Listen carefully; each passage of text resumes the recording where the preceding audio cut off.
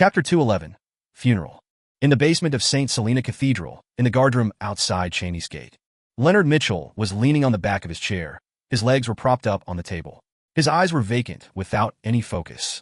Even though he had been healed using ritualistic magic, he still looked terrible, as if he had obtained reprieve from a severe illness without fully recovering. At the moment, the powerful Beyonders sent by the Holy Cathedral were creating another seal behind the Cheney's Gate since the ashes of St. Selena was lost. They had conflicting opinions, some wanting to fill in the gap of power using a new holy item, while the others believed that there was no need to go through all the trouble. After all, to the Church of the Evernight Goddess, holy items were rare and incredibly precious. What they suggested was lowering the presence of the Nighthawks in Tingen and transferring the artifacts with living characteristics or difficult-to-seal artifacts to the headquarters at the Cathedral of Serenity in Backland's diocese, only leaving behind those that could be controlled more easily. They intended to send a telegram to propose a meeting of the higher-ups to get a vote from the archbishops and high-ranking deacons. Leonard was uninterested in this debate. He felt as if he had become a living corpse, with no sorrow, grief, agitation, or excitement. He was abnormally numb. He didn't want to face anyone. All he wanted was to stay alone in the corner. Occasionally, he would feel puzzled about why the murderer would only take away Klein's Beyonder characteristic and leave Captain Dunn Smith's one intact. Thud, thud, thud. Footsteps reverberated in the corridor. Sikatron, whose right arm had been bandaged, appeared at the door of the guardroom. While Klein and the others were attacking Megos and attempting to save Tingen City, she and the keepers within Cheney's Gate were doing battle against a portion of the sealed artifacts. If it wasn't for the timely arrival of the members of the mandated Punishers and the machinery hive mind, or the eventual arrival of the reinforcements from the Holy Cathedral, she also might have lost her life. But even so, the elderly keeper failed to last until the end. He fought to his death, under the call of duty. Leonard, I found an unencrypted telegram in the captain's office. It was sent over by the Holy Cathedral, Sikatron said. Leonard's green eyes moved slightly, finally coming to life. He faintly recalled the sound of a new telegram coming in, but the battle was about to begin. He and Klein didn't have the time to pay attention to it. What does it say? Leonard noticed that his tone was unusually raspy. The white-haired and black-eyed Sikatron replied without hesitation. Beware of Inzangwil. Beware of sealed artifact 0-08. Inzangwil, the archbishop that betrayed the church, the gatekeeper who failed his advancement. Sealed artifact 0-08, an ordinary-looking quill. Leonard muttered at first as he searched his memories. Then he tilted his head to the side. He suddenly narrowed his eyes. The dispirited feelings and sadness disappeared from his body. So that's how it was. Leonard pulled his feet back and stood up, his green eyes burning with a passion. He looked at Sikatron and said, I intend to apply to join the Red Gloves. The Red Gloves was a code name for the elite team of Nighthawks. Under normal circumstances, Nighthawk teams were situated locally and had regions under their jurisdiction.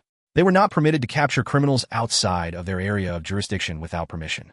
As such, some evildoers would change their location after every crime, making it terribly inconvenient for the Nighthawks. To deal with this, the Church of the Evernight Goddess set up the Red Gloves. They were carefully selected elites, some even possessing incomplete holy items. Their mission was to reinforce Nighthawk teams that had called for help, as well as track down and arrest evildoers without any restrictions. In some circles, they were also called pursuers or hunting dogs. Red Gloves? But their lowest requirement is Sequence 7. Besides, the dangers the Red Gloves face are many times higher than an ordinary Nighthawk squad, Sikatron said in concern and doubt. Leonard smiled coldly. I'm close to advancing soon. His eyes became cold. He clenched his teeth and said to himself, I want revenge. In Zangwil, you must live until the day I become powerful enough. All right, Sika seemed to have guessed Leonard's thoughts. She sighed. Almost half of our team will be new faces. It's rare to see a Nighthawk team become so ravaged. Leonard's expression darkened. He clenched his teeth and asked, Are the bodies ready? Yes. Sika nodded indiscernibly. Leonard suddenly stepped towards the door. I'll notify their families. I'll deal with the scene I don't want to deal with the most. I'll do it. At 2, Daffodil Street, Melissa sat on the sofa, inspecting the 3 tickets in her hands. She was looking at the words, the printed date, and the seat numbers. Benson was sitting beside her, observing his sister with a smile. He had a relaxed posture. Suddenly, they heard the doorbell. Ding dong, ding dong. Melissa glanced at their busy maid Bella. Then she took the 3 tickets with her and stood up, looking a little confused. She briskly ran to the door. Her black hair was shinier than it was before, her face no longer skinny. The color of her skin had a ruddy color, and her brown eyes looked brighter and energetic. Twisting the handle and opening the door, Melissa froze for a moment. She didn't recognize their visitor. It was a young man with black hair and green eyes. He looked handsome, but his face was unusually pale. Hidden in his eyes was deep sorrow. "May I know who you are?" Melissa asked, feeling somewhat lost. Leonard had specially draped a black formal coat over his white shirt. He said in a raspy voice, "I'm a colleague of your brother Klein." Melissa's heart suddenly skipped a beat. She instinctively tiptoed to look behind Leonard, but didn't notice anything. She said with a strange quiver in her voice, "Where's Klein?" Leonard closed his eyes, inhaling as he said, "I'm very sorry. Your brother Klein died at the hands of an evil criminal while he was trying to save others. He's a hero, a true hero." Melissa widened her eyes slowly, her body shaking indiscernibly. The 3 tickets in her hands dropped helplessly onto the floor. The tickets faced upward, revealing the name of the play, The Return of the Count. Sitting in the Moretti family's living room, Leonard didn't dare to look directly at Melissa and Benson. But he couldn't stop scenes of what they looked like from flashing through his mind. That girl filled with youthfulness and vibrancy had her eyes wide open. She didn't speak, and her eyes were unfocused. Her silence made her appear like a puppet. The man who looked a little like Klein maintained a normal posture, but he would slip into a daze from time to time. His words came out slowly. "That's the gist of the matter. I'm very sorry that I was unable to prevent it in a timely manner.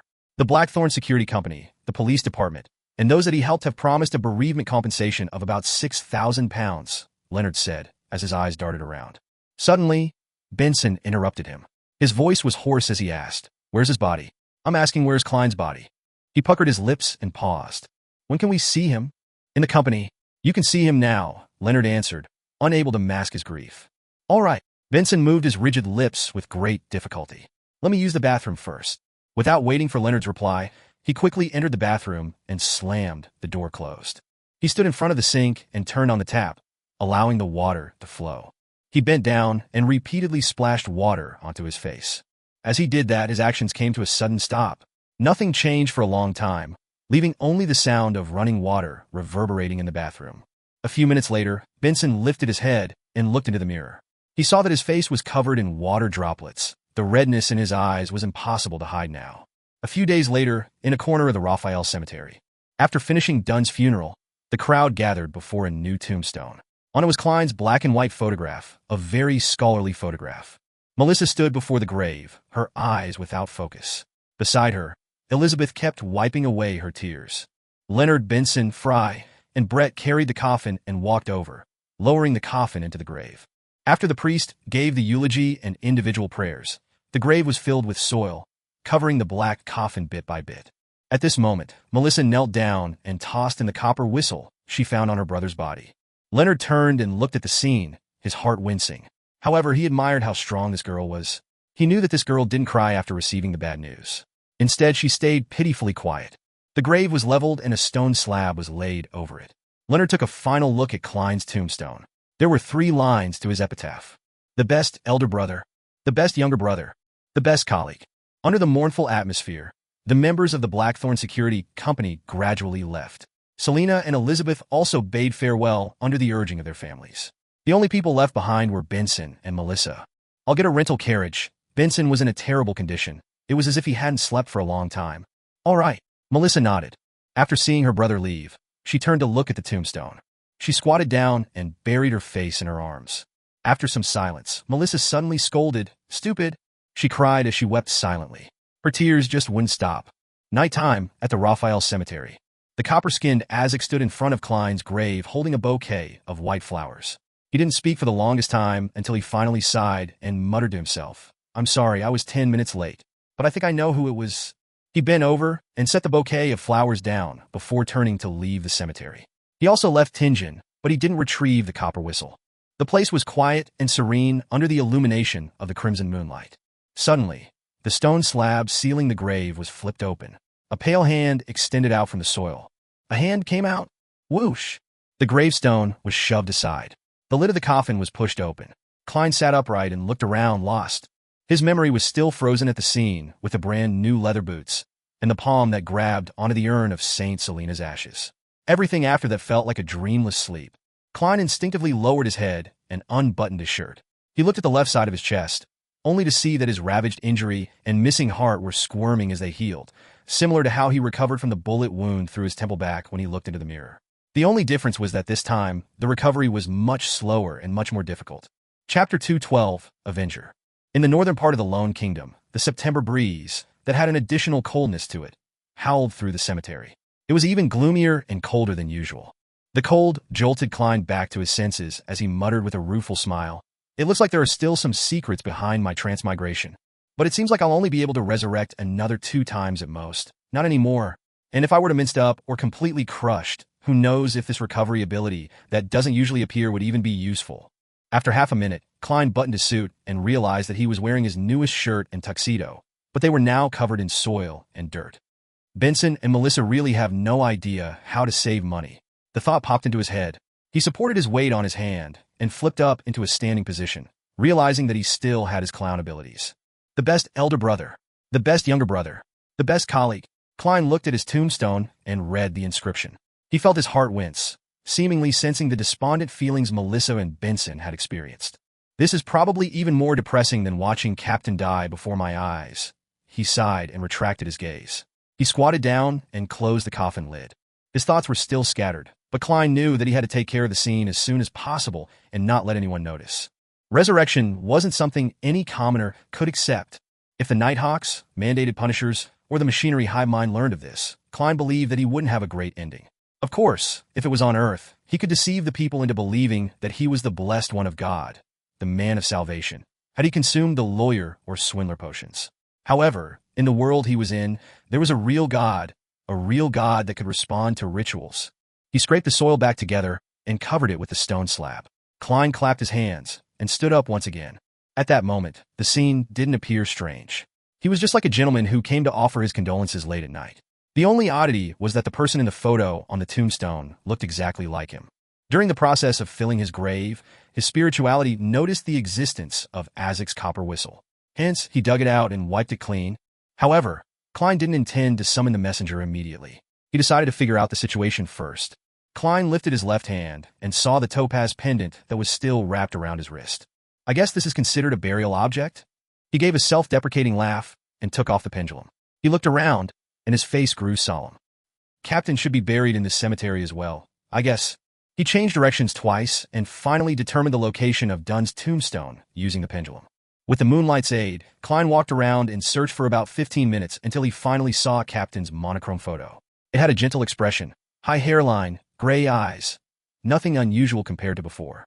Under Dunn's photo was his name, date of birth, date of death, and epitaph. The true guardian, the most trusted partner, the captain forever. Klein looked in stunned silence, and somehow his sight grew blurry for some baffling reason. He felt as though he had returned to that day again. He saw the captain turn his head to him and wink. He spoke with a mellow and relaxed voice. "We saved Tingen." "Captain," Klein shouted in silence. He stood there like a statue for a good few minutes until he suddenly said with a smile, "Captain, your mental state was definitely not the best that day. You even said things like you could bring old Neil into the dreamland if he hadn't lost control. He was a mystery prior, and you're a nightmare. You couldn't consume the beyonder characteristic that he left behind. Yes, you didn't ask me what powerful offensive attacks I had. Was it trust, or did you forget about it? But you definitely guessed something. I only took one sealed artifact and said it was for Leonard. Even without a brain, you could have guessed that I had the extra means for a powerful attack." Having said that, Klein paused. Then he shook his head and sighed. "I have no idea what I am now. Maybe I'm just an evil spirit that has clawed its way back from hell to seek revenge." As he spoke, he suddenly stopped. His tears streamed down his cheeks, and finally, he shouted softly with a choking voice, "Captain, we miss you too." Klein felt the cold breeze blow past him as he lifted his hands to wipe his tears and blow his nose. He became silent again and found a hidden spot nearby. He took 4 steps counterclockwise and entered the world above the gray fog. He wanted to find the person that killed him with the aid of divination. He wanted to know the murderer who triggered all of this. "As he's already appeared before me, I'm sure that I can divine some information." Klein pursed his lips tightly together and saw the lofty palace and ancient modeled table as usual. He took the seat that belonged to the fool. A yellowish-brown goatskin and fountain pen appeared before him. Since his physical body in reality was under limited protection, Klein didn't delay and wrote down his divination statement after a moment's thought. "The person who killed me." He recited it 7 times and leaned back into the chair. He entered his dream with the aid of cogitation. In the blurry world, there were countless points of light dancing and gathering. In the end, they formed a scene. A pair of brand new leather boots, a pair of slightly pale hands, and the St. Selena's urn that was held by those hands. He looked up, and Klein saw a middle-aged man with short, dark blonde hair. He wore a black two-button suit, and one of his eyes was obviously blind while the other one was so blue that it was almost black. His facial features were like carvings, and his face had no wrinkles at all. The image shattered, and Klein woke up from his dream. His eyebrows were tightly knitted. He found his murderer very familiar. As a seer, he quickly understood why he found the person familiar. It was because he had seen the man's photo on a wanted notice. The murderer was in Zangwill. He was a former archbishop of the Church of the Evernight Goddess who took sealed artifact 0-08. He had failed to advance as a gatekeeper. Countless images flashed through Klein's head, and they finally stopped on the scene when Zangwill picked up Saint Selena's urn. Tap, tap, tap. Klein extended his hands and rapped the edge of the long bronze table. He felt that he suddenly understood many things. The captain said that a Beyonder that dies normally would leave behind a Beyonder characteristic. When gathered together, they're equivalent to a potion that lacks the supplementary ingredients. In other words, as long as one knows the corresponding supplementary ingredients, they can advance using remains. Of course, one cannot consume beyond their level, as it would easily lead to a loss of control or going insane. Becoming a high-sequence Beyonder would require the accompaniment of some special ritual. That was mentioned in the incomplete, unshadowed formula. The subsequent advancements would require a ritual as well. Zangwill is a gatekeeper, a sequence 5 from the death sequence pathway. He wanted to become a high-sequence Beyonder, a demigod. Based on the situation allowed by the exchanging of sequences, he had 3 choices. One was obviously sequence 4 in the death sequence pathway, second was sequence 4 in the sleepless sequence pathway, and third was sequence 4 in the god of combat sequence pathway, demon hunter. Saint Selena was a saint. She was either sequence 4 or sequence 3. Her urn corresponds to one of the 2 sequence potions. Zangwill, who was a former archbishop, definitely knew exactly which one she was, and he definitely knew the required supplementary ingredients. Was his true motive in planning all of this to get Saint Selena's ashes and advance to sequence 4 in the sleepless pathway? The skull of death's descendant. That might be an ingredient needed for the special ritual. It was from the death sequence pathway. After all, from the looks of it, his target was the captain, and not me. He really was the mastermind behind all this. Having figured this out, Klein wrote down a corresponding divination statement. He took his pendulum and let the topaz hang above the surface of the paper. After he recited the statement, he opened his eyes and saw the topaz pendant spinning clockwise. It meant that the information he provided was sufficient, and the divination was successful. It meant that Zangwill had really plotted the series of events in order to get Saint Selena's ashes, to advance to sequence 4. Klein rapped on the edge of the table again as he mulled over a different question. Zangwill was merely a sequence 5 gatekeeper. Relying on him alone would make it impossible for him to create so many coincidences. For instance, for Megos to follow his arrangements and visit the Nighthawks at the correct time. So, is it the power of sealed artifact 0-08? Its appearance is that of an ordinary quill. Its function is to write down events that are bound to happen? No, it couldn't be that easy. Otherwise, Zangwill could write that Saint Selena's urn grew a pair of wings and flew into his hands. Then he could have just waited at home. There must be certain restrictions.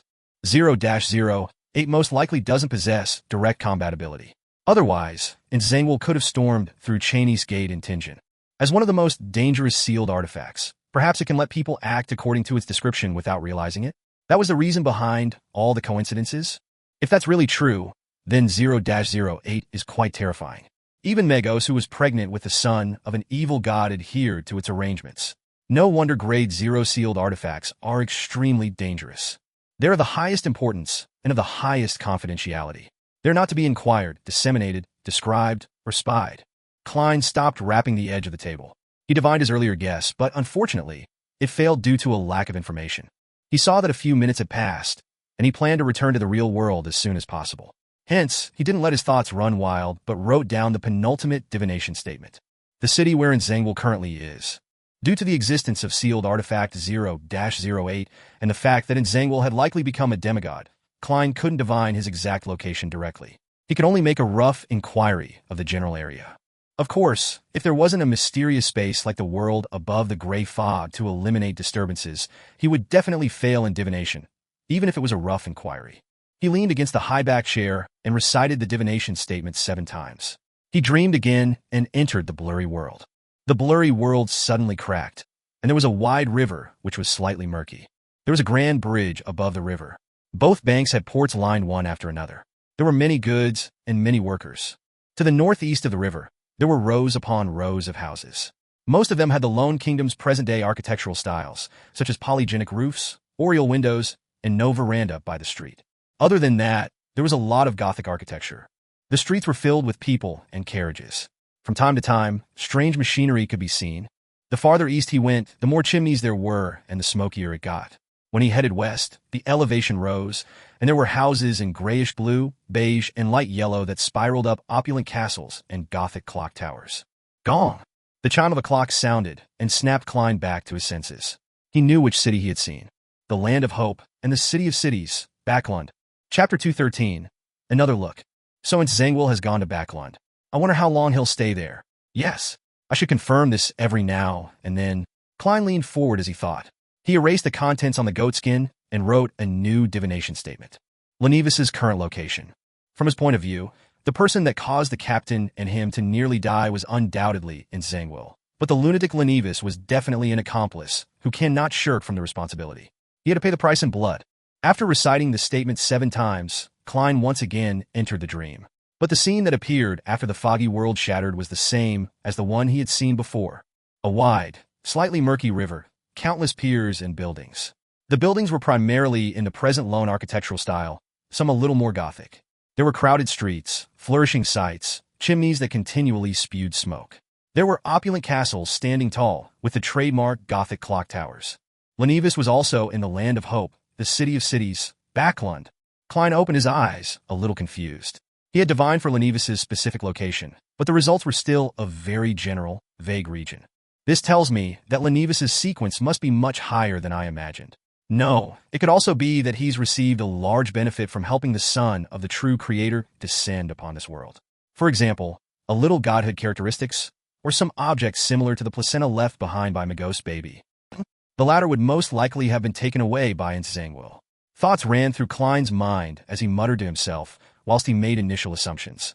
After confirming the rough area where both his enemies were, he thought about another problem. He still didn't have the ability to exact revenge. Even if Lenevis is only a sequence 7, or even 8, it wouldn't be easy to deal with him if he did indeed receive a large benefit. Lenevis is also obviously very crafty. He could outwit and defeat Beyonders more powerful than himself. Zangwill is even more terrifying. He's a sequence 4 demigod, and he wields a powerful grade 0 sealed artifact. Although there were some secrets surrounding my transmigration, it's clear that I can't convert those secrets into combat strength. It's likely that it's not possible for a very long period of time. The only means that I have are to continue raising my sequence, or I could collect even more powerful mystical items. I have to use both the methods at the same time. In between his thoughts, Klein decided to add another divination. He deliberated on the statement before writing solemnly, "My opportunities of becoming powerful." He gently placed the pen on the table and leaned back, then he closed his eyes. He recited the statement silently and fell into a deep sleep with the help of cogitation. In the foggy world, he once again saw the scene that he had previously seen. The river, piers, chimneys, crowds, castles, various machinery, and Gothic clock towers. He had once again seen the capital of the Lone Kingdom, Backlund. Immediately following that, the scene changed. He saw a magnificent peak piercing through the clouds, and on it, he saw a majestic, ancient palace. He saw the giant throne carved from stone, adorned with dull gems and gold. He saw a strange vertical pupil formed from countless mysterious symbols. The scene shattered silently without warning. Klein slowly sat up and tapped on the edge of the table with his fingers. Backlund contains the opportunities for me to become powerful. Does the second scene refer to the main peak of the Hornaces mountain range, the treasures left behind by the Antigonus family? The strange vertical pupil formed by countless mysterious symbols which the misfortune cloth puppet conveyed to me through the corruption from the Antigonus family's notebook is the key to beginning all of this. Many thoughts flashed through his mind. Klein decided that he was in no rush to visit the Hornaces mountain range. Even a sequence 4 demigod might not be able to deal with the dangers that resided there. I guess I'll head to Backlund first. Klein sighed and made a decision. He enveloped himself with spirituality and stimulated a descent, exiting the mysterious space above the gray fog. When he returned to the material world, he slowly walked out of his hiding spot towards Dunn Smith's grave. He stared deeply at the picture and epitaph. Klein slowly drew a crimson moon on his chest and walked out of the cemetery. As a former Nighthawk, a Nighthawk who had to regularly patrol Raphael's cemetery, he was quite familiar with the routes of the guards, as well as surroundings. He managed to leave the cemetery easily, without causing any alarm. He followed the gravel road into Tingen, using the shade of the trees as cover. The night was peaceful, and the moon was ever so dreamy. Klein walked alone, his thoughts running wild and unbridled. He sometimes considered his plan for revenge, sometimes thinking back to the times he spent with the captain, sometimes recalling old Neil's hidden grief beneath his humorous facade. Unknowingly, Klein had entered the nearest street like a wandering ghost, making his way past turn after turn. It was 2 hours later when he freed himself from that state and regained complete control of his thoughts. He realized that he was standing on Daffodil Street. Opposite him was the house he shared with his brother and sister. Instinctively, Klein had returned here. He took a step forward with clear joy, but suddenly paused. He let out a bitter smile and muttered with a self-deprecating tone, "If I went up and knocked on the door, Melissa might faint from shock. Benson would be so nervous his hair would start to drop. He would then try his best to calmly convince me, in the name of a curly-haired baboon." Shaking his head, Klein stared at the familiar door for a while before heading towards Iron Cross Street. This is fine too. The things that I do in the future will not implicate them. The compensation given to them by the Nighthawks team and the police department will be enough for them to live a stable middle-class life. Even if Melissa fails to find a job and Benson loses his job. Klein walked silently for a moment before starting to feel fatigue. But, as someone who was dead, he didn't have any other belongings on him except for the clothes he was wearing, his topaz pendulum, and Azek's copper whistle. He didn't have pounds, nor soldi, nor pennies. Should I give the whistle a blow to send a letter to Mr. Azek and get him to help me? Klein laughed optimistically. Forget it. I shouldn't contact him for the time being. Perhaps Zangwill is still keeping him under surveillance. I'll look for him when the time is right. To an old monster who has lived countless lives for thousands of years, he should be able to understand resurrection. At least it's not too cold tonight. I'll make do by finding a place to sleep for the time being and head to the Tingen branch of the Backlund Bank tomorrow morning to retrieve the money in the anonymous account. As there had been too many things to do lately, Klein hadn't had the time to start on the experiments involving the sacrificial ritual. He hadn't touched the 300 pounds in the anonymous account either. That should be enough to support my expenses for quite a while. I'll buy a newspaper tomorrow to confirm what day it is. Miss Justice and the others didn't make any new prayers, which means that I didn't miss a gathering. Klein thought as he found a spot that had no wind. He sat down and took off his jacket. He used it as a blanket and leaned on the wall to sleep. It wasn't long into his sleep when he was suddenly woken by someone. He saw a policeman wielding a baton. He only had a single chevron on his epaulette, the lowest-ranking police constable. Klein glanced at him to ascertain his identity. The policeman said fiercely, "You can't sleep here. The streets and parks aren't for you lazy, jobless vagrants to sleep in. Those are the terms in the poor law." "Is that so?" Klein froze. Given his sensitive identity, he didn't argue with the policeman. He grabbed his jacket and continued walking until daybreak. Soon after, he lowered his head and entered the Tingen branch of the Backlund Bank. He took out 200 pounds with the password he had set, leaving behind a third of the money as savings, in case of any emergencies. Without a doubt, Klein heard prayers when he wrote the password in ancient Hermes. Klein then spent 38 pounds on 2 sets of formal wear, 2 shirts, 2 trousers, 2 pairs of leather boots, 2 bow ties, for pairs of socks, as well as 2 thick double-breasted jackets, 2 solid-colored fur coats, and 2 pairs of thick trousers in preparation for the winter. He also bought a cane, a wallet, and a leather luggage bag. After completing his purchase, Klein found a hotel to wash up and change in. He rented a private carriage directly to the train station in Tingen in order to avoid meeting anyone familiar. Along the way, he purchased a newspaper and discovered that it was Sunday. It took about 4 hours to get from Tingen to Backlund by train. A luxurious first-class seat cost about 3/4 of a pound, or 15 soldi. A second-class seat cost 10 soldi, or half a pound. The packed, poorly maintained third-class seats were rather cheap at only 5 soldi. Klein thought for a moment before buying a seat for the 2 o'clock train, a second-class seat. Klein found a random spot to sit in the waiting area with his ticket and luggage in hand. It was only slightly after 9 in the morning. He was happy that the Lone Kingdom didn't have a strict census. He could prove his identity just by using the water and gas bills, as well as his rent for the past 3 months. Purchasing a train ticket was even easier, as all he needed was money. Klein suddenly had an empty feeling in his heart as he was sitting there, thinking about how he was about to leave for Backlund from Tingen in the afternoon. He thought about his sister, who always gave him a motherly vibe. He thought about his brother, who liked to crack cold jokes. He thought about how they would fill their stomachs up so much that they wouldn't feel like moving. Recalling these scenes, Klein suddenly laughed. He laughed bitterly, for he thought about the tortoise that Melissa called a puppet, as well as Benson's pitiful hairline. He suddenly had a strong urge. He wanted to see his siblings again. At this moment, Klein suddenly realized why he hadn't picked an earlier train, but instead bought a ticket for the 2 o'clock train. He carried his luggage and left the waiting area quickly, taking a rented carriage back to Daffodil Street. He then hid in a shady area on the opposite side and looked at the door to his house. There were many times when he felt like heading over, but he couldn't bring himself to cross the wide street. Klein looked across the road in a daze, suddenly having a feeling of homelessness. He'd had a similar feeling when he had just transmigrated. Suddenly, he saw the door to the house open as Melissa and Benson came out. Melissa was wearing a black dress and black veiled hat. Benson was in a shirt, vest, trousers, coat, and hat all in black. They both had numb, sullen expressions. Melissa has become skinnier. Why is Benson so haggard? Klein's heart winced in pain. He opened his mouth, but couldn't shout out their names. Without realizing it, he followed Benson and Melissa to the nearest municipal square. He saw that tents had been erected there again. A new circus troupe was in town for a performance. Benson took out some money and purchased the entrance tickets and led Melissa into the circus. He forced a smile. This circus troupe is very famous. Melissa nodded without expression. Okay.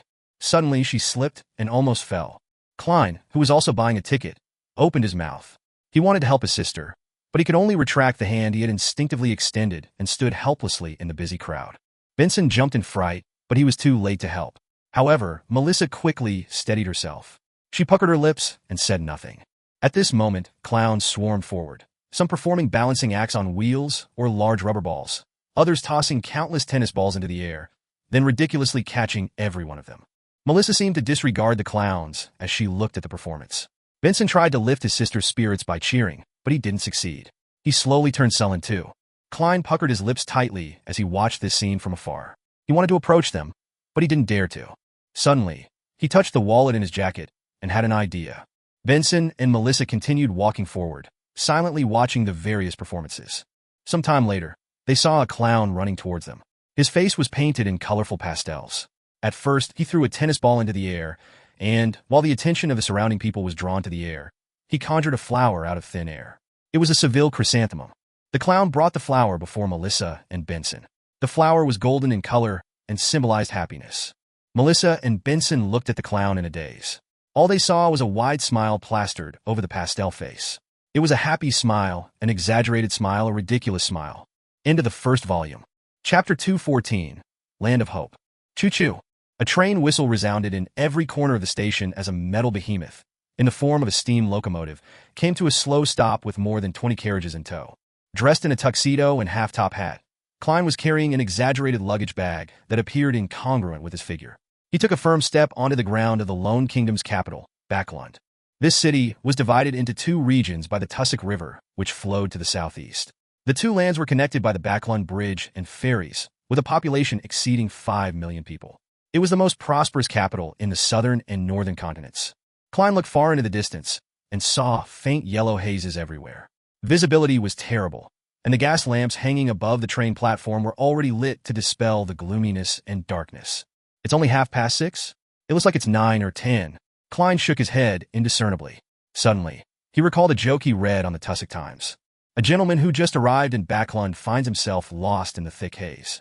Helpless, he asks a drenched gentleman passing him by, "How do you get to the Tussock River?" The gentleman answers him in a friendly manner, "Walk straight without stopping. I just swam from their sup, 1/sup." Every time I read Backlund newspapers or magazines, the reporters and editors will make a mockery of the polluted air or the increasing number of foggy days in every conceivable way possible. Previously, the Backlund Daily Tribune even did the statistics, and it was found that it has gone from about 60 days a year from 30 years ago to the present 75 days a year. For this, many far-sighted people established organizations like the Soot Reduction Association, Smoke Reduction Association. Apparently, there was a bill in September that motioned the need to establish the National Atmospheric Pollution Council. Klein lowered his huge luggage bag and pinched his nose to gain respite from the sudden discomfort. Then, tracing his golden chain, he fished out a golden pocket watch from his vest pocket. He popped it open and looked at the time. When he truly bade farewell to his siblings, he had especially visited a department store and spent £4.10 solely to buy a golden pocket watch and matched it with a golden chain worth £1.05 solely. To not constantly be aware of the exact time made him feel a sense of horror. Klein had planned on buying a silver pocket watch as he felt it matched his temperament. But after considering the true essence of a clown, he finally chose a more showy and exaggerated golden watch. 6:39. It's not that much later. Klein put away his pocket watch and held his cane and luggage bag as he slowly walked out the steam locomotive station with the crowd. Suddenly, he made a sudden turn, causing a person who was secretly tailing him to have his hand fall empty when reaching for his pocket. Klein was unfazed by this episode as he followed the cement-paved road and mixed into the crowd, arriving at an intersection in front of him. There was a lawn and garden that circled around a column that resembled a chimney. No, it's very likely a chimney. Klein saw the column spewing thick smoke from its top end. A portion of the smoke floated high into the sky as a portion condensed into tiny liquid droplets that scattered everywhere. Klein paused once again and placed his luggage down. He spread open the newspaper and map that he had held onto using his other hand. While on the steam locomotive, he had already planned where he was going to go or what to do next. The experiences that he had undergone, and the mental experience that he had when disguised as a clown in the morning, made Klein finally understand the true essence of a clown. Although being capable of knowing a little about fate, one remains helpless towards fate. Therefore, one might as well use a smiling face to hide all the pain, sorrow, confusion, and depression. At that moment, he clearly felt the clown potion digest and believed that if he continued acting this way, it wouldn't take long for him to make another attempt at advancing. But herein lay the problem. He didn't know the corresponding name of the Sequence 7 potion, much less know its exact formula. How should I obtain the formula? The secret order seldom appears. They only seem to be interested in the Antigonus family's items. This is also why others have little understanding of them. Yes, I should consider two aspects. 1, I need to come into contact with the local Beyonder circles and see if I can find clues. 2, I should set a trap and use the Antigonus family's treasure as bait to lure the secret order out. After all, I do possess knowledge of the strange vertical pupil formed from the numerous mysterious symbols. But that's too risky. I need to be careful since the bait cannot be too good or too bad. It won't garner their interest if it's too bad, and if it's too good, I might end up attracting a shark that can swallow me whole. The secret order's leader, Zeradol, is a figure who guided Emperor Roselle. Maybe he had obtained the biggest slice of the pie during that revolutionary feast. Of course, he might not still be alive, as that was something from 200 years ago. Amidst his thoughts, Klein felt the coldness of Backlund and couldn't help but shiver. He decided to find a residence as soon as possible. He flipped through the papers and, once again, browsed through the rental section and saw a circled advertisement. 15 Minsk Street, Sherwood Borough, Terrace House. Weekly rent of 18 soli. Klein had thought this through very carefully about the area in which he was to stay in. Although Backlund had a population exceeding 5 million people, he still needed to be wary about meeting the local Nighthawks. Be it the newly transferred Daly or Larata, Eyerharson, and Borja that he previously met, they would definitely be able to recognize him. Therefore, Klein eliminated the North Borough, where the Church of the Evernight Goddesses Backlund Diocese's headquarters and St. Samuel Cathedral was. He also eliminated areas with the best security and the extremely strictly monitored Empress Borough and Western Borough. These two boroughs belonged to the nobles and the richest magnates, with more of the nobles living closer to Empress Borough. After eliminating the worker areas, the harbor, and the East Borough and Backlund Bridge region where the poor gathered, Klein had few choices left. The first choice was Hillston Backlund, where the Backlund Stock Exchange, Clearing House, Future Center, the 7 major banks, headquarters, various trust funds, rail companies, and bulk cargo commerce companies were. It was known as the financial, business, and economic center of the Lone Kingdom. The second choice was Sherwood Borough, where there were many small companies and residential buildings. The two boroughs had a lot of people in them, and the security was relatively good. It was good for hiding in. After serious consideration, Klein chose the cheaper Sherwood Borough. The reason why he didn't seek out organizations like the Capital Housing Improvement Company or Capital Housing Improvement Association was due to the fact that they needed identification, which he couldn't produce at the moment. If I can't find a place to rent today, I'll find a motel that doesn't need any identification to stay for the night. Klein gathered the things in his hand and carried his luggage. According to the map, he walked towards what seemed like a department store's entrance. That was the Backlund Metro's entrance. Yes, a metro. The first time Klein saw the word metro on the newspapers and magazines, he nearly jumped in fright. He never expected that such a transportation vehicle had become a reality in this era which hadn't entered the age of electricity. It was born 25 years ago. It first connected both banks of the Tussock River and had now expanded to the key city boroughs. Of course, there weren't many stations. Through the main door, Klein followed the people ahead of him as he walked to the ticketing booth. After being in line for a few minutes, he finally saw a cashier with a head with beautiful golden hair. The lady didn't raise her head. All she did was point at the wooden board by the side of the window with the prices. Peak period, 7 a.m. to 9 a.m., 6 p.m. to 8 p.m., 10-minute headway. 15-minute headway for all other times. First class seat, 6 pence. Second class seat, 4 pence. Third class seat, 3 pence. Return trips are respectively 9, 6, 5 pence. Annual pass. First class, £8. Second class, £5 10 solely. Third class, no annual pass. It's cheaper than I imagined. There's actually no distance restriction. Melissa would definitely love this more than a horse carriage. This is the culmination of machinery, Klein thought as he suddenly felt upset. He revealed a brilliant smile and fished out 4 pence and handed it to the cashier. Second-class seat. Smack! The cashier tore a ticket and stamped it before handing it to Klein. After finding the line that led to Sherwood Borough and passing through the not very strict security checks, Klein went down the flight of stairs and quickly came to the platform. He followed the labels on the ground and found the corresponding location for second-class seats. Choo-choo. He didn't wait long before he heard the chugging sound of the train and the thunderous steam whistle. He saw a huge steam locomotive. Its large and meandering body, together with its black metallic luster and complex machinery, mixed together to form a unique beauty. Backlund's metro still used steam locomotives. The smoke that they spewed was specially designed to enter a pipe above and travel through a chimney out into the world.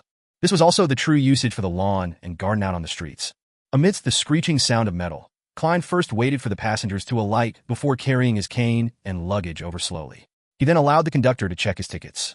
Unlike the third-class seats, the second-class seats were one person to a seat, so there were no concerns about having one seat snatched. Just as Klein sat down, stowed away his luggage, and leaned on his cane, he suddenly heard hurried footsteps. He subconsciously looked towards the door and saw a thin, adolescent boy rush into the carriage. The boy was wearing a coat that didn't suit his age. He wore a rounded top hat and carried a ragged haversack. He kept his head very low. "I'm sorry. I got on the wrong carriage. I'm from third class." He showed his ticket and apologized to the passengers before briskly walking towards the third-class carriage. Klein retracted his gaze and once again confirmed his destination as he waited for the doors to the carriage to close.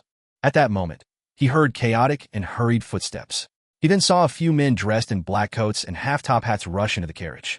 Are they chasing after that 15-year-old boy? Klein instinctively had such a thought. He shook his head gently and continued reading his newspapers and map, just like the other passengers on board the carriage. Chapter 215, Mrs. Sammer. Did you see a teenage boy? He's wearing an old coat. One of the men who dashed into the carriage asked the conductor fiercely. Klein glanced at the man through the corner of his eyes. He was thin and hardy, his skin a dark shade from prolonged exposure to the sun. His eyes were much more recessed than the typical Lone Kingdom citizen. A Highlander or a mixed blood? He nodded thoughtfully. In the middle of the northern continent, the point where the Hornacis mountain range began, there was a highland which was extremely hot and dry. Most of it belonged under the Fainapotter Kingdom, while the area west belonged to the Intis Republic. The area to the east belonged to the Lone Kingdom. Its natives were thin and barbarians, but they were brave and skillful in warfare. A long time ago, they posed as one of the biggest problems for the three nations. But with the advancement of gunpowder and the changes in the way war was carried out, these Highlanders eventually recognized reality and submitted. A large number of them left the highlands and entered Backlund, Trier, Fainapotter City, and the various flourishing cities or ports in the northern continent. Some were workers, while others became grunts of the local triads. They dared to kill and showed no fear of thorny situations. The conductor was a man in his 20s. He shrank back when he heard that as he pointed in the direction of the third-class carriage. "I saw him. He went that way." The leader, wearing a black coat and half-top hat, nodded indiscernibly. He led his men and rushed to the third-class carriage and showed no concern towards the surrounding passengers. "If I were that boy, I would have already alighted from the third-class carriage." As Klein read his newspaper, he began letting his thoughts stray. About a minute later, the train whistled as the carriage doors closed. Chug, chug. The steam metro began speeding up as it cruised along. But at that moment, Klein suddenly sensed something as he looked up to see the door leading to the other second-class carriages. The teenage boy walked slowly into the carriage wearing his old coat and round-top hat while carrying a ragged haversack. He looked adolescent and had refined facial features. His red eyes were staid and solemn. Impressive. He alighted from the third-class carriage and circled around to enter from the first-class carriage again. Was he afraid that his pursuers had partners waiting inside the metro station? Klein was slightly surprised. He felt that the boy's handling of the situation was rather mature and careful. He was much better than most people in their 20s. He clicked this left molar lightly and secretly activated his spirit vision. He scanned the boy and saw that he was in a state of fatigue. His emotions were tense, and he was dispirited. However, he still maintained a blueness that represented calm thinking. Impressive, at his age, Klein mumbled silently as he lowered his head and continued reading his papers. The boy didn't notice that he had been scrutinized by a beyonder as he headed for the third-class carriage once again. The rest of the journey happened stably and calmly. Klein arrived 20 minutes later at one of the 3 train stations in Sherwood Borough. He took a rented carriage for nearly 10 minutes before finding Mint Street. According to the descriptions in the papers, he came to Unit 17, which was next to Unit 15, and pulled the doorbell. Cuckoo, cuckoo. As sounds reverberated inside the house, a mechanical bird that didn't look too fancy popped out from above the door. It was about the size of a palm and was made up of gears and other parts. It constantly nodded its head and let out the sound of a cuckoo bird. Not a bad toy. It's just not very well crafted. Klein made an objective assessment. Nearly 20 seconds later, the dark door was pulled open. A young maidservant dressed in white and black looked warily at Klein and asked, "May I help you?" Klein smiled and waved his cane, which was now wrapped with the newspapers. "I'm here to find Mrs. Sammer about renting a house. I'm guessing it hasn't been rented out." The full name on the newspaper was Stellan Sammer. "Not at all. Please wait a moment." The maidservant bent her back politely. She rushed inside and reported to her mistress. Moments later, she came out again and ushered him in. She then helped him place his cane and luggage in the foyer and hung his coat and hat on a clothes rack in the same place. A warm blast of air inundated him, dispersing the chill Klein had brought in. He scanned the area and first saw a uniquely designed fireplace. He saw pieces of red, smokeless charcoal burning inside. Sammer's living room was rather big. It was nearly equivalent to the entire Moretti's first floor in area. Certain areas were decorated with carpets or oil paintings of beautiful sceneries. The maidservant brought Klein to the sofa and said to her mistress in a pale yellow dress, "Madam, the guest is here." The mistress was in her 30s. She had blonde hair and blue eyes. She looked rather pretty and had preserved her youthfulness well. She held a silver-inlaid, feathered royal fan in her hand. As she was at home, and the fireplace made for a warm environment, she didn't wear anything around her neck, revealing her white bosom and shiny long neck. "Benoted, Mrs. Summit."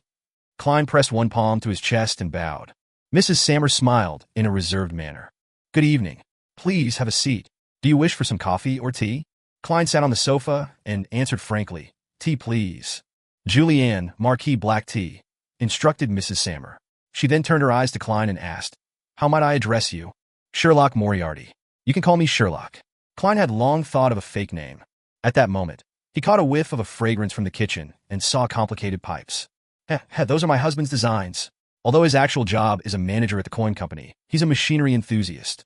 He's also a member of the kingdom's soot reduction association. Mrs. Sammer noticed Klein's gaze and explained with a smile. "Mrs., there's no need to go into such detail. I'm not here on a blind date with your husband." Klein lampooned as he said without his smile waning, "Mrs. Sammer, I wish to rent the Unit 15. Mrs. Sammer straightened her back as she sat elegantly.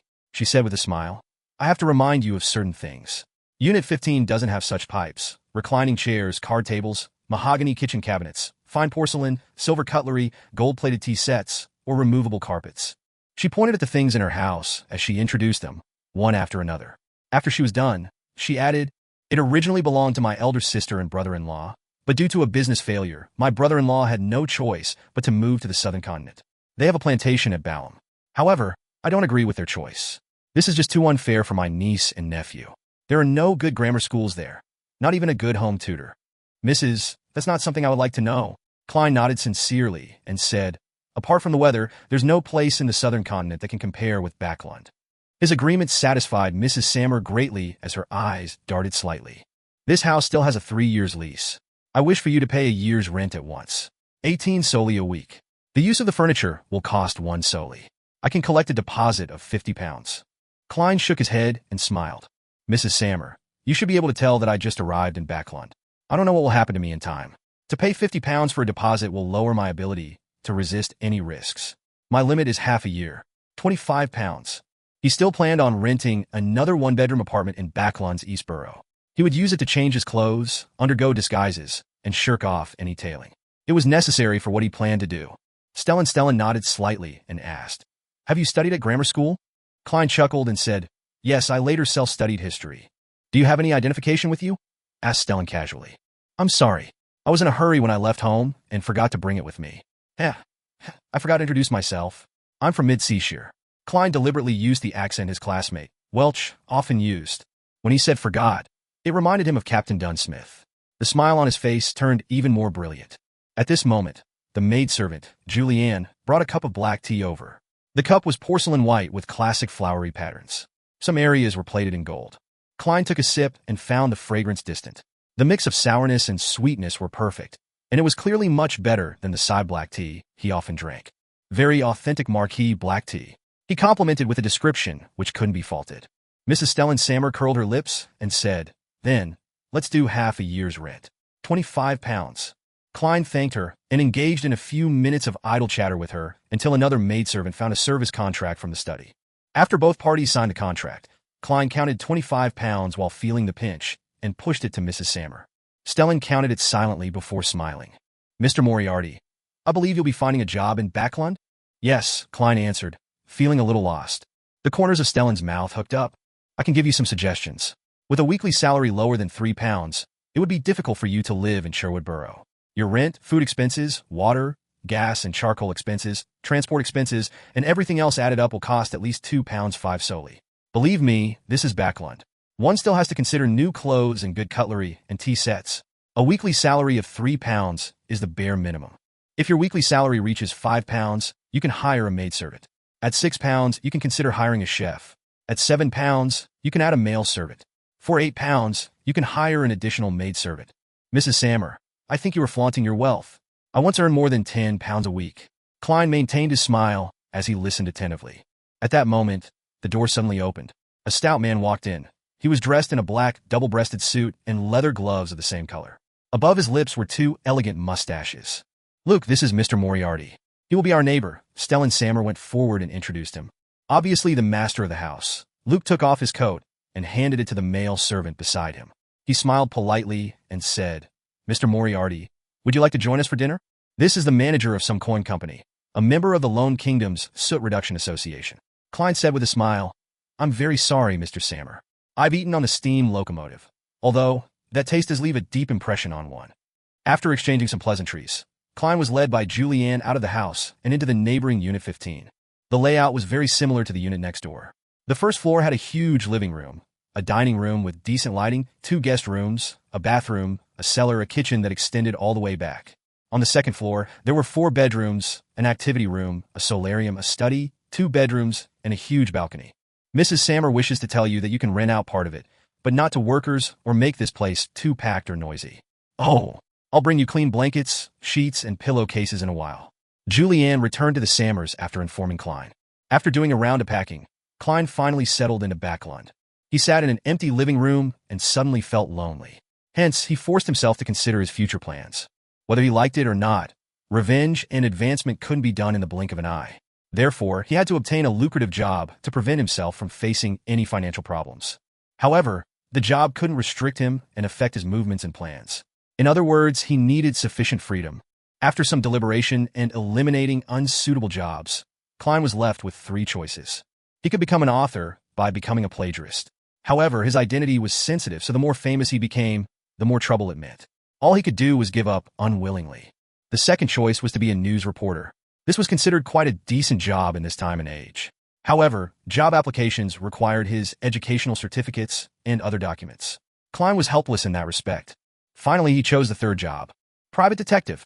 This was also the reason why he had taken on a fake name. Chapter 216, The Same Old Gathering. Klein started his first morning in Backlund under cold and humid weather conditions, with a light fog that provided very little visibility. For breakfast, he had 1 liter worth of cheap tea, costing 1 penny, and 2 pieces of toast with inferior butter in the center. He was busy the entire morning, but he first went to the Sherwood Borough's Backlund Bulletin to post a tiny advertisement for a month at the cost of 30 pounds. From Tuesday, the Backlund Bulletin's loyal readers would see a tiny advertisement along the seams of its 7th and 8th page. Sherlock Moriarty, good at various types of private investigations, reasonable prices, and strictly adheres to the principles of confidentiality. Resides at Sherwood Borough's 15, Minsk Street. The reason why Klein didn't choose major newspapers like the Tussock Times or the Backlund Daily Tribune, that had a readership all across the entirety of the Lone Kingdom, was due to the fact that his business was temporarily limited to Backlund. Furthermore, he didn't wish for a sterling reputation. Therefore, the Backlund Bulletin, which was well received locally and had low advertisement fees, became his first choice. After leaving the Backlund Bulletin's headquarters, Klein took out a map and followed it to purchase various herb powders and silver slices from various herbal stores, flower stores, jewelry stores, and accessory stores. He did it in preparation for holding a ritual. When items that didn't have any spirituality were involved, most of the materials and mysticism could be purchased from ordinary stores. However, they weren't all under one roof, requiring him to visit many stores to collect them. To do so, Klein spent another 5 pounds. The humongous sum of 200 pounds that he withdrew broke below the 100-pound mark, leaving him only with 92 pounds. Spending money is as easy as drinking water. Klein found a small cafeteria nearby and ordered a black pepper steak worth 8 pence. He returned to 15 Mint Street at 1 in the afternoon, and without rest, he spent his time using slumber flower, dragon blood grass, dark red sandalwood, and mint powders to create holy night powder, a key ingredient needed to create a wall of spirituality. He could only make do with this method until he bought a real silver ritual dagger.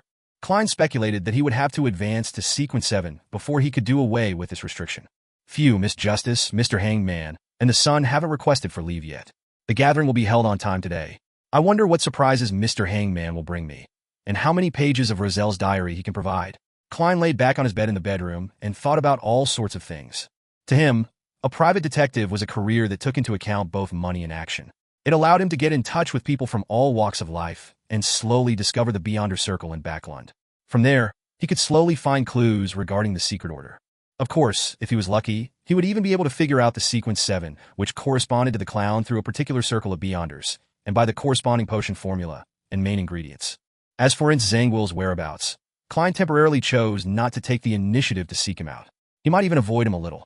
However, if he were to accidentally discover this enemy of his, without exposing himself, he wouldn't mind doing a good deed and sending an anonymous letter to the Church of the Evernight Goddess. A private detective's income can, at most, support a middle-class standard of living. If I want enough money to buy the potion formula and Beyonder materials, it will either depend on Miss Justice, or it will be through investments with the remaining 100 pounds that I have left in my anonymous account. Yes, I can't touch the 92 pounds that I have for the time being. Perhaps I wouldn't be having any income for some time. With this in mind, Klein suddenly sat up. He came to the first floor and began reading the various newspapers he bought in passing.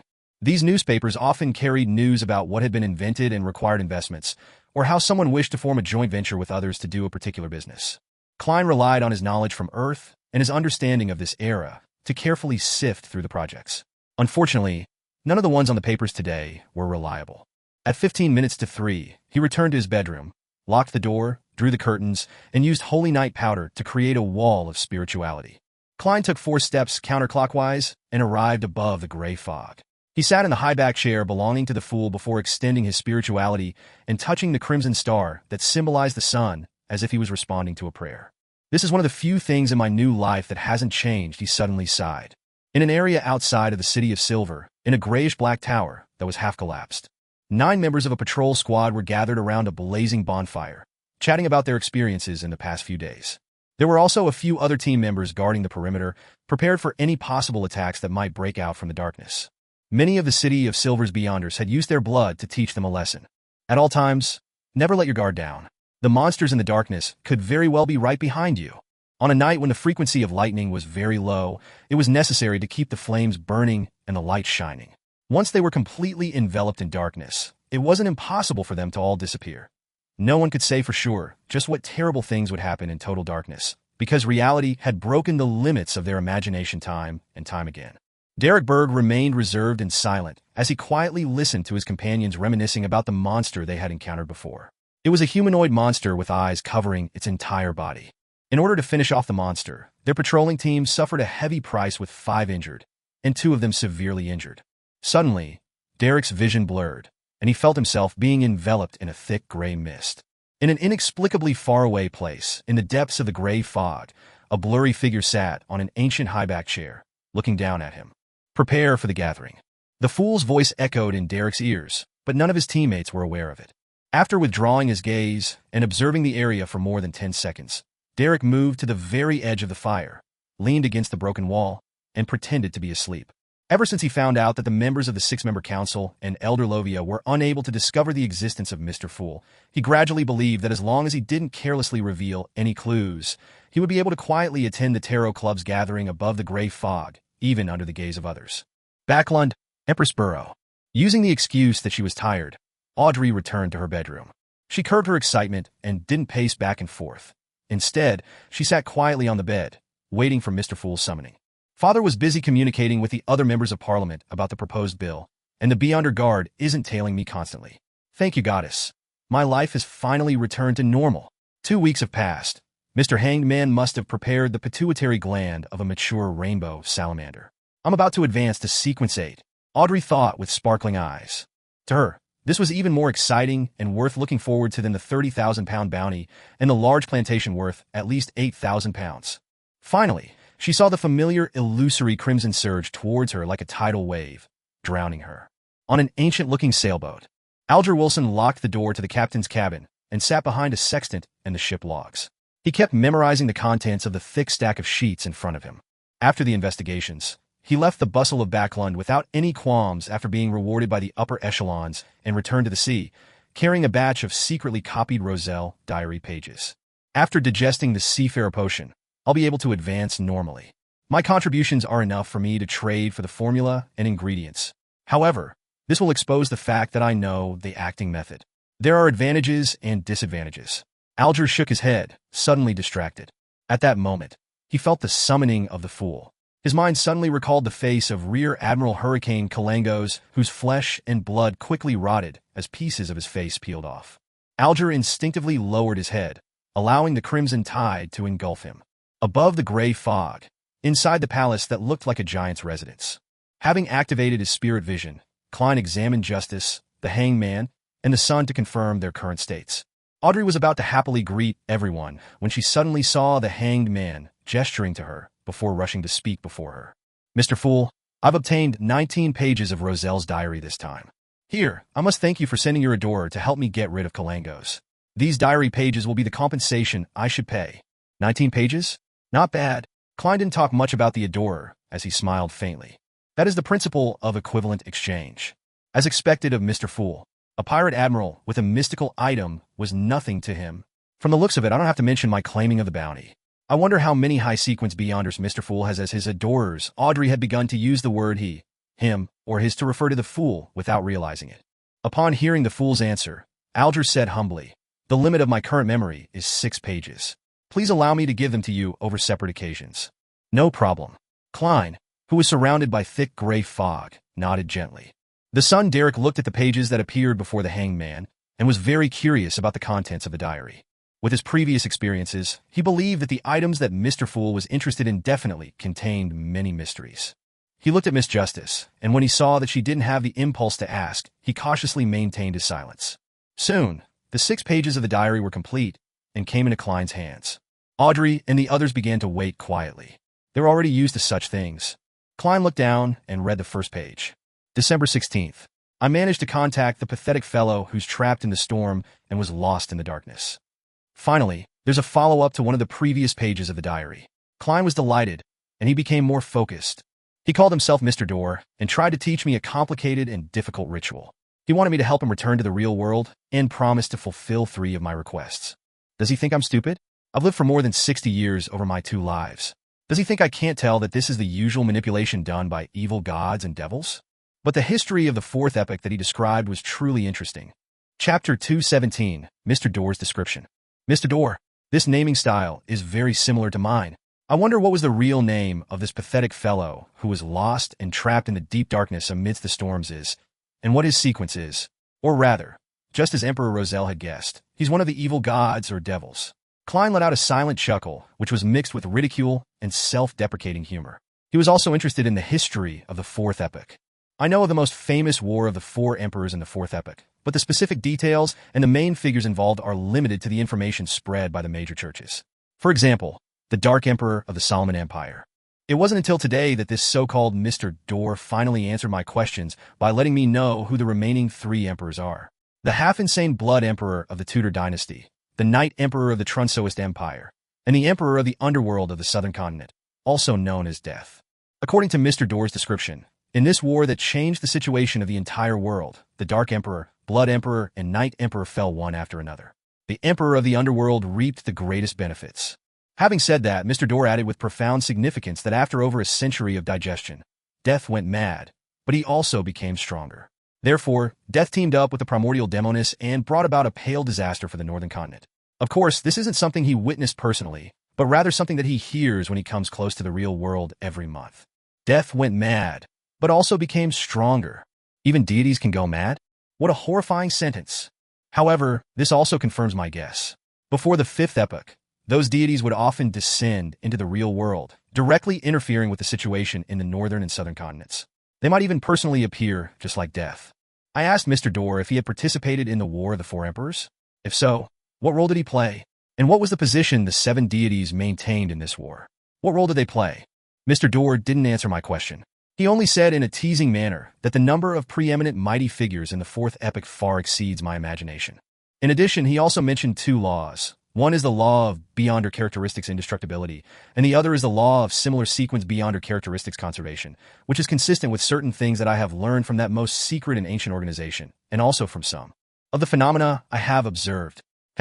This can lead to many interesting conclusions, making many explanations take on other forms, making one's mind tremble in horror. For example, when there are too many high sequence beyonders in the same sequence pathway, the low sequence beyonders would reduce, and vice versa. The beyonder characteristics have been fixed at the source. It will not increase or decrease. Does this mean that there really is a God who created all the deities, an omnipotent and omniscient God, and everything originated from him? This was the longest Roselle diary that Klein had ever seen. It took up 2 full pages, and one could imagine that it originally came on a double-sided page. It only became 2 separate pages after repeated copying. That's a lot of information.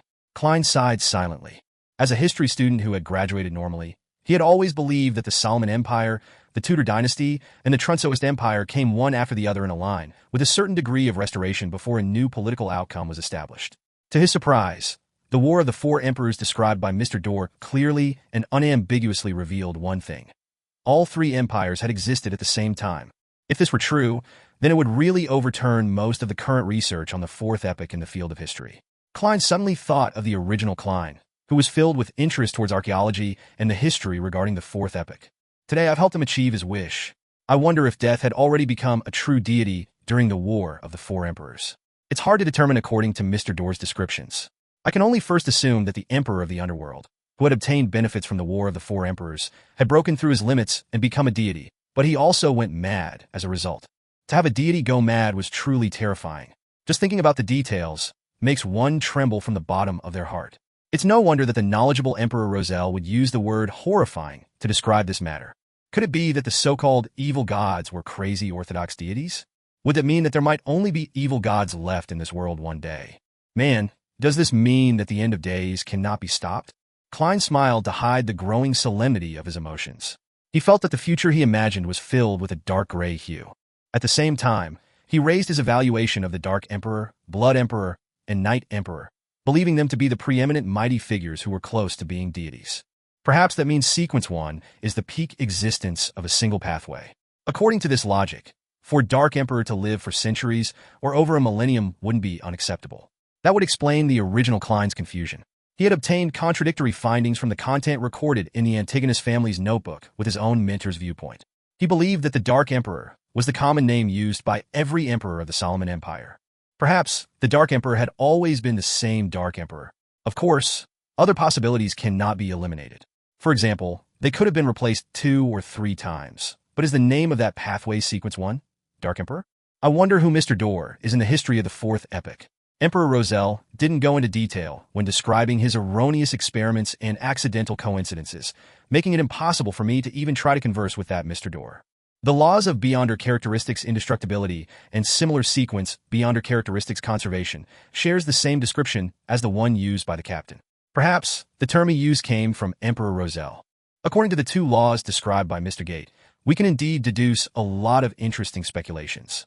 For example, with there being so many holy artifacts and high-sequence beyonders in the 7 churches, there shouldn't be many low-sequence beyonders. But this contradicts reality, and the only reasonable explanation is an additional gift from the deities. For example, is the destruction of the nation of the Evernight due to the conservation of characteristics, that the mere possession of resources causes it to be in trouble? Or could it be said that their existence seriously weakens the potency of the Evernight pathway and threatens the position of the goddess? For example, theoretically speaking, certain sealed artifacts could also be used as the main ingredients for potion materials, or they can even be considered equivalent to potions. Of course, the prerequisite is to remove all latent dangers and madness. No wonder the documents that were unearthed called the fourth epoch, the epoch of the gods. So it turns out that in this epoch, there are many records of deities descending. Then what caused them to stop coming, to the point of there not being any revelations? If it wasn't for the fact that beyonders receive responses from ritualistic magic, perhaps many of them would have doubted the existence of the deities. Many ideas came to Klein suddenly as he felt that he had delved deeper into the realm of mysticism in this beyonder world. He flipped through the next 4 pages and was disappointed to realize that they were no longer related to Mr. Dorr. His ability as a clown allowed him to conceal his emotions well, and coupled with the gray fog's obstruction, even Audrey, who was secretly observing him, didn't notice anything amiss. He gathered his chaotic thoughts and started reading the 3rd page of the diary. September 10th. I've endured it for a long time, but I still can't help but complain a little. I must have had F***King SH**T for brains to chose the savant path, right? Of course, this has indeed allowed me to develop my greatest advantage, allowing the church to attach great importance to me. But the problem is that the first few sequences lack any beyonder powers needed for combat. I can only make do by relying on mystical items and rely way too much on external items. For example, Sequence 9, Savant only has extraordinary abilities in memory, learning, and practical skills. For example, Sequence 8, Archaeologist gains a strong physique and corresponding ancient knowledge, and they can only barely apply some ritualistic magic. For example, Sequence 7, Appraiser, whose ability is to quickly identify mystical objects, allowing them to avoid hidden dangers to the greatest extent. For example, Sequence 6, Artisan, who can produce machinery wonder but not very powerful beyonder objects. Apart from that, one standard and ritualistic magic will be enhanced. It's no wonder its modern name is Machinery Specialist. Comparatively speaking, the Sequence 7 Warlock and Sequence 6 Scrolls Professor of the Mystery Prior Pathway are sufficiently tempting. It would be great if only the church has the complete sequence and that the hidden sage doesn't exist. However, I finally received some good news. After I advance again, I'll gain Beyonder Powers combat powers that I can call my own. Sequence 5 Astromancer. Its modern name scares me a little. It's actually called Astronomer. Am I going to end up as an all-powerful mad scientist? Heavens have mercy on me. I was only a second-tier student at the college entrance examination. It had to be said that Emperor Roselle had a strange talent for making jokes. Even the recently dispirited Klein couldn't help but twitch his mouth, wishing to light a candle for this senior. Study hard and improve by the day is indeed a wise saying. He lampooned and remembered the unique trait of the Church of the God of Steam and Machinery. They lacked beyonder powers when it came to combat, but they were good at making and using items. After flipping to the 3rd page of the diary, Klein continued reading. June 2nd. The kingdom has created chaos, again and again, instigating wars without being able to completely destroy the Faceac Empire, the Lone Kingdom, and the Phaenopotter Kingdom. As such, the kingdom has no choice but to shoulder huge debts, and its economy is on the verge of collapse. From my observations, the people, merchants, and soldiers are very dissatisfied. The riots are just lacking a spark. This is my chance, but I have to be very careful. The Sauron family has witnessed the history of the 4th epoch and is an ancient family with a high possibility of having high-sequence beyonders. I need the support of the church, as well as gain a tacit agreement with the Church of the Eternal Blazing Sun. I can't appear immediately. First, I'll let the rebels destroy order before I end it all as a protector. Consul Roselle Gustave. I like that name. Chapter 218. Free General Knowledge. June 3rd. After discussing with Edwards and the others, I gave up on the idea of reaching a tacit understanding with the Church of the Eternal Blazing Sunday. This might very well reveal my true intentions, making the Sauron family and the ancient nobles who support them aware of them in advance and carry out a direct approach. That would make matters extremely difficult and dangerous. It's a pity that Grimm died in the Sea of Fog. He was the smartest among us. Descend into chaos. Descend. Only with everything in chaos will I get the chance to fish in troubled waters. Only when the Sauron family is incapable of handling this situation will the Church of the Eternal Blazing Sun reluctantly acknowledge me. Perhaps I should give some help to those rebels, but how should I conceal myself so that no one would notice? June 4th. Zeradol from the Secret Order came to visit me in incognito very suddenly. And then, Klein was just feeling intrigued over the reason why Zeradol, leader of the Secret Order, would seek Roselle on the eve of the rebellion and coup d'etat when he realized that the 2 subsequent pages had nothing to do with it. This made him feel a sense of irrepressible anger. Although the 3 diary pages didn't provide very detailed descriptions, with rather straightforward accounts from Roselle, Klein could still feel the famous turmoil in Intis that happened in 1173, more than 100 years ago. The outcome was clearly recorded in history textbooks. As a colonel, Republic quashed the rebellion and enacted political changes. The Intis kingdom was transformed into a republic, with him acting as a self-appointed consul. In the following 19 years, he reformed the penal code, encouraged inventions, and protected the Industrial Revolution. He greatly increased the country's strength and fought wars both north and south, making Lemberg, Mason, Seeger, and other countries protectorates under the Intis Republic. He also made the three mighty countries on the northern continent, the Fasak Empire, the Lone Kingdom, and the Fanapotter Kingdom, bow their heads. At the end of 1192, almost 20 years after his appointment as consul, Roselle converted the Republic into an empire, declaring himself Caesar. Less than 6 years later, he perished in the White Maple Palace, ending the Fifth Epoch's most legendary piece of history to date. The more he thought about it, the more he felt that there was more to Roselle's death than what appeared on the surface. It was just like how this famous historical event definitely had power struggles amongst Beyonders behind it, and that a Beyonder faction had leveled the situation, unlike the descriptions in textbooks. As expected, one of the so-called Four Horsemen of the Apocalypse, Grimm, died in the Sea of Fog. In a previous diary page, Roselle had written that there was something wrong with this horseman. It seems to have something to do with the tiny island where they discovered many extraordinary beings.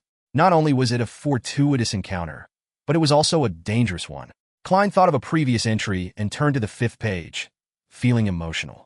The contents of this page are of little value.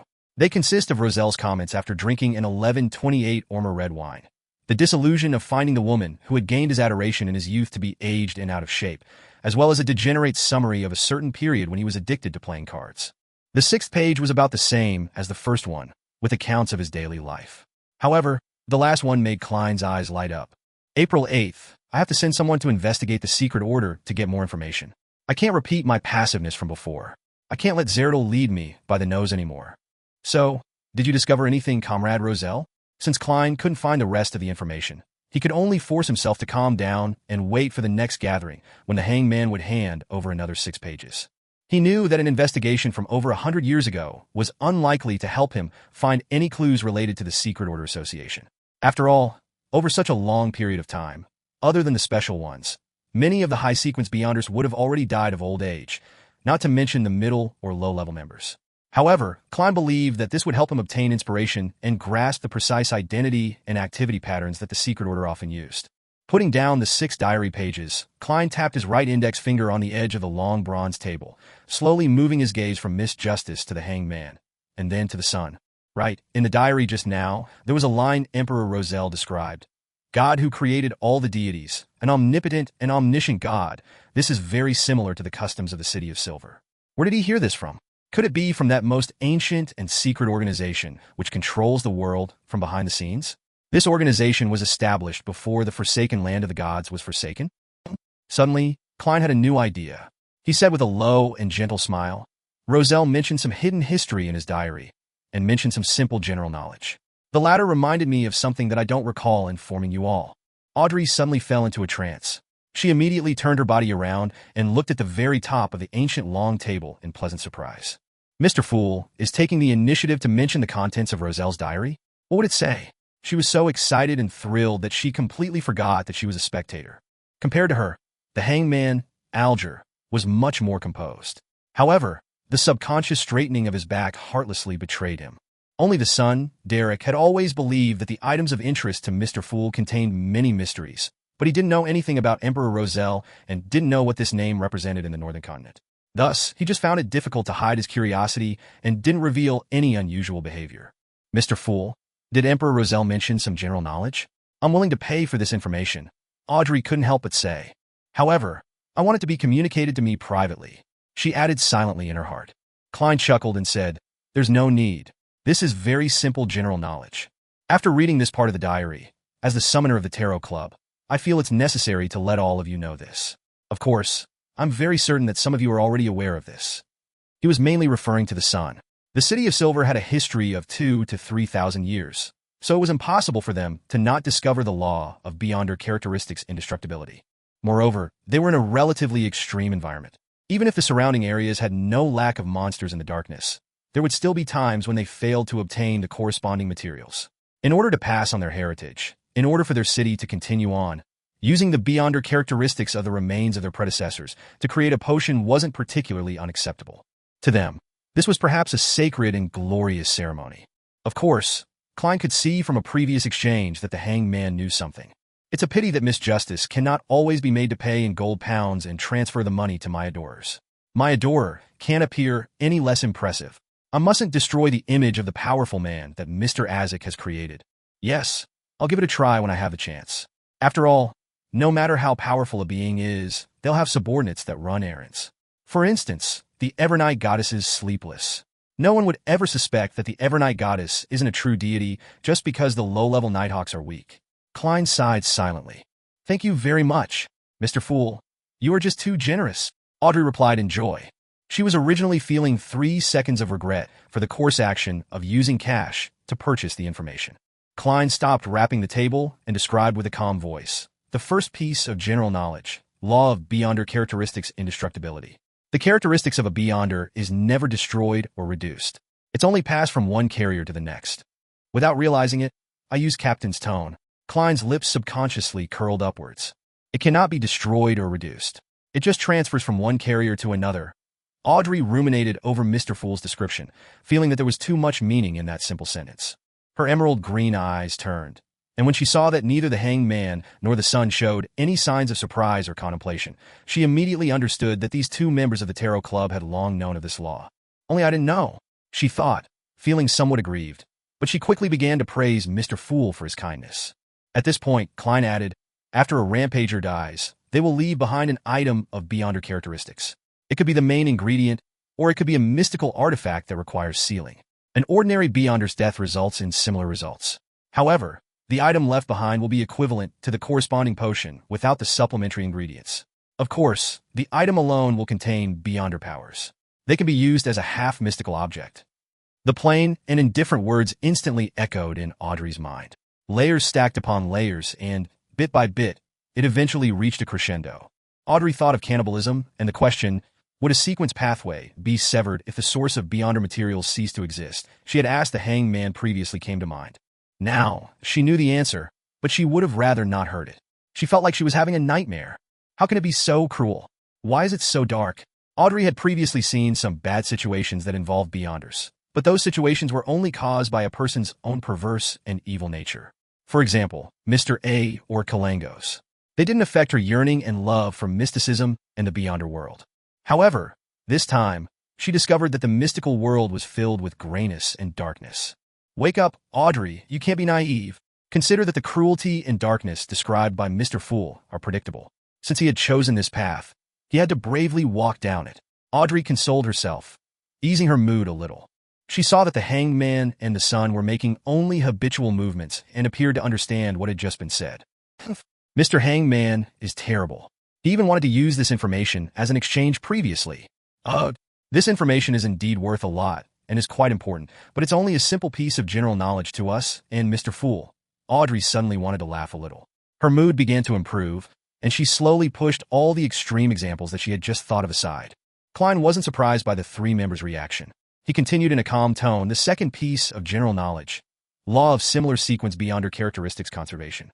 Law of similar sequence Beyonder characteristics conservation. The hanged man slightly changed his sitting posture.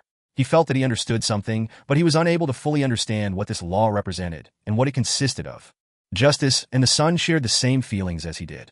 They were unable to directly understand the true meaning behind this law. Why similar sequence? Alger couldn't help asking. Klein smiled and replied, "What do you wish to pay for the answer?" One of the ideas he had was that general knowledge was free, but any explanation required a fee. This both matched his status and didn't waste the information. Free things cost the most. Chapter 219, Explanation. If the fool had simply mentioned that there was some simple general knowledge contained in Roselle's diary, the hanged man, Alger, wouldn't necessarily be determined to pay the price for the answer, partly because the description of it being simple killed his curiosity.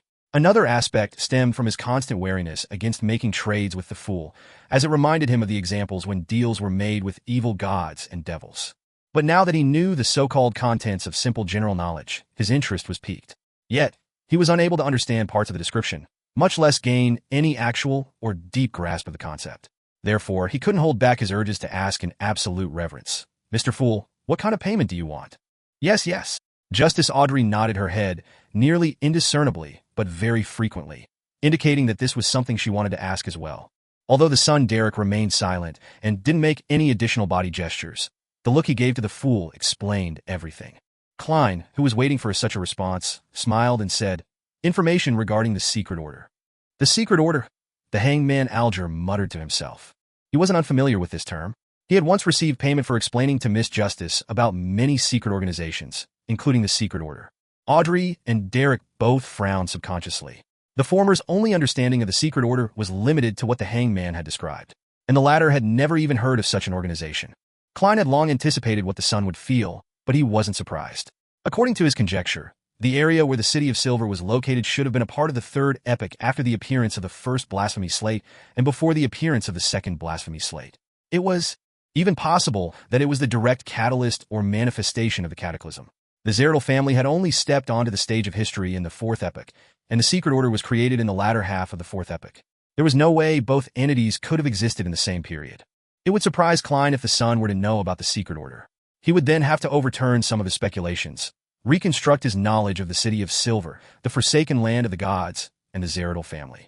After nearly 20 seconds of silence, Alger looked at the fool in the gray fog, deliberated his words, and said, "I will accept this request and help you gather information regarding the secret order. Can you make payment in advance?" It wasn't surprising that a suspected deity was interested in an ancient and secret organization. Therefore, Alger wasn't puzzled about it. More importantly, after many gatherings, he had a guess in his mind, which was that Mr. Fool's state wasn't perfect, that he might be in a predicament, that all his attempts and the actions of his adorers on the northern and southern continents were to help him break free from his confines. This might even be related to the huge secret of why the seven deities no longer descend upon the real world after the fourth epoch. A thought flashed through Alger's mind, and he shuddered as he felt himself entering the realm of the gods.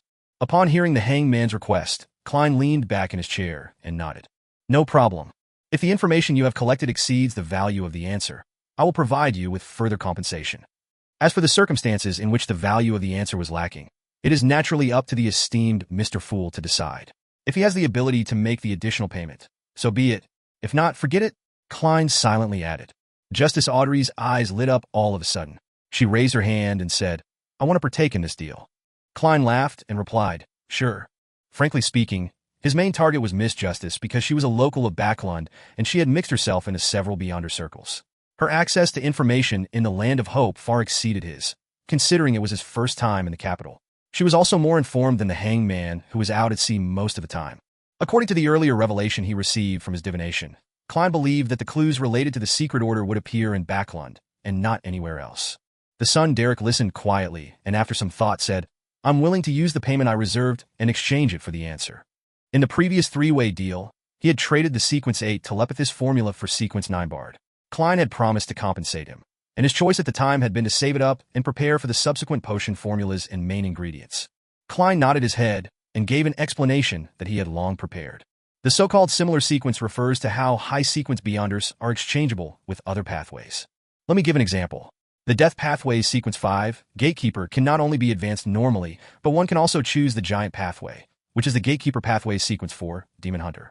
This won't lead to the danger of losing control, nor will it accumulate madness. It's different from taking the wrong potion. Of course, if it's not a similar sequence, a semi-deranged state is the best result. Exchangeable? Audrey blurted out, surprised and delighted. She was surprised that sequence pathways weren't completely fixed, that they didn't need to follow the original path all the way. The price of switching wasn't being semi-deranged and never to advance again. Within the 22 divine pathways, there were special circumstances and sequences which were similar. And what delighted her was that she had another chance to choose again in the future. It was just like being able to select something that caught her interest at Philip's department store. It was a wonderful experience. So that's how it is? Alger silently muttered to himself, suddenly feeling like he had understood several things at once, and he had resolved many of the doubts accumulated in his past experiences. This information is way too valuable, as expected of Mr. Fool. So-called simple general knowledge is enough to shock an almost low-sequence Beyonders and benefit them immensely. He sighed inwardly. Derek the son was a little disappointed because he had no intention of changing sequences. He wanted to be the sun that lit up the darkness and dispelled the curse. However, he quickly recalled an incident that happened in the City of Silver. The former chief, a powerhouse who had the greatest possibility of breaking past the limitations of Demon Hunter, had built a mausoleum for himself and went deep inside, making it his home. Afterwards, he appeared less and less, until the main door of the mausoleum could no longer be opened. Back then, the citizens of the City of Silver all believed that a problem had arisen during the chief's advancement and that he had gone mad, to the point of being close to losing control. He was believed to have finished himself off. Now, combined with the description from the fool, the son suddenly thought of another possibility. That chief might have been attempting to advance in sequence through a similar pathway. In one of his explorations deep into the darkness, he had acquired the corresponding formula for the death pathway, and the mausoleum might have been a special requirement. But in the end, he still failed? But why didn't he turn into a monster? What did he encounter in that dark mausoleum? The City of Silver doesn't have the subsequent sequence potion formulas after Demon Hunter? As these thoughts crossed his mind, Derek was suddenly jolted back to his senses by Miss Justice's reserved voice. Mr. Fool, may I ask what other pathways are exchangeable with the Spectator Sequencer pathway? Sequence 4 Demon Hunter sounds pretty good. That's very suitable for me. Very suitable for Justice. Audrey admired the first high sequence name that she knew. I want to know too. Klein was tempted to answer Miss Justice's question in such a manner. Before he could say anything, Audrey added in a faltering tone, I can pay for the answer to this question. How many gold pounds do you think is enough? I believe that your adorer will need a certain amount of funds for their activities. Having said that, she recalled how Mr. Fool's adorer had easily finished Pirate Admiral Kalangos who possessed creeping hunger. Clearly, he was a high-sequence beyonder, so she nearly said, I apologize. Mr. Fool, treat it as though I never said a thing. However, since she had already asked, she couldn't back down. Come on, Audrey. Perhaps the fool has a weaker adorer? Audrey quietly bit at her lips, silently encouraging herself. Gold pounds? Klein thought about it seriously and said, We'll make the transaction after enough information about the secret order is gathered. As he spoke, he recalled his informant in the Psychology Alchemists, Daxter Guderian. Captain, and I, sigh. Daxter's identity as an informant can no longer be verified. I wonder if it's a tragedy or a comedy. It's a pity that I can no longer contact him anymore. Otherwise, it would be the most convenient way to obtain the information regarding the Spectator pathway from him. Klein smirked. All right, Audrey answered happily. The conversation between the two made the hangman, who was about to ask a similar question, shut his mouth. He left it until he had gathered enough information on the secret order. After a brief silence, Audrey turned her head to look at Mr. Fool and raised her hand very slightly. After receiving a nod of confirmation, she turned to the member opposite her and asked with a sense of anticipation, Mr. Hangman, my tip allowed you to finish Rear Admiral Hurricane. Have you prepared the complete pituitary gland of a mature rainbow salamander? That's one of the reasons why I returned to the sea. Alger nodded gently and said, I've gotten the Beyonder material you wanted. But how should I give it to you? How? How should it be given to me? Audrey froze for a moment as she lost herself in thought. It's impossible to just give my address. Nor can I go through Zio and Furs. That will reveal the fact that I'm a Beyonder. It's not impossible. Emperor Roselle once said that when we should choose the lesser of two evils. At that moment, Klein's heart stirred. He lightly tapped the edge of the long table and smiled. Miss, sir, are you willing to cooperate with me in making an attempt regarding this matter? Chapter 220, Klein's Sacrificial Trial. Attempt. Justice was instantly thrilled as she nodded her, acting reserved and elegant. I'm very willing to cooperate. As a spectator, she clearly remembered that Mr. Fool had only used the word attempt on two things. The first time involved bringing her and the hangman into this mysterious space, and the second time was when they were given an honorary name so that they could attempt to make a prayer. And the outcome was sufficiently successful, revealing his true nature. What would it be this time? It really is something to look forward to. Audrey restrained her impatience and tried her best to behave as a qualified spectator. Attempt? Alger suddenly tensed up, viewing the fool's proposal with utmost wariness. What does he want to do? What is his true purpose? Is this good or bad for me? One by one, thoughts popped up in his mind. The rapidly rotting appearance of Rear Admiral Hurricane, Kalangos, surfaced in Alger's mind. Finally, he lowered his head and respectfully replied, Your wish is my wish. Beside him, Derek looked at the hangman, and then at Justice, wondering why they were so sensitive to this so-called attempt. Klein lightly tapped his fingers on the edge of the long bronze table and smiled. This attempt will make your transaction easier and safer, and it will definitely be sufficiently confidential. He turned his head to the side and looked at the hangman. He said with a moderate pace, Do you remember the sacrificial ritual described by the sun? Klein had deliberately mentioned it to show how open he was. It made it difficult for the members of the Tarot Club to imagine that the sacrificial ceremony he was about to provide had actually first been obtained from the sun, and that he had gone through all that time and effort back then to trick the sun out of a template sacrificial ritual. I remember. I do come into contact with such things usually. Alger answered truthfully, but his heart was throbbing. Since the Orthodox gods rarely responded to similar rituals, the word sacrifice had often been equated to evil gods and devils in the fifth epic. Thinking about how this could lead to a terrifying outcome, the hangman felt as if he was walking at the edge of the abyss. If he wasn't careful, he would fall in, only to be eroded and devoured. Klein followed his plans and didn't provide further explanations. He nodded slightly and said, My idea is for you to sacrifice the beyonder material to me through the ritual, and I'll bestow them to Miss Justice. A transaction like this will be beneficial for both of you. That can be done? Audrey was instantly dumbfounded. She felt that this exceeded the limits of her imagination. But she very quickly came to her senses and understood the advantages of this method and the true nature of a deity hidden behind this simple act. Mr. Fool is great. As expected, our tarot club will be different from the other secret organizations. We'll use the method of deities to exchange for material goods and ingredients. Audrey almost said praise the lady in her mind out of habit, but in the end she said praise Mr. Fool instead. Alger turned even warier as he entered a state of calm thoughts.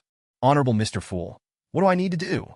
He tried to figure out the true purpose of the fool from the process of the sacrificial ritual. Klein lightly pressed his right hand and said, like I said, this is only an attempt. It might not succeed, so we'll need your cooperation. First of all, prepare an altar. There's no need to make it too complicated. It can be very simple and crude. The only requirement is to engrave or draw this symbol. As he spoke, a screen of light appeared in front of him. On it was the symbol of the hidden pupilless eye and the mysterious symbol of the partial contorted lines. The same symbol on the back of the fool's chair. After previous experiments without using materials with spirituality, Klein was certain that the sacrificial ceremony he designed could create an illusory gate above the gray fog, similar to the door of summoning. However, his strength alone couldn't construct a stable channel, and he could only use the uniqueness of the mysterious space above the gray fog to complete the sacrifice. Therefore, he was 90% confident that the ceremony would be successful. The only problem was if an ordinary passageway could be constructed using ordinary materials that contained spirituality, or did it need to be beyonder materials as well as a sufficient number of them? I'll let Miss Justice and Mr. Hanged Man bear the cost of this experiment. In any case, they knew from the very beginning that the Tarot Club was a product of an attempt. It could be foreseen that there would be other attempts subsequently, and failure is inevitable. Even deities are no exception. Klein decided to transfer the costs. As the Hanged Man, Justice, and the Sun were attempting to memorize the symbol, Klein chuckled. If you forget, you can pray to me, and then you can remember. All right, Audrey answered happily. With Mr. Fool, rituals aren't tedious and troublesome, she thought happily. The Hanged Man nodded in response as Klein continued the description. Secondly, follow the normal procedure, but there's no need to burn any more additional herbs or apply the holy oil. There's no restriction on time, just chanting my name is enough. Remember, use ancient Hermes or Jotun to recite this piece of prayer. Your devoted servant prays for your attention. I pray for you to take his offerings. I pray for you to open the gates to your kingdom. After you finish chanting, combine the materials that contain spirituality with the natural power created by the incantation and await my response. If you don't succeed in this step, change from materials containing spirituality to beyonder materials, and try again from the beginning. After listening quietly to the procedure, Alger felt that his previous guess was very likely to be the truth. The fool was in a predicament. He offered alluring attempts, making attempts one step at a time, and planned to use himself, Justice, and the Sun to slowly break free of the restrictions. In the end, he might even descend into the real world. This was also the true reason why he had initially pulled people into this mysterious space, agreeing to the establishment of the Tarot Club. Even without this previous speculation, Alger believed that he would have come to the same conclusion after hearing of the experimental procedures required after the sacrificial ritual and comparing it with the fool's previous attempts. The only thing that stumped him was the possession of a powerful adorer.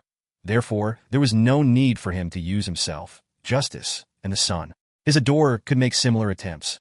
There must be secrets I don't know about yet. The attempts need to be sufficiently secretive. And perhaps his adorer is being watched by certain existences? Alger began connecting the dots. After Klein finished describing the ritual, he asked in a low but gentle voice, the sacrificial ritual needs a specific time. Mr. Hanged Man, when do you plan on making the attempt? This was different from responding to a request which could have a delayed response. The stable passage created by the sacrificial ritual could only exist for a very short period of time. So Klein had to wait above the gray fog ahead of time.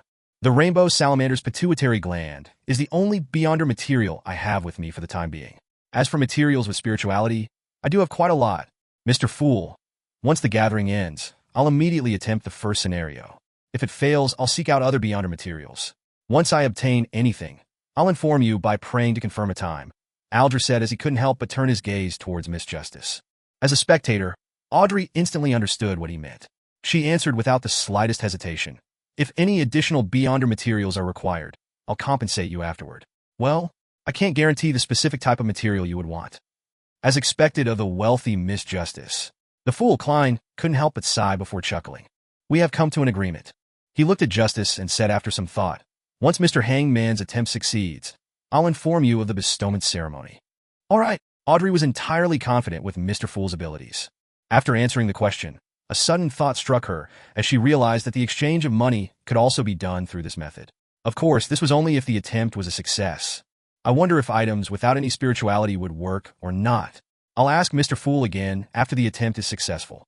Audrey's lips curled as she thought of the beautiful future. With the sacrifice and bestowment topic coming to an end, she deliberated for a few seconds before saying, Mr. Fool, I've found 2 ladies suitable for our tarot club. They're both Beyonders and have their own circle and resources in Backland. They're also able to keep a secret and have decent personalities. Are you willing to let them join the gathering? Does Justice want to strengthen her faction within the tarot club? This was the most instinctual thought that Alger had. Derek was very interested in this matter as he looked sideways at Mr. Fool, waiting for his answer in anticipation. Klein appeared to be in a bit of a dilemma. Previously, he had imagined that the members of the tarot club wouldn't know each other, and they would then develop their own subordinates, forming a relatively tight and secretive organization. This way, even if a certain member was exposed, captured, or had their spirit channeled, it wouldn't have much of an impact on the tarot club. But Miss Justice's description just happened to hit his weak spot. He was hoping to find clues regarding the secret order and Lenevis by acquainting himself with Beyonders with different circles and resources in Backland. If it's done through Justice, the person involved would eventually hold back. However, I'm not sure if it's possible to pull them up above the gray fog, simply by reciting my name. In order to maintain his image, Klein didn't think too much and instead procrastinated on it. He said calmly, it will require a certain amount of examination. Miss Justice, use a clandestine method that wouldn't expose yourself to let them know of my name to garner interest in them. When Audrey saw that her proposal was about to be accepted, she immediately responded in excitement. Yes, Mr. Fool.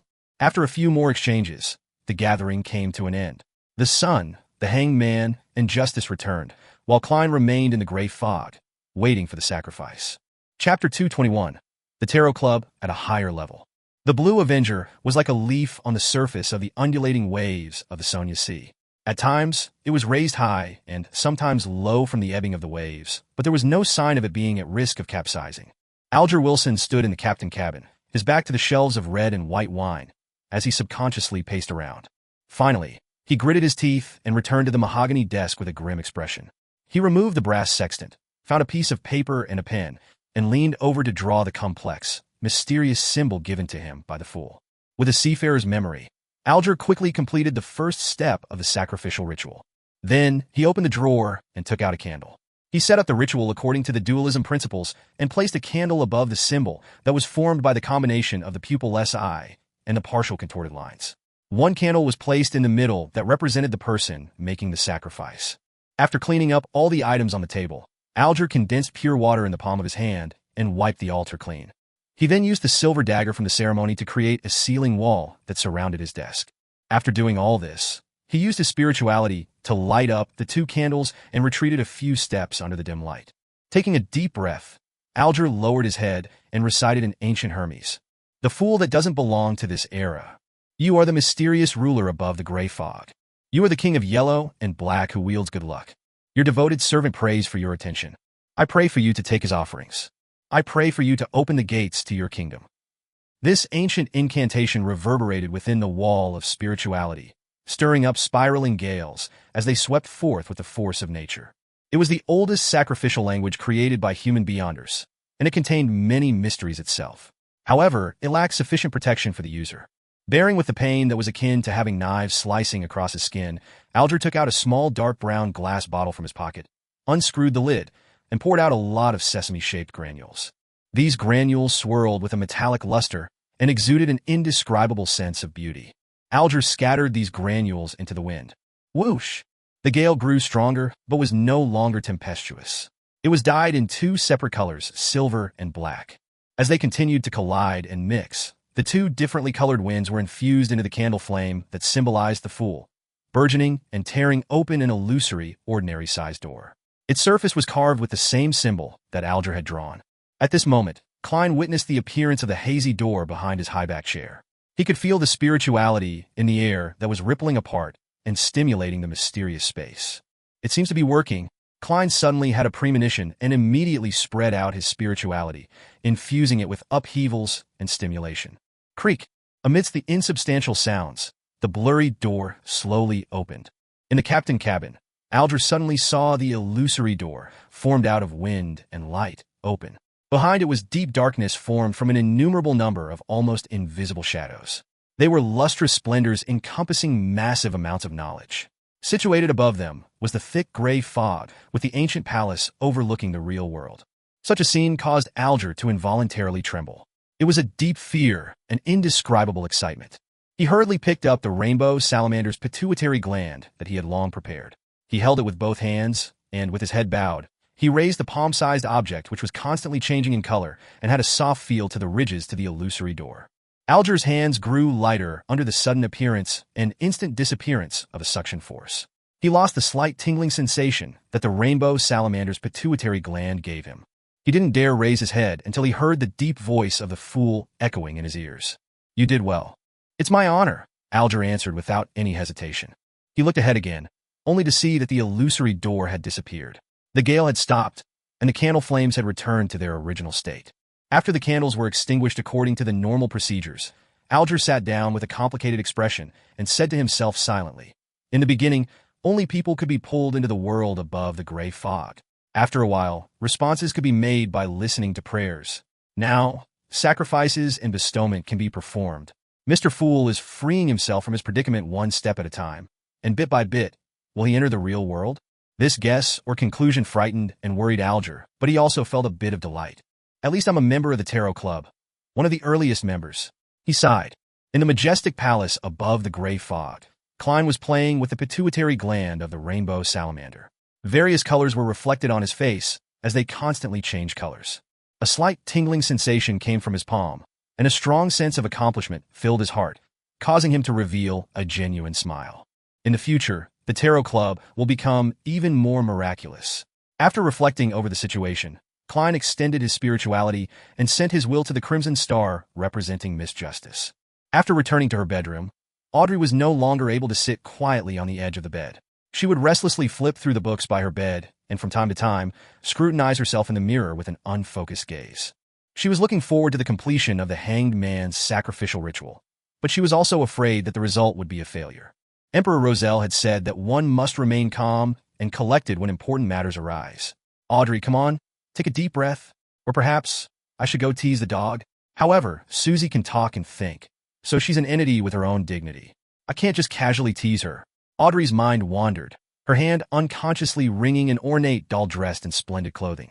After an unknown period of time, a thick gray fog suddenly appeared before her eyes, and in the depths of the fog, there was a lofty chair.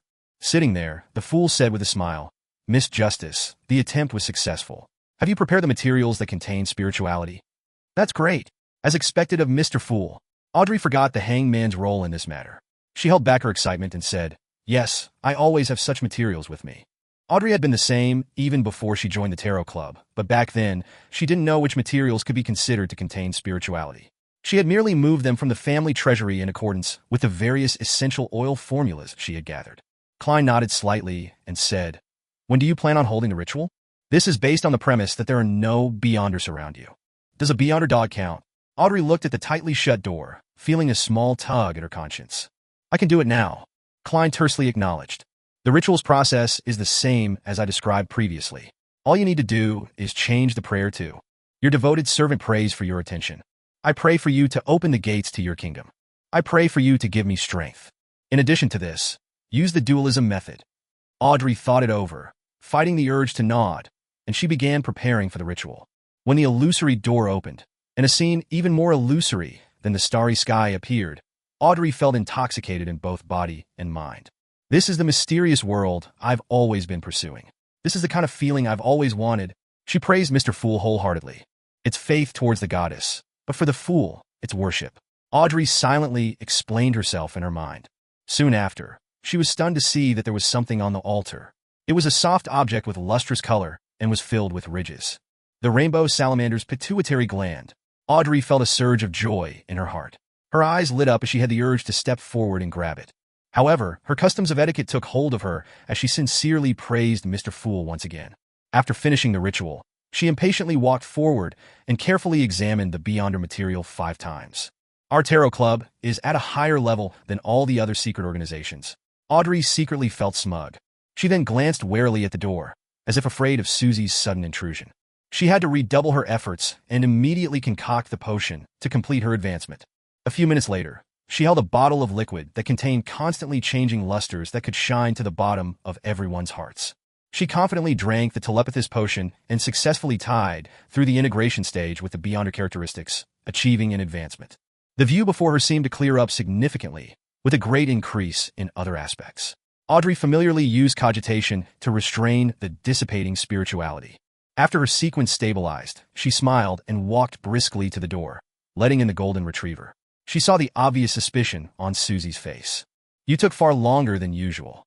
Susie didn't hide her thoughts. Audrey sat down on an ottoman and dryly laughed before changing the subject. "Susie, tell me, how should I secretly inform Zio and Furs about a particular matter without revealing myself, yet get them interested?" Before she finished her sentence, Audrey had begun to seriously ponder over the mission Mr. Fool had assigned her. Then, she looked at Susie, and Susie looked back at her. The human and dog both fell into deep thought at the same moment. After completing his goal, Klein returned to reality, slept for a little more than an hour before hurrying out the door. He spent £1 to buy a pair of gold-rimmed glasses, wigs, and a variety of mustaches that could be torn off and stuck on with adhesives. They were disguises he would need later. Before dinner, he made a trip to East Borough, the most crowded area and the most unsafe part of the city. He rented a 1-bedroom house at the rent of 4 soldi, 3 pence a week. He paid 2 weeks' rent and a deposit, coming up to a total of 17 solis. Only then did Klein complete all his early preparations. East Borough also left a deep impression on him. Most of the streets here were the same as Tingin's Lower Street, but the area that shared the traits was many times larger. The clothes of the residents here were old but decent.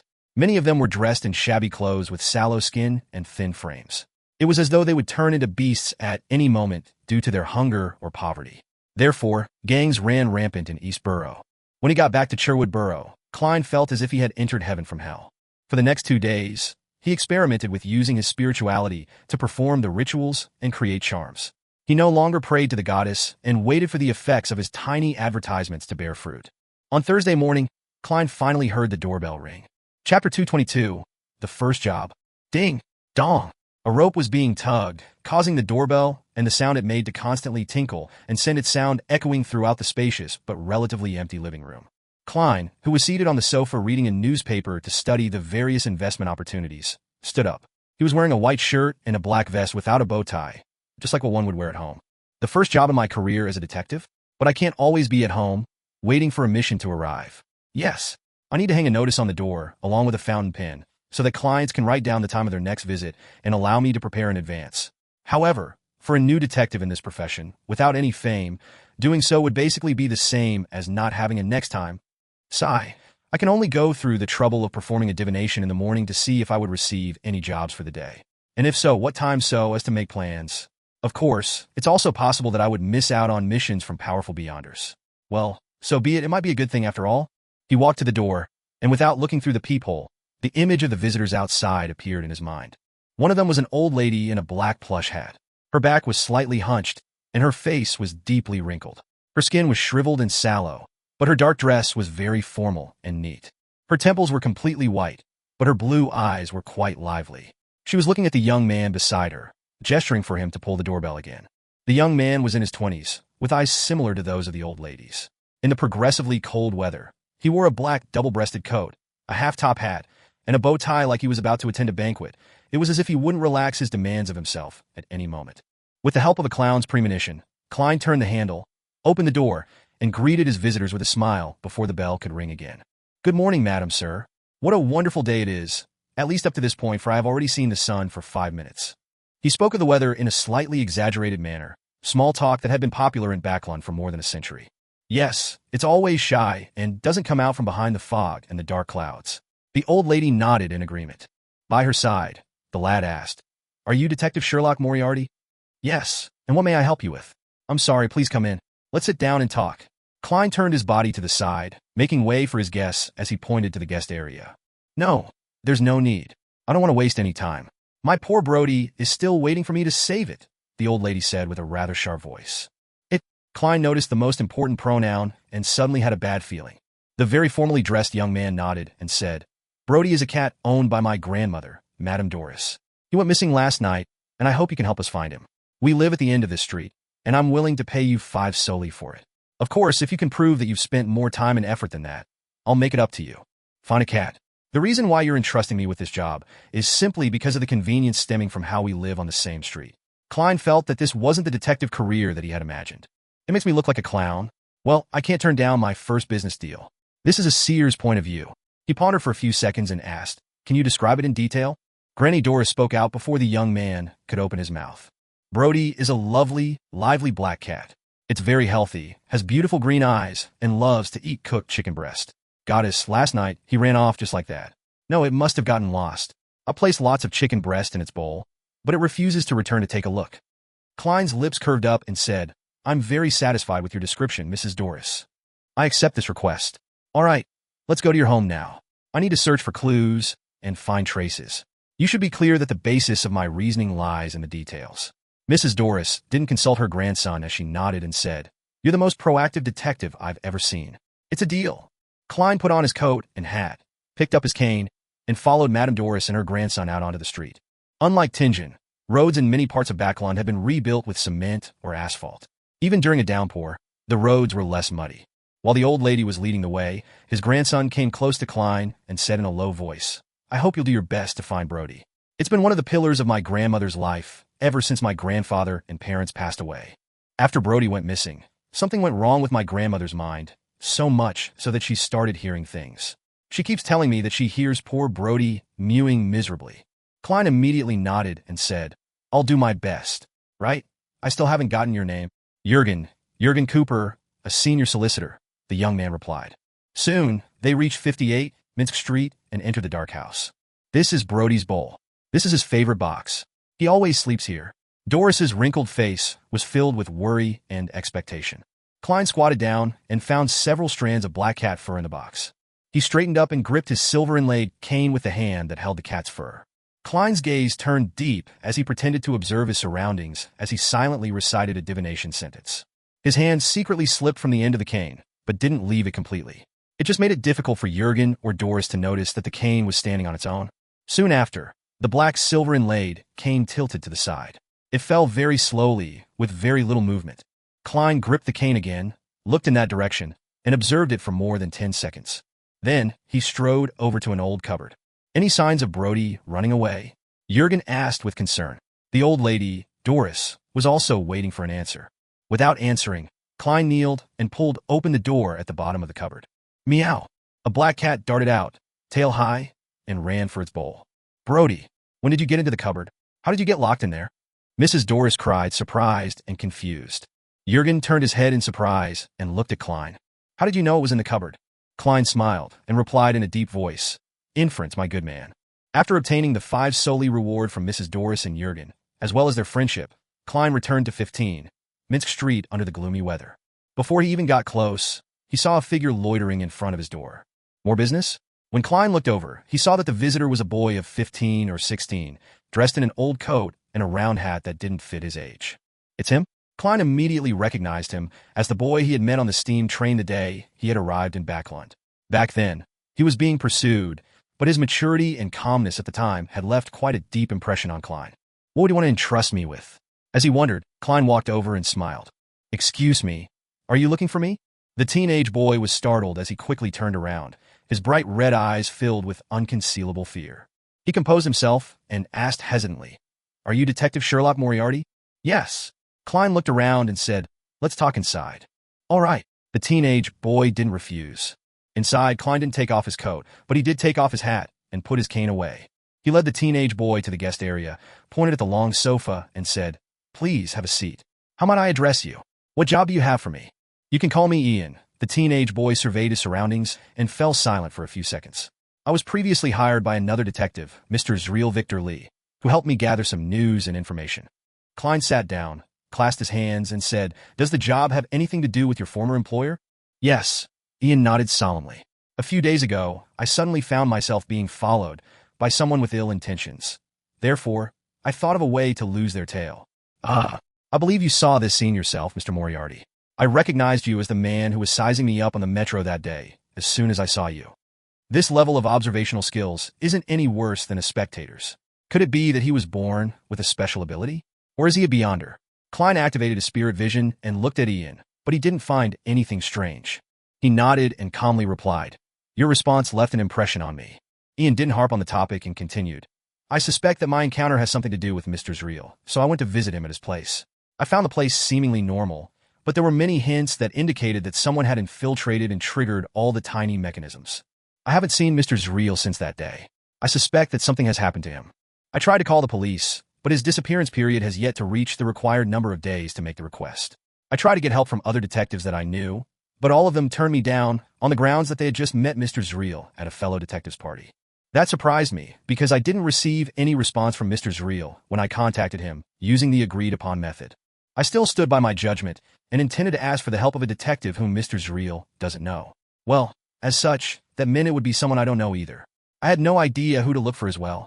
Therefore, I could only search through the newspapers and ended up finding you, Mr. Sherlock Moriarty." Chapter 2:23. 3 Matters. Klein asked after listening carefully, "So you suspect that the Zreal whom the detective saw was someone in disguise?" Holding his brown round hat, Ian replied as if he had already thought about it. "It's a possibility, but I think it's too difficult due to the huge risks involved. The party was at night, and it's true that the lights weren't very bright, but most of the people attending are detectives with keen observational skills. Just a wig, beard, or cosmetics can hardly hide from their eyes. Perhaps some beyonder powers can do it. Just like how creeping hunger enables such an ability." There was a little trap in Klein's question.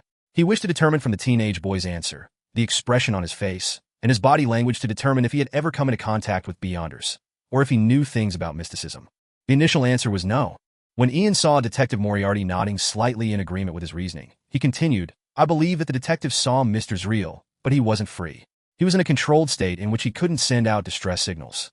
The reason why he wasn't responding to my attempts to liaison with him is to probably signal to me that he needs help." A reasonable explanation. Klein released his clasped hands and sat back a little, making himself look more relaxed and confident. Ian fell silent for about 10 seconds before he said seriously, "I'd like to entrust you with the task of investigating Mr. Zreal and determine his current condition. All I need is confirmation." Considering that Ian was a semi-professional who had gathered intelligence and information for a detective, Klein had the intention to make his acquaintance.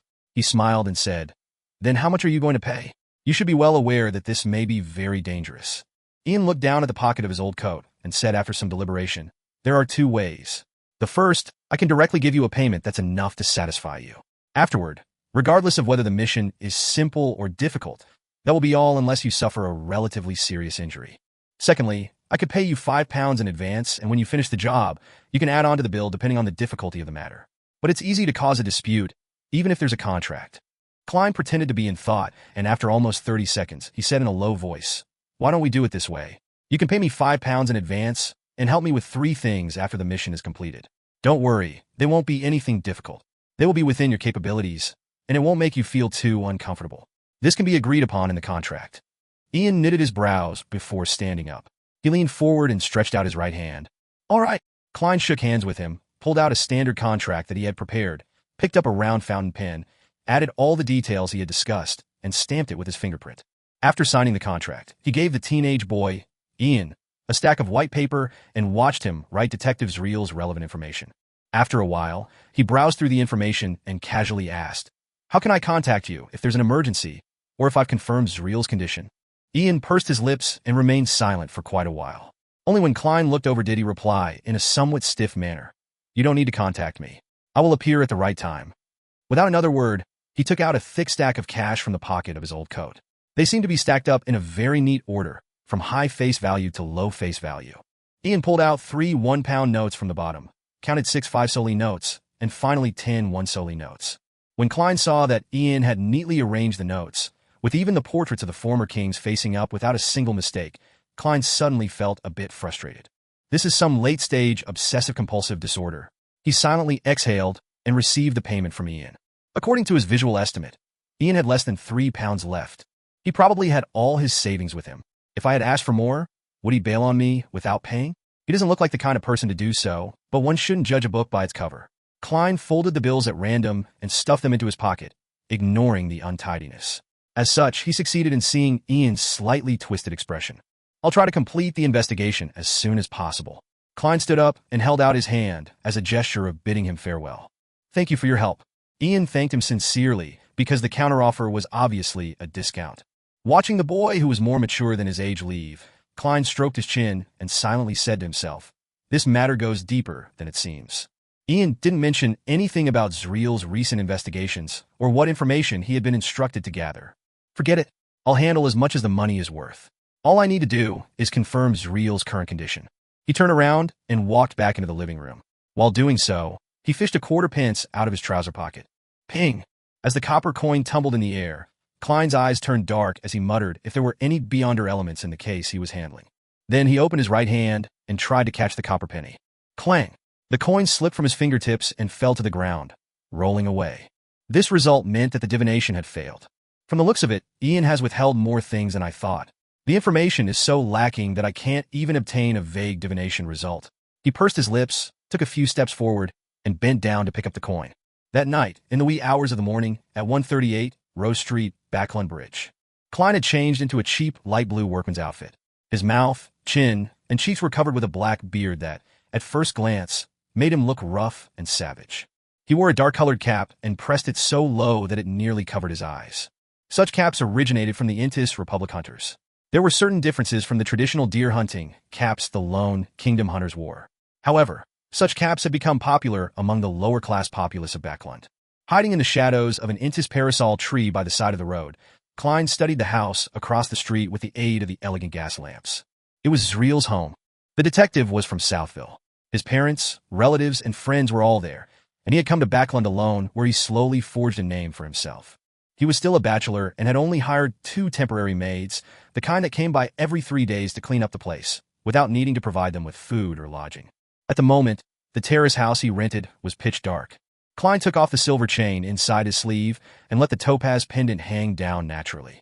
"There's danger inside. There's danger inside."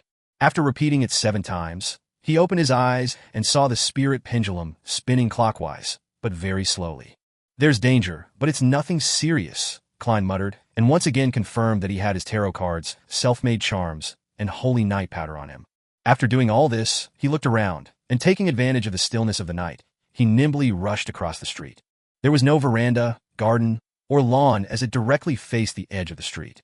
Klein went around to the side and easily climbed up the water pipe to the small balcony on the second floor where clothes could be hung out to dry. Immediately following that, he took out a tarot card and slid it through the crack, opening the door to the corridor. Following Ian's drawing of the house's layout, Klein walked almost soundlessly to Zreel's bedroom. He lightly tapped his left molar and activated his spirit vision. Through the wooden door, he looked inside. Spirit vision could see aura colors through obstacles without spirituality. However, it was highly dependent on one's abilities. Currently, Klein was able to observe through wooden doors, but was stumped by concrete walls. Furthermore, the scenes he could see weren't too clear. In his vision, he saw 3 humanoid auras in the bedroom behind the door. The colors were blurry and were located in different locations. There are 3 people lying in ambush. Is it to capture Ian or someone else? The bedroom isn't that big. Klein stood in the darkness, calmly considering the results of his observations. At that moment, he suddenly retreated towards the balcony while keeping his footsteps very light. Back at the balcony, Klein took a thin silver slice from his pocket. This was a slumber charm that he had created in an attempt during the afternoon. He didn't pray to the Evernight goddess, but to himself instead. He held a ritual in the name of the fool that doesn't belong to this era, the mysterious ruler above the gray fog, the king of yellow and black who wields good luck before entering the world above the gray fog to respond. Since this method was difficult to mobilize the power of the mysterious space above the gray fog, Klein could only use his own spirituality to respond. The charms that he made in the end were worse than normal, but better than the ones he made in his own name. After surveying his surroundings again, Klein covered his mouth and whispered a word in ancient Hermes. Crimson. Feeling the chill of the charm, he moved quickly but silently to the door of Zreel's bedroom again. As he held the handle, he injected spirituality into the thin silver slice. Creak! Klein carefully twisted the handle and opened a tiny crack in the door. Immediately after that, he threw the slumber charm inside. Pulling back his arm, Klein closed the door again and began counting. He abruptly pushed open the door and rolled on the ground. Not sensing any movement from the 3 people, Klein stood up and, using the crimson moonlight shining through the window, began observing the room. It was a normal furnished bedroom with a bed, a row of closets, a desk, a set of sofas, and a coat rack. On the other side of the bed, a man in a black coat was sleeping soundly. In addition to that, there was one person by the side of the sofa and another in front of the closet. All of them were asleep. After confirming the trio's condition, Klein walked over to the bed and bent down to find a few short, yellowish-brown hair. According to what Ian had written, Detective Zrell was a man with short, yellowish-brown hair. "This should be right," Klein whispered. He grabbed a few strands of hair and sat down on the sofa. He slowly sat in the darkness, tainted by the crimson light, and planned on using dream divination to find Zreel. Leaning back against the back of the sofa, the corner of his mouth curled up as he made a self-deprecating comment. Deduction, my good man. Chapter 224, Metaphysics-Style Detective. Chapter 224, Metaphysics-Style Detective. The dim room was covered in a thin veil of crimson moonlight, and everything was indistinct. The three men in the black coats were sleeping in different spots, and on the sofa, Klein's eyes half blended into the darkness by closing them. It was as if he had entered a deep slumber. His dream was a gray, distorted world, occasionally flashing with brilliance. Finally, the brilliance settled to form a scene. It was a gloomy corner, the ground sloshed with sewage. A man with short brown hair, a white shirt, and a brown vest was leaning against the wall, surrounded by a dense mischief of gray rats. Half of the man's lips had been bitten off, revealing his yellowish teeth and rotten gums. His nose was only stained with blood, mixed with some short hairs, and the flesh on his face had disappeared, piece by piece, revealing white bone. White, fat maggots were crawling around everywhere, constantly squirming, and his throat seemed to have been the victim of some wild beast. At least half of it was missing. Klein could just barely make out that this was Zreel Victor Lee. It was nearly impossible to relate him to the mature and handsome man in the black and white photograph he had taken with Ian. Zreel is already dead. In a few days, he would probably be gnawed to the point where he would only be bone. He might not even have a complete skeleton left.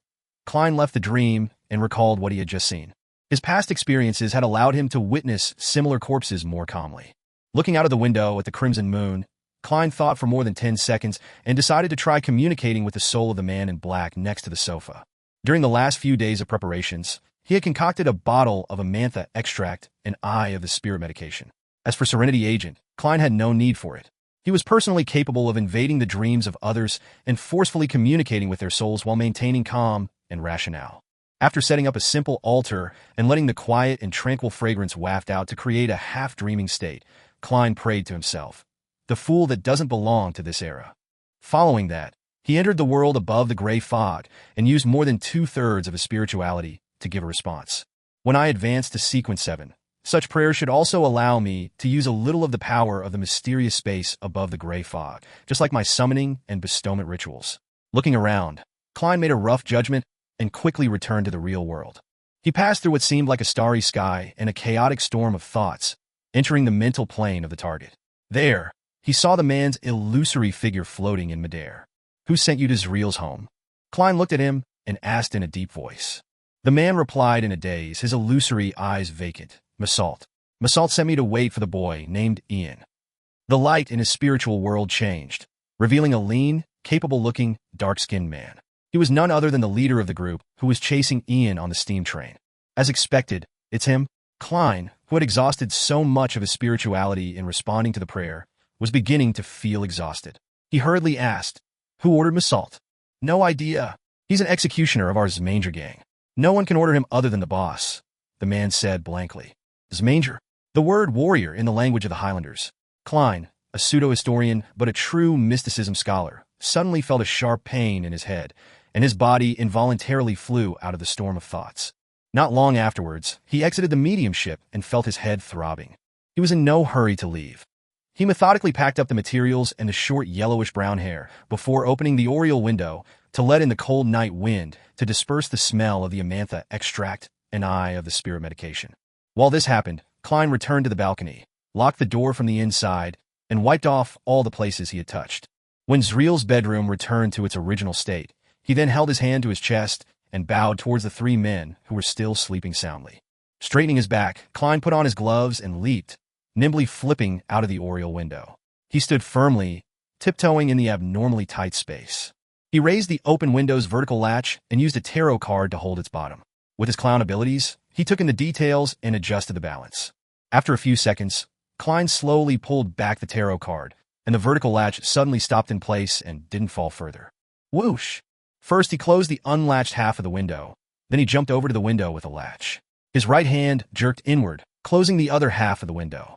The speed of the action was so quick that the latch didn't fall down until there was a vibration, accurately inserting itself into the matching hole. Clang! A sound that was difficult to eliminate rang out, like a strong wind slamming onto the surface of the glass. Klein knew that the three men in the bedroom were about to awaken. Without further ado, he jumped onto the street. For the current him, the height from the second floor wouldn't pose any danger. It was just that he couldn't maintain his silence when he landed, so he didn't make any obvious noises. Klein quickly left the vicinity, as well as Rose Street, but he didn't directly take a rental carriage back to Sherwood Borough's Minsk Street. He turned a few corners and headed to the neighboring East Borough. It was a cold night, and the wind sent a biting chill right into his bones. Klein shivered and decided that he would need an additional sweater for his future missions.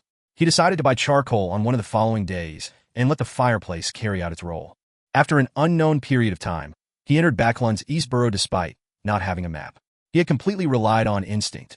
There were only a few gas lamps to be seen in the distance, and if it wasn't for the fact that the dark clouds hadn't covered the crimson moon, Klein believed that many parts of the road would be pitch black. As he was walking, he suddenly saw pairs of eyes appear in the deep darkness in front of him. They came stooping from a distance. They sauntered over from a vague distance away, in silence. Living corpses? Klein came to a sudden halt. He reached out for his Requiem charm and tarot cards, and he quickly activated his spirit vision. He saw the unhealthy and weak-colored auras and saw the faces of the numerous figures. These were all living people, normal living people with numbed expressions, vacant eyes, and weak movements. They were both men and women. It's almost midnight. Why are they still walking on the streets? Confused, Klein warily leaned to one side, passing the group on the sidewalk, but soon he came across a second wave, a third wave. All of them had the same pain amidst numbness. He frowned slightly, and just as he was about to move forward to inquire, he suddenly heard a shout ahead. "Get up! All of you get up! You sons of bitches! The streets and parks aren't for people like you to sleep in." Klein was startled. Then the corresponding term, poor law, popped up in his mind, and he understood what was going on. He had experienced the same thing himself. Phew! Klein exhaled, picked up the pace, and headed for his one-bedroom house on Black Palm Street in the East Borough. There, he slept for 2 hours. After recovering some of his spirituality, he went out again and broke a withered branch to serve as a dowsing rod. The location of Zriel's corpse. The location of Zriel's corpse. After repeated divinations, Klein walked for a long time with the help of the short yellowish-brown hair until he arrived at a corner of East Borough where there was a sewer entrance. 12 years ago, after the Great Plague, the Lone Kingdom gradually built up an advanced sewer system in the capital and, in one fell swoop, surpassed Roselle's heritage of the Intis Republic. Moving the manhole cover out the way, Klein held his breath and climbed down the vertical metal stairs. Since his clothes weren't specially made, he was unable to bring too many items due to the lack of pockets. He hadn't brought Quelaag's oil, which he had learned about from Fry. Klein felt especially regretful for not having brought the refreshing and odor-dispelling Quelaag's oil. 10 seconds later, Klein's feet touched the sticky ground. The feeling of filth caused fine goosebumps to pop up over his arms and body. However, he could only endure it and continue walking forward, venturing deeper into the empty and quiet sewer. There was a fork in the road ahead, one which was relatively hidden. A thick, pungent smell wafted over from there. Klein turned around and walked to the end where he saw a dense number of spirituality light dots and aura colors. Without needing to use a candle, he activated his spirit vision and directly saw that in the dark corner, there was a rotten corpse that had been bitten to pieces. This was the exact same scene he had seen in the dream divination. Squeak! The densely packed gray rats scampered in every direction, but there were also some who stayed where they were, unwilling to leave and part with their food. After confirming that it was Zriel, Klein hesitated for a moment before quickly setting up a mediumship ritual. If there's nothing wrong with Ian's description, and Zriel died only a few days ago, I should be able to get some rough information by channeling his spirit, he thought confidently. Whoosh! As the wind swirled and the wall of spirituality was set up, all the rats fled, and Klein proceeded with his ritual as he had done before. The cause of Zriel's death. The cause of Zriel's death. As he recited the words, Klein's eyes turned black. His pupils and the whites of his eyes disappeared. He quickly used cogitation to enter a dream. However, nothing appeared in that misty, illusory world. Klein opened his eyes, frowning slightly as he made his judgment. The channeling failed. Someone has dealt with Zriel's spirit. A Beyonder was involved in this. The fact that someone was able to disguise as Zriel, making the other detectives unable to see through him, also proves this point. After some deliberation, Klein came to a decision. It was to end this matter here and not get involved any further. Regardless, he had fulfilled the requirements of the job that he was entrusted with. "I'll get Ian to call the police," he muttered as he put away the materials and removed the wall of spirituality. Chapter 225, Unnoticeable Guidance. Klein backed up from the fork in the path, without touching Zreel's corpse. Thump, thump, thump. Suddenly, a sound echoed in the distance through the empty sewers. Klein listened for a few seconds before decisively retreating towards the exit, down the dirty concrete road that ran along both sides of the sewage channel. There was no need to take risks in matters that didn't involve him. Klein closed the iron manhole cover after he climbed out of the sewers. After ensuring that the surrounding area looked normal, he returned to his rented room in the East Borough and changed out of his disguise. Then he put on his gold-rimmed glasses, walked to another street, took a rented carriage, and returned to Cherwood Borough in the silence and cold of 3 in the morning. However, he didn't return to Minsk Street. Then, Klein made another huge detour, and only after confirming that no one was following him did he enter his house. He slept till dawn and was woken up by the doorbell. He sat up immediately, put on his shirt, buttoned his vest, and hurried down to the first floor to open the door. And even before that, his premonition ability as a clown was already capable of naturally forming the image of the visitor in his mind. The visitor was wearing an old coat, a brown round hat, and a tattered satchel. He had bright red eyes, a delicate face, and a quiet temperament. It was none other than Ian, the teenage boy who had come to entrust him with a job yesterday. "Good morning, Detective Moriarty." Ian greeted him and looked around. "Any progress?" "Yeah, I'm only asking because I happened to pass by."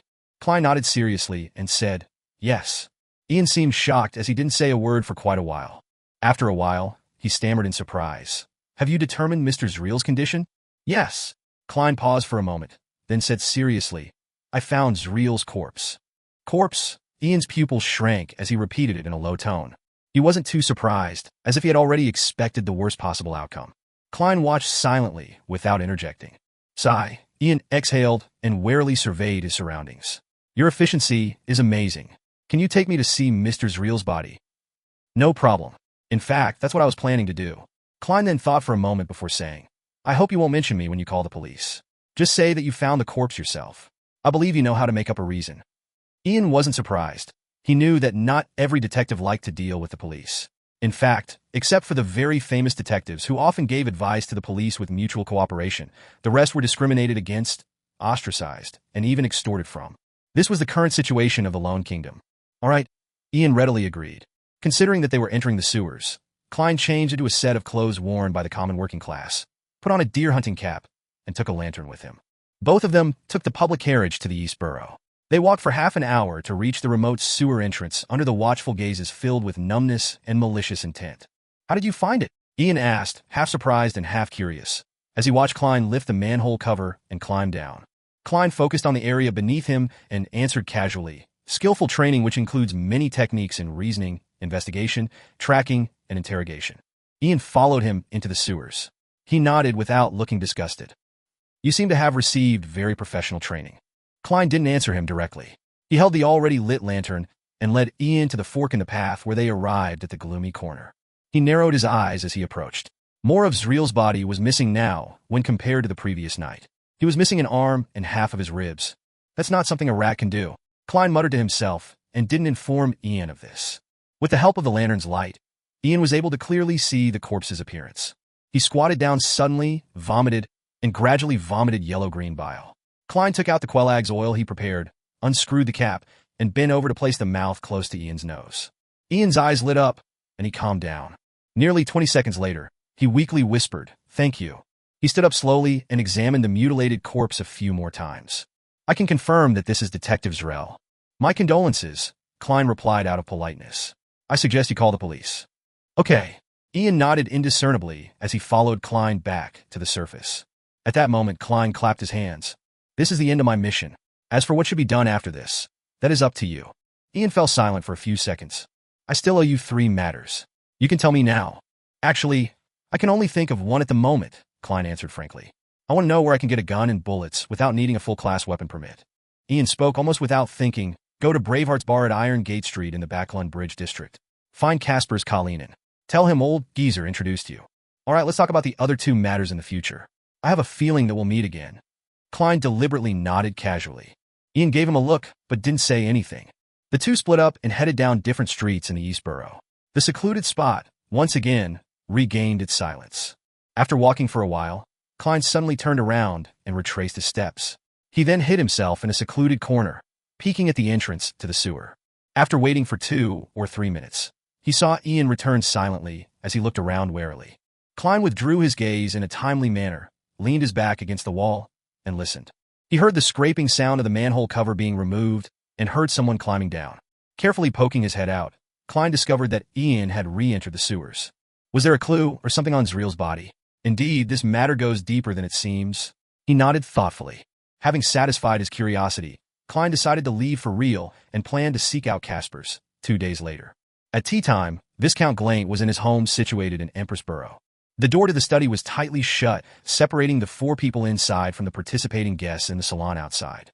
Zio, Furs, this is the reward the 2 of you deserve. Dressed in a pale yellow lace dress, Audrey pushed a bulging envelope across the desk to the 2 ladies sitting opposite her. Zio wanted to say something polite, but her hand had reached for the envelope faster than her mouth. Feeling the weight of the money, she could only say sincerely, "Miss Audrey, thank you for your generosity. Your honesty makes you look even more beautiful." As she spoke, she untied the thin string around the envelope and saw the bills inside. It was uniform gray paper money with black stripes. The stack was thick and exuded a special smell of ink, one that left one feeling refreshed. £10. Zio took one note out and checked its face value. Beside her, Furs, who appeared lazy and unbothered by money, had also leaned over. This is at least, observing the thickness, Zio tried to figure out how many notes there were. She couldn't help but exchange looks with Furs and saw the surprise in each other's eyes. This was obviously a lot more than they had imagined. Audrey smiled faintly and said, "A total of £800. Decide how you will split the money between the 2 of you. I'm very sorry that this matter had placed you in danger." £800? No, there's no need to apologize. Even if we had to do it again and knew of the possible consequences, I would still accept the request. Even if it's divided evenly with my savings, it's enough to buy the potion formula for Sheriff. Zio, who was slightly taller than 150 centimeters, stared blankly at the notes in the envelope, wishing she could pull them all out and count them over and over again. She believed that the generous and beautiful Miss Audrey wouldn't pay them any less, but what if she had made a mistake counting? Everyone makes mistakes at times. Zio raised her right hand, paused for a few seconds, then silently lowered it. The corners of Furz's lips couldn't help but rise as she said wistfully, "This is even more than the royalties I've received from my Stormwind Mountain villa so far. Should I praise Miss Audrey or laugh at the poverty of an author?" She added silently. Viscount Glaint, who was sitting on the sofa, was also a little envious, but it wasn't directed at Zio or Furs. As a viscount with a fairly good financial situation, £800 wasn't a large sum. What he envied was Audrey's ability to hand out money without feeling the slightest burden. Ahem, Viscount Glaint cleared his throat. "If you can get the formula for apothecary, I will also provide you with substantial payment." "We'll do our best," Zio answered without any hesitation. Then, she looked at Audrey. "We've recently come into contact with someone who's suspected to be from the Psychology Alchemists, and will soon have clues regarding the spectator potion you're looking for." "Zio, I'm already at Sequence 8. Far stronger than you." Audrey smiled in a reserved manner as she said, "I'm looking forward to it."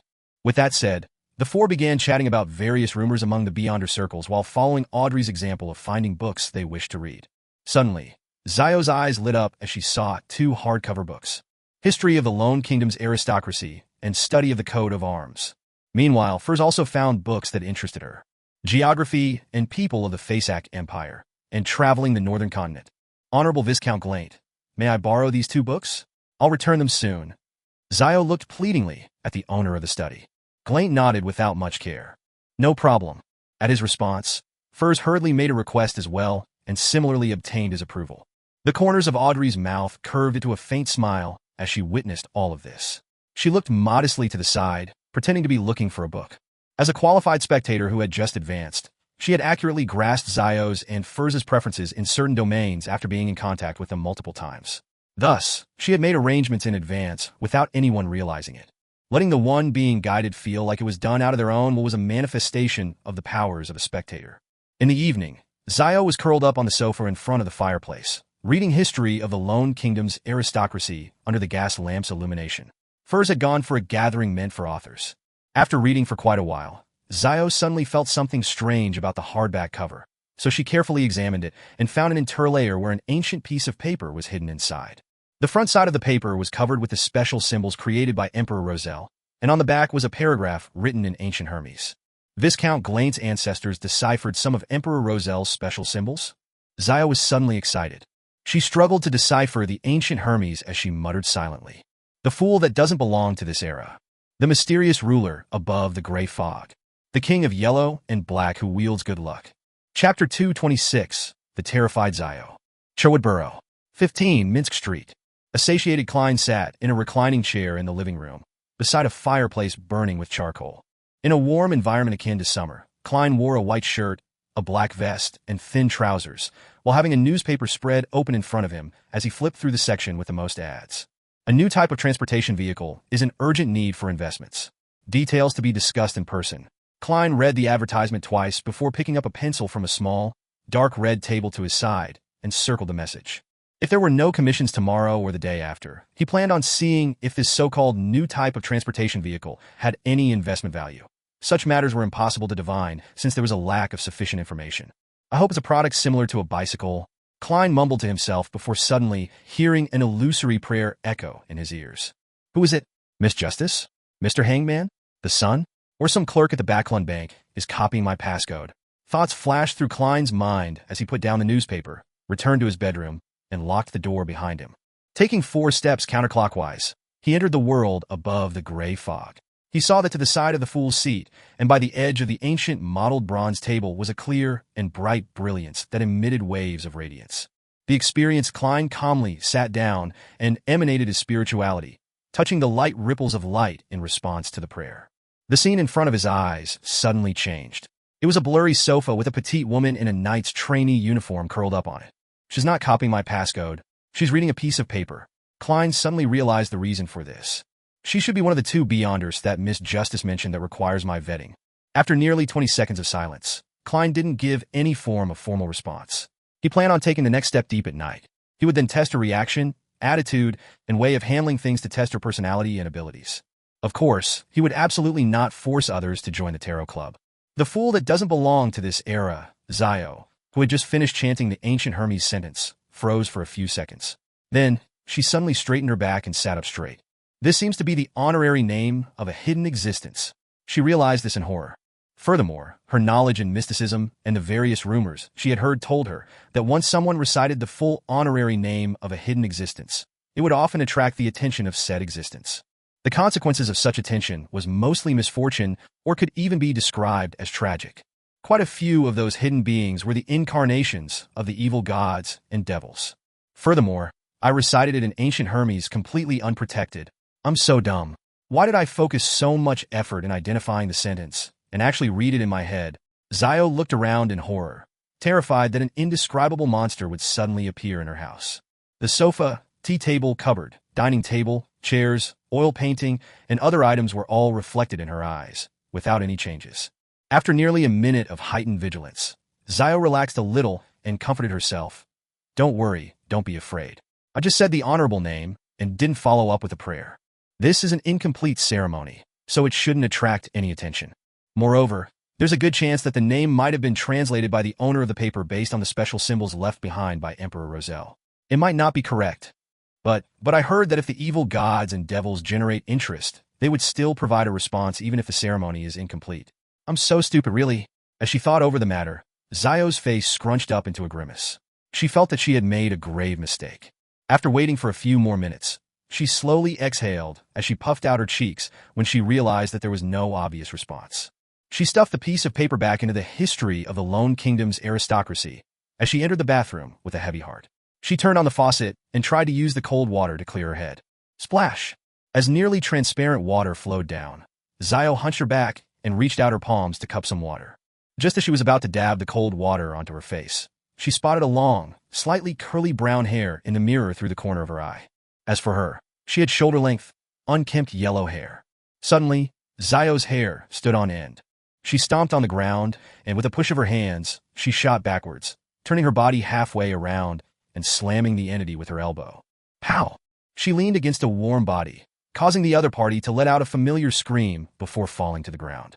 Zio stopped any subsequent actions and looked at her good friend who was hugging her stomach in pain, tears in her eyes. The corner of her mouth twitched without her realizing it as she said, Furs, when did you get back? Furs didn't reply immediately. It took her quite a while to get over the pain. As she slowly stood up, using the wall as a support, she grumbled, I just got back. Zio, are you nuts? Why did you attack me without even looking clearly? And you hit me so hard. Where did you come in from? Zio asked awkwardly. Through the bathroom window. Why? Is there a problem? As an apprentice, it's normal to not bring a key with me. Furs replied matter-of-factly. Zio straightened her back and pushed away all responsibility. Then why didn't you go through the door? You really gave me a fright just now. Furs blinked her eyes and said, if that's the case, I'll have to make one big round. That's too troublesome. I'm used to walking in a straight line. She paused as she asked suspiciously. However, wasn't your reaction a bit too much? Zio struggled for 3 seconds, choosing between losing her dignity or losing her life, before answering honestly, it's because I made a mistake, a fatal mistake. What mistake? Furs asked, rubbing her belly as she felt puzzled and concerned. Zio hurriedly recounted the whole story of how she had discovered the interlayer in the book's cover and found an old piece of paper in it. Then, she had accidentally recited the suspected incantation in ancient Hermes silently. What she had recited seemed to contain the honorable name of some hidden existence. You? Where's your brain? IT should be fine. The ceremony wasn't complete, and who knows if it's real or fake. Furs looked around, and for some baffling reason, she felt a chill. She followed Zio back to the living room and saw the yellowed sheet of paper, as well as Roselle's special symbols and the sentence that was written in ancient Hermes. After a quick glance, Furs, the professional researcher in mysticism, nodded and said, it's not any of the evil gods, devils, and secret existences that I know of. It should be fine. Furthermore, nothing has happened up till now. That means that everything should be fine. Seeing Zio relax, she thought of the pain in her stomach, so she deliberately added maliciously, of course, if something were to really happen, there's no way we can rescue ourselves with our meager abilities. Zio's face paled as she blurted out, Furs, let's sleep together tonight. Forget it. I'll just sleep on my own. Furs pricked up her brows and chuckled. All right. In fact, you don't have to worry about it. Think about it. I hear strange murmurs whenever there's a full moon, but I don't see any signs of me going mad or losing control. Well, we should study the other 3 books. If there's the same piece of paper and the same incantation, it means that it's very likely to be a prank from Viscount Glate. The duo hurriedly flipped through Study of the Coat of Arms and the other books and checked them carefully, but they didn't find anything else out of the ordinary. Zio looked at Furs, who looked back at her, turning the mood somber again. Should we sneak into St. Samuel Cathedral's nave tonight? Zio came up with an inspired suggestion. That was the headquarters of the Church of the Evernight Goddess in the Baclon Diocese. Why not St. Hireland Cathedral? I don't think the Evernight Goddess will protect me, Furs subconsciously replied.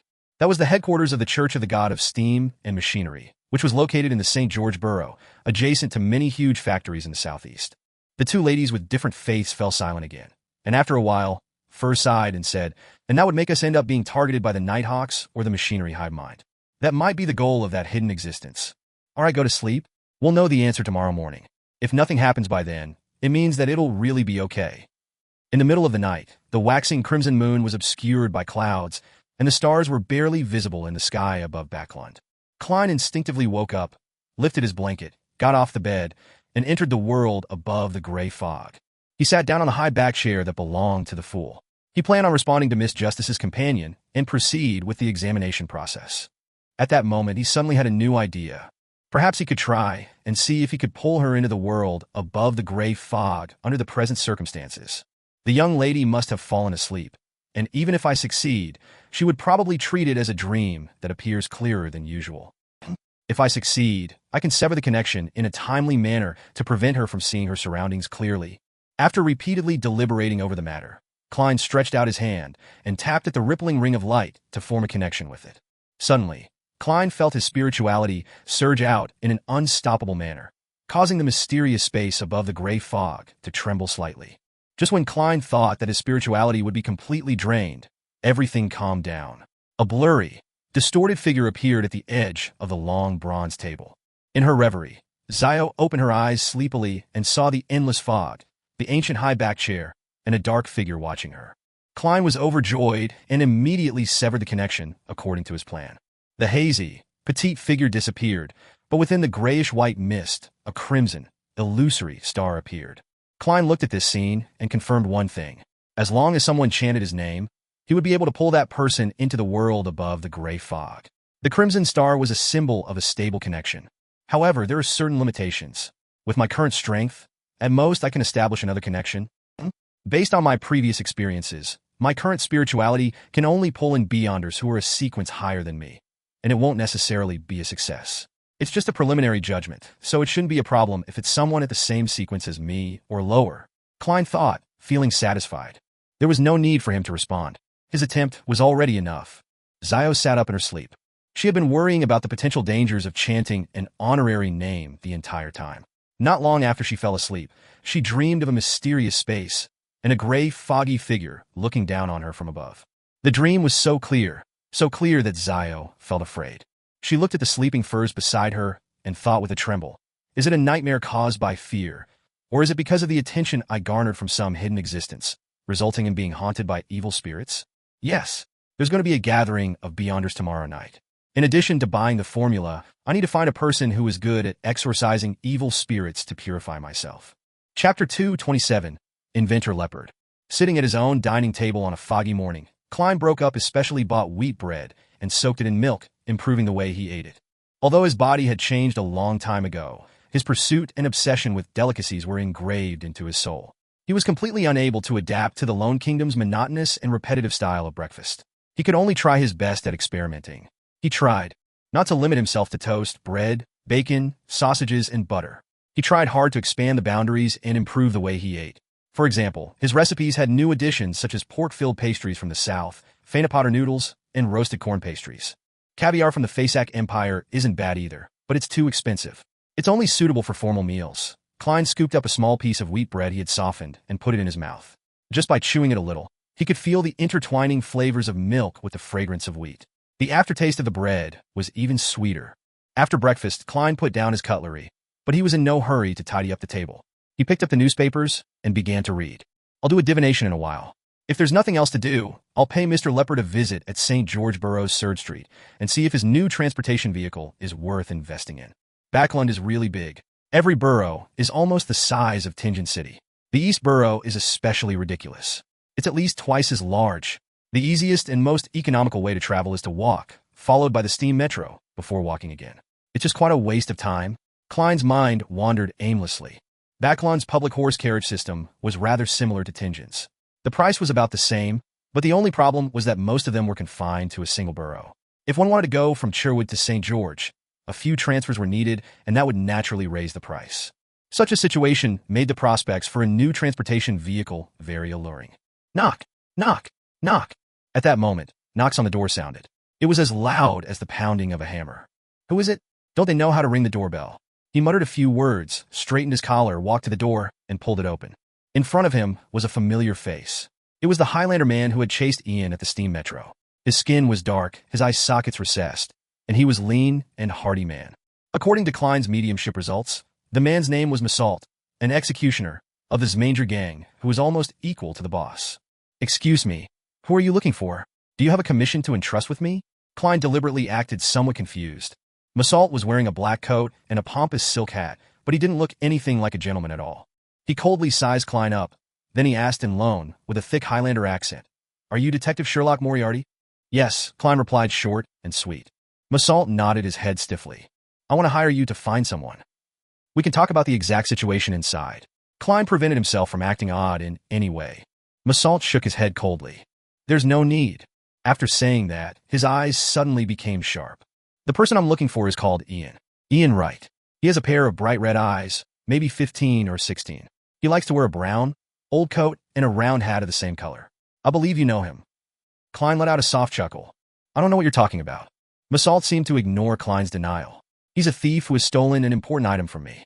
If you can find him, you'll be paid at least 10 pounds. You've provided too few clues." Klein made up an excuse. 30 pounds. Massault made a new offer. Klein glanced at him and said, "No, this is against my principle of confidentiality." 50 pounds? Massault replied coldly. "I'm sorry, I cannot accept the mission." Klein was startled for 2 seconds, but in the end, he still chose to reject the request. Massault studied him slowly for a few seconds as his eyes slowly turned cold and fierce. He didn't offer a new price, nor did he politely bid farewell. He turned around abruptly and walked quickly to the end of the street. "This gang has pretty good intelligence. They actually know that Ian had come to me once." Klein secretly sighed, full of emotion, but he didn't feel too much anxiety or fear. After all, I'm someone who once directly faced the son of an evil god, although it was separated by a belly. As he thought about it, his smile suddenly became brilliant. He began flipping a coin to decide whether or not he was going out today. The answer was positive. St. George Borough, Surrey Street. Having transferred from a track public carriage to the steam metro, before transferring to a trackless carriage, Klein finally arrived at his destination, spending a total of 11 pence. Just after he alighted the carriage, he discovered that a drizzle had already started, but he hadn't brought an umbrella. According to the newspapers and magazines, this is a daily occurrence in Backland. The reason why hats are popular is that ladies and gentlemen don't carry umbrellas all the time. Klein pressed down on his half-top hat and briskly ran outside Unit 9 and used the eaves to shield himself from the rain. He brushed off the obvious water droplets from his body and rang the doorbell. However, he didn't hear any cuckoo sounds or tinkling sounds. Is the doorbell broken? Klein was just about to raise his hand to knock when he suddenly saw footsteps approaching from afar. The image of the person naturally appeared in his mind. It was a tall, thin man with black hair and blue eyes. He was in his 30s and was dressed in grayish-blue worker attire, but he appeared gentle and refined. Creak. The door opened. The gentleman rubbed his forehead and asked, "May I know who you were looking for? Is there something?" Klein took off his hat and bowed slightly. "I'm here to find Mr. Leopard. I'm interested in his new transportation vehicle." The gentleman's eyes suddenly lit up.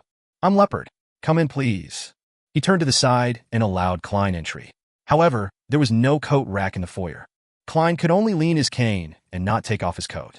He followed Leopard into the living room. It had to be said that the gentleman's house was very messy. On the coffee table in the living room alone were many mechanical objects, such as wrenches, bearings, and screwdrivers. "How much do you wish to invest?" "All right. Would you like some coffee or black tea?" It seems I'm out of black tea," Leopard blurted out. This gentleman is a bit straightforward and doesn't seem to be very good at interpersonal relationships. A thought flashed through Klein's mind, and he changed the words he planned on saying. He went straight to the point. "I have to see your new transportation vehicle before I make a decision. I can't make any promises without understanding anything." As he spoke, he looked around and saw a triangular sacred emblem hanging on the wall. That was the symbol of the god of steam and machinery. The solid triangle was filled with symbols such as steam, gears, and levers. Leopard wasn't irritated by Klein's straightforwardness. He immediately said, "I'll show you." As soon as he said that, he slapped his head. "I almost forgot. We have to sign a non-disclosure agreement to ensure that you don't steal my invention." "Mr. Leopard, you don't have a very good memory either." Klein smiled and said, "That wouldn't be an issue." After signing the simple contract, Leopard led Klein into a room that seemed like an activity room. He had knocked through the neighboring guest room and basement, making it much wider and spacious. The ground was littered with components, and a rough object that was half the height of a man that resembled a carriage stood in the center. In addition to that, the line of the doorbell was connected there and was cleverly constructed. As long as someone pulled the rope, a steel ball would pop out from the mechanism, allowing it to roll along a special track before colliding with the object in the center to produce a clanging sound. The sound certainly wasn't too loud, but it was enough to rouse Leopard, who was engrossed in machinery. "Is that the new form of transportation you invented?" Klein pointed to the crude object in the middle of the room. "Yes, I invented it based on Emperor Rosel's imagination," he replied with a fervent look in his eyes. "Emperor Rosel's imagination?" Klein asked in surprise. Leopard explained in a tone of adoration. Emperor Rosel left behind a number of manuscripts in which he drew his vision of the machines of the future. He was an outstanding genius, no, a master. Many things have already been turned into reality. Haha, this manuscript is kept in the Church of the God of Steam and Machinery. There's no way for non-pious believers to borrow them. "Emperor, are you still leaving no stones unturned for others?" Klein's mouth twitched, almost unable to maintain his smile. "Describe it in detail." He changed the subject. Leopard led Klein to the crude metallic object and opened the door. This is a transportation tool that doesn't need a horse. The driver sits in the front left seat, continuously stepping on the pedals. Through the levers, and a chain connects to the four wheels, allowing the vehicle to roll forward. And on the wheels, I used inflated rubber which can make the journey smooth. "So it's a human-powered car?" Klein couldn't help but lampoon. He said with some deliberation, "With such a huge carriage and at least 4 passengers, it would be impossible to travel that far just by relying on human strength alone. That's exactly my next goal, to reduce the weight and expand the lever a few times. However, my financial situation isn't at its best. I can't fund any more attempts." Leopard looked hopefully at Klein. "Why not consider other methods, such as using steam as the driving force?" Klein slowly organized his words. Leopard shook his head. "There have been people who have invented that, but it has a very huge body, making it difficult to drive it along many streets. That was exactly what Klein was waiting for. Then why don't you just do something simpler? For example, have only 2 wheels with only one person without an outer shell. You mean something like a bicycle? Leopard asked in thought. Roselle's manuscript has that? Klein nodded heavily. Yes. Those bicycles which other people have invented aren't very practical. Simplifying this seems like it might work. It will really seem different. But who would buy it? Leopard said to himself. Klein didn't hesitate to provide him with a direction. The postman, the working class who have a bit of savings, the businessman who doesn't need to look respectable while hoping to save money. There are many of them in Backlund. Leopard thought for a moment, then nodded slightly. I can try, but I don't have the money for spare parts. I'll invest 100 gold pounds. In addition to my suggestion just now, I'll take a total of, Klein hesitated to say, 10% of the shares. 15% was better. After all, 100 pounds was, strictly speaking, not much. You can have 35% of the shares. But that's only limited to the bicycle concept you described. Leopard spoke out first, afraid that Klein would make an unreasonable request. Deal. Klein immediately laughed. We'll first draw up a simple contract and settle this matter. Afterwards, I'll find a lawyer to make a formal contract and add some detailed terms. For example, if there's anyone else who wants to invest, they must first get my consent. No problem, Leopard replied impatiently. All he wanted was to buy his spare parts as soon as possible. In the gloominess brought about by the drizzle, Klein returned to Sherwood Burrows, Minsk Street. He entered the house and went straight to the bathroom on the first floor and resolved the problem of his bloated stomach. Splash! As the water echoed, Klein bent down to wash his hands. At that moment, an image appeared in his mind. The mirror in front of the sink reflected his lowered head, dim surroundings, and a pair of eyes to his side. A pair of eyes? Chapter 228, The Mastermind. Almost instinctively, Klein bent his knees and rolled sideways toward the bathroom door. So, a small black-feathered arrow stabbed into the wash basin. The arrow seemed to be made of bone and suffused a blue luster. It was extremely beautiful. If Klein had hesitated in any way, he definitely wouldn't have been able to escape this sudden attack. After rolling for a moment, Klein reached into his pocket and attempted to pull out a few tarot cards. But at that moment, he felt a gust of wind engulf him. Through the corner of his eyes, he saw a black figure quickly closing in on him at high speeds. It appeared in front of him in an extraordinary pose, as he tightened his foot and kicked out from bottom to top. Realizing that he couldn't avoid the attack, Klein quickly gave up on his previous intentions and used his elbow to block the attack. With a bang, he felt his entire left arm go numb, and his body was yanked over, just like in the sport squash that the middle class loved to play the most, or like a soccer ball that was now popular among the lower class. What immense strength! Klein's heart tightened. Without being flustered, he adjusted his body in midair and changed his posture, barely maintaining his balance as if he was performing acrobatics. Pa! Pa! Pa! At this moment, a tree bark-colored blowpipe had just landed on the floor of the bathroom and bounced behind the door at a declining speed. Just as Klein was about to stretch out his body to firmly stand and face the follow-up attack, a scene suddenly flashed in his mind. The speed of the enemy in black far exceeded his expectations, arriving even faster than he had expected. He lowered his body and swung his arm, striking him in the chest. In the blink of an eye, Klein's body bent over, spinning half a circle more, like a small ball that kept falling and kept being thrown around. Pow! He stretched out his hand and pressed it to the ground, opening his legs like scissors while keeping his head low. It made black-clothed man's fist miss as it tore through empty space. The fist that was originally aimed at his chest could only hit his legs after Klein turned his body, but his legs were opened wide. Pushing up, his legs closed in together, allowing Klein to leap nimbly to the side as he finally managed to stand up straight. Pow! Before he had the chance to observe his enemy, the black figure had already arrived in front of him, bringing with it a strong gust of wind. What a fast reaction! Klein quickly lifted his arms up in front of him to block. With a dull thud, he felt as if he had collided with a black bear. Failing to withstand the immense force, he could only stagger backward, his arms almost turning numb in the process. At the same time, Klein finally recognized his attacker. He had dark skin, a lean and hearty build with recessed eye sockets. He was none other than the executioner of the Zmanger gang, Massault, the person who had come to see Detective Moriarty in the morning. Pa! Pa! Pa! With a fierce glint in his eyes, Massault closely pursued after him as he flung both of his arms, delivering left hooks or right punches in a barrage of attacks at Klein. The gap between Klein's strength and that of his opponent was obvious. He was unable to face him head-on, and he had to rely on his agility and premonitory senses to barely avoid the combo of punches. No, I have to make full use of my advantages. With a similar thought, Klein stopped engaging in melee combat. He lowered his body and rolled to the side. Crack! A chair was torn apart by Massault's kick. Klein supported his body with one hand as he exerted strength in his waist and continued rolling in a bid to seek a chance to use his tarot cards and self-made charms. Tap, tap, tap. Massault caught up quickly and kicked out his legs, one after another. That was in no way slower than his opponent. He was like a giant bear with the gift of agility and had zero weaknesses. He made it so that the rolling Klein was only capable of focusing on dodging and defending without giving him the chance to draw his cards or use his charms. Kacha! Bam! Bam! A chair was broken, the table overturned, the coat rack toppled, and Klein had circled most of the way around, but his situation was turning dire. I can't go on like this.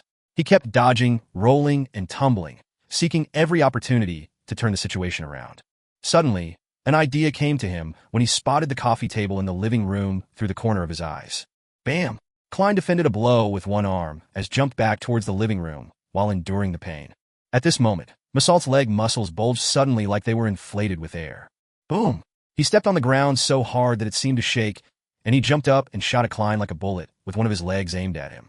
Klein barely managed to hold on for a moment before being sent flying again, crashing through the coffee table with a clang, sending the ceramic tea set flying towards the cupboard, scattering the round fountain pens, the contract template, and the various newspapers on the floor.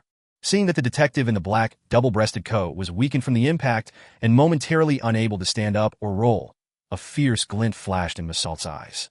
He slid forward, pushing his knee out amidst the shattering sounds of the porcelain. Klein's eyes turned dark as he watched this scene. He was already holding a contract template in his hands. He had fled to the coffee table in the living room, ignoring the warnings his premonition was giving him, solely to pick up a contract template or newspaper. When he saw Massault's knee coming at him, Klein's wrist shook.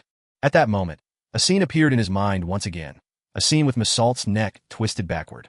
So, Klein slightly pressed his wrist, shaking out the contract template in his hand.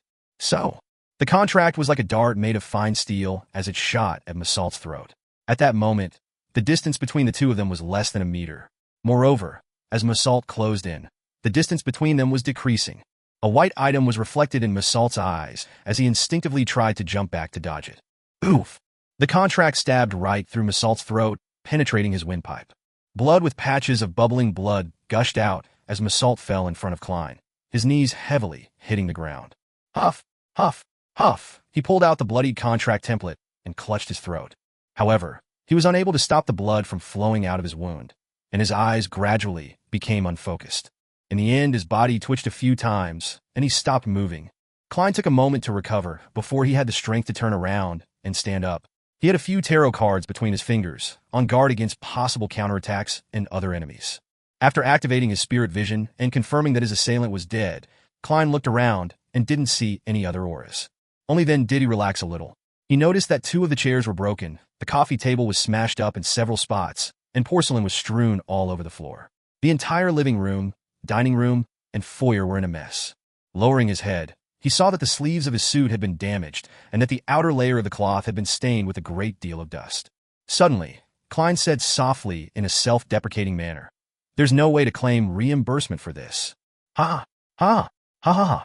He laughed as if he had encountered something that could amuse him for the rest of his life.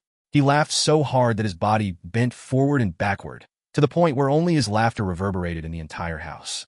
A few seconds later, Klein stopped smiling and walked to the corpse with a heavy expression. He wanted to make the dead speak. Being familiar with the mediumship ritual and answering his own prayers, Klein took a whiff of the refreshing fragrance and used the technique of dream divination to whisper, the mastermind who sent Massault on this mission. Soon, his eyes turned black as he entered a dream and saw a gray blur. Suddenly, the gray and blurry world and lit figures changed, forming numerous scenes and images before him. In front of Massault was a middle-aged man without a hat. His white shirt had a complicated, layered, petal-shaped collar and cuffs, which made him look very magnificent. Matched with a tight black vest and skinny trousers, he looked gaudy and exaggerated. This middle-aged man had brown hair and blue eyes, a thin face with a stubble. He was a very good-looking gentleman. He looked at Massault and said in a deep voice, "No matter what you do, make sure you find Ian right alive. If he's dead, bring him to me within an hour, preferably within 15 minutes. Yes, Mr. Ambassador." Massault didn't hide his unruliness, but still kept his head lowered. The scene shattered, and Klein frowned. "Mr. Ambassador? This matter actually involves other countries?" Judging by the style of the shirt, the ambassador is most likely the ambassador of the Intis Republic to Backland. Ian is only a teenage boy. That gentleman is able to channel spirits, Or at least he has someone around him who can do so. Klein thought for a moment, then constructed another sentence for the dream divination. The reason for finding Ian right. In the grayish, blurry dream, Klein once again saw the middle-aged gentleman from before. He stared at Massault and said in a low voice, "You don't need to know why. Just heed my instructions. I gave you the potion and money to become the person in power behind this Manger gang. Not for you to raise questions, but for you to do things. Yes, you only need to know that Ian Wright might be involved in an item of great importance." As the scene faded away, Klein once again exited the dream. An item of great importance? I really can't tell, Ian. What could it be? Potion. So Massault is actually a Beyonder. It's no wonder that his combat skills were so powerful and terrifying. He should be a Beyonder adept in this field. As these thoughts crossed his mind, Klein felt exhausted. It seemed that responding to his own request had consumed too much of his spirituality. If he wanted to have his mediumship standards restored to what it was previously, he estimated that it would only happen when he was a Sequence 7. After ending the ritual and dispelling the wall of spirituality, Klein looked at Massault's corpse and carefully observed it for a long time. Finally, he saw specks of spiritual radiance converging at the wound on his opponent's throat, slowly congealing into a piece. Carefully grabbing it, Klein pulled out a dark red object that looked like jelly from Earth. Is this the Beyonder characteristic left behind by Massault? I wonder what kind of sequence potion it is. That's easy to determine. I'll get the answer by doing a divination above the gray fog. Theoretically speaking, the Beyonder characteristic of low-sequence Beyonders will be able to imbue a person with the corresponding powers, even without the supplementary ingredients. However, one can easily lose control and go insane on the spot after consuming it. Nearly all the supplementary ingredients for low-sequence potions lack spirituality. Klein's thoughts ran wild before he finally forced himself to focus. A corpse was now in front of him. It gave him a headache thinking about what he should do next. Chapter 229, Lesser of Two Evils. Massault's body lay there, his eyes wide open, as if he still had a murderous look in them. The wound that had severed half his throat was originally thin, but with the condensation of the Beyonder characteristic, it had expanded by quite a bit and became much more mangled. At the same time, the phenomenon of incontinence after death made his lower body reek of a stench.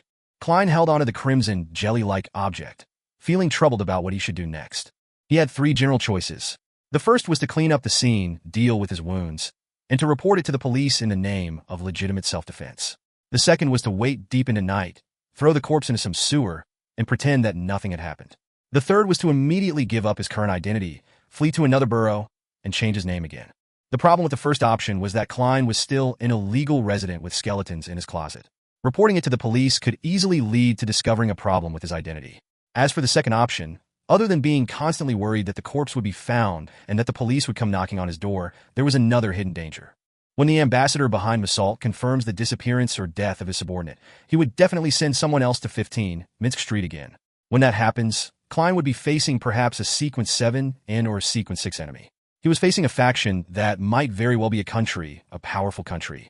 The third option seemed to be the wisest and safest option that allowed him to avoid all the risks, but there was also a downside, and that was that the portrait of Klein was likely to be posted, making him wanted. Furthermore, it would be a portrait of his undisguised self which Mrs. Sammer next door is. Neighbor lawyer Jurgen and others would describe. Once the wanted notice was published in the corresponding newspapers, even if it was limited to the greater Backlund area, Klein would very likely be recognized by Daly and the other Nighthawks. That would make the problem become even more troublesome. As this matter involved in Zangwell and sealed Artifact 0-08, it was highly likely that he would be pursued by an expert at the level of a high-ranking deacon. Of course, the third option had a separate branch which was, of course, to hide the body and dump the evidence into the sewers and then try to escape. However, there was also the risk of becoming wanted when the ambassador couldn't find Klein. He could order the members of this Manger gang to call the police and use the official forces of Backlund to search.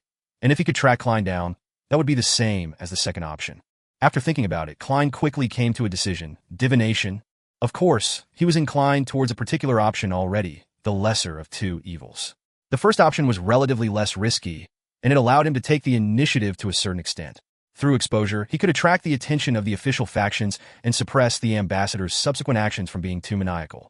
He took out a piece of paper and wrote a divination statement. After that, Klein took out a spirit pendulum from his left wrist, causing the topaz pendant to naturally hang down over the surface of the paper. I should make a police report. I should make a police report. After he finished his silent incantation, he saw the spirit pendulum rotating clockwise with weak amplitudes and a relatively high frequency. This indicated a positive response.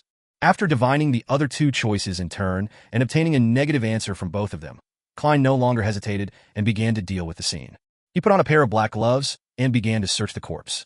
He found a sharp dagger, a small stack of cash, a pack of cigarettes, a lighter, and some miscellaneous items. Klein put the rest of the items back in place, took off his gloves, held the dagger in his hand, and stabbed it into Massault's throat wound, destroying its original shape. Then, he wore his gloves and let Massault grab the dagger.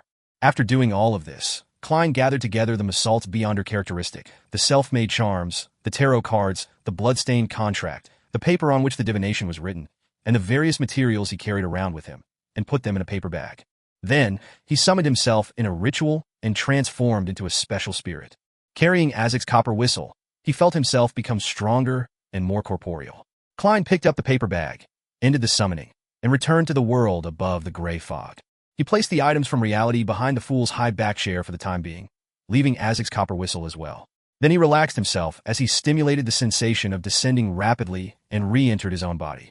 The reason why Klein didn't burn the blood-stained contract and the piece of paper on which he had written the divination statement was because he was afraid that after the report was sent to the police, the matter would be transferred to a special department, and a powerful Beyonder would engage in divination pertaining to the situation. However, with the gray fog's interference, even if the eternal blazing sun were to personally descend, he wouldn't be able to obtain a productive answer. This was also the reason why Klein placed his weekly review and summary above the gray fog after his spirituality was greatly enhanced after advancing to Sequence 8. Right now, he couldn't afford to take on more suspicion and deeper investigations. After removing the wall of spirituality, the wind that suddenly stirred blew away the remaining smell of the ritualistic materials. The items related to the domain of mysticism and Beyonders that were left behind on Klein's body, and in the entire house were the candles that were silently burning in front of him. But this time, he chose ordinary candles. Since he was praying and summoning himself, there was no need to be so meticulous. And in a family, having candles was a very normal thing that matched the era, even if he was the only bachelor in the family. After extinguishing the candles and returning them to their original spot, Klein took out his golden pocket watch, snapped it open, and estimated the number of minutes since Massault's death, and added the minimum amount of time it would take for the police to send people to investigate and report back. He wanted to ensure that even if a Beyonder came to investigate, an hour would have passed since Massault's death. In mysticism and in the domain of spirit channeling, this was an important time point. Beyond it, the information available was very limited and vague. For example, one could discover, through mediumship, that the person who killed Massault was Sherlock Moriarty. However, they couldn't get the specifics of the death. As for whether or not his opponents could divine if Beyonders were involved, Klein wasn't worried at all, because the main factors involved, the bloodied template contract, were above the gray fog. Even his premonition and combat abilities would also be obscured, as the opponent's divination would definitely point towards the mysterious space above the gray fog, and would certainly suffer from interference. Fortunately, I'm also a professional. It feels like I've really become Moriarty. Klein re-examined the scene, making sure that there were no problems, and began to walk with his eyes fixed on his pocket watch. After the estimated time, he put on his gold-rimmed glasses and waited for a few minutes before he opened the door and went out. The sky in Backlund had already gone dark, and the gas lamps on the street lit up the rain. As a middle-class neighborhood, Minsk Street was often patrolled by the police. Klein waited for a while, then spotted the target and went up to meet them. They were two low-ranking constables with only one chevron on their palette. They held guns, batons, and were holding up an umbrella while looking around. "Officers, a criminal attacked me," Klein shouted with great skill. His unkempt appearance made the two constables place importance on the matter. They each took out their batons and looked warily to the side. "Where's the criminal?" the round-faced, brown-eyed cop asked in a deep voice. Klein pointed to his house. "He sneaked into my home and tried to kill me. In the fight, I accidentally stabbed him to death." "Stabbed him to death?" The two constables exchanged looks and looked at Klein with scrutiny. "Take us there." "All right." Klein acted like he had just survived a disaster as he led the two officers to 15 Minsk Street, took out his key, and opened the door. The two police constables first saw the chaotic scene before noticing the corpse laying on the ground. They noticed the hideous wound on the deceased's throat and noticed a bloody dagger. "Watch the scene. I'll return to the station and report it to the inspector," another constable said to his round-faced, brown-eyed colleague. "All right." The round-faced, brown-eyed constable cast his gaze on Klein, his face and body language revealing his wariness and caution. After a while, a sergeant dressed in black and white checkered uniform with 3 chevrons on his epaulette arrived with the constable from before and 2 other subordinates. The constables investigated the scene, and while searching for clues, The sergeant with a short, brownish-yellow beard under his chin brought Klein to the side and began asking some preliminary questions. Name: Sherlock Moriarty. This is my rental receipt for half a year. Klein had long prepared all of this. The sergeant gave him a casual look and continued asking. What's your occupation? Private detective, answered Klein frankly. The sergeant frowned and said, Do you know the deceased? Do you know why he attacked you? I know him. His name is Massault, and he's the executioner of this Manger gang. Klein didn't wait for the sergeant to ask any further questions as he continued. I had previously accepted a job from Ian Wright, who asked me to investigate his former employer, Detectives Real Victor Lee. This matter happened to be related to this Manger gang and Massault. I tailed him and found out that he was secretly meeting a gentleman who appeared to be of significant standing. Massault addressed him as Mr. Ambassador. After saying that, Klein was unsurprised to see the sergeant's expression change. Ambassador, do you know his name? The sergeant asked in a deep voice. I don't know, but if I saw his picture, I'd definitely recognize him, Klein told the truth. This morning, Massault came to me and asked me to seek Ian Wright. On the basis of my professional ethics as a private detective, I refused him, and when I got home in the evening, I was attacked and almost killed by him. Thankfully, I'm still quite skilled at combat and was sufficiently quick to react. The sergeant thought for a moment and asked for details of the fight. Klein recounted the fight from beginning to end nearly in its entirety, changing his premonition to a reaction, then changing the contract template he had thrown in the fight into a dagger that Massault had dropped. Yeah, follow us back to the police station and wait for the autopsy results, the results of the on-site investigation, and inquiries from the relevant parties involved. The sergeant's thoughts wasn't on the case anymore, clearly acting rather perfunctory. Right now, he only had one thought in his mind. This was an important case involving foreign ambassadors. He had to report it immediately. In his daze, he suddenly thought of a question and quickly added, What's your faith? God of steam and machinery, Klein replied without hesitation. The Bacalon headquarters of the Church of the Lord of Storms was in the Sherwood Borough, so cases involving Beyonders were often referred to them, with one exception. The people involved had to be believers of the Lord of Storms. In order to not encounter the Nighthawks, Klein had no choice but to let the goddess down. Chapter 230, Interrogation. Empress Borough. In an unremarkable house. Zio and Furs took a seat at random and examined the writing on the blackboard. Like always, Mr. A was sitting quietly, alone on the sofa at the front in his hooded robe, looking down at the crowd from a high vantage point. Sequence 8 Sheriff Potion Formula. 450 pounds. Zio silently read the familiar content as she inwardly let out a sigh of relief. The situation she feared the most was the lack of a seller when she had finally amassed the money with great difficulty. I received 400 pounds from the split, plus my original savings of 150 pounds. That's enough. However, I definitely need a huge sum of money for the main ingredient. All right, maybe I can change circles and see if there are any Beyonders who are interested in this formula. Zio suddenly felt invigorated, and she realized that she had found a way to make a fortune. Frankly speaking, there was no way she would leak the formula if she wasn't in desperate need for money to buy the materials to concoct the potion. On the one hand, most people always hoped that there were fewer Beyonders in their own sequences. And on the other hand, the price of the corresponding ingredients would be raised significantly if there were many competitors who bid up the prices of the ingredients. It was the same with the subsequent potions. After some serious thought, Zio slowly became nervous again because it was normal for a recipe to be placed on sale for a long time without being sold. Moreover, the Arbiter pathway belonged to the royal family and the military. All aspects were strictly controlled, and the leaked ones came from a small number of destitute nobles. There were hardly any complete formulas for the low to mid sequences. Often, only one or two of them were complete and compounded with the knowledge that the main ingredients were controlled and difficult to obtain. Beyonders who chose this sequence were rather rare. Zio had been in some mysticism circles in Bacalon for a long period of time, but she hadn't found an arbiter apart from herself. On the one hand, the others might have concealed it well, but on the other hand, that might also explain the problems faced in this sequence pathway. Phew, but compared to Furs, I'm lucky enough. She hasn't encountered any of the subsequent recipes for Apprentice all this time. Zio saw Mr. A's attendant approaching and wrote a note saying that she was purchasing the sheriff's recipe. Before long, she was led to the study on the first floor. Before entering, she took a hooded robe from the attendant and covered herself with it. The seller in the study was dressed in the same way, so they couldn't see each other's faces clearly. This is the formula to the sheriff potion. Where's my money? The seller asked with a hoarse voice as he pressed a piece of paper on the desk.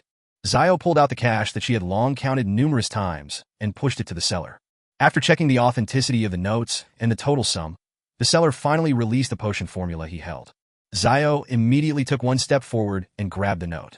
Her eyes swept straight to the main ingredients as they were of great importance. A pair of terror demon worm's eyes. Silver war bear's right palm. Beyonder items I know of, but I've never seen them being sold.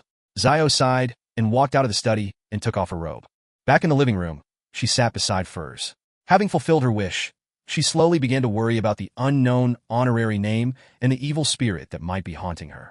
10 no, 20 no, 30 to request for someone skilled in exorcism to do a purification ritual for me. Zio made up her mind, and after exchanging a few whispered words with Furs, she beckoned for Mr. A's attendant. After the end of the free communication break, she saw her request appear as an additional entry on the blackboard. Suspected haunting of evil spirits. Requesting the help of friends who specialize in exorcism. £30. After a while, Mr. A's attendant came to the two of them and quietly invited them to the living room on the first floor. There was a man wearing a white mask inside. He looked at the two people who were wearing loose robes that concealed their genders and chuckled. Let me introduce myself first, so that you won't doubt my ability. No, we trust Mr. A, Zaya, with her hood over her face, said before Furs could open her mouth. She deliberately suppressed her voice to prevent her childish voice from revealing her identity. The man with the white mask spread his hands and laughed. This is my habit. I am a believer of the sun. As you know, this is not common in Backlund, or in the entire kingdom. It is only through moments like this that I can live as my true self. Due to the great conflict between the Church of the Eternal Blazing Sun and the Church of the Lord of Storms, the former had never been able to obtain the right to proselytize in the Lone Kingdom. A believer of the sun? Furz's languid look instantly vanished. This is the first time I'm seeing a living believer of the sun. It's not like I can meet diplomats of higher standing. Then, should I feel honored? The man in the white mask spread his arms wide and held them up in a gesture of praise for the sun. Instead of answering his question, Furz smiled and said, in terms of exorcism and purification, the attendant of the sun is a professional. Our hearts are at rest, so we can begin. The man who claimed to be a believer of the sun didn't drone on. He took out a badge with the symbol of the sun on it and placed it on the round table in the center. Then, he used a dualistic ritual method to light up 2 candles. After finishing the preparatory steps 1 step at a time, he chanted with a loud and abnormally pious tone. The sun that is eternal. You are an inextinguishable light. You are the embodiment of order. I pray to you. Please bestow me with your cleansing glow. Please repel the evil spirits in this body. Amid the echoing Hermes incantation, Zio and Furz saw a bright light burst out from the sun's emblem, bursting in a pure and warm manner. It was endless like the tide, as the light surged towards the two of them, engulfing them simultaneously. Nearly a minute later, everything was restored to normal. All Zio and Furz felt was warmth, finding the warmth very comfortable and relieving. It was like soaking in a hot spring or having gone sunbathing. Chowood Borough, Rice Police Station. Klein was sitting on a low bench with a group of thieves and drunkards. It looked very disgraceful. Suddenly, he felt warmth on the back of his hand as the coldness of the Backlund night was dispelled quite significantly. Lowering his head, Klein realized that the 4 black dots representing the mysterious space above the gray fog didn't appear. Who's being so kind? To know that I was feeling a little cold just now, he mumbled half jokingly and half curious. As a former inspector, he looked at the thief on the left who was handcuffed to the pipe, then at the drunkard on the right who could vomit at any moment but kept yelling about hitting people. He sighed at his present predicament and wasn't sure when he would be free from this. There should be another test after this, and then I'll be fine once I pass it. I hope the police will have their attention on the ambassador and the Zmanger gang, and ignore my origins as a puny detective. In theory, there's a high chance for that, as long as Mrs. Sammer, Mr. Jurgen, and the others don't say anything of interest to the police. Yes, they have only just met me, so it's impossible for them to know too much. Masalt's Beyonder characteristic was taken away by me and was hidden above the gray fog. He didn't leave behind anything strange, so no one would be able to discover that he used to be a Beyonder and have questions about my strength. More than an hour has passed. In his self-encouragement, Klein saw the officer with the short brownish-yellow beard walking towards him. Sherlock Moriarty, come with me to the interrogation room, the sergeant said without further explanation. Here it comes. Klein stood up and followed. After going around a corner, the sergeant stopped in front of an iron door and gestured for Klein to enter. Klein took a deep breath before exhaling. He yanked the handle and opened the door. It was a small room with thick walls and a small table in the middle. There were chairs on both sides of the table. Under the elegant gas lamp's illumination, Klein identified the interrogator as a man who wore a black shirt, a rather uncommon sight. He didn't wear a vest, but wore a black coat that wasn't part of the usual formal attire. He had thin eyebrows and cold blue eyes. His face was cut, looking rigid while lacking any gentleness. The man pointed the chair opposite him and said in a deep voice, I ask, you answer. Before he finished his sentence, Klein felt an unimaginable suppressive force on him. He felt that an electric current was tearing through his mind that lashed at his soul with a barbed whip. This feeling was painful and numbing, as though it stemmed from deep within the brain. It was barely resistible, and all he could do was tremble and have his knees buckle. Klein nearly fell to the ground as he hurriedly held onto the table and sat down. His temples felt a throbbing pain. This is the result of beyonder powers. Ordinary people might have thought of it as a psychological problem caused by nervousness and the authority of the interrogator opposite them. But Klein had clearly identified that this was a result of beyonder powers, powers that could directly attack the mind of others. He quickly recalled the information he had seen before and quickly confirmed the target of his suspicion. Arbiter Pathway, Sequence 7, Interrogator. Has the matter been transferred to a special department of the military? Klein thought with some relief. As long as it isn't the Nighthawks, everything's fine. Identify the ambassador who met Massault from these photographs. The cold and unyielding man in black spread out 8 black and white photos on the small table. Klein felt as if the electric whip in his mind was being lifted high, and the warning of extreme pain made it so he didn't dare to lie. Of course, there was no need for Klein to lie. After a moment of identification, he pushed a photo in the direction of the interrogator. It was a middle-aged gentleman who wore ostentatious clothing and looked rather charming. The interrogator glanced at it, but didn't make any response. He once again asked, "Were your previous statements the truth?" Klein felt like he was being forced into a dream. He kept his mind clear and rational, and he didn't yield to the whip in his mind as he sincerely replied, "Nothing but the truth." The interrogator leaned forward with his hands on the small table and said, "When was the last time you met Ian Wright?" Yesterday morning," Klein said with great difficulty. "I tailed Massault and found the body of Detective Zriel. As I didn't want to deal with the police, I took Ian to identify the body and told him to call the police. Zriel's body was located at the sewer entrance at the bottom of Iron Carbon Street in East Borough."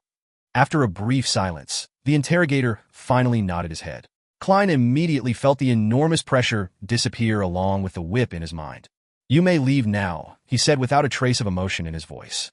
Klein stood up and opened the door, not masking the frailty in his gait. He found it more tiring than fighting Massault. If he made the slightest mistake, his spirit would have been completely crushed, and he would obediently answer any question that the other party asked.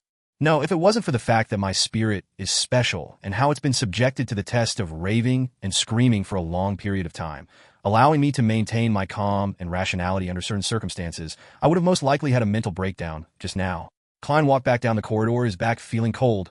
At this moment, the sergeant from before came over and said, "Come with me to fill out some forms. Lawyer Jurgen is waiting to bail you out." Phew. Klein secretly exhaled and completely relaxed. He knew that the danger was over. Chapter 231, Losses. Klein met Jurgen Cooper in an office at the Rice police station. This young senior solicitor was still dressed formally, as though he was always ready to go to a posh dinner party.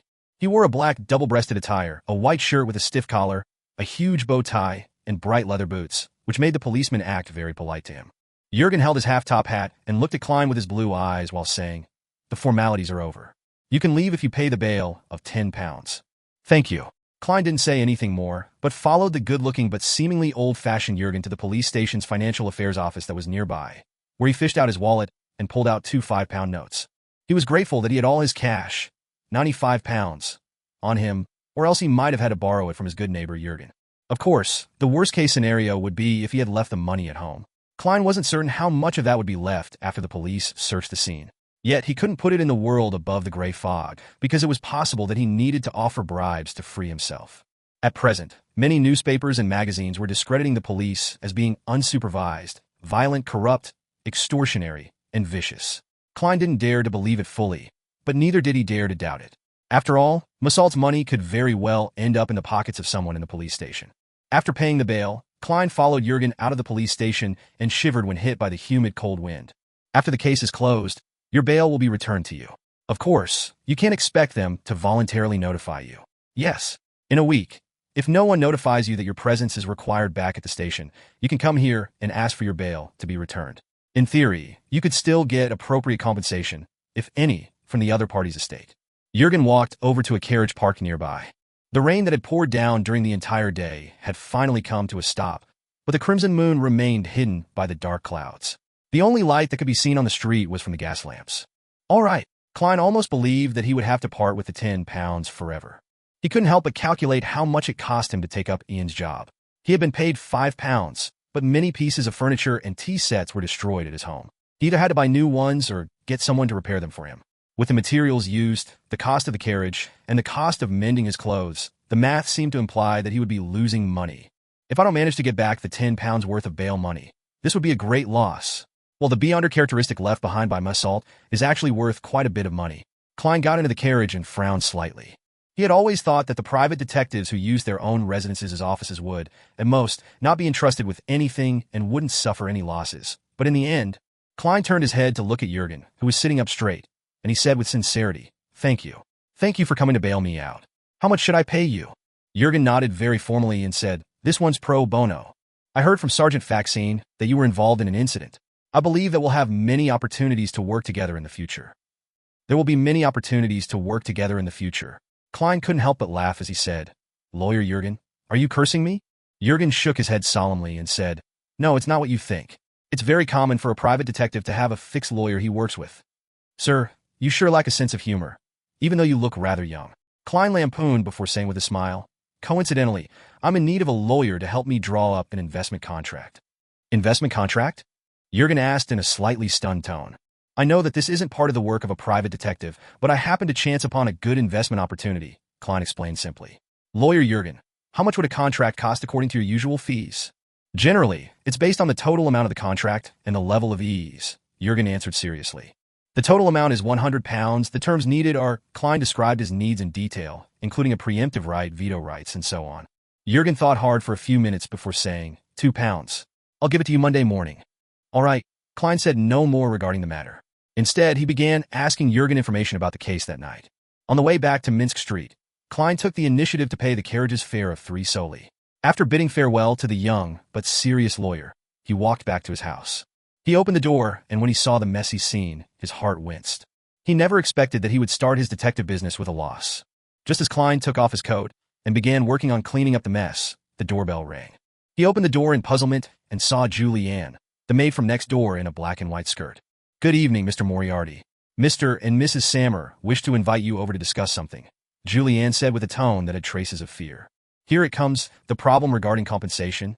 Klein revealed a smile and said, "All right." He changed into a clean coat and followed the maidservant next door. Luke Sammer and his wife, Stellan Sammer, were sitting on a sofa in the living room. The stout Luke, with a pencil-thin mustache, stood up and extended his hand as he said with a chuckle, "Good evening, Mr. Moriarty. I only just learned that you were a private detective. That's quite unbecoming as a neighbor. No, it was my fault. I didn't know if I was suited for this career and might find other jobs at any moment," Klein said as he shook the hand of the mailmaster. "I'm very sorry for what happened tonight. I'll compensate you." "It's just an accident," Luke said reassuringly. The blonde, blue-eyed, and pretty Stellan asked out of curiosity, "Did you really kill the intruder?" You must want black tea, right?" Klein nodded. Perhaps he was just a thief. He didn't mention that the problem stemmed due to one of his jobs, in order to prevent the Sammer couple from having any unpleasant feelings. "Since the police didn't inform them, there's no need for me to do anything unnecessary," Klein silently added. Luke Sammer laughed and said, "You must possess excellent combat skills. As a neighbor, I feel very safe. Perhaps we will have matters to entrust you in the future." Klein seemingly gave a self-deprecating laugh. "Actually, I was almost killed." "Regardless, you were the ultimate victor," Luke said. After chatting about this topic for a while, Stellan picked up a porcelain teacup and took a sip. "I'm very curious about how many commissions a private detective receives a week, and how much can they earn?"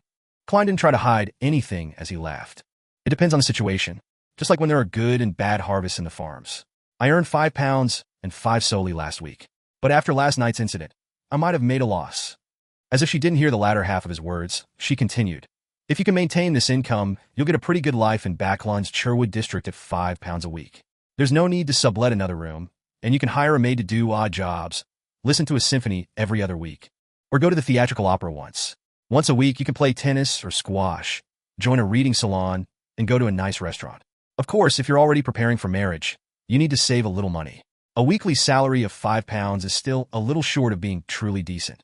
"Then, what is the required weekly salary to be truly decent?" Klein asked. £7, at least." Stellan lifted her chin slightly.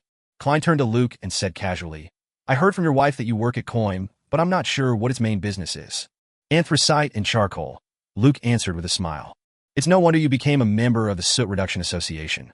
Klein pondered for a moment and said, "In Backlund, how big of a salary does a manager receive?" It's seldom mentioned in the newspapers and magazines. It depends on the industry as well as the actual position's job scope. Backlon Bank's best manager earns £5,000 a year, but for me, it's about £430 to £440 including bonuses, Luke said casually. That's about £8 a week. No wonder. Before Klein could open his mouth, Stellan Samuel grumbled, "Actually, we could have lived in the suburbs, and I'll have a garden and a lawn." Luke would then be able to have a stable and buy a new carriage and the 2 foals he's been eyeing all this time, but he would waste too much time on his commute to work. That would be even more valuable. A new carriage, including horses, costs about £100. £8 a week is indeed impressive. Unfortunately, it hasn't been long since I had a pay rise when Klein could only smile in response. After exchanging a few more pleasantries, he bade farewell and left, sighing to himself in his heart. Mr. and Mrs. Sammer are still considered nice. If I had a mean landlord, I'd have had my deposit deducted and refunded and be asked to get lost after what happened tonight. After returning home, Klein began laboring. He wasn't in a hurry to go above the gray fog to examine the warm current on the back of his hand, nor was he in a hurry to do divination, because he was afraid that the military special department was still keeping tabs on him. He decided to go to the bar which Ian had described tomorrow night to buy a gun so as to deal with people who might assault him recklessly in desperation. Klein even planned to find the means to hire a bodyguard, a powerful Beyonder bodyguard. This was so that first, he could take advantage of the opportunity to contact Beyonder circles without exposing himself. And second, it was because he was also afraid that the ambassador's next assailant would have the ability to hide from the military special department. Although it was a slightly comical thing for a Sequence 8 Beyonder, a vengeful evil spirit in hiding, to need a bodyguard, as safety was of paramount importance to Klein. If the price is too high, I'll blow the copper whistle from Mr. Azek, which of course, might be more dangerous. I don't know much about sealed artifact 0-08. After cleaning up the house, Klein silently muttered. After the purification ceremony ended, the man in the white mask said to Zio and Furs, "No matter what kind of sinister spirit it has already been exorcised by me. If it has reached the level of an evil spirit that I'm unable to exorcise, it should have given a response." However, there was none. As he spoke, he poured the water, which had condensed on the emblem of the sun, into a small metal bottle and handed it to Zio. "Sprinkle it in your room to ward off any remnants." "Thank you." Zio paid him while feeling the pinch, but she felt a lot more relaxed. Moments after she returned to the living room with Furs, the attendant delivered a note to them. "Miss Arbiter, who has just bought the sheriff formula, would you mind having a chat in the study? I might have what you need." Chapter 232, The Braveheart's Bar. "Who? How did that person know that I purchased the sheriff recipe?" Zio's dark green pupils contracted as she surveyed her surroundings in astonishment, but she didn't see anyone suspiciously watching her. According to Mr. A, the transactions here should be very safe and confidential here. Finally, Zio couldn't help but look at the single sofa where Mr. A, whose face was covered by a hood, sat. He was still quietly sizing people up without revealing anything odd. She nudged Furs with her elbow and whispered, "Should I go?" Furs took the piece of paper, glanced at it, and replied without hesitation, "Go, at least you still have Mr. A watching. No one would dare to do anything to you, so you can take the opportunity to find out what the other party's goal is. Who knows? You might actually obtain the potion materials you want as a result." "That makes sense." Zio, who was a very proactive person, immediately nodded to the attendant, followed him to the study, and finally put on a hooded robe. "This can cover my entire face, so much so that I can't see the path in front of me." Having worn the hood, Zio opened the door and saw a man dressed in a tuxedo sitting behind a desk. The man wore a golden mask that revealed his eyes, nostrils, mouth, and cheeks, but it was impossible to identify him. The light brown eyes behind the golden mask shifted as the man pointed to the chair opposite the desk and said, "Have a seat." His voice was deliberately hoarse. Otherwise, there was nothing special about it. Zio closed the door to the study, stuck her chest out and raised her head, and sat down in the designated position without feeling intimidated. She then asked, "Do you have the main ingredients for the sheriff potion?" The masked man chuckled and said, "Yes, I have the eyes of a terror demon worm and the right palm of a silver war bear. In fact, that sheriff potion formula you bought was sold on my behalf." No wonder. Zio was often mocked as a brainless person by her good friends, but to survive in the circle of Beyonders, in the gangs of the East Borough, and among the poor, she wasn't a completely reckless person. She had the intuition for danger that was akin to a wild beast. She asked in a deep voice, "Why are you doing this?" "To select suitable helpers." The masked man chuckled. "With your financial situation, it'll be difficult for you to gather the money needed for these 2 Beyonder ingredients in a short period of time. Of course, you can sell the formula at other Beyonder gatherings, but please, believe me, this will bring you unnecessary danger. Our circles might not overlap, but I'm not the only person." Zio frowned and said, since you have such a massive organization and possess the formulas to the sheriff and arbiter potions, why do you need my help? There are certain matters we do not wish to deal with ourselves. There are many reasons, but there's no need for me to tell you that. And every arbiter that embarks on the journey as a beyonder by themselves has, more or less, some connection with the aristocracy. This is something we need, the masked man explained simply. It seems like he doesn't know about my origins, nor is he aware of my reputation in the East Borough. Zio relaxed a little. The masked man continued, just treat it as additional missions beyond the Beyonder gatherings. I will give you some missions and pay you with the corresponding rewards. If you feel that it's dangerous, you can reject them. This is a fair and free trade. Once you save up enough money, you can purchase the ingredients from me. This, Zio, who was still struggling with her financial situation, suddenly had her heart stir. She continued acting reserved for 9 seconds before she said, as long as I have the right to reject missions, I can consider it. No problem. The masked man laughed. We can agree on where and how we'll meet in the future. To make you feel at ease, we'll concede the right to decide the details to you. All right. Although Zio was still baffled and didn't understand why the other party was offering her missions to perform, she still agreed. At the very least, she couldn't identify any obvious dangers at the moment. Klein busied himself with buying chairs and tea sets and mending his clothes the whole of Sunday. He spent a total of £6.09 solely to restore the living room, the dining room, and himself to their original states. What a loss. I hope that the police department compensates me for my losses from Massault's estate. Sigh. The chances are slim since it's at best just a portion. Klein placed the invoices and receipts neatly in place, waiting for them to be used in the future. Of course, in terms of income alone, he had made quite a killing. Massault's Beyonder characteristic was worth at least £300 or more. The premise of all of this was that Klein had access to a circle of Beyonders. After dinner, dressed in a turtleneck sweater, a solid-colored sweater, a grayish-blue worker's coat, and a cap, Klein went out, once again, and made 2 transfers before arriving at Iron Gate Street in the area of the Backland Bridge. He saw Braveheart's bar after taking a few steps. He saw a seemingly heavy black wooden door and a nearly 2-meter-tall brawny man with his arms folded. The brawny man sized up Klein, but he didn't stop him from pushing open the door, but his throat moved when he heard the cheers inside. This was when the bar was experiencing its peak business. Before Klein even entered, he felt a heat wave engulf him. He could smell the strong aroma of malt beer and hear a din. Unsurprisingly, he saw 2 stages in the middle of the bar. One of them was having a rat baiting with dogs competition, and the other stage had 2 boxers patiently waiting for the fight to begin. The aroma of alcohol mixed with the smell of sweat emanated. Klein lifted his gold-rimmed glasses and pinched his nose. While protecting his belongings, he squeezed his way to the bar counter. Before the bartender could say anything, he said, 1 glass of Southville beer. This was the best beer that the Lone Kingdom produced. 5 pence, the bartender replied like clockwork. Klein took out a handful of coins and counted out 5 pence before handing them over in exchange for a large wooden cup of golden beer. The aroma of the beer was alluring. In front of it, many beers can't even be called alcohol and can only be considered as beverages. The bartender chuckled. Klein lifted up the cup and took a swig. It was cool and refreshing, first bitter and fragrant, but later the flavor of malt burst out. It had a slightly sweet aftertaste. After putting down the cup, he looked at the tiny white bubbles and took the opportunity to ask, "Where's Kasper's Kalinin?" The bartender stopped wiping the glass in his hand as he looked up and observed Klein for a few seconds before pointing to the side. Billiard room 3.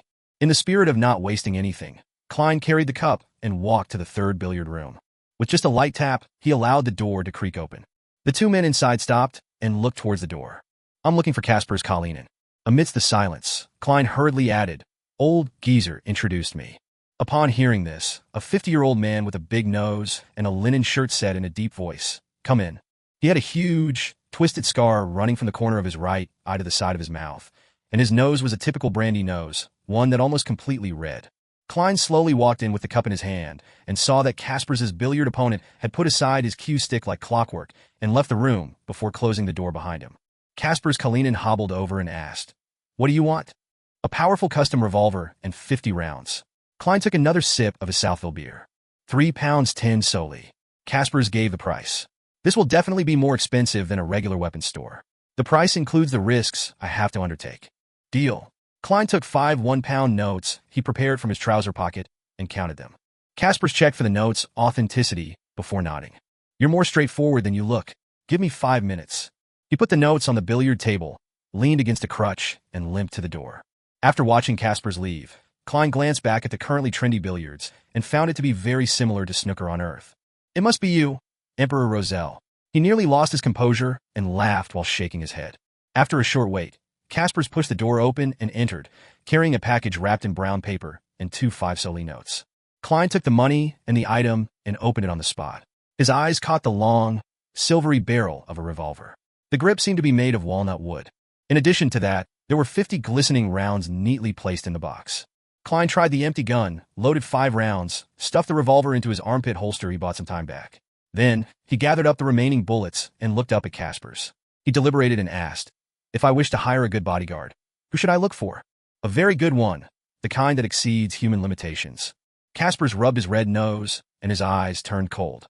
He carefully examined Klein for 2 minutes, using his silence to create a terrible sense of oppression. "I can make the query for you, but there's no guarantee that someone will accept this mission. He seems to know more than one beyonder."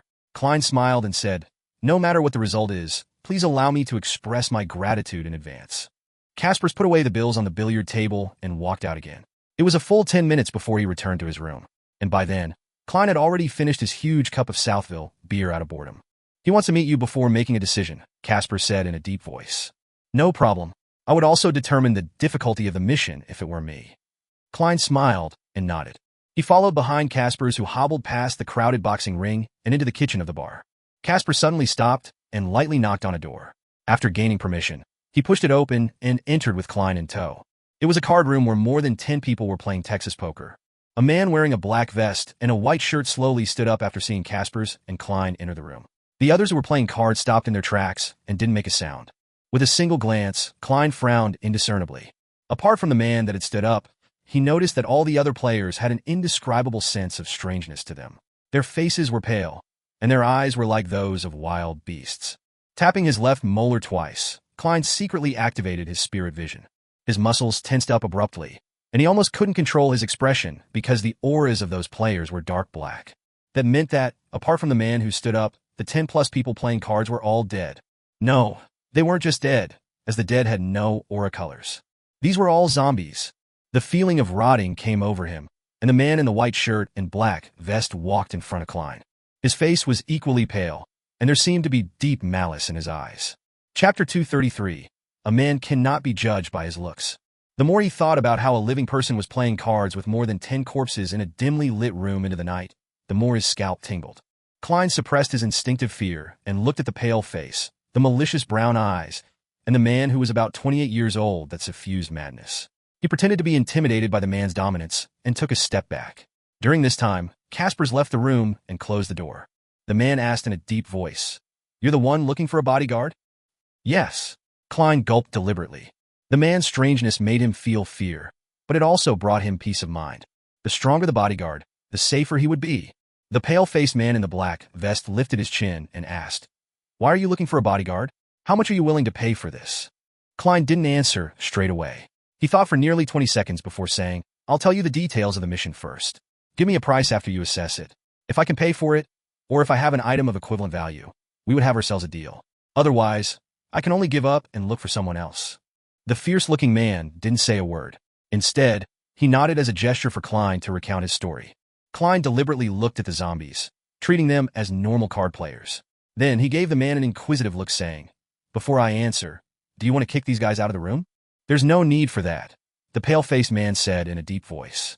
Klein hesitated for a moment, then honestly said, "I offended a big shot who might have a country supporting him." The room suddenly turned still and silent. The man, who had a hint of madness and malice in his eyes, froze on the spot, as if he had turned into a plaster statue. After nearly a minute, he slowly said, "This mission is priceless. Get out." "Ah?"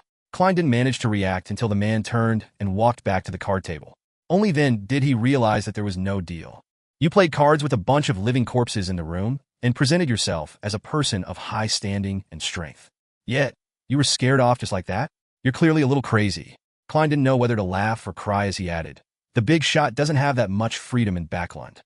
The man in the black vest ignored him and sat down again. The zombies began to hand out cards, look at their cards, and throw out chips.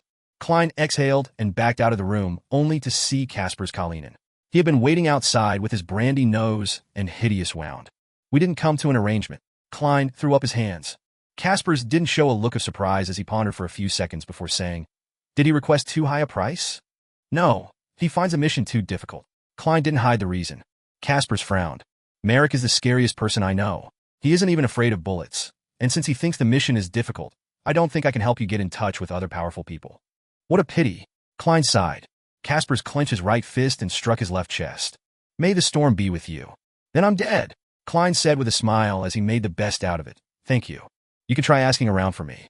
I'll pay you a fee." "Yeah, I'll come again tomorrow night." After receiving a positive answer, he left the Bravehearts bar feeling slightly melancholic. He didn't even have the interest to play a game of billiards. Was I being too honest? If I described the mission in a way that sounded simpler, Merrick would have agreed. I just wonder how much money he would ask for. Sigh. It's not my style to let someone else face the danger for me through deceit. As a Beyonder, if I constantly go against my heart's true thoughts and my own principles, then I probably won't be far from losing control. Feeling mixed emotions, Klein changed carriages and returned to Minsk Street. After washing up, Klein didn't waste any charcoal.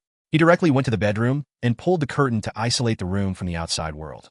On the way back, he carefully thought for a while and discovered that the possible danger wasn't something that couldn't be resolved. To the unknown ambassador, his primary and fundamental purpose is to find Ian Wright. The reason he sent people to deal with me was because he wished to obtain clues to finding Ian from me. If direct interrogation doesn't work, killing me and channeling my spirit could be considered. If I let him know that I can't find Ian either, he wouldn't take the risk to deal with a hired detective when the military special department might be monitoring the situation. Of course, my appearance and strength far exceeded his expectations, causing their operation to be exposed and causing them to suffer heavy setbacks. If I were the ambassador, I would definitely think about revenge and vent my anger, but it definitely wouldn't be now, not when the situation is so tense and turbulent.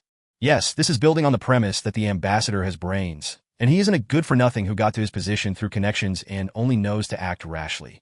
For him to be handling such an important matter, it must mean that he's still rather reliable. In other words, the crux of the problem is Ian Wright's whereabouts. There's still some latent danger. Would the ambassador reveal to the military special department that Massault is a Beyonder after his failure? That would make them find my strength questionable and use them to retaliate against me. This can be done easily with an offhand remark with no difficulty involved. I have to be on my guard. Klein analyzed the situation and suddenly had the urge to kill the unknown ambassador. However, just the thought of powerful Beyonders around him left him depressed. I wonder if the messenger can accept my delegations without Mr. Azek's permission. Probably not. Should I pay close attention to this matter and find an opportunity to silence him? Since he sent someone to kill me, I wouldn't feel any psychological burden from killing him. Yes, I can consider setting a mission for the Tarot Club. Let's see if Miss Justice and Mr. Hangman have any solutions. Perhaps a large sum of money can tempt that Mr. or some other powerful Beyonders. Klein suddenly had an idea came to him as he thought of the Tarot Club. With this idea in mind, he calmed down a lot. He found some paper and a pen and wrote the divination statement. Ian Wright's whereabouts. After confirming that there were no hidden Beyonders in the room, Klein looked at the curtain that shielded him from prying eyes. He recalled Ian's appearance and silently read out the divination sentence before leaning back into his chair. He quickly entered a dream and saw a dark, small, run-down room in the dreamy world. There was a bunk bed and a floor mat that 4 people slept on. Ian was curled up at the top of the bunk bed, sleeping soundly under an old satchel. When the dream shattered, Klein opened his eyes and interpreted the revelation. Living quarters like that only exist in the East Borough and the Backlund Bridge area, but it's an abnormally huge place. Even if all the police in Backlund are deployed, they still wouldn't be able to find it. Ian was very careful. He didn't leave anything with me. Otherwise, I would have been able to find him through dowsing rod divination.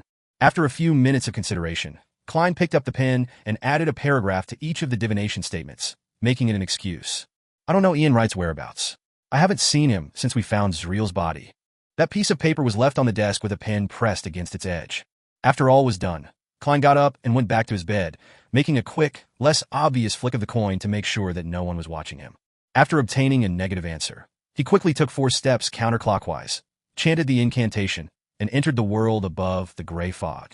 Within the ancient and towering palace, Klein couldn't be bothered to inspect the situation around him, and instead repeated the divination he had just done. Seeing that the negative answer hadn't changed, he stopped feeling so nervous. Raising his head to the side, he realized that the core position of the newly added crimson star had been dyed with a sun-like gold. Is this the source of the warmth I felt? Klein spread out his spirituality and gingerly touched it in response to the prayer. A blurry scene quickly appeared in front of his eyes.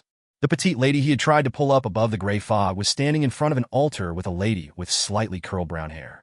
A man wearing a white mask softly chanted the honorary name of the eternal blazing sun, creating a warm and pure light. Was she trying to get someone to do an exorcism? Klein almost laughed. At that moment, he finally understood the reason behind the previous situation. It wasn't that someone had penetrated the gray fog and locked onto him. It was similar to Justice and company reciting his honorary name before making a prayer. And after the gray fog received the message, it automatically gave him feedback. However, since it wasn't a prayer, the illusory, overlapping voices ended up becoming a warm current. Notification. This is a notification and not something that can cause harm or influence. Klein made a definite judgment. At the same time, he was roughly certain of one thing.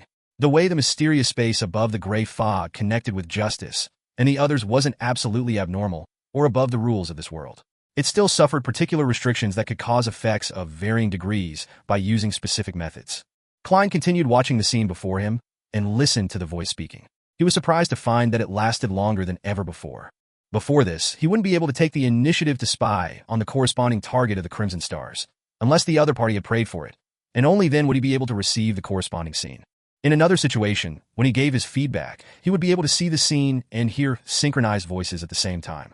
However, once the response ended, he would no longer be able to gain any additional information. Now, it was like watching a long video whose footage was filled with mosaic reality TV footage. He saw the petite lady talking to a man in a golden mask in the study, heard her companions address her as Zio, and realized that she was looking for the Beyonder potion corresponding to the sheriff's potion. It wasn't until the two women returned home that Klein felt regretful that he failed to identify their address. The recording thus came to an end. Watching the gradually dissipating gold colors, he nodded his head thoughtfully. He vaguely understood why such an anomaly had appeared. In other words, the power of purification helped me maintain the corresponding passageway? Zio's 30 pounds was worth it. I wonder when I'll be able to maintain it myself. Klein shook his head and smiled. He took out a pen and a paper to continue to divine Ian Wright's whereabouts. Chapter 234, The Night of the Full Moon. It was the same dream divination, but this time Klein saw more. The first scene was still the small, dark, squalid room with Ian Wright sleeping soundly on a bunk bed. The second scene was the same sewer they had both gone to. Ian squatted in front of Zreel's mutilated body, reached out with his hand to rub the 2 rows of white teeth, and removed one of them. The third scene was a busy and noisy street. The passersby were all dressed in plain clothes, some of which that could be described as old and tattered. In the middle of the street, there were gardens and lawns, surrounded by low chimneys that were puffing out smoke. Ian, in his old overcoat and round hat, warily watched as he entered the telegraph office not far from the center of the street. Diagonally across, it was the mall entrance to the steam metro. The image quickly turned transparent. Klein opened his eyes, tapped his index finger on the edge of the long bronze table, and made a preliminary judgment. From that tooth and the telegram, it seems that Zreel and Ian aren't just a detective duo that found themselves involved in a dangerous situation. They have an organization behind them. I should be able to determine where the third scene is. Klein was in no hurry to deeply analyze it, as he didn't want to stay too long above the fog. Leaving the high back chair belonging to the fool, he went to a corner, rummaged through the paper bag that he had been placed there previously, and found Massault's Beyonder characteristic.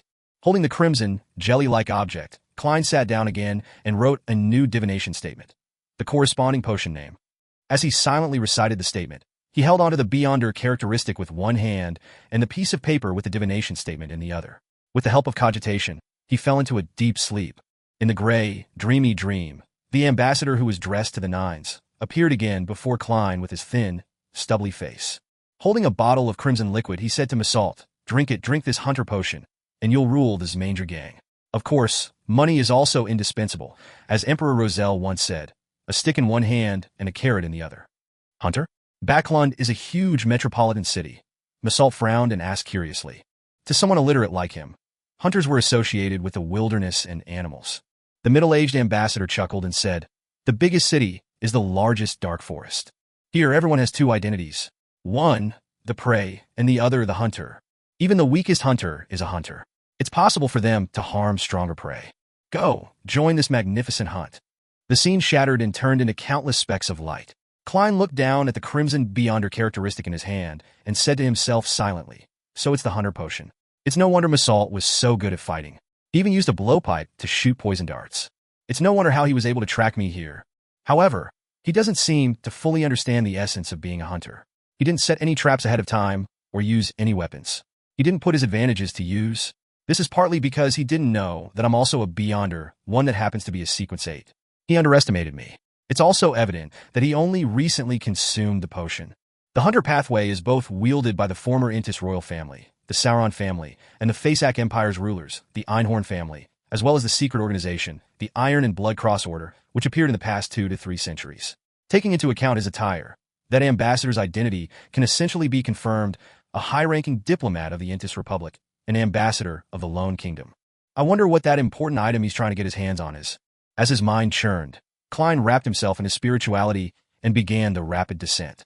As soon as he returned to his room, he immediately checked his surroundings vigilantly, but he didn't notice any unusual changes. Phew! Klein let out a silent breath. He felt a bit more confident that he would be able to convene the members of the Tarot Club on time tomorrow afternoon. He rummaged through the map of Backlund that he had bought on the steam locomotive, looking for a telegraph office that was along the subway line, one that wasn't far from the middle of the street. There were only a few subway lines in Backlund, so Klein quickly identified 3 targets, one in West Borough, one in St. George Borough, and one at the junction of East Borough and the Backlund Bridge. He recalled how most of the pedestrians in his dream were dressed to determine their socioeconomic statuses and arrived at the final answer. The 3rd spot, the place where the East Borough intersected with the Backlund Bridge. Sometimes, interpreting a revelation requires a plethora of practical knowledge and the ability to infer. Klein mocked himself, walked to the desk, and added another sentence after the previous statement, adding more to the contents written on the piece of paper. I don't know where Ian is. I haven't seen him since we discovered Zreel's corpse. However, I learned through my own channels that Ian Wright had appeared at the telegraph office on Bacardi Street. After he finished writing, Klein didn't fold the piece of paper and put it away, nor did he burn it with his spirituality. Instead, he allowed it to remain spread out on the desk, freely revealing its contents. After giving it a deep look, Klein went back to the bed and took off his clothes to sleep. Outside the tightly closed curtains, the crimson moon peeked out from the layers of clouds, shining brightly and perfectly.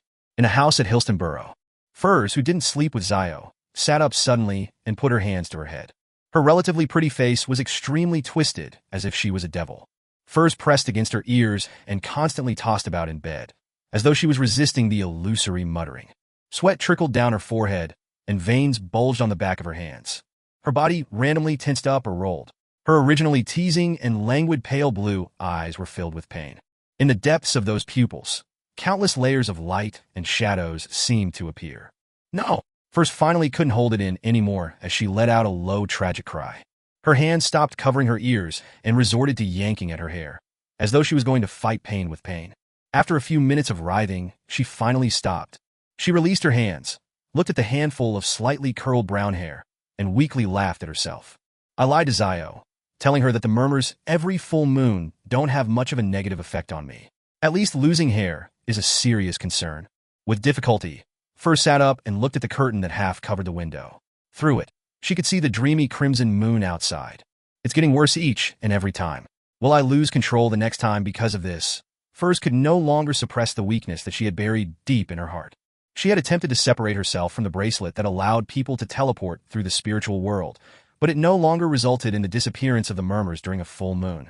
She had tried to take sedatives, had tried chanting the name of the god of steam and machinery, had tried some ritualistic magic, but it hadn't changed the fact that she was gradually slipping into the abyss. If only I could understand what the murmurs are saying. I wish to die in the know and not be buried clueless. Perhaps I might be able to hear it clearer after advancing to Sequence 8, but I've never encountered anyone selling the Trick Master Potion formula. Furs looked out the window in a daze as her eyes were dyed red by the moonlight. On Monday morning, Klein woke up early from his restless sleep and got out of bed. He went to his desk and began to draw the curtains and open the window to let the light and wind into the room.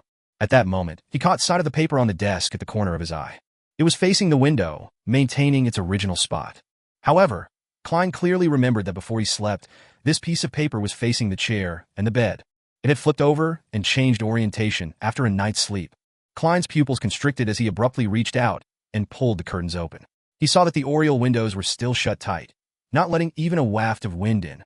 Without any wind, the paper had rotated 180 degrees by itself. No! Someone came in without me noticing. Klein felt a chill run up his spine to his head. He was shocked that he didn't realize it while sleeping. This meant that he was almost at the mercy of others, and his life and death depended solely on the other party's mood and thoughts. Was it a member of the military special department? Or was it a powerful beyonder sent by the ambassador? From the fact that the paper wasn't returned to its original orientation, it's more likely to be the latter, indicating a certain level of warning. To be able to sneak in like that without a trace, how incredible. Should I thank him for his kindness? No, there must be a reason why he didn't do something that could have been so conveniently accomplished. They don't want to alarm the members of the military special department who are monitoring the area? Klein couldn't help but think of countless reasons. The reason he wrote those words last night and spread the paper on the desk was to let others see it. He wanted to let the ambassador know what he wanted to know and delay any possible acts of revenge until the matter was over so that he himself could have more time to prepare. However, Klein had expected that the other party would sneak into the room while he was out, and when the surveillance of his house by the special military department would be reduced. Who knew that the person in question was able to bypass the beyonders around him and quietly enter the bedroom while he was still sleeping. The feeling of having his fate controlled by someone else was extremely uncomfortable. A beyonder who's very powerful or with extremely odd abilities. Klein turned his back and faced away from the oriel window and pulled out a copper penny. Someone sneaked into this room last night. He silently chanted the statement, and with the help of his body's concealment, he flicked the coin. The coin tumbled in the air and fell without exceeding Klein's shoulder height and landed in his open palm. This time, the number faced up. It was a negative result. No one had sneaked into Klein's bedroom last night. The paper wouldn't have turned around for no reason. Could it be sleepwalking? No, I can even stay awake after the captain invaded my dream. Klein suddenly frowned and thought of two possibilities. First, the divination was disrupted and resulted in misleading results. 2. The one who sneaked in was not human. Chapter 235. The Busy Monday.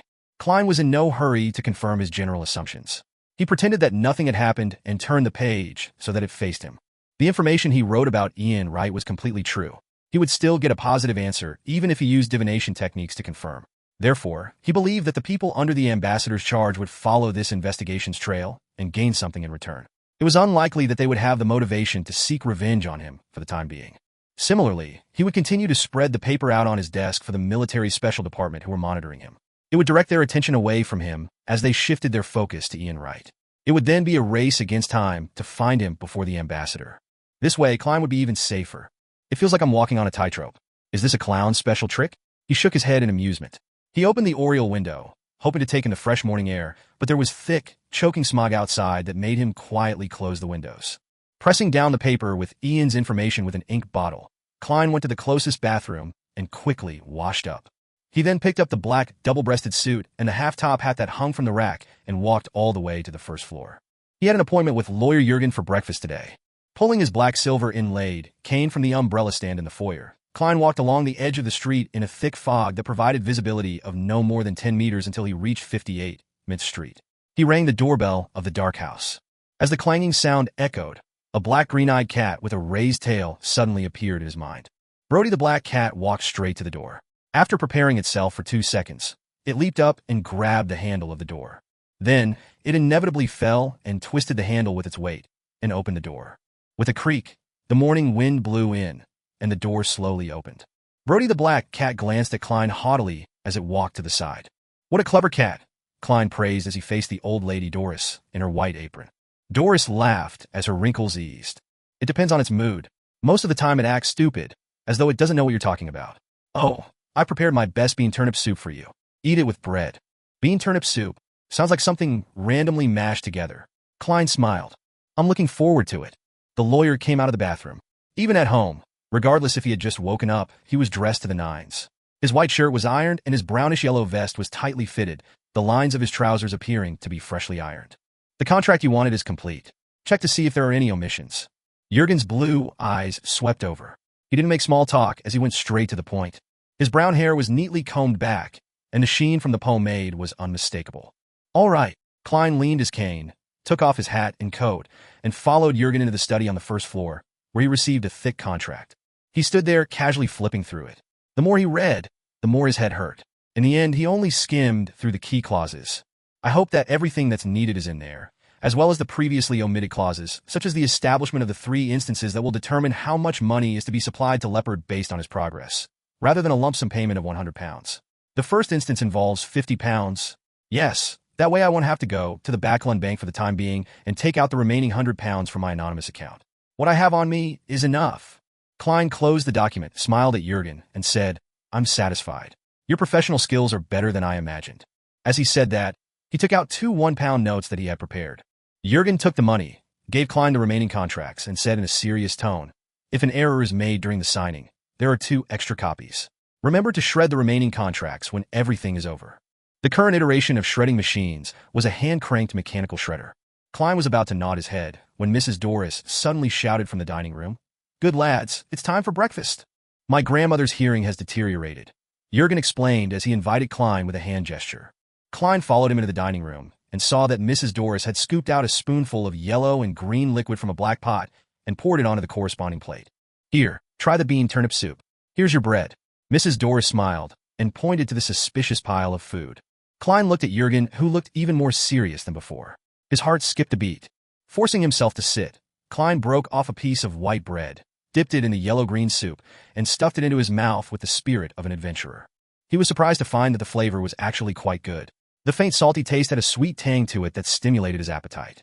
It also perfectly brought out the soft, fragrant flavor of the bread. "My grandmother was once an excellent cook," Jurgen said casually as he slowly savored his breakfast. "Then why do you have to keep a straight face? I really don't have any appetite watching you eat." Klein lampooned silently before immersing himself into the relaxed and happy feelings brought by the delicacy. After leaving the Jurgens, he made 3 transfers to Surd Street in St. George Borough, where he made a formal agreement and paid Leopard the first £50. The second sum of £30 would be paid in 2 weeks' time, depending on Leopard's progress. At this point, Klein was left with only £21.08 solely. Then, he returned to Sherwood Borough and went to the public library to read the Tussock Times of the past year in search of news regarding the Intis ambassador to the Lone Kingdom. When it was almost noon, he finally saw the black-and-white photo and confirmed that it was the one he had seen in his dream divination. Bakerland, Jean Mudun. Klein recited the Intis Republic's ambassador's name silently. He left the library and found a small restaurant for lunch. At 10 minutes to 3, Klein pretended to take a nap. He drew the curtains, took 4 steps in the counterclockwise direction, and arrived above the gray fog. He first divined if the military special department had relaxed their surveillance on him and received a positive result. He then wrote a divination statement that he had thought of in the morning. The infiltrator from last night. Leaning back in his chair, he muttered the sentence. Klein's eyelids drooped as he fell asleep. His bedroom came into view in a world of illusion, separation, and obscurity. At that moment, Klein saw a black shadow squirming in the crack at the bottom of the door. A slender, iron-black threadworm drilled its way into the room. It arched at the center and then flattened itself, constantly repeating it as it proceeded towards the desk. Its movements were extremely stiff, as though it had broken down a series of slow motions, making it appear quite odd. The black threadworm crept to the front of the desk and crawled to the top, leaving a trail of quickly evaporating mucus behind.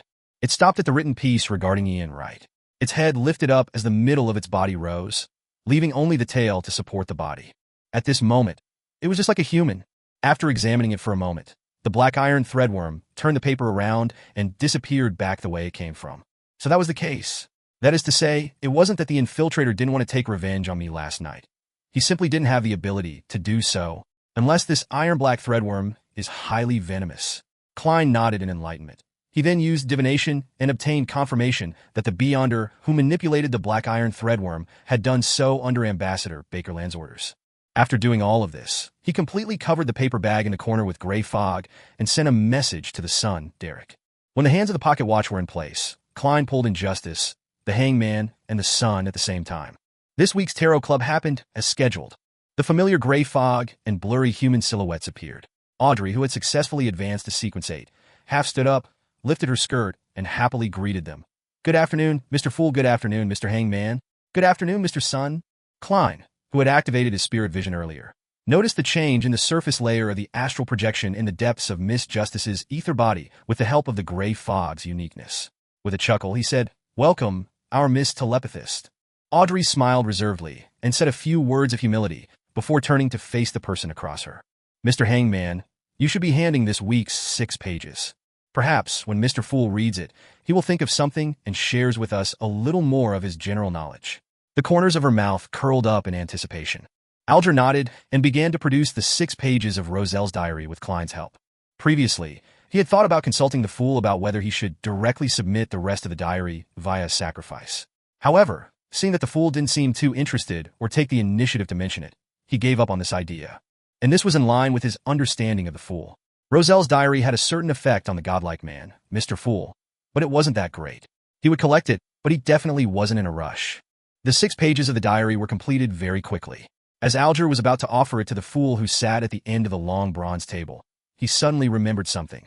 He hurriedly said respectfully, "Mr. Fool, I have obtained a piece of information related to the secret order."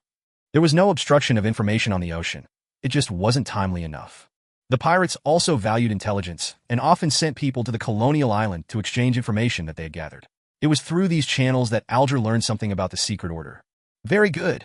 Klein nodded his head slightly, giving his permission to the hangman to recount what he knew. He didn't stop the presence of Miss Justice and the Sun from letting him speak. This would help the former gather more information about the secret order, while the latter understood nothing. At the same time, he allowed the 6-page diary to appear in his hands. The hangman said unhurriedly, "The secret order has some connection with the Intis Republic." The Intis Republic. Yes, Emperor Republic was from Intis, and Zerdal had sought him out in Trier, the capital of Intis. The secret order was also involved in the famous incident at Intis. Well, it's not too surprising that the secret order still has some connection with the Intis Republic today. After validating this new piece of information with what he knew, Klein confirmed that the information provided by the hangman was true. Just in time, I'm going to deal with the ambassador of the Intis Republic. Klein was in no hurry to read Roselle's diary. He looked up at the 3 members. Chapter 236, Internal Commission. As Klein's knowledge of mysticism and beyonders deepened, as well as his experiments with some of the powers of the space above the gray fog, he no longer felt anxious when facing Justice, the hangman, and the Sun. He became less preoccupied with maintaining an enigmatic and unfathomable image so as to prevent the Tarot Club members from keenly noticing his facade. He now knew that although the deities in this world were powerful and bizarre, they were by no means omniscient and omnipotent. This description was something that only the legendary creator of everything could do, one that only the City of Silver was still worshipping. The deities had their limitations, and the deities could also be put into tough situations. That was something Klein could now confirm. Be it the Book of Storms or the Revelation of Evernight, they more or less touched upon this. Therefore, at the recent tarot gathering, Klein was consciously building character traits, slowly shaping himself into a restricted powerhouse who, for some reason, couldn't move freely but was almost a deity. This way, even if he occasionally showed that he didn't understand certain things and occasionally asked for help, it wouldn't arouse the suspicion of the Tarot Club members. Of course, the premise of all this was that, through his previous attempts and through the power displayed by his adorer, Azek, he had undoubtedly embedded the image of a deity-like existence into the minds of Justice, the hangman, and the Sun. Phew, I hope that this building of character traits will succeed. That way, I won't have to worry about not being able to answer their questions in the future. Of course, things that are part of general knowledge still have to be known, and I shouldn't show fear. Klein tapped the edge of the ancient table and said with a chuckle, "I want to issue a mission." Mission? Audrey's ears pricked up slightly as her eyes widened. She was astonished, expectant, and perturbed at the same time. She clearly remembered that this was the first time that Mr. Fool had officially issued a mission. Although he had previously made a few requests, they all involved prepaid rewards. It seemed like he had randomly selected missions to conform to the principle of equal exchange. This time, he used the word issue. As a telepathist, Audrey was already very good at reading the hidden meanings behind words. At the same time, she keenly realized that although the hanged man appeared to remain unperturbed, he was actually abnormally tense.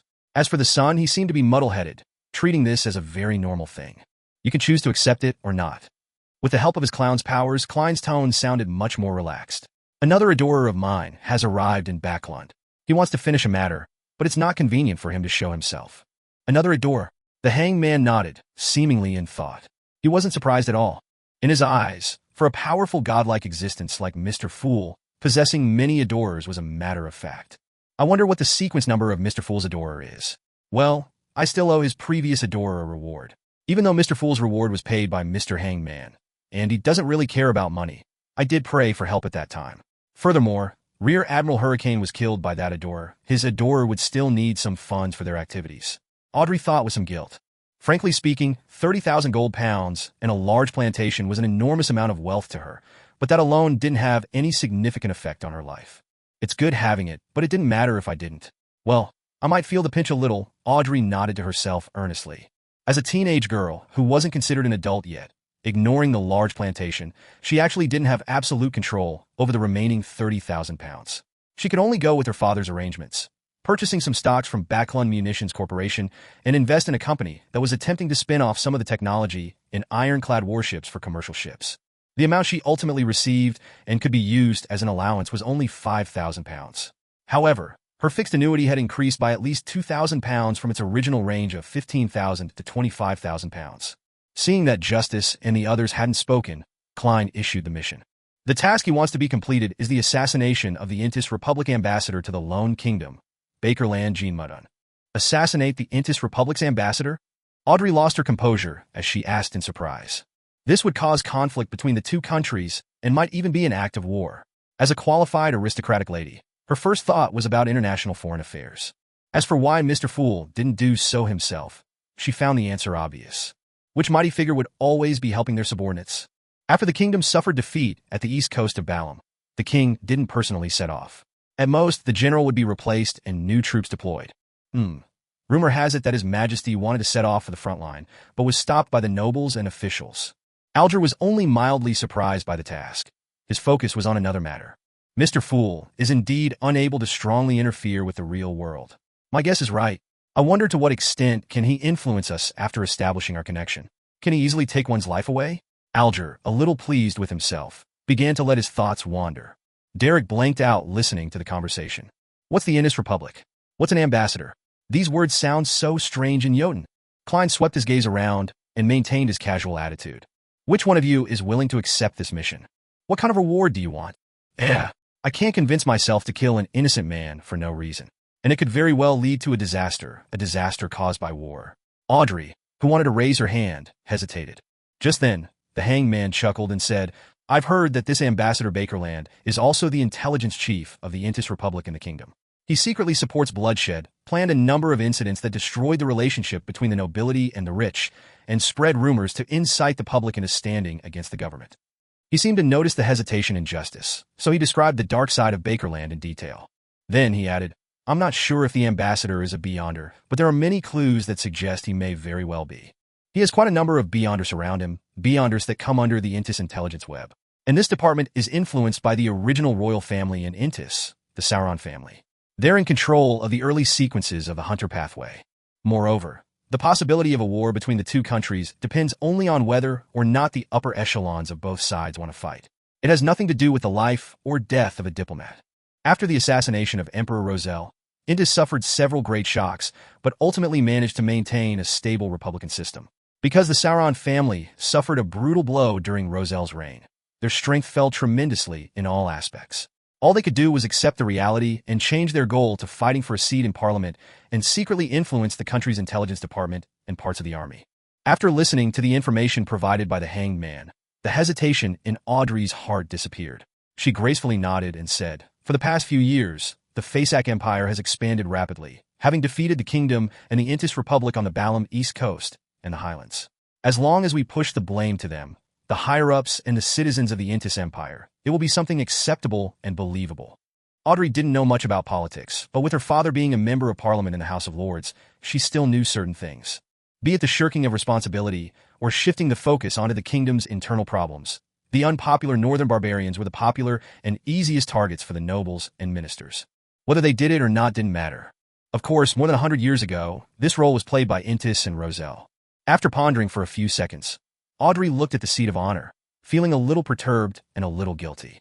Mr. Fool, I can attempt to complete this mission, but I cannot guarantee its success. On the one hand, she was going to find her father and confirm that Ambassador Bakerland was really the head of the Intis Intelligence Service. On the other hand, she wasn't going to do it herself either. As a spectator or a telepathist, neither one of them was good at combat, and all she could do was gather as much information about Ambassador Bakerland from high society as she could and delegate the mission. Well, I could get Zio and Furs to ask Mr. A to do it, or find the hosts of the other Beyonder circles. I cannot be exposed. Things have to be kept secret, and there might be Intis intelligence agents lurking in those circles. I don't know how much money I'll have to pay, but £5,000 might not be enough. Audrey was already beginning to think of the subsequent plans. Klein didn't pin his hopes on Sequence 8, Miss Justice, to succeed. He nodded and said, What compensation would you like? The formula to the psychiatrist potion, Audrey said before hesitantly adding, as well as the corresponding Beyonder ingredients. Oh, we can wait until the mission is completed before discussing further. If it doesn't succeed, I'll bear the expenses. I still owe your adorer the bounty money. Bounty money? So it was given to Miss Justice. £10,000. That's 5,000 if we split it equally.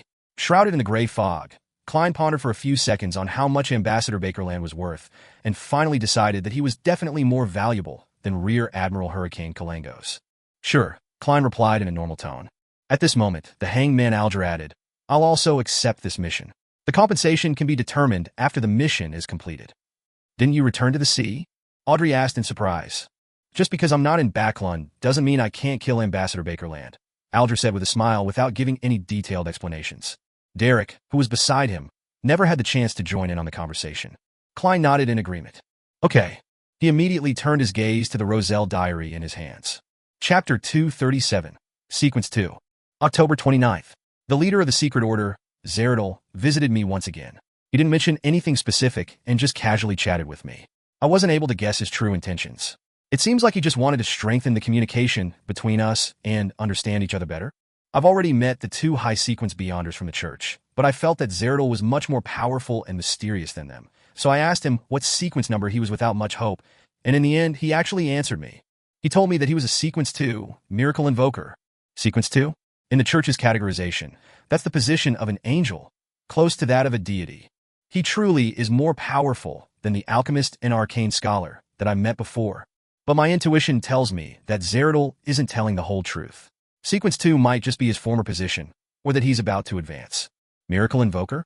A master at creating miracles? The name of this potion makes one's imagination run wild. This is the corresponding Sequence 2 of Seer, a miracle invoker who controls fate? I tried probing Zeradol if the word miracle refers to the miracle of fate, that the Seer pathway is one that slowly understands and grasps fate, so as to control it. Zeradol ignored the first question. He told me that fate is just one of the parts of the Seer pathway, and it's not even its main focus. The pathway that truly represents fate is Monster. He raised a few examples which were all potion names of the Monster sequence.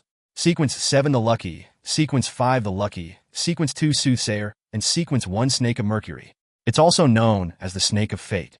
This was the first sequence when I got to know. It hit me right in the face.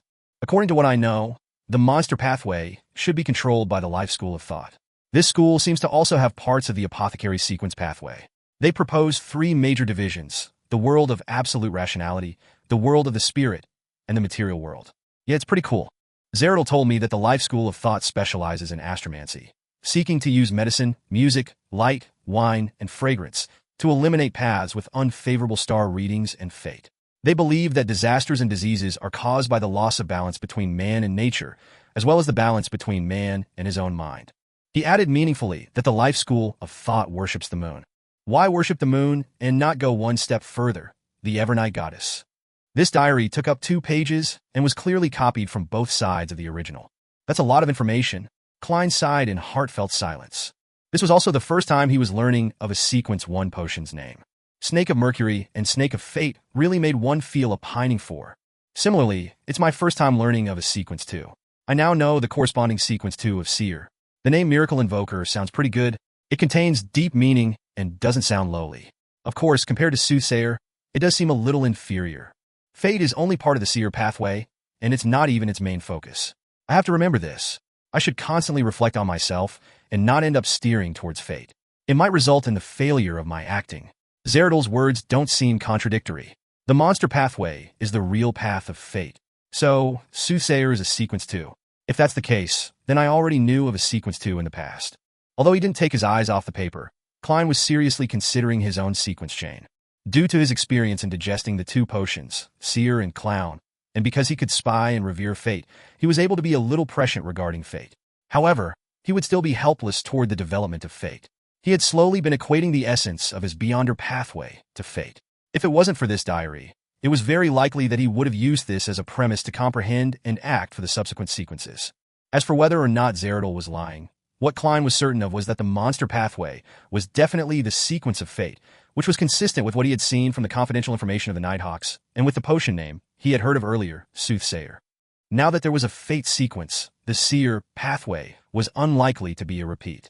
This would result in some degree of overlapping, and it would be inconsistent with how each of the current sequences had different characteristics. Therefore, Klein was inclined to believe what Zeradol had said. He was inclined to believe that fate was only part of the Seer's pathway, not even its main focus. The value of these 2 pages is invaluable to the present me. The Alchemist and the Arcane Scholar should be the higher sequences of the Savant pathway. From Roselle's tone, they definitely don't belong to Sequence 2 and 1. That is to say, they are Sequence 4 and Sequence 3. For the time being, it's impossible to determine which is Sequence 4 and which is Sequence 3. Klein gathered his thoughts, flipped the diary, and continued reading. As for why the life school of thought only worshipped the moon and didn't believe in the Evernight goddess which symbolized the crimson moon, he was unable to ponder too deeply about it due to the lack of information. The third page was Roselle's recount of inventing a practical steam engine. At times, he was afraid of suffering crackdowns, and at other times, afraid that the fruits of his labor would be seized by powerful figures. His words displayed his fear of being persecuted.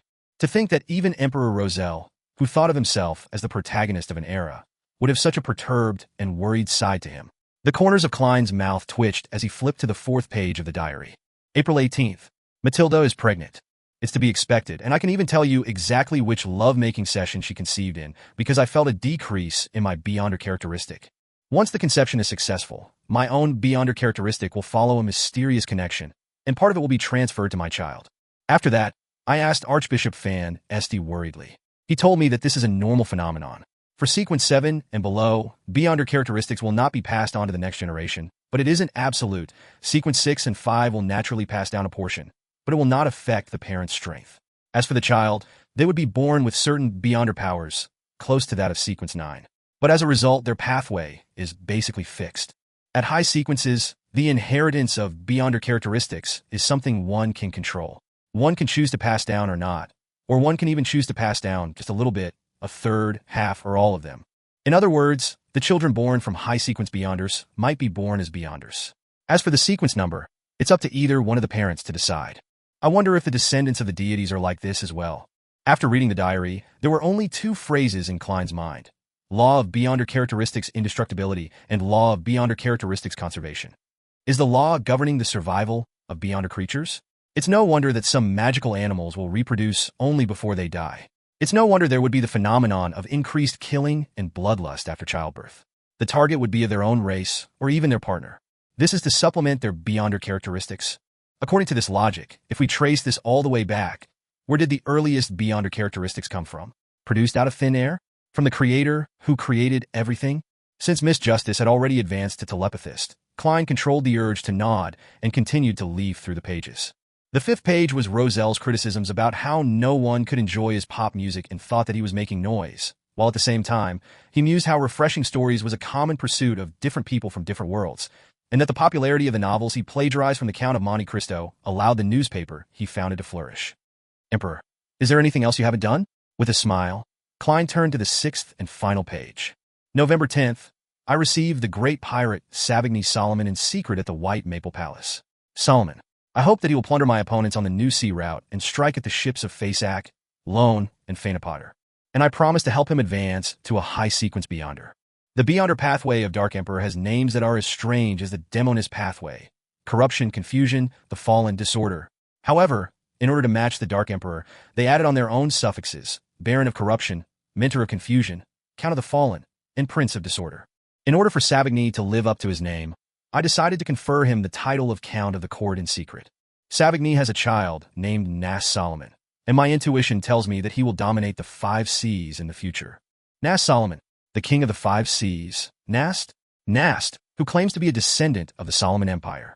To think that he was born during the Roselle period. Klein was stunned. Since Roselle had mentioned the term New Sea Route, Klein had easily determined the corresponding year. It was in 1194 that the New Sea Route was discovered and the southern continent was found, and Roselle was assassinated in 1198. The diary could only have been written between those 2 years. That also meant that it was about 151 to 155 years ago. If Nast, the king of the 5 seas, was the Nas Solomon Roselle had spoken of, he's almost 160 years old. Is this due to other reasons, or do high-sequence Beyonders obtain an extension to their lifespan in the first place? Klein thought seriously. He gathered his thoughts and let the diary disappear from his hands. He then looked at Justice and said, "You are free to trade or communicate now. Mr. Fool has no general knowledge to tell us today." Audrey was slightly disappointed. She turned her gaze to Sun and said, "Can I exchange information related to the dragon from you?" She clearly remembered that Mr. Sun called the spectator pathway the dragon pathway, and that he said it originated from the dragon race. "Sure. I want the Sequence 8 potion formula for Bard," answered the Sun, Derek, who had been silent all this while, in hesitation. He had wanted to use this as an exchange for information on the world where Justice and the Hangman were living so that he wouldn't always be confounded by what he heard. However, seeing that his process of digesting the potion was nearing completion, he still made his advancement his top priority. Chapter 238, Dragon of Imagination. Audrey wasn't surprised by the son's request. Since the acting method had proliferated in the City of Silver, then the amount of time that had passed suggested that it was likely that he was close to the end of his digestion period. Seeking the subsequent potion formula was definitely one of his highest priorities. I wonder how the bard acts? Sing poetry every day? When encountering combat, dodge to the side and use his singing to bring courage and strength to his companions. Or perhaps he would first bless himself before charging forward with a hammer or sword raised. I wonder if it will bring about an improvement in his singing ability. If it's possible, then he would definitely be an outstanding singer or opera singer. Audrey thought with great interest. She purposely didn't express her stance in a hurry, so as to not let the son raise the price again. This wasn't something she learned from her tutor or from the Beyonder gatherings she had attended. It was purely a technique she had developed herself after she had advanced to become a telepathist. I will try my best to find the Sequence 8 potion formula corresponding to the Bard pathway, but it won't be today. Are you satisfied with this condition? Audrey said in deliberation before looking at the seat of honor at the ancient table. We can seek Mr. Fool's help to bear witness to this agreement. At that moment, Klein laughed and replied, Miss Justice, perhaps I can provide the light suppliant formula for you. Audrey's eyes lit up as she quickly nodded slightly. No problem. Then, what should I use to exchange with you? I haven't thought of it yet. Klein chuckled and said, Don't worry. Perhaps my adorers will require help in certain matters in the future. His thoughts were very simple. If he allowed Miss Justice to obtain the formula of light suppliant in her Beyonder circles, then wouldn't the knowledge he had stolen from the eternal blazing sun at the cost of near immolation be for naught? At the very least, it would be wasted at the Tarot Club. All right, I will do my best to help them, Audrey promised happily. Klein pressed his hands together, and a yellowish-brown piece of goatskin parchment appeared before him. On it was the formula for the light suppliant potion, including substitute ingredients and their ancient names. Furthermore, they were all translated to Jotun. Main ingredients: a piece of brilliance rock or powder of dazzling soul, blood of a mirror hedgehog, or the heart of a magma titan. Supplementary ingredients: a golden-edged sunflower, 3 drops of aconite juice.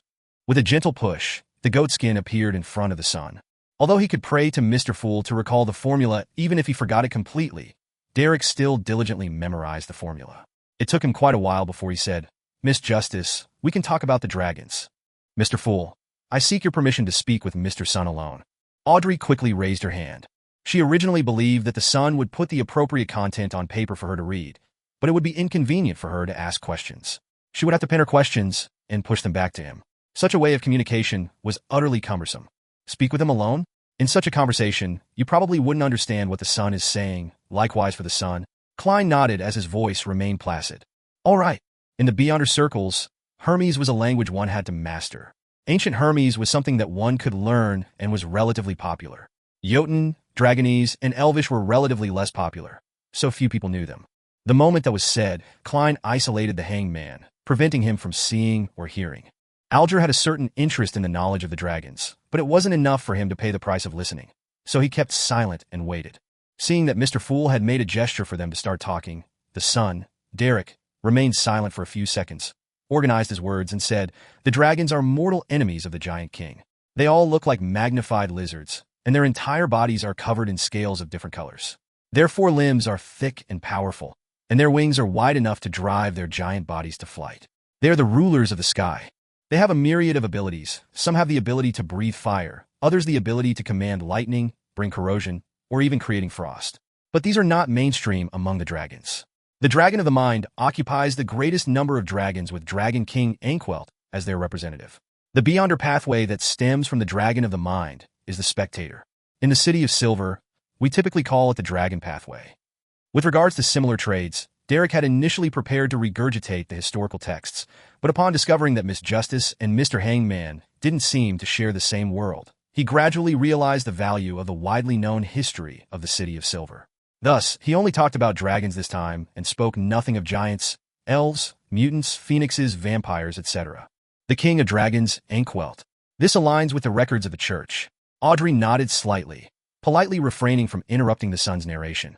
Derek recalled the contents of his textbook and said, Back then, the most powerful and most terrifying dragon was the Dragon King Anquelt, also known as the Dragon of Imagination.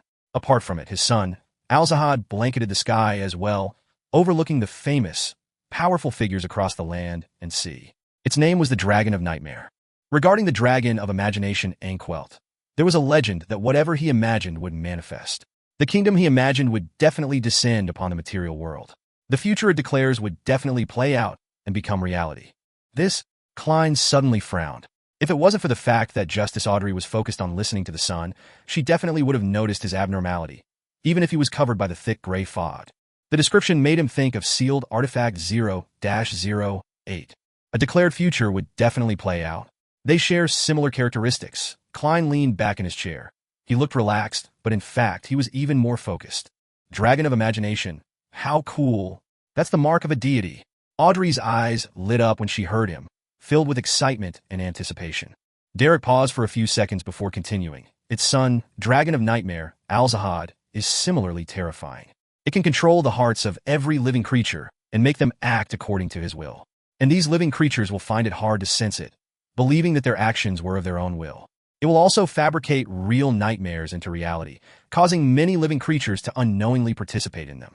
It would then give them the cruelest and shocking ends. Legend has it that it especially loves mischief, that it will let a prince kiss a princess to wake her up, but the princess is already mostly rotten away. It will make ordinary girls wear dancing shoes and dance in front of the prince, but find themselves unable to do so until their deaths. It will create all kinds of coincidences and push the fates of many living creatures towards tragedy. All kinds of coincidences. This sounds even more like a 0-08. Of course, I don't know much about the sealed artifact. Klein resisted the urge to stroke his chin as he made himself look like an immutable ancient well. What a vile dragon. However, its abilities are very interesting, Audrey said, half sighing, half excited. Is this the future of the spectator pathway? No, I have to call it the dragon pathway. I don't want to switch to another sequence. Audrey wished that she could immediately become a Sequence 7 psychiatrist and continue her rapid advancement. The son, Derek, answered sincerely. It has been 2,000 to 3,000 years since the history of the dragon and the giant king. Everything I know comes from textbooks and legends, so there is no guarantee of its authenticity. At least your history remains intact. Audrey was in a good mood. And then, the creator awoke, and the Dragon of Imagination, the Dragon of Nightmare, and other famous dragons fell from the sky, losing everything, including their lives. This resulted in a lack of sunlight for 49 days, causing countless volcanoes to erupt, as well as tides that drowned everything. And after the dragons declined, they could only hide away in various dangerous areas. Later on, the giant king was destroyed by the creator as well, Derek said in a heavy tone. This is different from the history I know.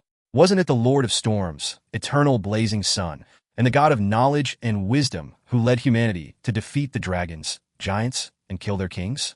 Audrey felt confused, as though time and history were somehow out of place. Klein was also puzzled by this, and felt that the true history was riddled with mysteries, especially as it was from the Second Epoch, a time more ancient than history. Most of the legends recorded in the church's ancient texts should be fake, but the history of the City of Silver cannot be completely believed. What would real history be like? He gathered his thoughts, smiled, and asked, Is the exchange over? That's all I know, Derek replied in shame. He felt that the information he had provided didn't match the value of the light supplement potion formula. Audrey quietly drew a breath, as the corners of her mouth curved upwards. I'm very satisfied. I know my future direction, she added happily in her mind. After a few more exchanges, Klein announced the end of this week's Tarot Club. After sending off Miss Justice and the others, he didn't linger any longer and quickly returned to his bedroom to reduce the risk of being discovered by others. In Empress Borough, the opulent villa of Count Hall, Audrey happily paced back and forth, planning to reward Susie with a few dog treats. Just then, she heard a knock at the door. From the sound of her footsteps and the gate, she could tell that it was her personal maid, Annie. Come in. Audrey looked at the mirror, smoothed her hair, and straightened her back. Annie came in with a piece of paper and smiled. Miss, a telegram for you came from the Southern Continent. Southern Continent? Alfred? Audrey suddenly thought of her elder brother, took the paper in delight, and examined it closely. It was indeed from her second elder brother, Alfred Hall. He had sent a telegram from the east coast of the Balam Empire, and it read, I found the rainbow salamander you wanted. 2 in total. Please await its delivery. But I don't need it anymore. Audrey froze, blinked, and turned her head sharply to Susie. The large golden retriever wagged her tail with a stupefied expression. Chapter 239. Each having their own gathering. Well, I don't need it anymore, but I can give it to Susie, and I can exchange it for other Beyonder ingredients. Well, Susie's potion is still short of the spinal fluid from a Farsman rabbit. Some things are easier left to Susie. It's far more convenient for her than for me. Every famous detective needs a good assistant. Ah! Audrey quickly made her decision. To her, this was no longer something she particularly cared about. As she put down the telegram, her pleasure subsided, and the worries of reality began to emerge. I still owe Mr. Fool intelligence regarding the secret order, the mission to assassinate the Intis ambassador, and a request from his adorer. I've finally experienced the feeling of being riddled in debt. Audrey, we can't delay any longer. Let's start. The girl quietly clenched her fists. She wanted to find a pen and paper and write a letter to Viscount Glaint so that he could arrange for her to meet Zio and Furs as soon as possible. She needed to delegate the mission. She picked up a fountain pen, dipped it in ink, and suddenly, Audrey held her wrist in midair without writing. She had just thought of a crucial problem, which was that she knew very little about the Intis ambassador Bakerland. In such cases, it was easy to misjudge the difficulty of a mission, either because no one was willing to accept it or because the mission had been entrusted to an unsuitable person, dooming the mission to fail at the very beginning. The resulting growing cost wasn't her main concern. Instead, she believed that the fool would better reward her and help her even further. After pondering for a moment, Audrey turned her head to her maidservant, Annie, and said, "Tell Countess Jeria that I accept her invitation and will punctually attend her ball tomorrow evening." Jeria was the wife of Count Wolf, and she had invited ambassadors to loan from every country to her upcoming ball, including Bakerland, Jean Muddon. Audrey had planned on declining the invitation with the excuse of being sick, but now she was interested in the ball. After she observed Ambassador Bakerland and gathered enough information, she would meet with Zio and Furs. Audrey suddenly felt the excitement of participating in a major event that she always dreamed of. First manor in the Rorstad archipelago, city of generosity, Byam. Having returned to the real world, Alger Wilson changed into attire that was considered gaudy in the Intis Republic and went through the back door of the hotel into the alley and made several detours. He stopped in front of a house with no garden or lawn and put on a familiar white mask. Next, he knocked on the door with 3 heavy knocks and 2 light ones, separating them with 2 lengthy pauses and 2 short pauses respectively. After about 10 seconds, the door creaked open. A man wearing a pirate's headband stuck his head out and looked around quickly. "Come in," the man said with a deep voice as he made way.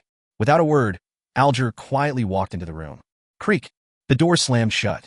At 15 Minsk Street, Klein drew the curtains open and sat down at his desk. The information about the secret order that was given to him by the hanged man made him realize that his target might have certain connections to the Intis Republic. At the same time, he was reminded of the words the hanged man had used to describe the Antigonus family, strange and terrifying. The beyonder who sneaked into my room last night to read the information and leave me a warning was indeed strange. The sequence pathway that the Antigonus family has in their control is the seer pathway, which the secret order possesses. The two can be equated. That is to say, one can speculate that the beyonder from last night was a member of the secret order who works part-time as an Intis Republic spy. Or could the person not be a member of the secret order, but someone who used the connection between the Intis Republic and the secret order to obtain the corresponding formulas and potions? Klein began to boldly assume that as he carefully tried to verify. This can explain why my clown's premonition ability didn't trigger when the strange threadworm intruded. This is the suppression effect of a beyonder from a higher sequence that shares the same pathway as me. Of course, it's also possible that the iron-black threadworm posed no concrete threat to me. Similarly, it can be explained why the threadworm infiltrated my room the same night that I wrote the information regarding Ian Wright. Furthermore, it went straight for the desk. The other party is equipped with seer abilities, making matters appear reasonably logical. After repeatedly verifying his speculation, Klein felt that his guess was very likely close to the truth. If the person in question is a relatively higher sequence beyonder from the seer pathway, what sequence number would he be? And what would the potion name be? To have the threadworm in his control, could it be another component of a circus, the beast tamer? Klein shook his head in a self-deprecating manner while feeling amused. Perhaps my subsequent potion formula will be obtained from him. Is this the true meaning of the revelation I received from my former divination? Backlund really is the land of hope. Klein muttered a few words to himself and began to consider what to do next. He had entrusted the task of assassinating the Intis ambassador Bakerland to put an end to all latent dangers. He had to avoid suspicion, but he didn't have the ability needed to do so. After Ian Wright's whereabouts were revealed to both sides, he was confident that Ambassador Bakerland wouldn't have time to exact revenge on him in the near future and wouldn't add to his problems. Finding the extremely important item he mentioned was obviously what he was most concerned about. In other words, before that item is found, I will be safe. I won't need to rush to hire powerful, beyonder bodyguards. Even if there's any follow-up revenge, it's unlikely the ambassador will hire a high-sequence beyonder to deal with me. It's neither economical nor necessary. After all, Backlund isn't his home ground. The highest possibility is that he would still get the Beyonder who sent the iron-black threadworm to infiltrate my room last night. He would at least be at sequence 7, and perhaps even sequence 6 or 5. He has the strength required and is familiar with the situation. When the time comes, I just need to hire a bodyguard according to this standard. I hope that before then, the ambassador will never be able to issue such an order. Klein looked out of the window at the fog which had finally dissipated, seemingly in a daze. He decided to continue heading to Braveheart's bar tonight. Firstly, this was to come into contact with other Beyonders through Casper's, so as to choose a suitable bodyguard.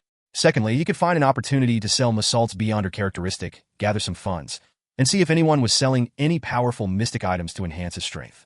This was a plan that would never go out of date. After confirming his plan, Klein pretended to leisurely read the newspaper. He waited until the sky turned dark before slowly getting up and making himself tomato oxtail soup. After eating and drinking to his heart's content, he drew the bedroom curtains as usual and decided not to open them tonight. Then, summoning himself and responding to himself, he turned into the unique spirit body, bringing back Azek's copper whistle, Masalt's Beyonder characteristic, the self-made charms, all sorts of materials, and the tarot cards to the real world, leaving behind only a few items, such as the bloodied contract. After doing all of this and equipping the corresponding items, Klein's strength returned to its peak, and he was once again half an expert in mysticism. He straightened his collar, took his hat and cane, and left 15, Minsk Street. Iron Gate Street, inside Braveheart's bar. In exchange for a glass of beer, Klein found Casper's in a card room, playing Fighting Evil while betting on a boxer outside. He was leading quite a pleasant life. The familiar surroundings reminded Klein of the last time he had met Merrick playing poker with more than 10 living corpses. He was suddenly glad that he hadn't brought Azek's copper whistle with him. If I carried the copper whistle that Mr. Azek had given me, I think that a dozen or so of Merrick's zombies would mutiny on the spot and come to entertain me warmly. I wonder what kind of expression he would have. Klein stood by the door, nodding at Casper's Kalinin to indicate his intentions. Casper's covered his cards and swore. He got up, walked to the door, and said in a low voice, "I'll take you to a place where the people, although they aren't as good as Merrick, are pretty strong. As for whether or not you can make a deal, it has nothing to do with me. However, I have to warn you in advance. You are not to anger them, or you might not be able to see the sun tomorrow.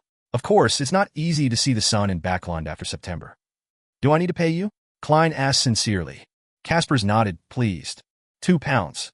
I can buy a revolver with that money at a weapons store. Although they set the price at more than £3, it can basically be haggled for around £2. Klein grumbled and gave Casper's 2 £1 notes. Casper's turned his head to his fellow players to inform them that he was leaving. Hobbling along, he led Klein towards the bar's kitchen, and from there, entered the back alley and circled around a darkened house. He took out an iron mask that could only cover half a face, handed it to Klein, and chuckled. "Just pretend that you bought this for £2. I can buy a lot more with £2. Klein wore the iron mask and deliberately messed up his hair. Seeing that he was ready, Casper's knocked on the door rhythmically. 7 or 8 seconds later, a small wooden board on the door was suddenly pulled open, revealing a pair of brown eyes behind it. After a long moment of scrutiny, Klein finally saw the door open behind him. A man wearing an iron mask stood there and handed Klein a hooded robe. He said to Casper's in a hoarse voice, "Next time, remember to tell me in advance.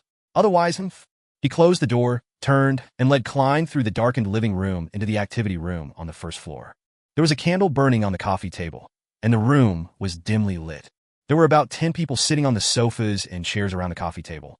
They were all wearing hooded robes and wearing iron masks. After putting on the long robe, Klein quietly found a chair in a corner and sat down. He heard a fat-faced man complain, "Recently, there has been a group of wild beasts in the sewers that have gnawed away a lot of the herbs I grew. They're very smart and didn't even touch the poisonous ones. I need someone to help me clean them up. You know, this isn't my specialty. I'm only good at concocting medicine and treating your illnesses." Chapter 240. Trying your luck? Good at concocting medicine, treating illnesses, and growing quite a few medicinal herbs in the sewers. Is he an apothecary? I wonder if he's a member of the Life School of Thought or a believer of Mother Earth. Of course, it's more likely for him to be unaffiliated.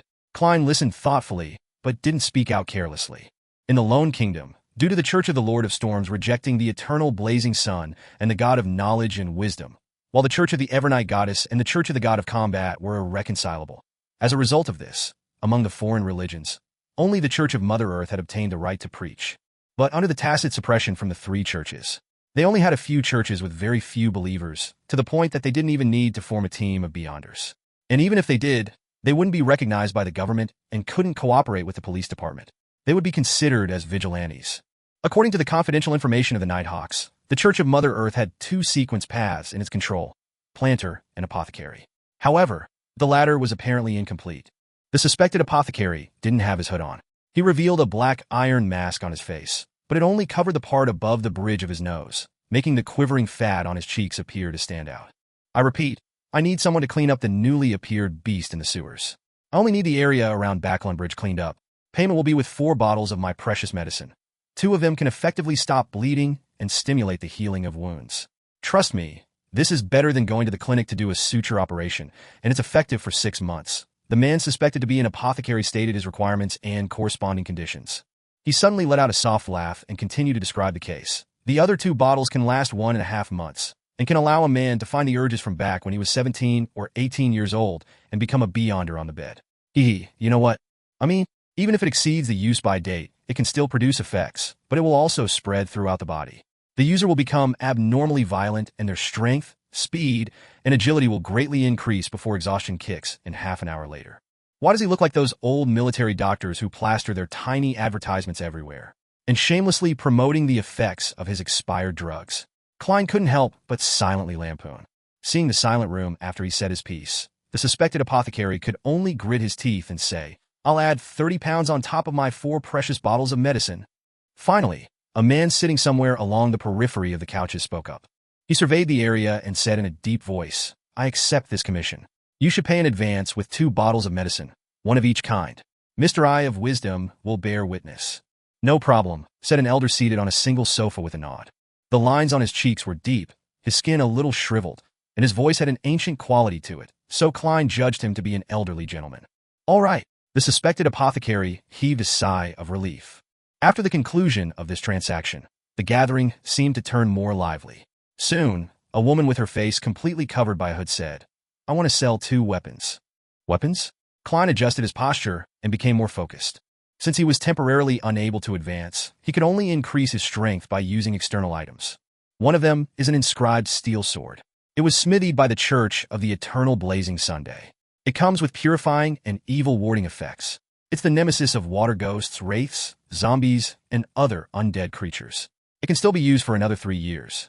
Of course, its sharpness is enough to kill. The woman's voice fluctuated in volume, a clear attempt to hide her characteristics. 500 pounds or the Sequence 8 potion, Barbarian, and it will be yours. How expensive? For me, there's no reason I must have it. If I were to encounter an undead that I'm currently unable to deal with, blowing the whistle is the best solution. Even without Mr. Azek, the messenger alone should be able to intimidate many undead creatures. Klein shook his head and listened to the lady's introduction of the second weapon. Meat cleaver with exquisite mechanical structure. It can be transformed, making it easy to carry. This is a combat weapon, made by an outstanding craftsman. It's rarely seen and will cost 25 pounds. There sure is a huge difference in pricing between weapons with Beyonder effects and those without. Klein watched from the sidelines until the steel sword was bought by a sullen gentleman in another corner, and the meat cleaver became part of Mr. Eye of Wisdom's collection. There were successes and failures in the few deals that followed. The only thing that tempted Klein was a fortune accessory, a Beyonder item that could make a person's luck with fortune rise for 3 months. However, this wasn't his main goal, and the price wasn't that great. Seeing that the atmosphere had turned silent once again, he slowly exhaled and said in a suppressed voice, "I want to sell something." After attracting everyone's attention, he took out an iron cigarette case and pushed out the crimson Beyonder characteristic which resembled jelly. Without needing to organizing his words, he introduced it with something he had already prepared ahead of time. "This is something I obtained from a corpse. I'm not sure what use it has. It's just that I find it very magical. Maybe some of you know what this is." Klein deliberately didn't mention that this was a Beyonder characteristic, nor did he mention that the crimson jelly in his hand could replace the main ingredient of the Hunter Potion.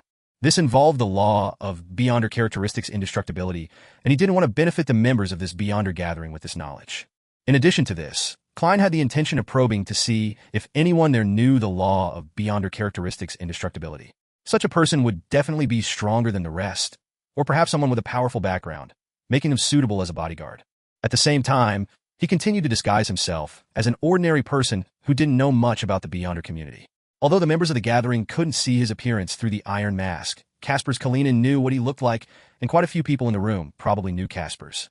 Being careful and prudent were the 2 things Klein had emphasized to himself before leaving home today. Gazes examined the crimson object in his hand, but Klein wasn't a spectator and couldn't tell what they meant. After more than 10 seconds, No one spoke. The room was as quiet as a cemetery. At this moment, the old gentleman sitting on the sofa, Mr. Eye of Wisdom, coughed and said, I have a rough idea of what it is and what it does, but knowledge needs to be exchanged with something in return. I'll pay 400 pounds, believe me, it's a perfectly fair price. Of course, you have the right to refuse. The main ingredients of Sequence 9 potions are about 150 to 200 pounds. 2 are needed, and they add up to about 400 pounds. The offer is very reasonable. This old gentleman with the code name Eye of Wisdom seems to recognize that this belongs to the Hunter sequence. He had no need for divination, and he was able to recognize it immediately. Could it be the Sequence 7 of the Sequencer's Pathway, Appraiser? Klein thought for a moment and said, Deal. However, sir, you don't need to rush to pay. I still have another request. What request? Eye of Wisdom asked in an old voice. Klein pondered and said, The thing is, I offended someone. According to your circle, he should be Sequence 6 or maybe 5. I wish to hire a bodyguard. Sequence 6? Maybe Sequence 5? Why don't you just die quietly? If we reach that level, why would we be attending such a small gathering? The suspected apothecary blurted out with a bit of a sneer in his astonishment. Although the other members of the party didn't say anything, from the looks of it, no one planned on accepting the request. Their thoughts were similar to those of the suspected apothecary. Eye of Wisdom chuckled and said, Maybe you don't know our circle well enough. People at Sequence 6 or Sequence 5 are very, very powerful and terrifying people. Yes, there have been many cases of a lot of Sequence 8 and Sequence 9 Beyonders killing someone that strong, but those are events that are still very hard to replicate. I think no one here is willing to take such a huge risk to protect you. If you're certain that the other party is only Sequence 6 and doesn't have any mystical items, there might be someone who will want to accept the challenge this mission entails. Well, I'm not sure, Klein shrugged and said. Then I'll have to try to save myself. What can I get for 400 pounds? The mystical item you were talking about.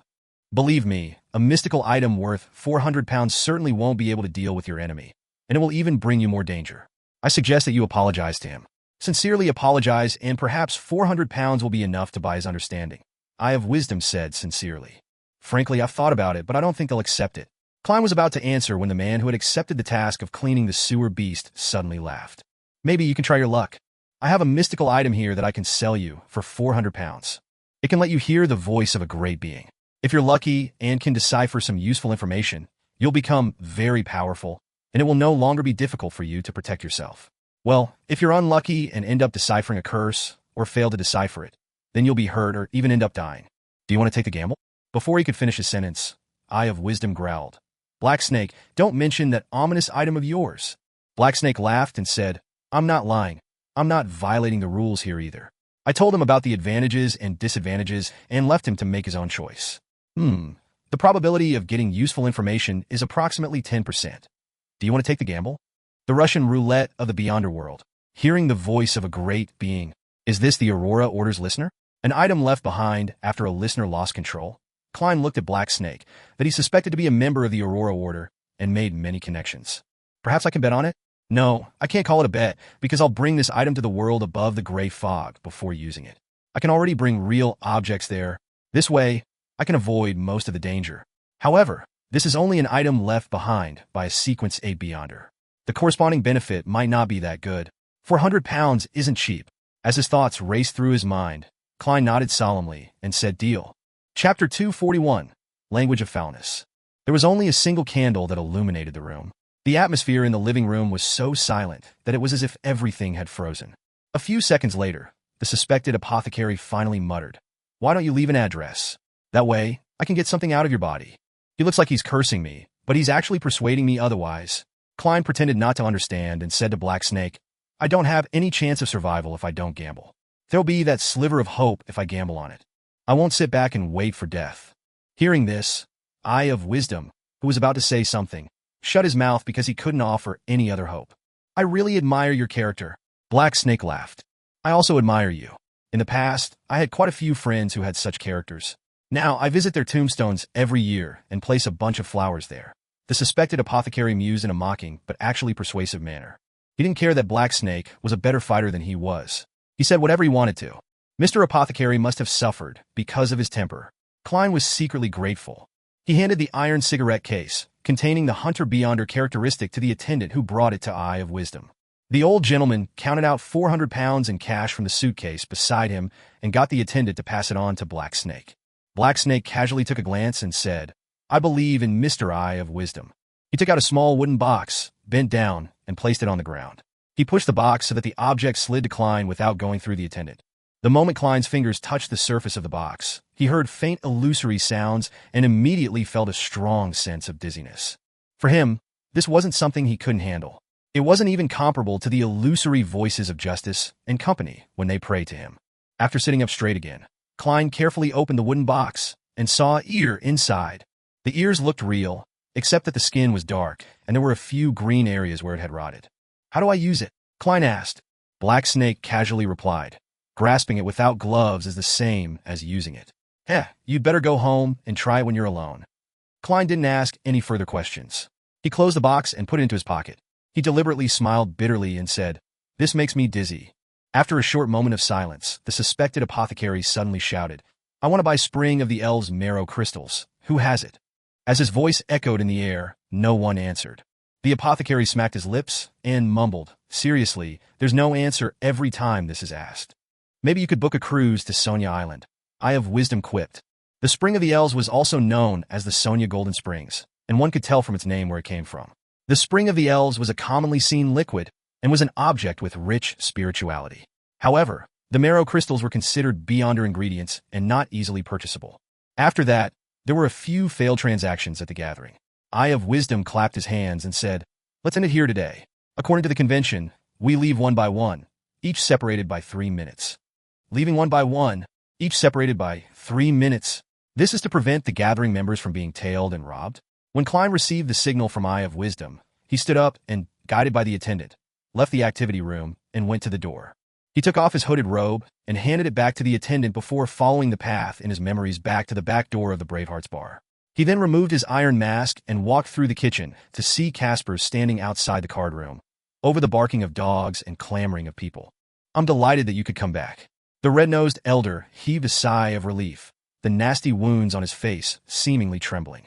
Klein leaned over and said in a low voice, "Are there such gatherings in the future? It seems like you didn't get what you wanted. Holy Lord of Storms, I don't think you should continue wasting your time." Casper scanned his customer he felt worried for.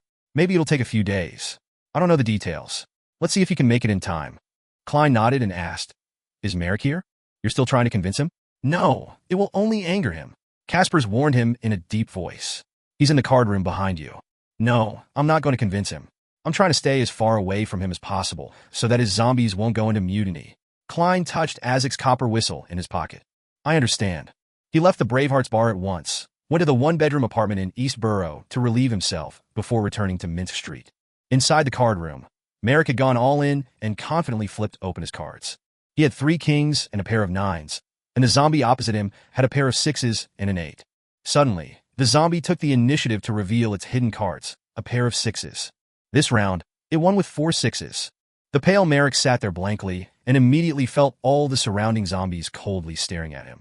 A few minutes later, he staggered out the card room on shaky feet and almost collapsed at the door while his usual entourage of subordinates inside the room fell to the ground. "Don't let anyone in before dawn," Merrick ordered in a hoarse voice as he looked at the stunned Caspers. He took out a white handkerchief and wiped the corner of his mouth. The handkerchief was quickly dyed with a dark blue tint with some redness. After receiving Caspers' acknowledgement, Merrick found a chair to sit and asked for a barrel of Southville beer. He stared blankly as he drank. At 15, Minsk Street, Klein followed his usual routine of washing up and returning to his room before he drew the curtains. After waiting for over 10 minutes and confirming that there were no specks of spirituality around, he started to summon himself. He responded to himself and brought the wooden box containing the black ear into the mysterious space above the gray fog. The illusory crimson stars didn't twinkle at all as Klein sat at the seat of honor of the long, ancient table and opened the wooden box. This time, he didn't hear any murmurs or feel dizzy. The boundless gray fog seemed to isolate all external sounds. Klein let out a sigh of relief. He was now much more confident with his impending attempt and much more confident about his own safety. With a thought, he blocked his own hearing and performed a few experiments to confirm the effects. "That's right." Klein nodded in satisfaction, reached out, and grabbed the black ear with signs of rot. He felt its coldness and slipperiness, but he didn't hear the voice of the great being that was described by Black Snake. Completely isolated? This won't do. It's impossible to use it alone. Klein muttered to himself, puzzled as he thought of the methods he could use to stimulate an effect. After a dozen or so seconds, he conjured a pen and paper intending to emulate the process he used to spy on the eternal blazing sun previously. That time, I looked directly at the eternal blazing sun through the use of divine blood. This time, I'm only using the remains left behind by a listener, so it definitely isn't that dangerous. Klein wrote down a divination statement without any hesitation. The origin of this item. He took a breath, held the black ear, and leaned back as he recited the divination statement. After reciting it 7 times, his eyes darkened as he entered a deep slumber. In this blurry, shattered, and gray world, Klein saw a man struggling on the ground. He rolled, screamed, and his eyes bulged out. His body swelled like a balloon, and countless hairs on his body turned black and long. Soon after, an extremely evil and foul voice rang in Klein's ears, waking him up instantly. It was different from the ravings and howling that came from the mysterious space above the gray fog. This sound was more penetrating, more purposeful, and more active. Klein covered his ears and isolated any fallout, but the same voice echoed in his head. He saw his vessels and veins bulge out as if they had become thick, squirming, venomous snakes. Bang! His blood vessels burst, and his veins broke off from his body, spreading out into slippery tentacles filled with sinister patterns. The gray fog slightly swayed, making the giant's palace look like it was about to corrode. Unlike the incident with the eternal blazing sun, Klein still retained his sanity and didn't roll over on the ground. He gripped the handrail tightly and endured the pain. After a few seconds, the slightly swaying gray fog regained its calm, and the evil voice that echoed in Klein's mind completely died down. One tentacle after another fell to the ground, and his wounds began to rapidly heal. Interacting with deities is truly a dangerous matter, regardless of the method. Thankfully, I didn't face the true creator directly this time. If not, I'll have remnants of madness and signs of losing control and would affect my body in the real world. Klein weakly leaned back into his chair and silently mocked himself. This process was within his expectations, and it didn't go out of his control. The only thing that surprised him was that the true creator appeared to be slightly stronger than the eternal blazing sun. Just as Klein's thoughts were about to wander off, he saw the black ear in his palm suddenly crumbled, turning into tiny specks of black light. It has become a pure beyonder characteristic. Amidst his confusion, he saw through the corner of his eyes that the sinister patterned tentacles were still twitching on the ground. They were the aspects of madness and loss of control that had been stripped from his body. These tentacles gradually turned transparent and were about to disappear. A flash of brilliance came to Klein's mind. He scattered the tiny black light specks in his palm at those slippery tentacles. An illusionary black gas rose up and turned into a sky that constantly streaked with lightning. The background was extremely dense and gloomy. All of this quickly disappeared from Klein's eyes. On the surface of the iron-black charm on the ground were many symbols, magic labels, sinister patterns, and twisted path numbers. Klein bent down and picked it up with the feeling that what was sealed inside were howling maniacs. With the help of his divination techniques, he was able to barely decipher the use of this charm from its revelation. It was to let the opponent hear a terrifying roar, infecting them with madness. As for the final result, it depended on the target's ability to resist such attacks. If the target was strong, then they might benefit from it, but the price was becoming a devout believer of the true creator, and if he was weak, he would collapse on the spot, dying amidst tragic cries. I'll call it language of foulness. Klein muttered and said an incantation to activate it. Chapter 242, Bakerland. Early Tuesday morning, Klein woke up naturally and prepared 2 slices of toast, a piece of butter, a serving of bacon, and a cup of coffee before leisurely reading a newspaper while having breakfast. With the terrifying language of foulness charm, he was much more at ease. He was no longer as tense as he was before. Klein finished flipping through the Backland Bulletin, picked up the Tussock Times, and saw a news article on the second page. At 2 o'clock this morning, there was a fierce gunfight at Red Brick Alley in the East Borough. According to the police, it is suspected to be a clash between 2 gangs, one of which is the notorious Zmanger Gang. The Zmanger Gang, Red Brick Alley in the East Borough. A thought occurred to Klein as he left the dining table and found the map of Backland. With just a glance, he noticed that Red Brick Alley wasn't far from Bacardi Street. Furthermore, Ian Wright had previously appeared at the telegraph office on Bacardi Street. Was Red Brick Alley where Ian Wright was hiding? Was the violent conflict between the military's special department and the intelligence staff of the Intis Republic? I wonder what the result will be. Klein picked up the last of the bacon, put it in his mouth, and chewed it slowly. He had informed both sides about the divination the previous morning, and they had already locked on to Ian's location that very night, which implied quite a high level of efficiency. After taking a sip of coffee, Klein put down the newspaper and fell into deep thought. Suddenly, he heard the tinkling of the doorbell. Who is it? Klein wiped his mouth with a napkin and headed for the door, puzzled. Could it be a new commission?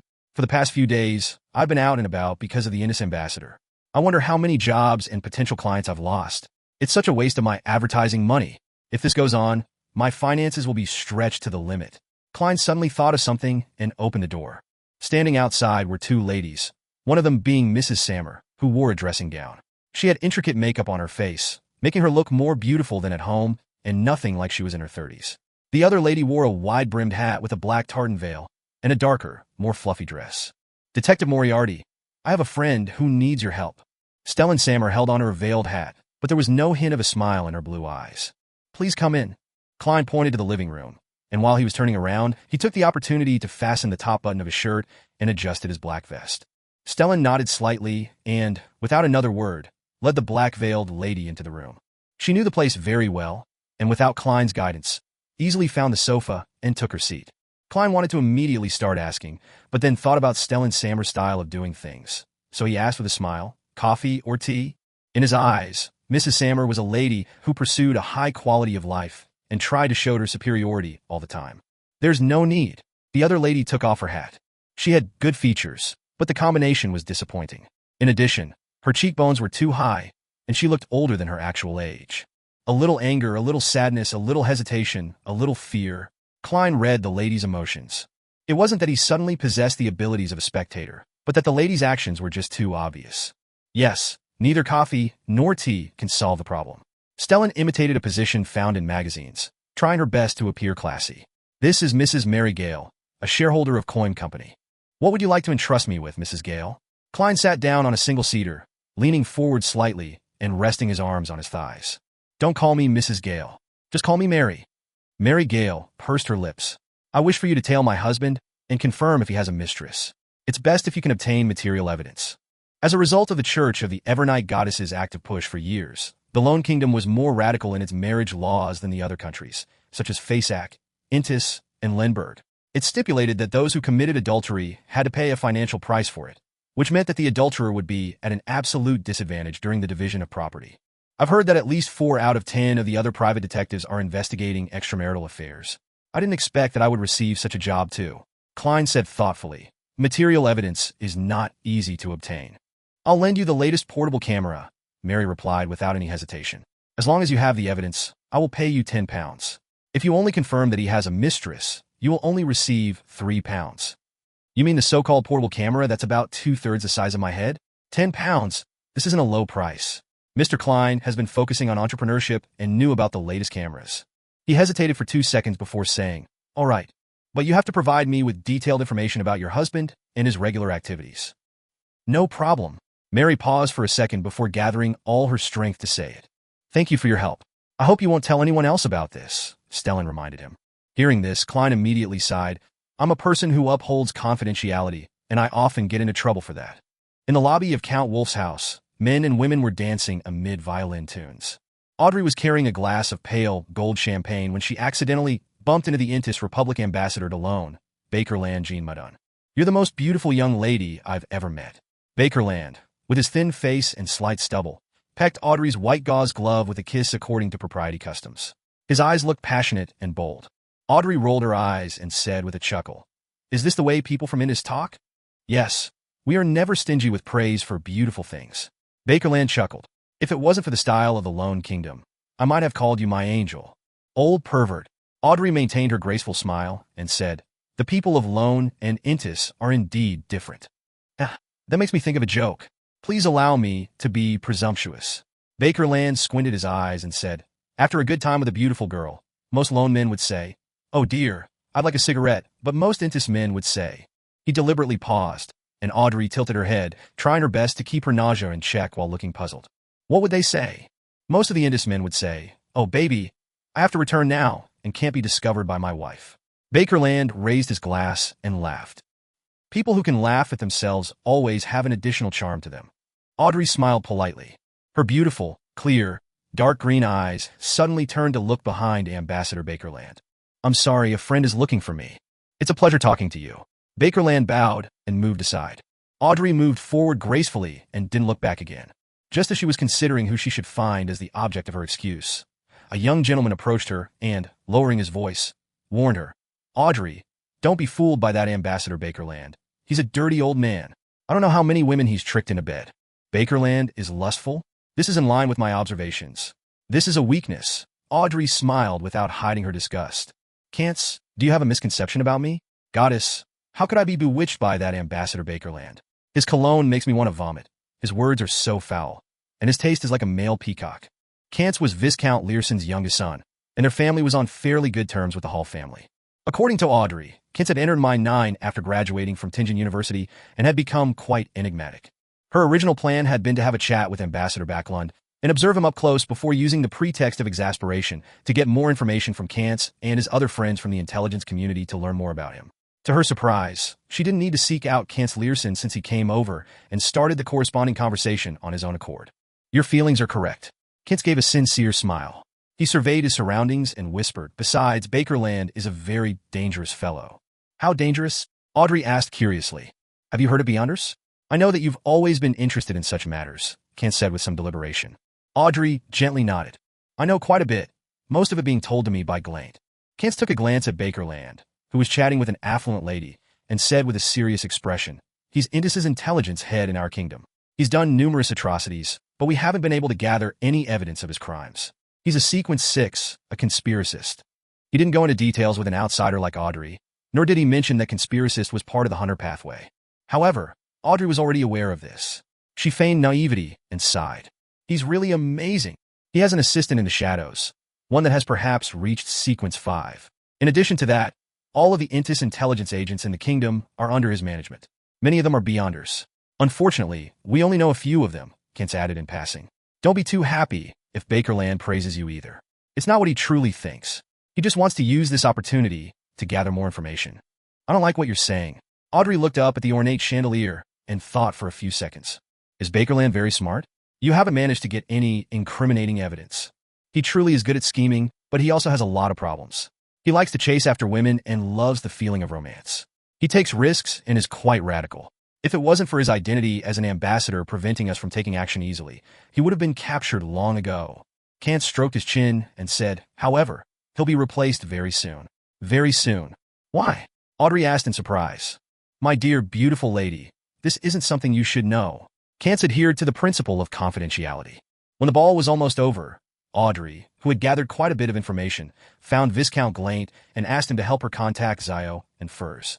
Chapter 243, Catching the Adulterous Act. Wednesday morning, across from the coin company in the Cherwood Borough. Klein was sitting on a wooden bench outside the Gardley department store, clutching a paper bag containing the most famous Cindy Desi pie in the area with one hand, and holding a cup of iced tea in the other. Beside him, a tramp was curled up on the other side of the bench, sleeping. 10 minutes later, the mall security guard woke him up and shooed him away. Klein wore gold-rimmed spectacles which didn't provide for any vision correction and a silk half-top hat.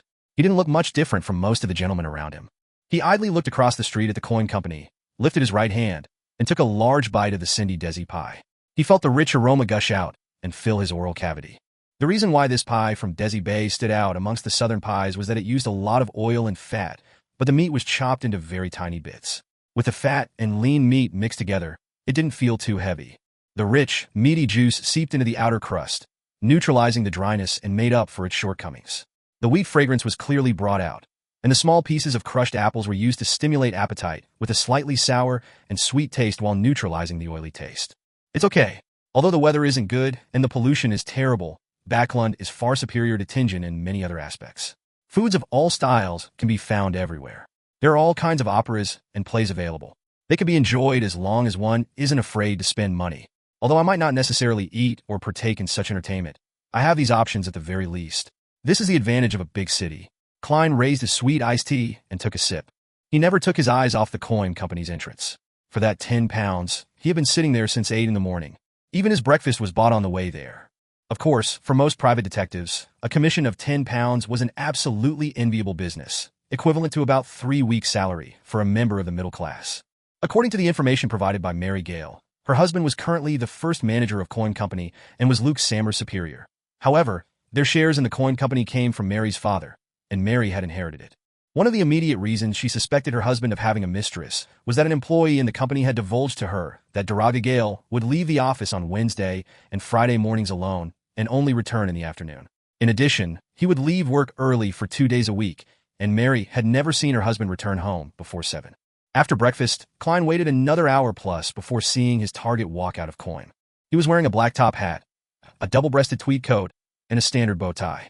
He was slightly fat, with yellowish temples, slightly brownish eyes, and a slightly long face. Daraga Gale. He silently recited his target's name, stood up, picked up his cane and his heavy portable camera, and crossed the road. Instead of getting his carriage driver to pick him up, he stood by the side of the road and looked around for a rental carriage. Klein took the opportunity to cross the road and arrive beside him. Pretending to be careless, he bumped into his target. "Sorry, I'm quite lost." Klein bowed his head in apology. Daraga frowned, but remained silent, waving his hand to indicate that it didn't matter. Klein bent down, bowed, and walked to the end of the street. He didn't run into Daraga in order to steal his belongings and use the dowsing method to easily track him. That would have been easily noticeable. Instead, Klein had only done one thing when he collided with Daraga. With the help of his agility as a clown, he had secretly slipped a spare button of his into one of the pockets of Daraga's double-breasted coat. Going around a corner, he stopped and looked back just in time to see Daraga board a rental carriage. Klein was in no hurry to tail him. He waited patiently for a few minutes before slowly getting into another horse carriage and said to the carriage driver, "Just go according to my instructions. Head to the end of the street first." "All right." The driver didn't ask why. Inside the carriage, Klein leaned his cane and began performing a divination. However, his divination statement wasn't directed at Daraga Gale. Instead, it became the whereabouts of the spare button of my clothes. The dowsing rod seeking was originally the most practical technique to find objects. Only seers were able to use it to seek people. Now Klein was using it in its original form. The easiest and most convenient items to find were those that belonged to himself. Along the way, Klein kept getting the carriage driver to change directions until they finally arrived at a street house in the Hillston borough. When they first circled it, Klein noticed that there were gardens and lawns behind the house, which was different from the other houses. His dowsing method told him that Daraga Gale was inside that house. After paying the 2 solii fare, Klein walked to the door with marble statues outside. He saw 2 men in black and white plaid uniforms that resembled the police uniform. "I don't know you. Where's your proof of membership?" One of them, a brown-skinned man of Southern Continent blood, stopped Klein. "Proof of membership?" Klein hid his heavy camera behind him and asked with a slight frown. The brown-skinned man immediately turned stern. "This is the Quelag Club. Only our members and up to one of their guests can enter." Klein tersely acknowledged. "Then how can I join your club?" "You can only join after receiving a recommendation from 2 members. The brown-skinned man didn't brutally chase him away, but patiently answered the question. He couldn't guarantee that Klein would end up joining the club eventually. "All right." Klein pursed his lips and decided to put Plan B into motion. He found a hotel near the Quelag Club and got a short-stay room for 4 hours. Then he locked the door behind him, drew the curtains, and entered the space above the gray fog. He conjured a yellowish-brown goatskin and a fountain pen in front of him. Taking a deep breath, Klein wrote the exact same divination sentence as before. "The whereabouts of the spare button of my clothes." This time, he didn't use the dowsing method, but a dream divination. The reason why he didn't do it in the real world was because Klein felt that the Quelag Club seemed to be quite a high-end club, and he suspected that there might be some powerful beyonders inside. In order to not waste time, he decided to get it done once and for all. In the gray, dreamy world, Klein was the first to see Daraga's black coat, which was hung on a coat rack. On the carpet in front of it was a round table. The scene zoomed out, and the sight of a romping man and woman entered Klein's eye. The man was Daraga Gale. The woman had shimmering blonde hair, who looked rather young. She was in her early 20s at most.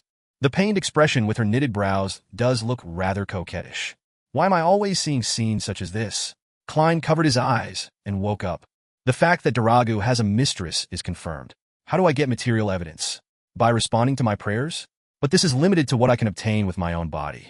I can only do it through sketching and not through the camera. I can't possibly draw a picture with my bare hands, can I? It looks like today won't do.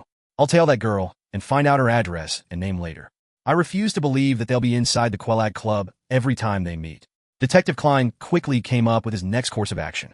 Just as he was about to leave the mysterious space above the gray fog, he suddenly thought of something. He decided to take the opportunity to divine if the iron-black threadworm, which had infiltrated his room, was under the control of a beyonder of the seer pathway. He didn't do so before because he felt that the relevant information was too scarce, and it was difficult to create something out of nothing which would result in a failed divination. It would have been the same if he was above the gray fog. Furthermore, he had various matters to divine the few times he came above the gray fog previously, and he didn't have the capacity to bother with such a question. Now that he was free, he decided that it wouldn't hurt to do the divination. As for the question of whether it was risky to contact Azek, He had already long divined it. The answer was that it was risky and not something trivial, so he could only use it as his last resort. After writing the corresponding divination statement, Klein removed the silver chain from his sleeve and allowed the topaz pendant to hang over the paper. The iron-black threadworm that sneaked into my room was controlled by a beyonder from the seer pathway. After repeating it 7 times, Klein opened his eyes and saw that the spirit pendulum was spinning clockwise, with great amplitude and frequency. Positive? The answer is positive. Shouldn't it have failed? Klein didn't expect to obtain such an answer. According to his seer instincts, such a divination was likely to fail. Why? He frowned and thought for a while before deciding to switch to a different method of divination and target. He wanted to directly divine the controller using dream divination. This time, Klein saw nothing in his dream and couldn't get the corresponding revelation about the seer pathway beyonder. That's more like it, he muttered and thought back to the prior divination and fell in a deep thought. They should have been a lack of conditions and result in a failed divination just like the one that followed. Could it be that this mysterious space had filled in the necessary conditions? Does it contain something of the seer pathway? Klein suddenly had a flash of inspiration. He had a bold idea. Perhaps the mysterious space above the gray fog had something to do with the path of the seer pathway. Klein lightly rapped the edge of the ancient table. Despite thinking about it, he couldn't find any other evidence. He could only temporarily put this matter on hold and prepare for his return to the real world. Regardless, I confirmed at least one thing. The mid-sequence beyonder beside the ambassador is from the seer pathway, and whether he's a member of the seer doesn't matter. This might be my chance of obtaining the sequence 7 and even the sequence 6 potion formula. Klein extended his spirituality and wrapped it around him before plunging into the gray fog. Meanwhile, in Viscount Glaine's study, Audrey let the master of the study guard the door while she looked at Zio and Furs. After a few seconds of silence, she said, "I need your help with a mission." "What mission?" Zio's eyes lit up as if she could smell the ink on the bills. Audrey gave her a polite smile. "Assassinate the Intis ambassador to the Lone Kingdom, Bakerland Jean Mudon." Chapter 244, Appointee. What? Furs touched her earlobes, wondering if she had heard wrongly. The beautiful, naive, curious, and scatterbrained Miss Audrey actually assigned an assassination mission? Furthermore, the target is the ambassador of Intis, a powerful country in the northern continent. Zio was slow on the uptake as she hesitantly said, "Our strength isn't enough to complete this mission." The first thing she considered was the difficulty of the mission. Audrey ignored her question and allowed her to imagine the reason. She said with faint dimples showing, "I'm not asking you to take the job. I just wish for you to find a beyonder with the strength to complete it. For example, Mr. A, I'll pay you 4,000 gold pounds for this. Of course, this is only my initial offer. The details are negotiable. If it eventually succeeds, I'll pay you 500 pounds. Even if the mission ends up failing, you will receive 200 pounds due to the risk you have taken." Her uninvested annuity and the rest of the bounty was around 13,000 pounds. However, any large utilization of it would certainly attract the attention of Count Hall, and even the Varvat Bank would investigate. She had calculated that 5,000 pounds was the tipping point, and it was best not to exceed it. 4,000 gold pounds. Zio heard her own heavy breathing, but she quickly became depressed, knowing full well that she wouldn't be able to complete the mission herself. Just 500 pounds to seek out other beyonders in our names while maintaining it a secret. Miss Audrey is the most generous and beautiful lady I've ever seen. Zio quickly returned to reality. While feeling enticed, Furs's mind was filled with questions. Why would Miss Audrey delegate such a mission? Is there some internal strife among nobles? Is this the precursor to inciting a war? Is Count Hall representing some important figure in a bid to make the situation turn chaotic? The duo quickly contacted Mr. A using a previously agreed-upon channel. At 3 o'clock in the afternoon, when the rare sunlight shined through the fog and lit up the whole of Backlund, they arrived at the house where they had previously participated in gatherings. There, they saw Mr. A sitting with his legs up and his hood over his head, but he gave off a condescending air. "You said that you have something important to talk to me about?" Mr. A's eyes moved back and forth between the two ladies. "I heard that some female beyonders would use their bodies to trade for potion ingredients with Mr. A. He's really a disgusting pervert." Furs curled her lips and said, "There's a large transaction. I wonder if you're interested in it?" Mr. A scanned Zio's face and chuckled. "Tell me. Let's see what this large transaction is." Holding back the urge to draw her triangular blade, Zio answered with the tone of a tribunal, "Assassinate the Intis ambassador to the Lone Kingdom, Bakerland Jean Mudon." Mr. A fell silent, but since his expression was obscured by the shadow of his hood, Zio and Furs couldn't guess what he was thinking. After a while, he slowly leaned back and said with a deep voice, "So, what's the reward?" 4,000 pounds. In addition, we will provide the relevant information such as Ambassador Bakerland is a Sequence 6 conspiracist of the Hunter pathway, or that his weakness is lust. Zio tried her best to make Mr. A believe that there was hope in completing the mission. Mr. A chuckled and said, I can accept this mission, but the reward must be raised. The first choice, the potion formulas to Unshadowed, Cataclysmic Interrer, Prophet, or Manipulator. Of course, their price is higher than this mission. There's no need for the complete formula. A partial formula will suffice. The second choice, 10,000 gold pounds. Heh, this is the bounty of Rear Admiral Hurricane Kalangos. Bakerland's strength definitely isn't as strong as he is, but he has powerful aids. Besides, believe me, he definitely has mystical objects on him. A reasonable price, but that's also an exaggerated price. Zio and Furs looked at each other and said, We shall return and discuss it. At this time tomorrow, we'll give you our answer. Sure. Mr. A made a gesture of farewell. After being led out by an attendant, Furs murmured in puzzlement. Those are high-sequence Beyonder formulas? Frankly speaking, I find it strange. I thought Mr. A would only want formulas or potion ingredients. Money shouldn't be a necessity for him. Zio turned to look at her friend. Furs, you really are a naive clinical doctor and author. You must know that Mr. A has many subordinates. They need a house to sleep in, stomachs to fill, clothes to buy, and the need to vent their desires. All of this has to be bought using money. Besides, to some nobles who have declined, what wouldn't they sell if there are gold pounds to be made? Without his men, Mr. A would be just as scary, but he will be rather lacking in intelligence. That's what all the small gangs in the East Borough know. Furs frowned and said, Zio, you're not that stupid after all. In the evening, the two of them met the familiar large golden retriever at a predetermined location and passed Mr. A's reply to Audrey. When Audrey finished reading the note, not only did she not feel stumped, she even let out a long sigh of relief. It was simply wonderful for her that she could finish the ambassador with just 10,000 gold pounds. For the time being, I can only use 5,000 pounds. I'll still have to pay Zio and Furs 500 pounds. Well, first of all, I'll borrow 6,000 pounds, no, 8,000 pounds. I can't expose any problems with my daily expenses. Then, I'll pay him back over 4 to 5 months, with interest of 1,000 pounds. Before the new year, I will be quite poor, having only 1,000 pounds to use a month. Audrey quickly made her decision. Then she burned the original slip of paper and wrote on a new piece of paper. The second option, an advance of 2,000 pounds, and the remaining 8,000 pounds will be paid after the mission is completed. At 15 Mint Street, Klein saw Mary Gale again at tea time. He had initiated the meeting through Mrs. Stellan Sammer. Madam Mary, I found out that your husband went to the Quelag Club while tailing him. However, I wasn't able to enter because I'm not a member of the club. Even so, according to my observations, about half an hour after your husband left, only one young lady came out. Her name is Erica Taylor, who lives at 126 New Year Street, Hillston Borough. She used to work at Coim for a period of time and is currently unemployed. I took a picture of her leaving the Quelag Club. She's unemployed. Yet, she can live in Hillston Borough, Stellan sneered. Mary wore a gloomy expression as she remained silent for a few seconds.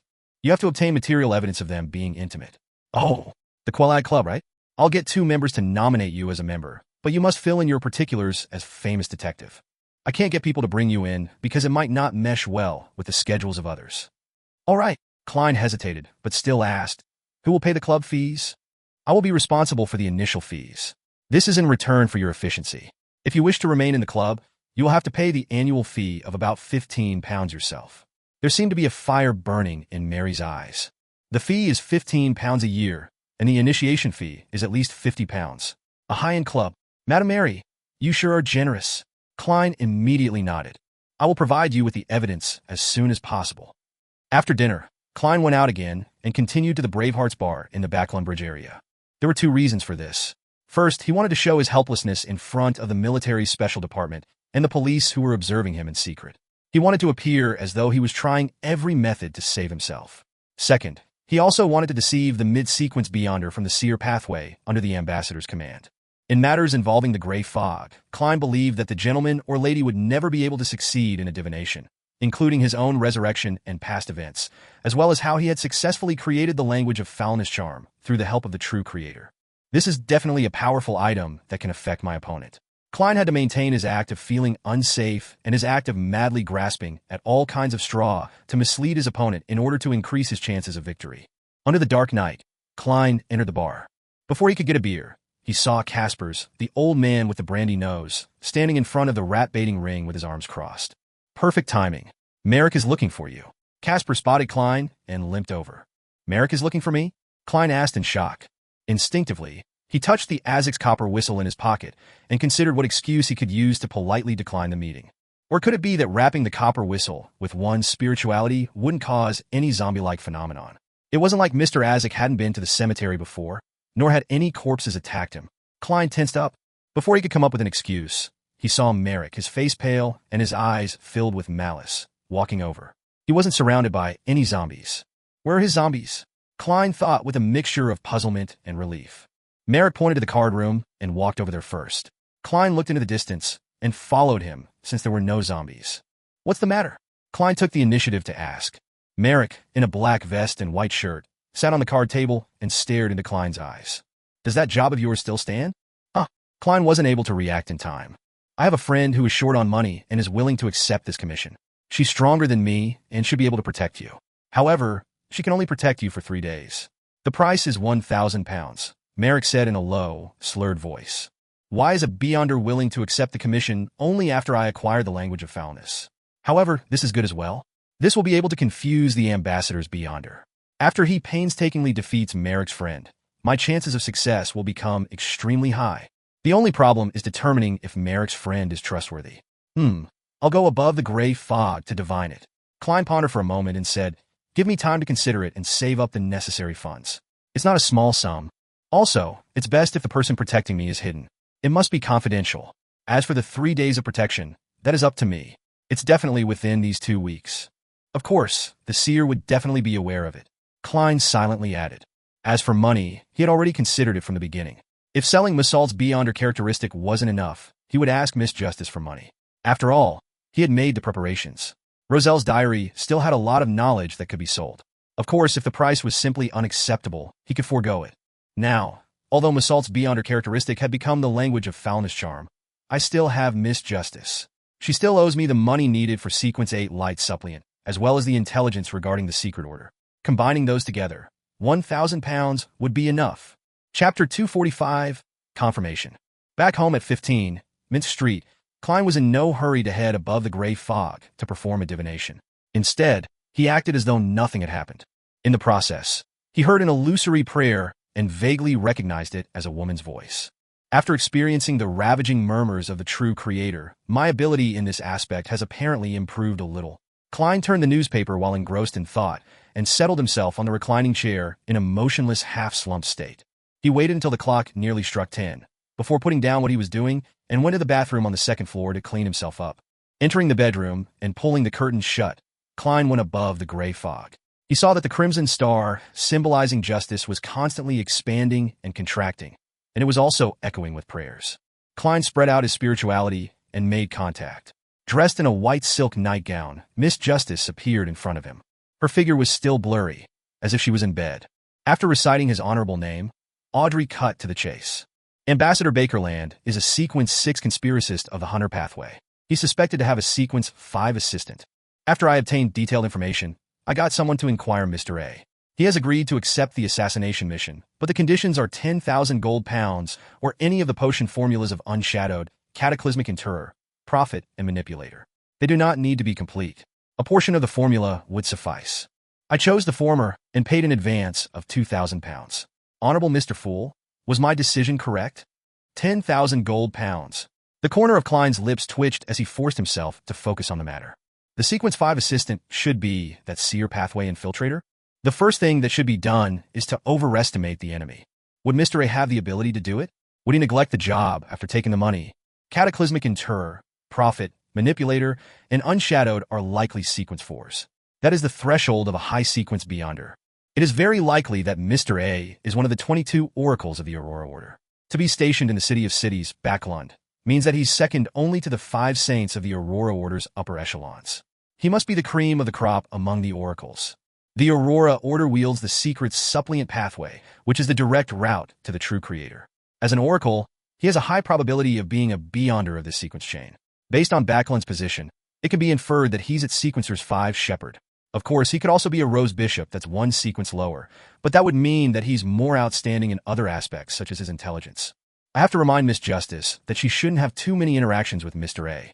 The Beyonders of the secret suppliant sequence are either already lunatics exhibiting abnormalities or lunatics who have hidden their insanity well, almost without exception. Sequence 8 listeners in this sequence pathway often hear the voice of the true creator. Yes, only a lunatic would be bold enough to accept the mission of assassinating an Intis ambassador and have the courage to complete it. I have here a portion of the unshadowed potion formula as well as the corresponding ritual needed for the advancement. This can save Miss Justice 10,000 gold pounds. Why would Mr. A only need the formulas of Unshadowed, Cataclysmic Inter, Prophet, and Manipulator? Are these paths that can be swapped at high sequences of the secret suppliant pathway? That's a bit too much. That makes it 5 in total.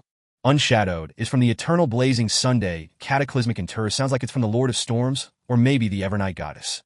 I previously determined that the Eternal Blazing Sun, Lord of Storms, and the God of Knowledge and Wisdom have pathways that are relatively similar. Therefore, they view each other with animosity. From the looks of it, Cataclysmic Inter belongs to the Lord of Storms and is sequence 4 of the Sailor sequence. Prophet is likely from the God of Knowledge and Wisdom. Then which pathway does Manipulator belong to? It'll be interesting if they can all be exchanged with the sequence corresponding to the true creator. Yes, I cannot give the unshadowed formula to Mr. A. Not even a portion. The Aurora Order members are all lunatics who are always looking for opportunities to take revenge on the world to the detriment of public safety. Items of strategic importance must not be traded with them. This isn't just a question of the bottom line, it also involves my own safety. Once the time is ripe, those lunatics from the Aurora Order might very well sacrifice the entire city. Let Miss Justice spend the 10,000 pounds then. Part of it includes the payment she would like to give to my adorer. The rest can be made up to her with the knowledge I already know. Klein reached out and pinched his cheek. He didn't reply to Justice immediately. Instead, he conjured a pen and paper, ready to make a divination. Klein had no idea who Merrick's friend was. He could only tell from the pronoun she that the person was a woman. Failure was inevitable if he wanted to directly divine the reliability of the person in question. However, Klein could make an indirect divination regarding his own safety, which would have a much higher success rate. As for whether he would suffer an interference or how accurate the outcome would be, he wasn't worried at all thanks to the gray fog shielding. After more than 10 seconds of deliberation, Klein wrote, "It's risky for me to hire Merrick's friend to be my bodyguard for 3 days." Putting the pen away, he removed his spirit pendulum, focused his mind, and quickly performed the divination. When he opened his eyes, he saw that the topaz pendant was rotating clockwise. However, the amplitude was very small and its speed was very slow. There's a certain risk, but it's quite low. Reliable? Klein nodded slightly and changed to divine about Mr. A. Similarly, he had no direct contact with Mr. A, and all he knew was based on descriptions and inference. It was difficult to find out whether or not he was capable enough or willing to keep his promise. All he could do was make an indirect divination. As an excellent seer, Klein quickly determined the direction, and that was to divine Ambassador Bakerland. This ambassador had relatively more connections with him, and the information he had about him was even more detailed. Klein knew very well what the other party was involved in, and as a divination target, there were no problems. After some thought, Klein wrote, "Bakerland Gene Mudun will have his life threatened by Mr. A." To prevent it from failing, he tried his best to make the words vague in this low-confidence divination and didn't require a definite answer. This time, Klein saw that the spirit pendulum was still rotating clockwise, but it had become faster and the amplitude had increased. It means that Mr. A will attempt to complete the mission, and that there's a good chance of success. Klein slowly exhaled and began to respond to Miss Justice's prayer. "Sure, there's no problems with your decision. You absolutely must not show yourself when entrusting this mission. My adorer wishes for 1,000 pounds for his activities. It will be done in the same way as before, and it would be best if it can be completed by tomorrow. This will be payment for the light suppliant formula. You do not need to seek out news regarding the secret order any further. However, if you obtain any relevant information, I will do a trade with you." After learning that the infiltrator was a beyonder in the seer pathway, Klein's need for information about the secret order became less urgent. He had originally wanted to ask for more than 1,000 pounds, but in consideration of how Miss Justice had to pay 10,000 pounds to assassinate the ambassador, it was likely that her finances would be stretched to the limit. Therefore, he only asked for the minimum. After doing all of this, Klein didn't linger and immediately returned to the real world. Audrey was holding a music score and humming a melody. The red moon was faintly discernible outside the window. Suddenly, a thick gray fog appeared in front of her. A figure seated on an ancient chair looked down at her and spoke in a low voice. Audrey let out a breath of relief after hearing Mr. Fool's response. She was no longer as nervous as she was. 1,000 pounds. My debt to Mr. Fool is close to being paid off. I feel so much more relaxed suddenly. Audrey rested the music score against her chest and thought with her dimples showing. Although she only had £1,000 to spend for quite a considerable period of time in the coming days, being put in a tight financial situation, all she needed to do was grit her teeth, and squeezing out £1,000 wouldn't be a problem. I'll borrow more from Glaint and drag it out with more installments. Audrey had quite a good education in finances. After all, her father was a powerful banker behind the scenes. At noon on Thursday, Klein heard another illusory prayer. He then confirmed that Miss Justice had deposited the money into his anonymous account.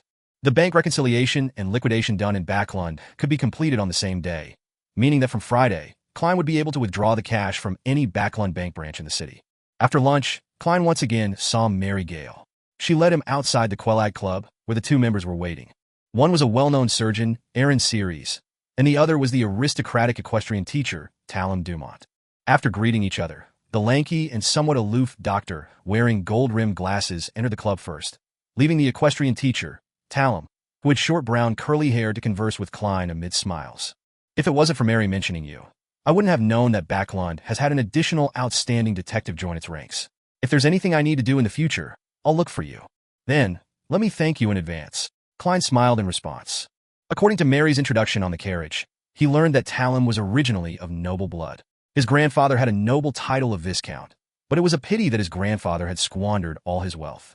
His father had nearly 10 brothers and more than 6 sisters, and as nobles whose titles were determined by the amount of land they possessed, once the amount of land went beneath a particular standard, the hereditary nobility title would be reduced. However, that also depended on the king's mood. Talum was unlike the other children of nobility who could obtain a considerable sum of money when they reached adulthood. And due to his grandfather's reputation, he had no means of entering the government as an employee or to be a butler of another noble family. Therefore, he could only play to his advantages and became an equestrian teacher for many nobles. His income was quite sizable, with about £400 a year. Sigh, divorce really leads to poverty. It was unknown if Talum was hinting at Mary Gale's situation or if he was reminded of his grandfather, who seemed to be more of Intis ancestry. Unable to engage in the conversation, Klein followed him into the Quelag Club, where he saw a large, brightly lit hall. Chapter 246, Strange Omen. Aaron and Talum left the Quelag Club after they separately completed the nomination form. It wasn't a weekend. The former had 2 more operations in the afternoon, and the latter had to teach Viscount Conrad's youngest son horse riding. The teenager needed to ensure that he didn't embarrass himself during the Backlund social events in the second half of the year. Klein watched the manservant dressed in a red vest and a maid in a beautiful dress come and go a few times before finally delivering him his own proof of membership and a badge with the symbol of the Frost constellation engraved on it. An entry fee of £50. There are still 3.5 months left this year, with an annual fee of £4 a year. The manservant in the red vest pushed the 2 objects to Klein. Klein took out the £57 which Mary Gale had given him and handed him £54. The amount beyond the entry fee and annual fee was Mary's first payment. She was very pleased with how quickly Klein obtained information on Daraga Gale's mistress, as well as her photo. £50 membership. Madame Mary is such a generous lady. While Klein watched the manservant and the maid verify the money and confirm the exact amount, he recalled Stellan Sammer's private introduction. Mary's father was a co-founder of the coin company and had a 20% stake. It was originally just a small company that barely made money, but as Backlund's pollution worsened and the demand for anthracite and charcoal increased, the company rapidly expanded to become one of the top 10 companies in the capital's industry. As such, Mary's net worth skyrocketed. The only problem was that when she was married to Daraga Gale, the company was still quite an unknown company. Her father hadn't paid much attention to using the shares as her dowry and didn't proceed with any protection of estate, gifting, and had instead used the more popular willing of gifts. The former referred to the dowry as an independent and separate estate of the woman and not subjected to her husband's control. Even the right of use depended on the woman, while the latter assigned the dowry's ownership to the entire family. However, the husband had to immediately make a valid will to promise that if he passed away before his partner, the split of the estate would be 2 to 4 times the rights and interests of the dowry received, after which the rest would proceed according to the normal inheritance laws, which could effectively guarantee the livelihood of the widow. If Mary initiated a divorce before she could get evidence of Daraga's adultery, the coin company shares would be divided equally between both parties. Klein remembered Stellan saying enviously, "The current value of those shares is currently close to 20,000 gold pounds. Adding the other property in their name, Mary is a truly wealthy lady. Once she's divorced, she will definitely become the target of many men in Backlund, including some nobles. That's only enough money for Miss Justice to assassinate Ambassador Bakerland twice." Klein suddenly thought about that when he saw the red-vested manservant and the good-looking maid bow at him. "Mr. Moriarty, welcome to the Quelag Club." Upon hearing this, Klein picked up the proof of membership and the frost badge. The former was made of elastic paper, which looked like a card with Klein's name and his membership start date on it. After applying an imprint of his index finger, the proof of membership was officially ready for use. The latter was the Quelag Club's distinctive badge, named for its founding in early November, which corresponded to the month of the Frost constellation. The symbol and the number 192 were printed on the front, followed by Sherlock Moriarty imprinted on the back. "The club now has 192 members?" Klein asked casually. "Yes, our club doesn't accept people without a recommendation." The red-vested manservant beamed and introduced. "On the first floor, there's a buffet, cafeteria, bar, library, squash room, conference room, and card room. You can use them all for free. The food and wine are free for your sampling as well. There are 16 lounge rooms and 2 small conference rooms on the second floor. They are also free and can be used as long as they aren't occupied." The good-looking maid pointed to the rear and said, "There are 2 tennis courts on the lawn, totally free of charge. There are 2 shooting ranges underground, and you only need to pay the corresponding rental fee of the equipment. If you aren't satisfied with the simple buffet, you can order a la carte. We have an exclusive chef, and you just need to pay for the ingredients. Board, lodging, and entertainment are all provided for." As expected of a high-end club, Klein sincerely thanked Mrs. Mary. He smiled warmly and said, "Send someone to show me around so that I can familiarize myself with the environment. Afterward, give me a lounge to take an afternoon nap." "All right." The red manservant made an inviting gesture. After familiarizing himself with the Quelag Club's environment, Klein entered a lounge and carefully studied the layout of the place. He discovered it was similar to a hotel room of the later generation. It was said to be decorated in the Inta style. "I have to consider how to obtain evidence of Duraga's affair tomorrow. It's simply impossible to hide the flash of the camera. In other words, I only have one shot at taking a picture, and if I do that, I'll definitely be kicked out of the club. I have to think of a safe way. I'll read through the papers later and try to determine the progress regarding Ian's case through the news. From there, I can determine which 3 days I should be guarded." Klein paced back and forth, lost in thought. At that moment, his heart suddenly palpitated as he tensed up. Is this the premonition of a clown? However, there are no scenes in my mind. Klein felt the air around him turn still like it was the calm before the storm. Soon, this feeling disappeared, as if nothing had happened. Could it be that danger is approaching? But nothing like this happened when I was attacked by Massault. Puzzled, Klein pulled out a coin and divined if he would be attacked in the next few days. The answer was negative. After thinking for a few seconds, Klein drew the curtains and pretended to take an afternoon nap. He took 4 steps counterclockwise and went above the gray fog. He sat down and pondered for a long time before muttering to himself, "I will be in grave danger in the next few days." After repeating the statement, he flicked the coin again and saw the copper-colored object tumble down and land in his open palm. This time, the portrait of the king was facing up. It meant a positive result. My reaction just now really was an omen that danger is coming. Klein narrowed his eyes and leaned back in his chair. He was rather puzzled by this matter. Whether it was as a seer or clown, they had never displayed such abilities before. Even if they could predict danger, it was because the target was right in front of him or beside him. There was nobody around me. From the fact that my divination was misled, it must have involved a relatively higher sequencer, most likely Bakerland's assistant. In the end, it actually gave me a premonition. This isn't scientific, this isn't mystic. There must be something else behind it, but I can't be certain why yet. Klein looked around and saw the boundless fog, crimson and still, the palace standing as it had always stood. He reined in his doubts and temporarily stopped thinking about the reason. Instead, he focused his attention on the attack that was about to occur. After several more divinations, Klein found that he could only confirm that there would be great danger in the next few days. It couldn't be shortened to 3 days, 2 days, or even 5 hours. In other words, he could only obtain a somewhat vague revelation. And in a dream divination, he saw Ian dressed in his old coat, standing in the street with the elegant gas lamps and the blurry crimson moon behind him. Other than this image, there was nothing else. How should I interpret this? Klein thought for a moment.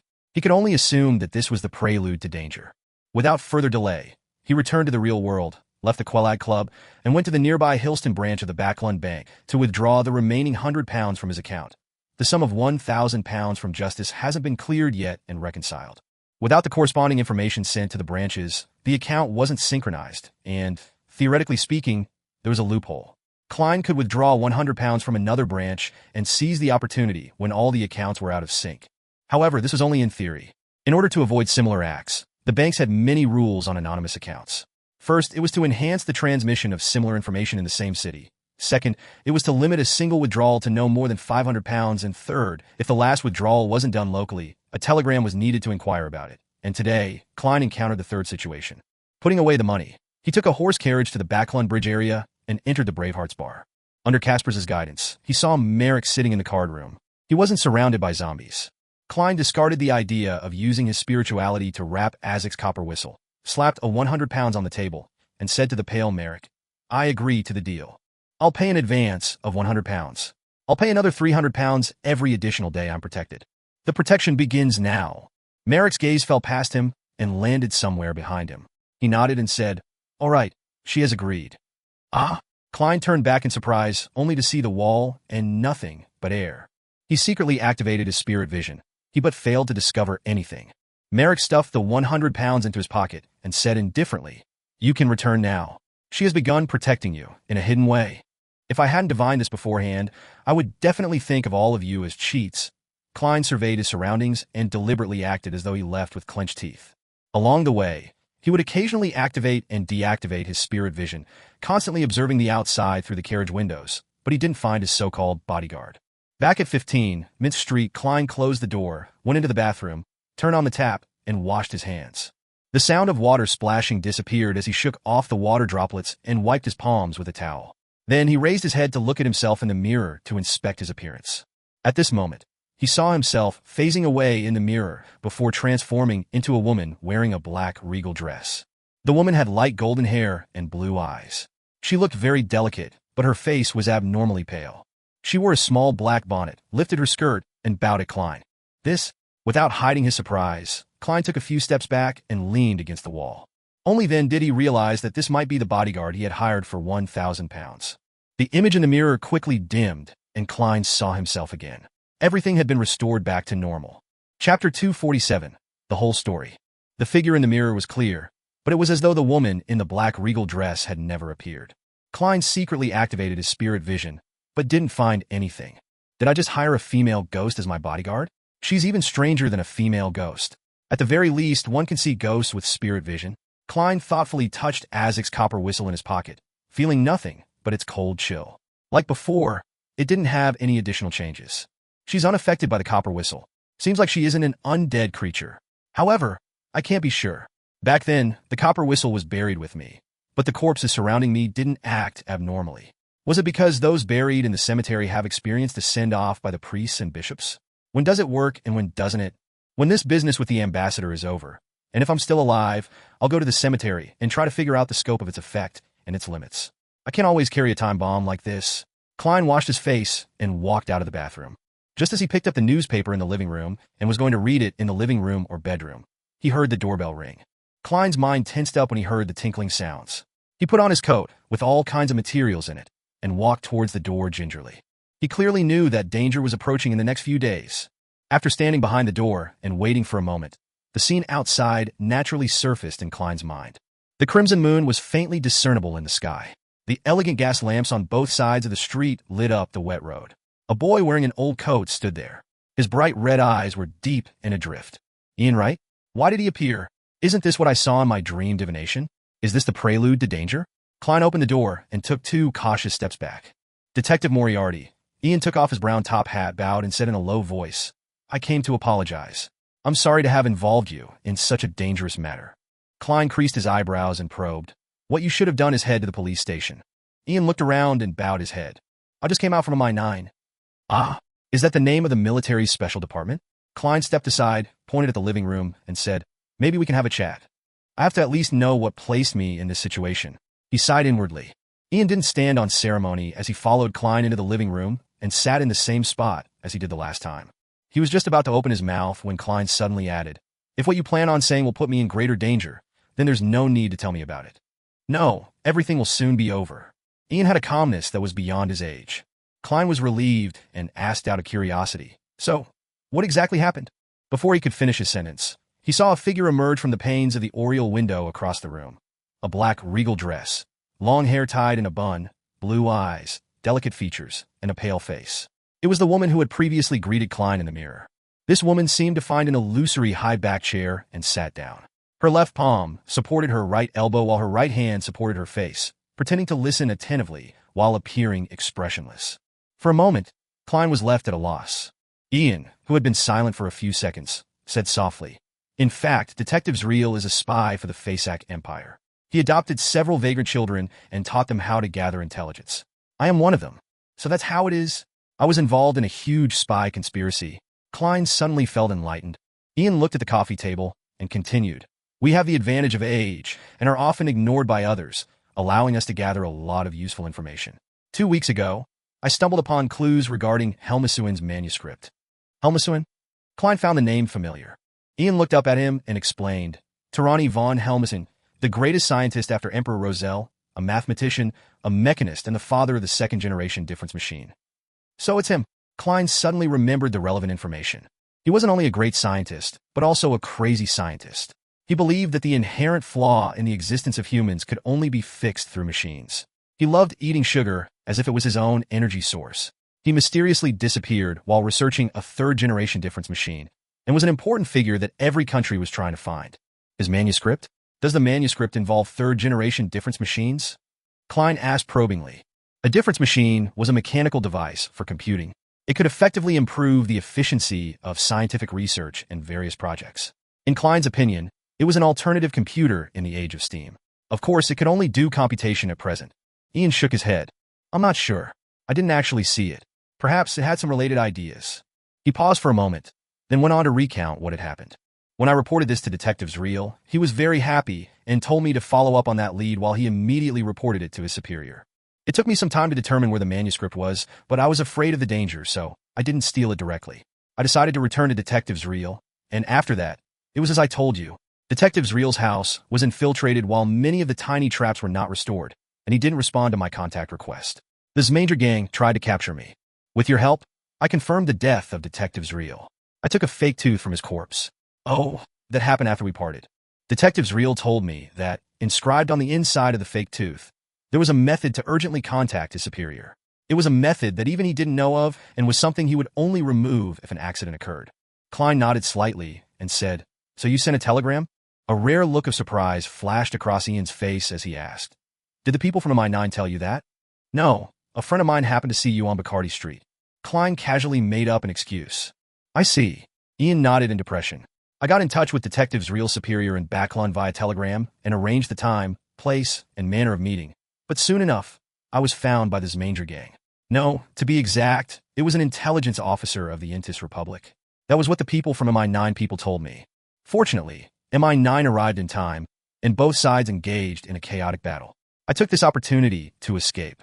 However, when I met with Detective Zriel's superior this afternoon, I was once again ambushed by the Intis intelligence officers. Unfortunately, I was caught by them, and I was very afraid of dying, so I told them everything that I knew. However, they didn't keep their promise and still wanted to kill me. At that moment, MI9 finally found me. It is only during such times when you look like a 15 or 16-year-old teenager. Just as Klein was reflecting over this, he suddenly thought of a problem from what Ian had just said. Back when he discovered that something important was left behind on Zriel's corpse and that Ian had successfully taken it away, he had written the matter off, thinking that the Beyonder was lacking in skill, and that the Beyonder had missed out on something because the mediumship provided little useful information. However, after confirming that the ambassador had a mid-sequence Beyonder of the seer pathway, the situation became extremely peculiar. With powerful mediumship, it was impossible for the fake tooth to not be discovered. Leaving the body in such a remote and hard-to-find place didn't seem like a trap. Combined with Ian's description, the answer was obvious. Klein nodded and said, "Have you ever thought of the possibility that Zriel's superior has traitors around him? A traitor who has defected to the Intis intelligence services? That's also why Zriel was exposed and killed when he obtained the clue to the manuscript, as well as why you were ambushed. It was because the Intis ambassador had information about Zriel's superior, which was why he didn't pay much attention to the urgent communication method inscribed on the inside of the tooth. Zriel's report to his superior directly led to his demise."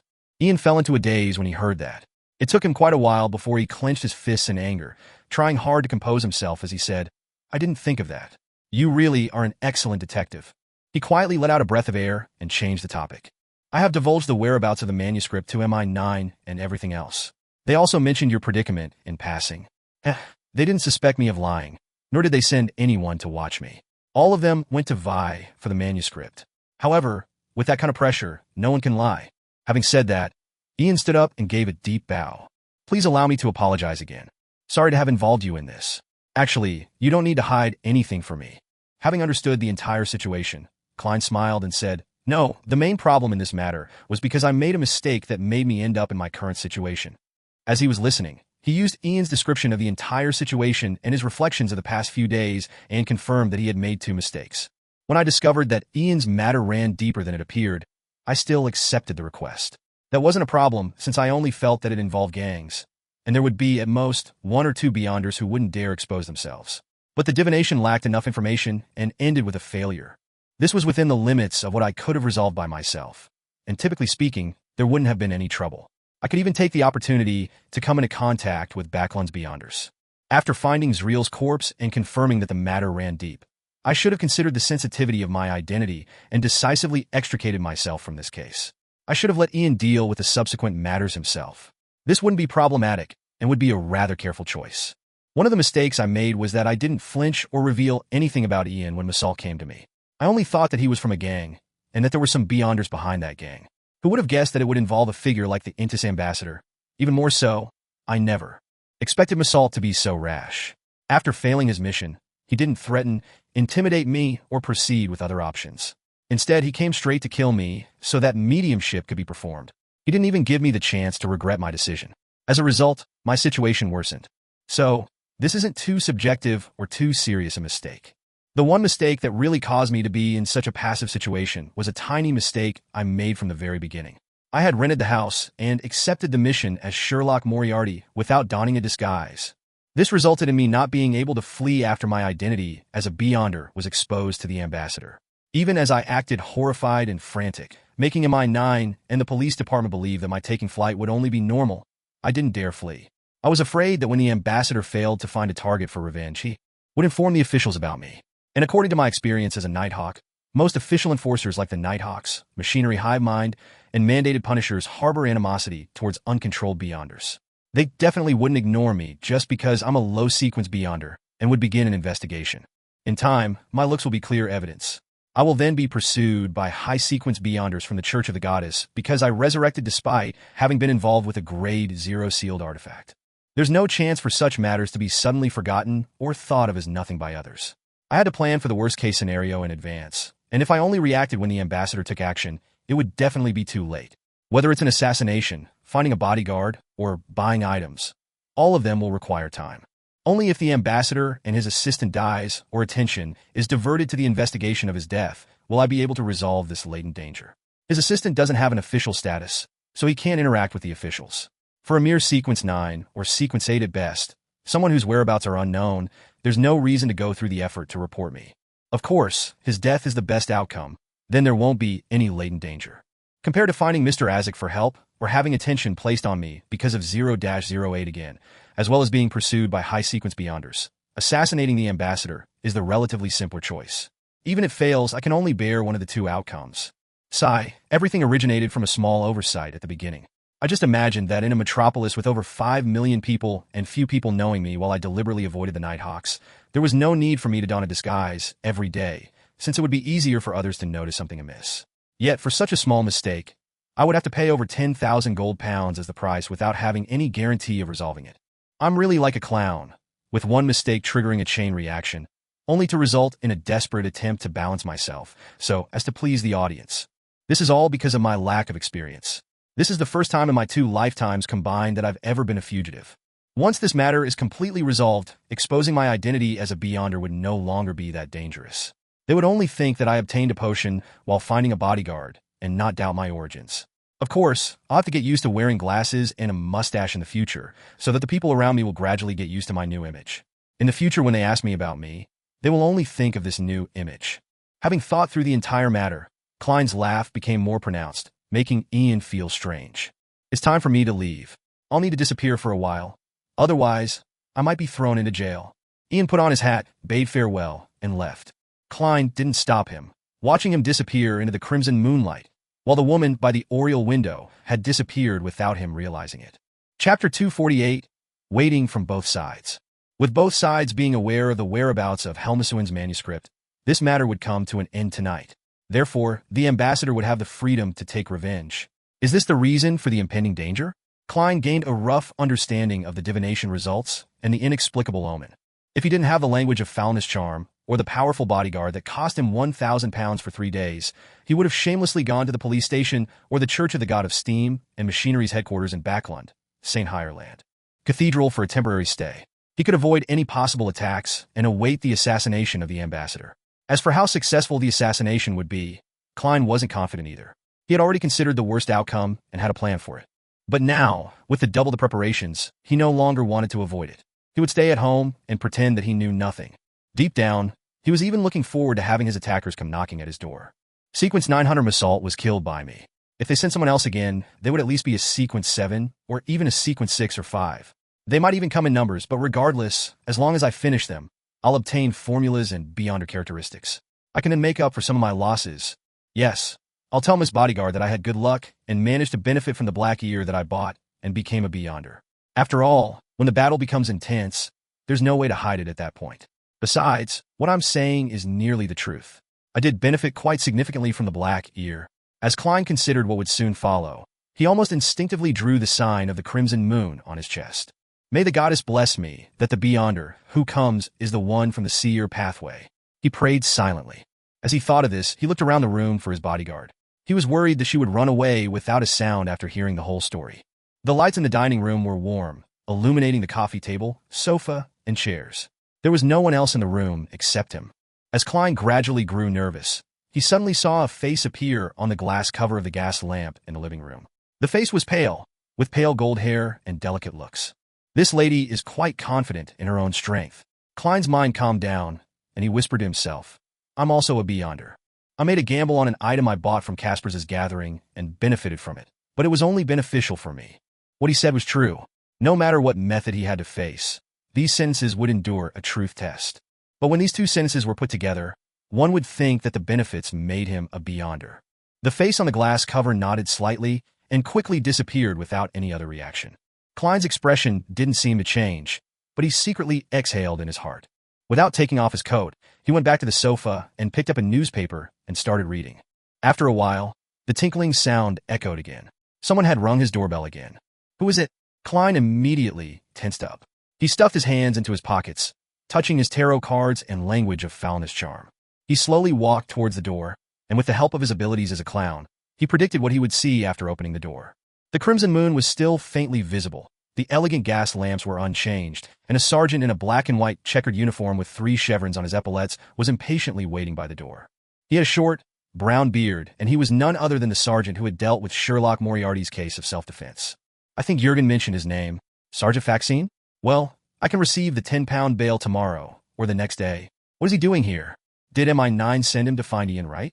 Or to inform me that I should temporarily hide away from danger? Confused, Klein grabbed the handle. Inside the Intis Embassy of Backlund's Westborough, the lights were on.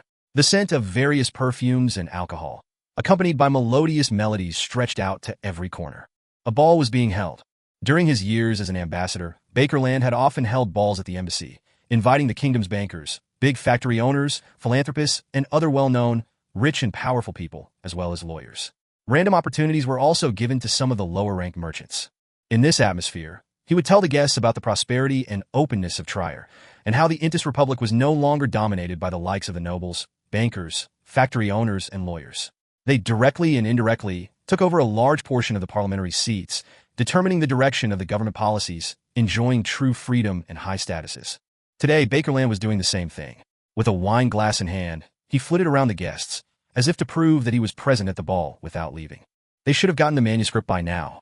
After learning that Ian Wright appeared at the telegraph office from that trembling detective, I've been putting plans into action. Now is the time to reap the rewards. Bakerland, with his thin but classy face, took a sip of the blood-like Ormer wine and headed for the balcony, intending to take a breath of the cool night air. After learning that Ian had sent the telegram, as a veteran conspiracist and professional intelligence officer, Bakerland was acutely aware that Ian was contacting his superior's superior. Therefore, he quickly made the double spy that had infiltrated the Faceac Empire's Backlund intelligence team, investigate and obtain the meeting time, location, and manner agreed upon by Ian and the team leader. After that, he pretended that nothing had happened and continued to send people to look for Ian near Bacardi Street. He successfully found Ian and also attracted the attention of MI9. According to his plan, his intelligence officer had deliberately let Ian go so that MI9 would think that they were on the same starting line. After paralyzing his main opponent, he called in other unexposed intelligence agents to ambush Ian and the Fasak Empire's team leader. He wanted to find the manuscript and smuggle it out of the Lone Kingdom without being detected by the MI9. The situation had progressed as smoothly as he had expected, but the news that came back in the evening left his heart heavy. People from MI9 had actually appeared. They had appeared despite being supposedly fooled. With Rosago around, it's definitely not because of divination. Besides, MI9 isn't good at divination at all.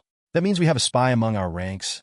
Let's hope that Rosago can be one step ahead of them and grab the manuscript to hand over to Shadow for extraction. Baker Land had deliberately organized the ball in order to avoid suspicion, but as such, he was unable to involve himself with the developments. All he could do was pray that his subordinates would amount to something. According to his plans, once Rosago succeeded, he would immediately transfer the items to another intelligence officer, one that had never been activated before.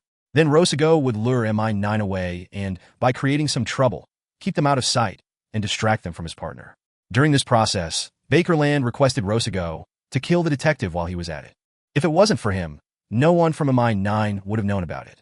Everything would have gone smoothly. My involvement with this Manger gang wouldn't have been revealed, and I wouldn't be transferred back to the country.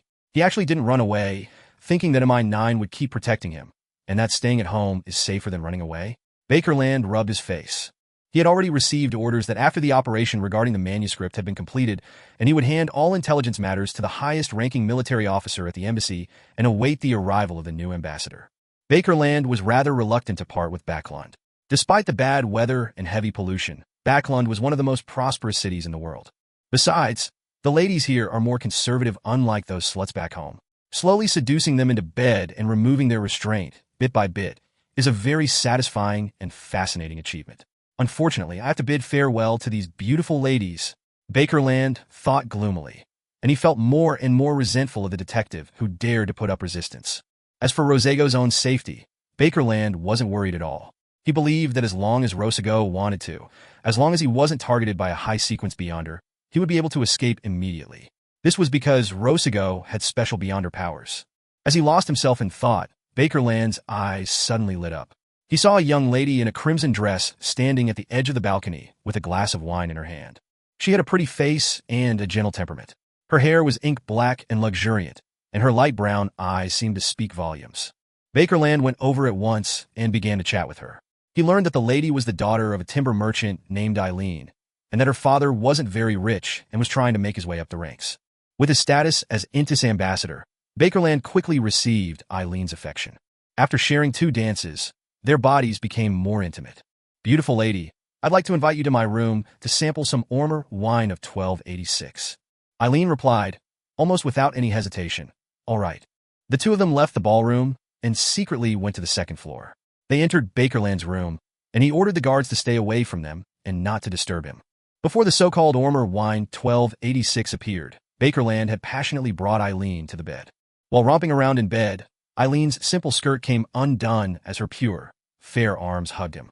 While her hands gripped Baker Land's shoulders, her nails and veins suddenly sprouted black, thin, fluffy spider feet. Bang!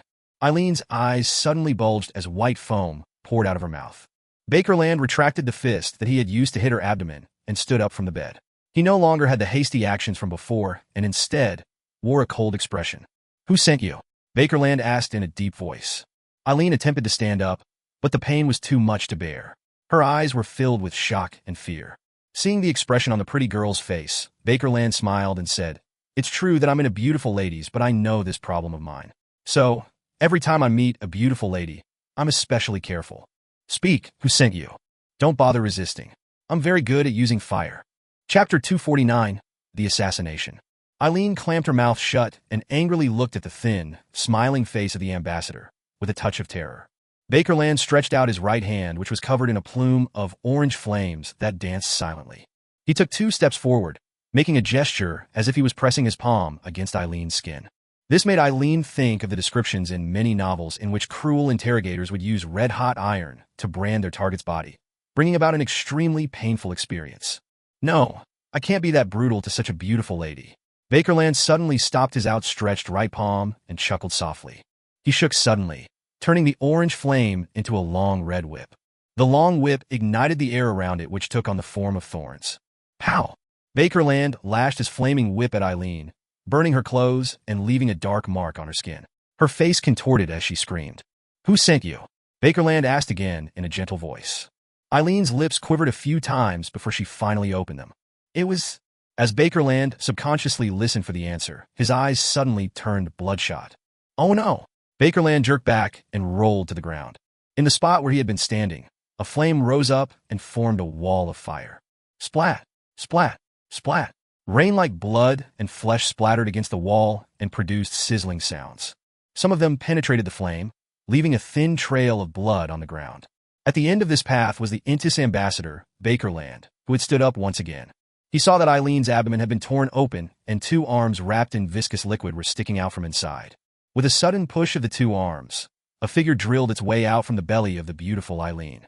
It was covered in a thick, squirming blood-red liquid that continuously dripped down, and it was about the size of an adult male. It was hard to imagine that a normal woman like Eileen, with no protrusion in her abdomen, would actually have such a thing hidden inside her body. How was it stored in there? Boom! The body below Eileen's head exploded completely, turning into pure flesh and blood, surging into the form of a humanoid figure, and mixing with the dripping liquid to turn into a strange red robe. The figure revealed its true appearance. It was so beautiful that it looked like a woman. The blood-red robe it wore looked like a blossoming flower under the illumination of the flames. Rose Bishop, as a veteran intelligence officer, Bakerland immediately identified the name of the corresponding sequence before him. Sequence 6 of the secret suppliant pathway, Rose Bishop. Every Rose Bishop was an expert when it came to flesh and blood magic. Beyonders at this sequence could hide inside the bodies of others, thereby avoiding all sorts of investigations. But the moment they emerge, the hosts would lose their lives. For the Lord! Eileen's remaining head let out a low cry and closed her eyes forever. The Rose Bishop stretched out its right hand and tapped its chest 4 times in the order of bottom to top, right to left. With the color of blood and the light from the flames reflecting in his eyes, he looked at Bakerland and took a sudden step forward with his right foot, passing through the wall of fire. He didn't receive any damage from the fire, with only dark red liquid that continuously dripped down. Bakerland retreated once again as he suddenly raised his voice. "Someone, help me!" Although his most capable assistant, Rosigo, and several intelligence agents had been sent on a mission, there was still no lack of Beyonders in the embassy. They were military officials who had received permission from the Lone Kingdom. They were the defensive forces that were available. 1 Sequence 5, 1 Sequence 6, 3 Sequence 7s, and a combination of nearly 10 Sequence 8s and 9s. Bakerland's voice echoed around the room, but it didn't exit the premises. The music outside didn't stop, and the ball continued. It was as though the room had become a completely isolated world. This, Bakerland stopped his shouting, narrowed his eyes, and looked around. The Rose Bishop was in no hurry to act. He said with a chuckle, "It was by your own will, the rules that were decided by yourself. You told the guards not to disturb you, or come near, or let anyone close. Yes, I simply magnified your will and rules, and made a slight distortion. If you want to escape this isolation, you have to defeat yourself." Bakerland's expression changed slightly. What appeared to be the compliance of rules was, in fact, a distortion of them. The characteristic of using the power of authority to serve oneself made him think of another sequence's name. "Baron of Corruption," Bakerland growled. This was the lawyer pathway, which was Sequence 6 of the Dark Emperor pathway. Before he could finish his sentence, Bakerland's face suddenly turned extremely gloomy as he blurted out, "Shepherd, you're a shepherd. Who are you from the Aurora Order? Mr. A?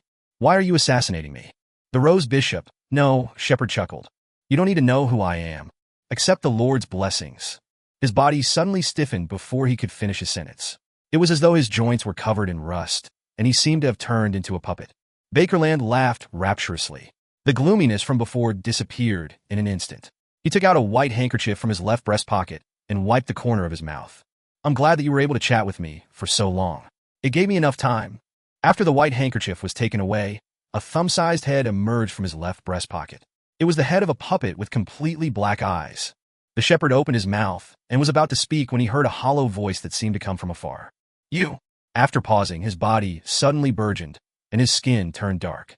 2 curved goat horns with strange, sinister patterns sprouted from his head, as well as wings behind his back that reeked of sulfur when they flapped.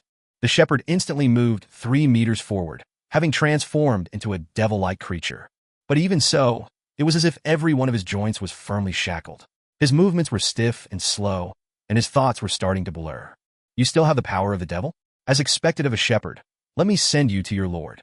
Without further ado, a flaming long spear with a blazing white tip materialized in the middle of Bakerland's right palm. He bent his back, about to throw the spear to pin the shepherd to the wall and burn him to ashes. Sequence 7 Pyromaniac of the Conspiracist Pathway had the ancient name, Fire Mage. Cough, cough, cough, cough. At that moment, Bakerland began to cough violently, coughing so hard that he felt as if he was about to spit out his heart and lungs. His flaming spear lost control from his coughing and disappeared, inch by inch. His face flushed red, and his forehead was scorching hot from his coughing fit. His influence on his enemy, that he derived from a mystical item, was lifted. The shepherd was freed from his sluggishness and returned to normal. Why do you think I was having such a long chat with you? How does severe pneumonia and an unstoppable cough feel like? The devilish face asked with the corners of his mouth hooked. Upon hearing these words, Bakerland suddenly recalled the enemy's beautiful and enchanting appearance when he first appeared, and regretfully said, "Cough, cough, a disease. You, cough, cough, killed a, cough, cough, cough, a demoness of affliction." The shepherd dispelled his devil-like form as his figure turned into a series of stacked afterimages. He chuckled and said, "No, I only received a gift from Saint Tenebris. I know conspiracists have all sorts of means available to them, so I'll be using my strongest ability now, so that you won't have any unnecessary hope." A book appeared before him, a translucent and blurry book. The ancient book flipped rapidly and with a soft chant, "I came, I saw, I record. As long as I have recorded it, I'll be able to use it once. This is an ability that Saint Tenebris had deliberately demonstrated to me. Although I only have half of its original effect, it's still enough." The shepherd's voice turned hollow, and his body was enveloped by the darkness that spewed out from the book. He quickly turned into a small giant, about 2.3 to 2.4 meters tall. His entire body was covered in cold, black armor. At the space where his eyes should be, there were 2 glowing crimson-red blobs.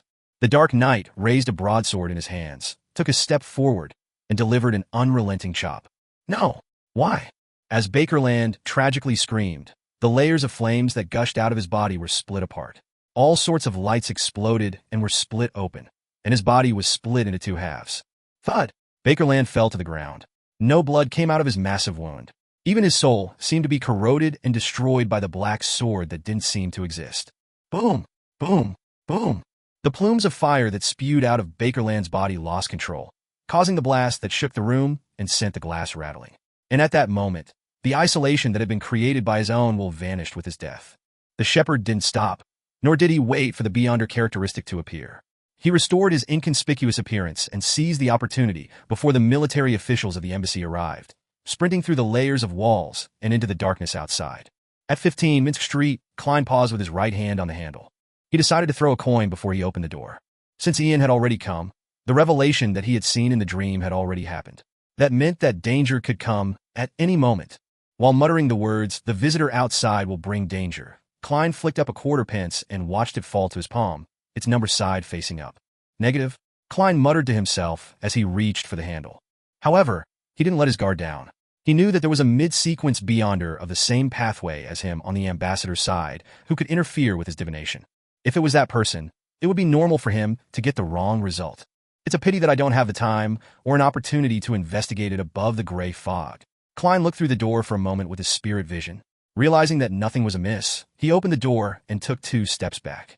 Dressed in a black and white checkered uniform, Sergeant Faxine took off his hat and said with a serious expression, "I've been sent by the higher-ups to tell you that you must be careful tonight and tomorrow.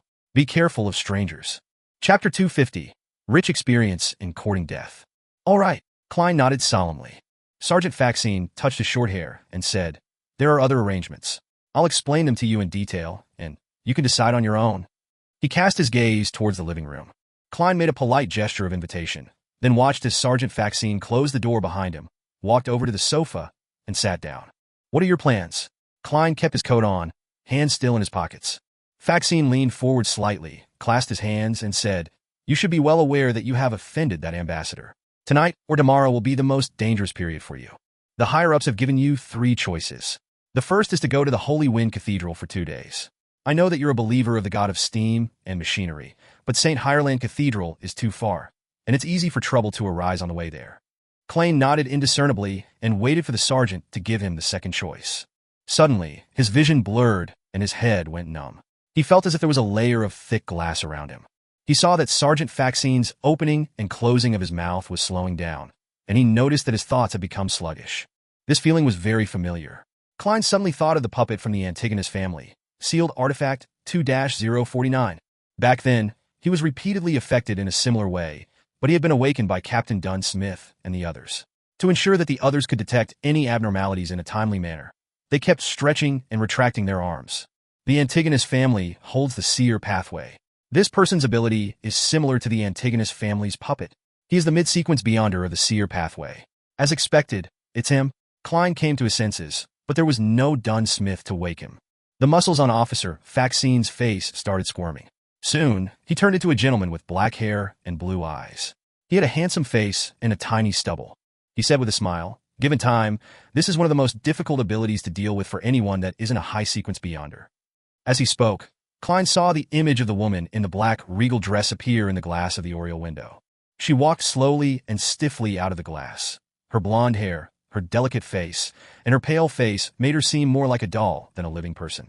"I never thought that you would be able to hire such a powerful bodyguard. If it wasn't for my divination ahead of time, I might have died here. What kind of compensation did you pay? By the way, my name is Rosago." Rosago didn't look back as he continued smiling at Klein, but he didn't expect a fluent answer from the man he controlled. At that moment, he suddenly felt a cold breeze blow across his neck, causing his hair to stand on end as goosebumps appeared all over his body. There seemed to be an invisible person at his back, breathing down his neck. Rosago laughed, raised his left hand, and snapped his fingers. Pow! Flames suddenly soared up from his back, and a transparent shadow was set ablaze, quickly turning into ashes. In Klein's vision, these motions were all broken down into a grid of images. This wasn't because his opponent had turned slow, but was a result of his increasingly sluggish thoughts. He already has me under control. Why isn't he directly killing me? Do all villains like to engage in lengthy monologues? No, he's not stupid. He's trying to conceal something with this discussion. Klein tried to think, to figure out the problem, but his thoughts were moving at an irresistibly slow pace. He looked intently at Rosago, taking in every detail of his. Finally, he saw a figure in each of Rosago's eyes, a figure with blonde hair, blue eyes, a pale face, and a dark black Gothic regal dress. And at this moment, the woman was still behind Rosago. She was still near the oriel window, walking towards him like a manipulated puppet. He hasn't really controlled her yet. She's still trying to resist and struggle. They are tussling in the realm of mystery. I need to do something. I need to tip the scales of balance. Klein turned his attention to the language of foulness charm he was holding in his left hand. It was cold and slippery, filled with evil. He was glad that he hadn't let down his guard and maintained a battle-ready state the entire time. He could only injure himself to injure his opponent. Klein gathered his strength and struggled to speak. His vocal cords seemed to have rotted, and his throat squirmed in difficulty. He hoarsely said in ancient Hermes with a staccato rhythm, "Foulness." As his voice echoed in the air, Klein felt a corrosive pain in his left palm, and he heard illusory whispers that could drive a person mad. This was a state that he was familiar with, and it didn't affect his subsequent attempts. The attempt was to inject most of his spirituality into the language of foulness charm, which didn't require the control of his body. In 3 seconds, the voice of the true creator would descend upon the physical world and burrow into the ears of the creature closest to him. 3. The prelude, the din, the illusory, the evil whispers spread out in an instant. Klein felt his scalp tingle, his mind abuzz, his veins throbbing. He found it difficult to focus his mind. A coffee table away from him, Rosago's expression had suddenly turned adrift. His face swelled up as the woman's figure in his eyes suddenly became clearer. 2. The pale woman in the black regal dress behind him quickened her actions, but soon she frowned in pain. At this moment, Klein felt the weakening of the influence as he wished, regaining his smooth thought processes, and felt as though his joints were once again filled with lubricant.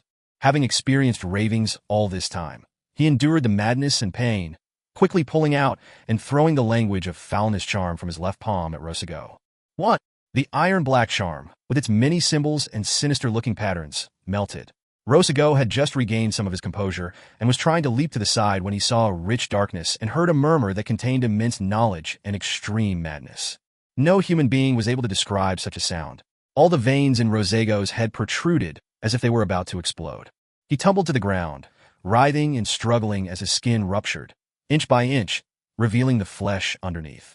At the same time, Klein and the blonde woman with blue eyes also failed to resist the pain as they fell to the ground. Each of them let out tragic screams. The excruciating pain felt like someone had stabbed their temples with a drill rod. Their eyes turned bloodshot as red liquid ran down their noses. They could neither see nor feel the outside world. The experienced Klein was the first to recover. He staggered to his feet and saw that Rosago had torn off his clothes and stripped off his skin, exposing his flesh and veins. He was like a legendary red monster that had been skinned. He constantly tumbled around the ground while groaning in pain, as if he was about to lose control. Klein didn't wait for the result because he couldn't afford the possibility of the other party gaining the benefits, as well as becoming a devotee of the true creator. He believed that the evil god was definitely infuriated as well. Pulling out his revolver and adjusting the barrel to the firing position, Klein took 2 steps forward, circled around the coffee table, and put the muzzle of his gun against Rosago's head. Bang! Bang! Bang! Bang! Bang! Dressed in his black, double-breasted suit, he stared at his enemy intently as he shot 5 rounds in a row, watching his enemy's head swell and explode into a mixture of red, white, and black that splattered all over the floor. Captain, thank you for demonstrating this to me before. Klein panted while he lowered his revolver before he beamed brightly. In front of him, Rosago's headless corpse faltered a little before collapsing to the side of the sofa. Only then did the woman in the black, gothic regal dress stop her screams. Her struggles and rolling slowed down, but her skin seemed to turn a lot more translucent. Seeing the flesh on Rosago's corpse squirm, Klein didn't hesitate to use his self-created requiem charm. Under the calm and serene atmosphere, the corpse finally stopped moving. Upon seeing this scene, Klein thought of something. He took out another charm and chanted in a low voice, "Crimson." Then he injected some of his spirituality into it and threw this charm at his bodyguard, the woman with the pale, golden hair and pale, white face. As the slumbering powers emanated, the woman who was still weakened under the effect of the lingering voices instantly quietened down as she fell into a deep slumber. Just to be sure, Klein threw another slumber charm, afraid that he would be interrupted during what he was planning to do next. 15, Minsk Street once again had its peace. This time, nothing was broken. Only the ground was contaminated, as the fight between the 3 parties was mystical and beyond the physical realm. Looking at Rosago's corpse and then at his sleeping bodyguard, Klein mocked himself. It's also good to court death often. At least I gained some immunity. He didn't attempt the mediumship ritual immediately, because Rosago was now tainted by the true creator, and directly communicating with the spirit was tantamount to committing suicide. But that didn't mean Klein had no choice. He planned on doing the mediumship above the gray fog by bringing Rosago with him. With his current spirit body's level, even with the augmentation provided by Azek's copper whistle, he was unable to move a portable camera, much less a corpse that was several times heavier. However, mediumship wasn't done with a corpse, but the channeling of the remnant spirituality. Klein took out a candle, quickly set up a ritual ceremony, summoned himself, and responded to himself, turning into a special spirit body. After becoming a spirit, he saw the distinct remnants of Rosago's spirituality, and he realized that Miss Bodyguard's physical condition was a little strange. She was actually in quite a similar state as he was, but there were also great differences. Without wasting any time thinking, Klein carried Azek's copper whistle, wrapped the remaining of Rosago's spirituality, and entered above the gray fog. After conjuring the appropriate ritual items and setting up a simple altar, Klein quickly began the mediumship ritual. During this process, he was shocked to discover that he no longer needed to pray to anyone to be able to directly communicate with the spirit. It was like he was a real spirit medium. Phew! Is this some special power that I possess in the mysterious space above the gray fog? A thought flashed through Klein's mind as he began to recite the divination statement. The potion formulas for the seer pathway. Chapter 251, Gains. The potion formulas for the seer pathway. Klein leaned back in his chair and tried to communicate with the spirit via dream divination. In a gray, illusory world that didn't seem surreal, a gas lamp suddenly lit up, illuminating the stone slabs on the ground and a desk with a goatskin scroll placed on top of it. After the seer and clown formulas appeared one after the another, Rosago stood there with a fur shirt, listening to a voice of unknown origins. Before the advancement, I have to warn you that you've been too reliant on divination. Divination is a revelation, a result. It is unable to tell us the process. For example, you might decide to invest all your money because your divination says that a railway stock can make money. But in fact, what that revelation really means is that in the long run, in 30 years, the railway stock will make money, and before that, it will fall more than it rises. Fate isn't so easy to master, and there are many times when it's impossible to quantify it. Divination isn't all-powerful. In addition, divination can be interfered with and cause you to be misled. There are too many things in this world that cannot be understood. If you completely rely on divination, then you'll definitely die because of it. Divination is a revelation. It must be combined with one's own carefulness, caution, and self-control. Rosago was unable to divine the corresponding danger because the language of foulness was involved with the mysterious space above the gray fog, and that led to him dying at my hands. Otherwise, with his mystical abilities, it would have been difficult for Miss Bodyguard and I to escape today. This is also a reminder for me. Even if I had the gray fog to isolate all interferences, I cannot afford to be careless. No matter how certain my actions are, I need to leave some leeway. From these words, it seems like they aren't aware of the acting method. Otherwise, some of those words could be directly summed up as being respectful and fearful of fate. As his thoughts raced, Klein heard Rosago's reply as he unfurled the parchment. Sequence 7. Magician. Main ingredients. 1 true root of a mist treant. All the spinal fluid of a dark-patterned black panther. Supplementary ingredients. 60 milliliters of purified water. 30 milliliters of mist trench juice. 3 grams of droplet gem powder. 4 drops of fantasy grass essential oil. Magician. This is also part of a circus. It can form the foundations of a circus with seers and clowns. Klein first lampooned, before he recalled the suited clown that he had encountered before. From the looks of it, he was a magician. His abilities seemed to include firing air bullets, the ability to fire air bullets, flaming jumps, and drawing slips of paper as weapons. Not bad. Just being able to cast spells quickly can greatly increase my battle prowess. As these thoughts flashed through his mind, Klein saw the scene before him change. This time it was a splendid room, surrounded by golden statues and ornaments. It was the same voice from before, but it reminded Rosago of the same thing. According to my experience, after you consume the Faceless Potion, you have to remember this point. You can disguise yourself into anyone, but you are ultimately yourself. Faceless? Sequence 6 of the Seer Pathway is Faceless Man. This should be the Beyonder power that allowed Rosago to transform into Officer Faxine. From the looks of it, the fake detective's reel was also played by him. Creeping Hunger allowed Kalangos to transform into a person with different looks. This matches this Beyonder power. From the looks of it, some Faceless died at his hand. Such a power cannot augment a person in a straight-up battle, but it's more useful than 90% of all Beyonder powers in many occasions. It's no wonder that Rosago dared to come and attempt to kill me, and wasn't afraid of falling into a trap. This power is of great significance to me. At this thought, Klein's eyes widened as he saw Rosago pick up a thin gold page with words written in Hermes. Sequence 6, Faceless. Main ingredients. Mutated pituitary gland of a thousand-faced hunter, characteristic of a human skin shadow. Supplementary ingredients. 80 milliliters of a thousand-faced hunter's blood, 5 drops of black jimsonweed juice, 10 grams of dragon-tooth grass powder, 3 strands of hair from a deep-sea naga. Thousand-faced hunter? That seems to be a type of dragon, but not a particularly powerful kind. It shouldn't be a dragon of the spiritual system, but it's still extremely rare. It's almost extinct. Klein instantly recalled the corresponding mysticism knowledge. At this point, the scene before him didn't change, but Rosago's attire and location did. He wore a white wig, a dark tuxedo, and had a thick beard. This advancement is no longer as simple as before. The potions must be consumed in conjunction with a ritual.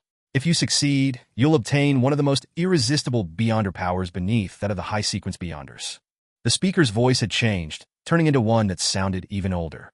Having expected that, Rosago asked, "What's the ritual?" "Go to the sea, find a mermaid, and drink the potion while she's singing." The speaking old man opened an ancient book that depicted countless mysterious symbols in it. Suddenly, a ray of light flashed from the book's surface as lines of ancient Hermes appeared in midair. Sequence 5, Nimblewright Master. When Klein saw this, he suddenly had a headache. It was a signal that his spirituality was close to being drained. In the previous battle, just the language of foulness charm, alone, had consumed most of his spirituality. Later on, not only did he use 3 more charms from the Evernight Goddess's domain, but he had also summoned himself and responded to himself.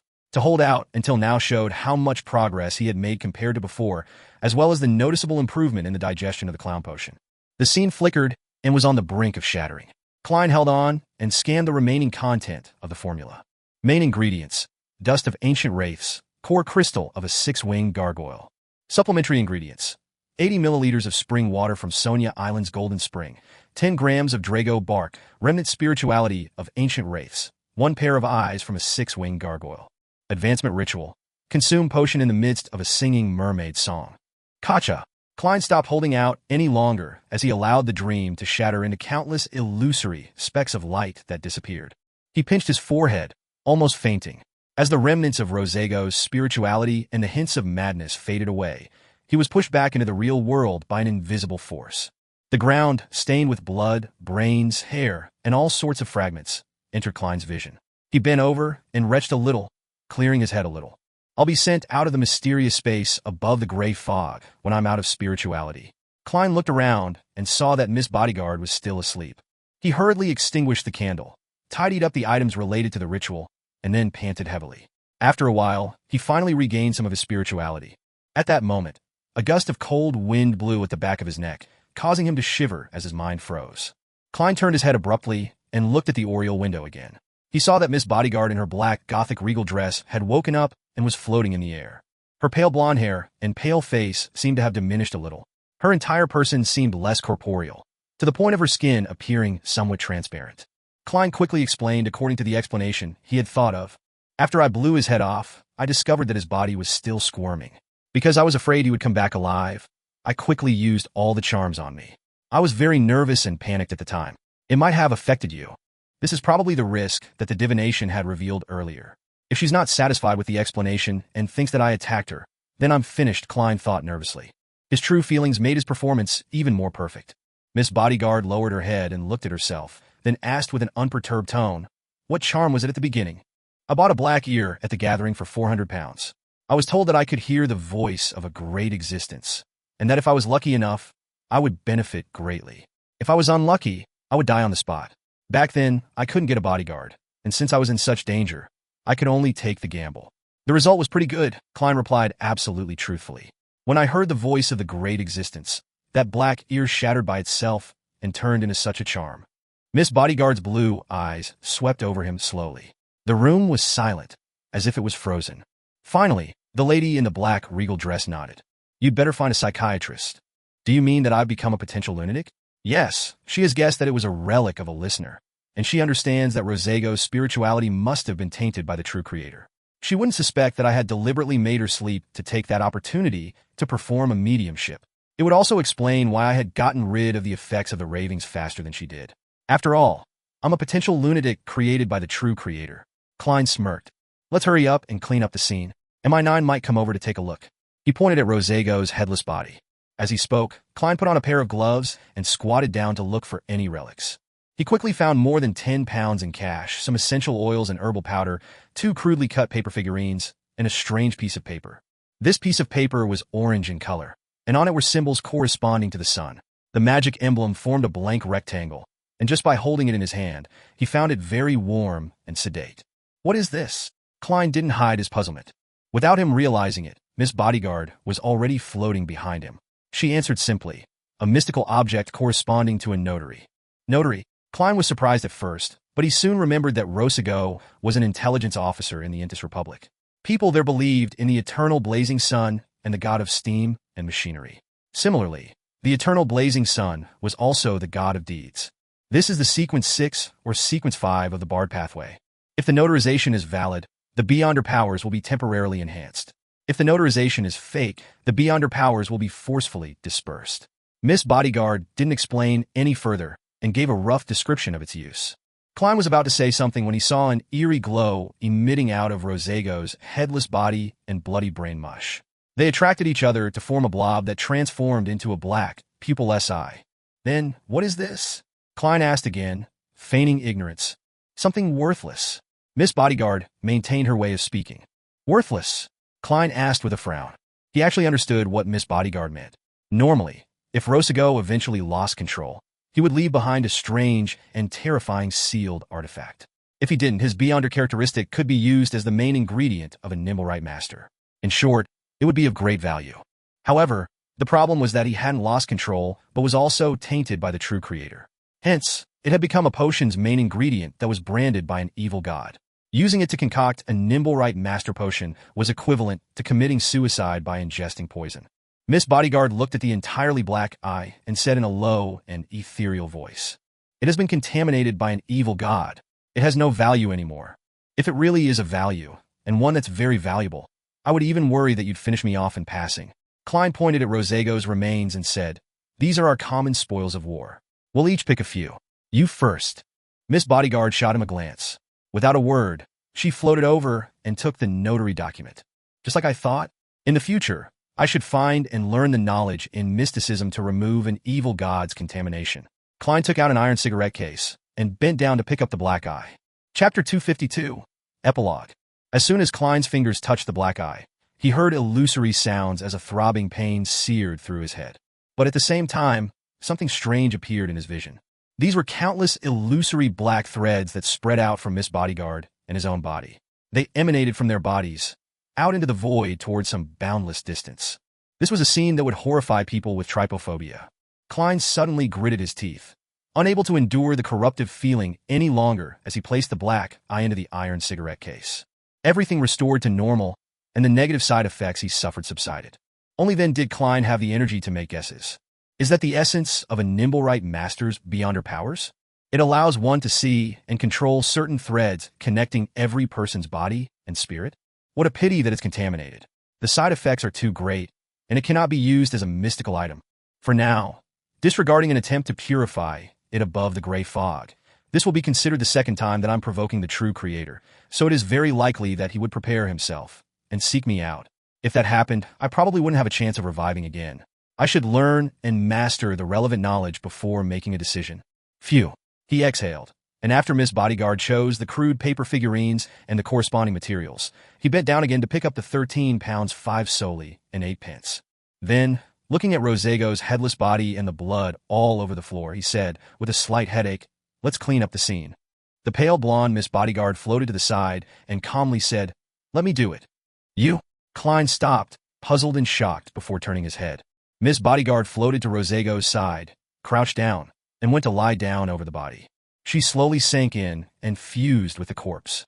The fingers of Rosego's body twitched twice, and the blood, brain matter, and fragments around it flowed backward, forming a new head at the neck.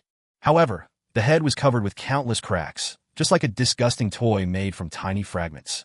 It was like glass that had been shattered but didn't crumble immediately. There was still blood and brain matter flowing inside it, as well as the reflection of the bullet from the revolver. Klein couldn't help but take a step back, feeling that this was definitely one of the most terrifying forms in any ghost story. Rosego's corpse climbed to its feet, picked up the police cap, and half covered its face. The murder scene had been cleaned, leaving zero traces. Incomparable professionalism. Klein marveled in his heart. He watched as Miss Bodyguard steered the corpse to lumber to the door. He subconsciously warned her, "Don't take a carriage or walk in brightly lit places. It would frighten the carriage driver and other passers-by." Miss Bodyguard didn't stop, completely ignoring his words. Suddenly, Klein thought of something. He realized what he had overlooked as he quickly added, "On the way back, go to the Rice police station, Sergeant Faxine's home, or search around Minsk Street for the clothes Rosego was originally wearing." Rosego came wearing a police uniform, and the powers of a faceless were obviously limited to himself. So where were his previous clothes? He couldn't have been wearing a police uniform all night. If I'm I-9 and the police found Rosego's clothes nearby and realized that I'm not hurt, things would be a little tricky. Miss Bodyguard is an expert that's not considered a legal beyonder. For a normal detective to pay 1,000 pounds to hire a bodyguard is enough to arouse suspicion. Klein kept thinking, trying to seal all the loopholes ahead of time. Just as he was about to use his divination ability to help Miss Bodyguard find Rosego's old clothes and return the missing uniform, Rosego's corpse paused and replied in a rusty voice, "I know." She seems very confident. "Oh, right. Miss Bodyguard's state is between the physical body and the spirit body, and the principle behind divination is to travel the spirit world with an astral projection. Thus, she can rely on her instincts to divine." Having realized this, Klein didn't say another word. He handed the cartridge case to Rosego's corpse and watched it open the door, walk out, and close the door politely. "The spoil of war that I chose is a beyonder characteristic contaminated by the true creator. I believe that no one would be able to divine it. Even if they did, they would feel the danger ahead of time and wouldn't dare to proceed with the divination." While thinking over the matter, Klein walked back to the sofa and sat down, feeling a lingering sense of fear. The battle had lasted no more than a minute, nor had it been fierce enough to destroy anything, but the ferocity and danger of it had been second only to what he had experienced when facing Megos and the baby in her womb.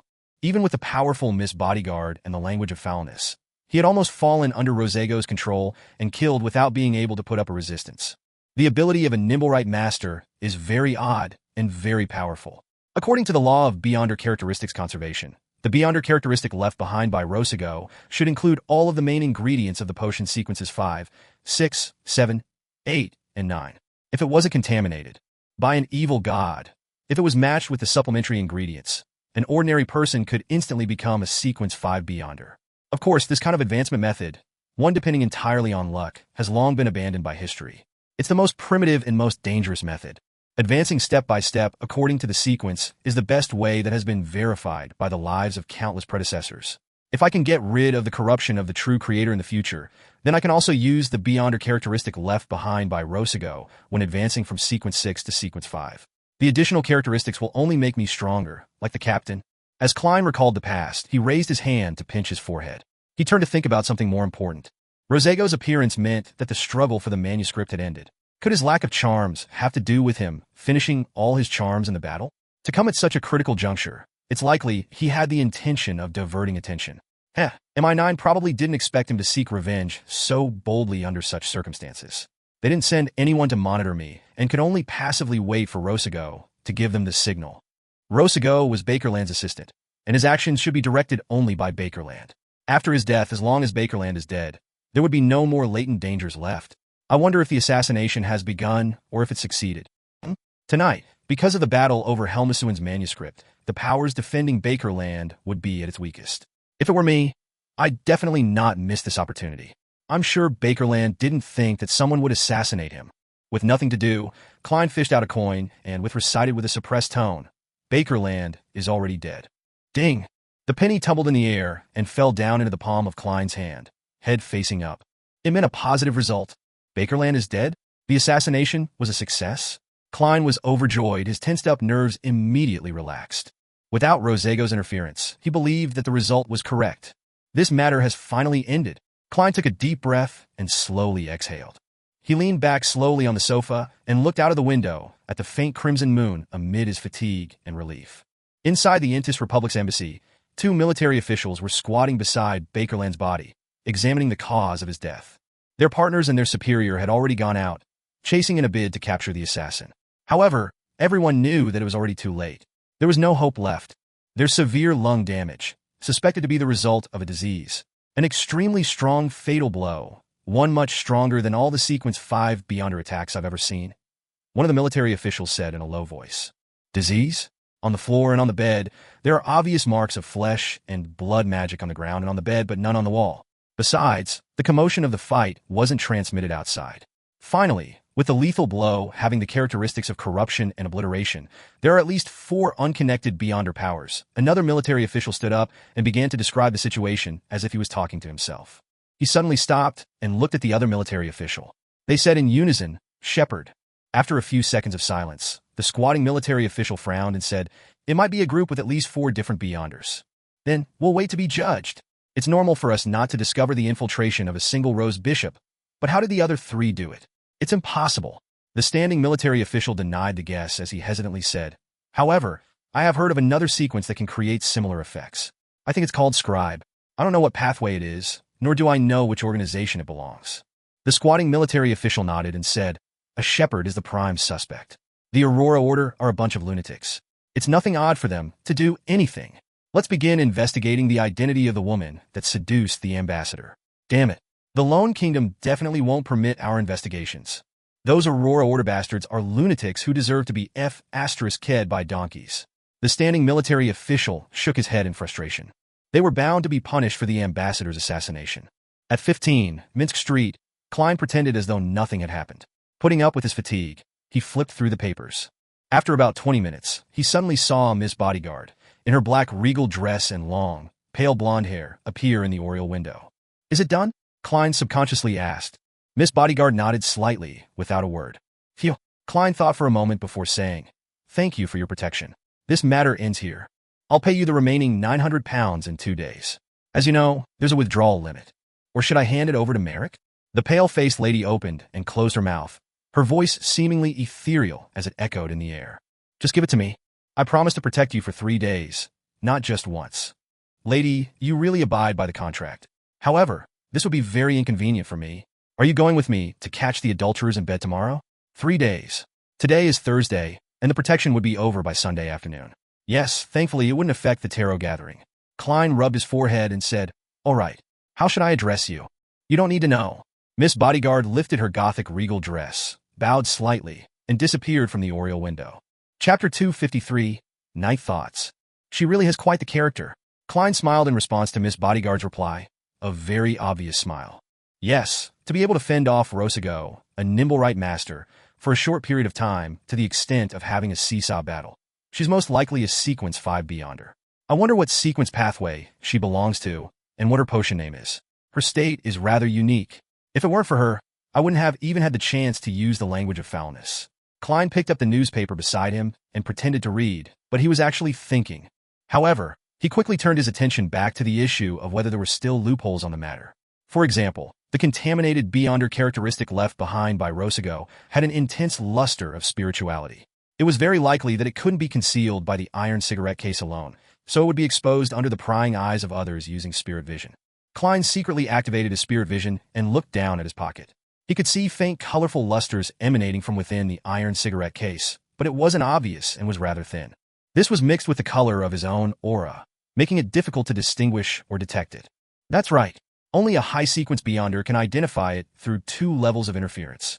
No wonder all kinds of materials like herbal powders and the corresponding essential oil extracts are kept in metal bottles and not wooden vessels. It's because they contain spirituality, and those with better spirit vision can see through wood and see the color of the auras. Klein suddenly understood some of the important details in mysticism. In the past, he did things according to the rules without considering the reasons behind them, but now he understood the underlying reason behind the rules. After repeatedly checking and ensuring that everything was in order, Klein put down the newspapers and walked to the second floor.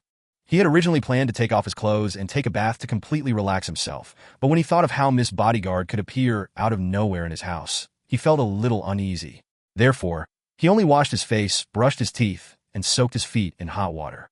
Returning to his bedroom and taking off his coat, Klein hid his belongings before he collapsed onto the bed.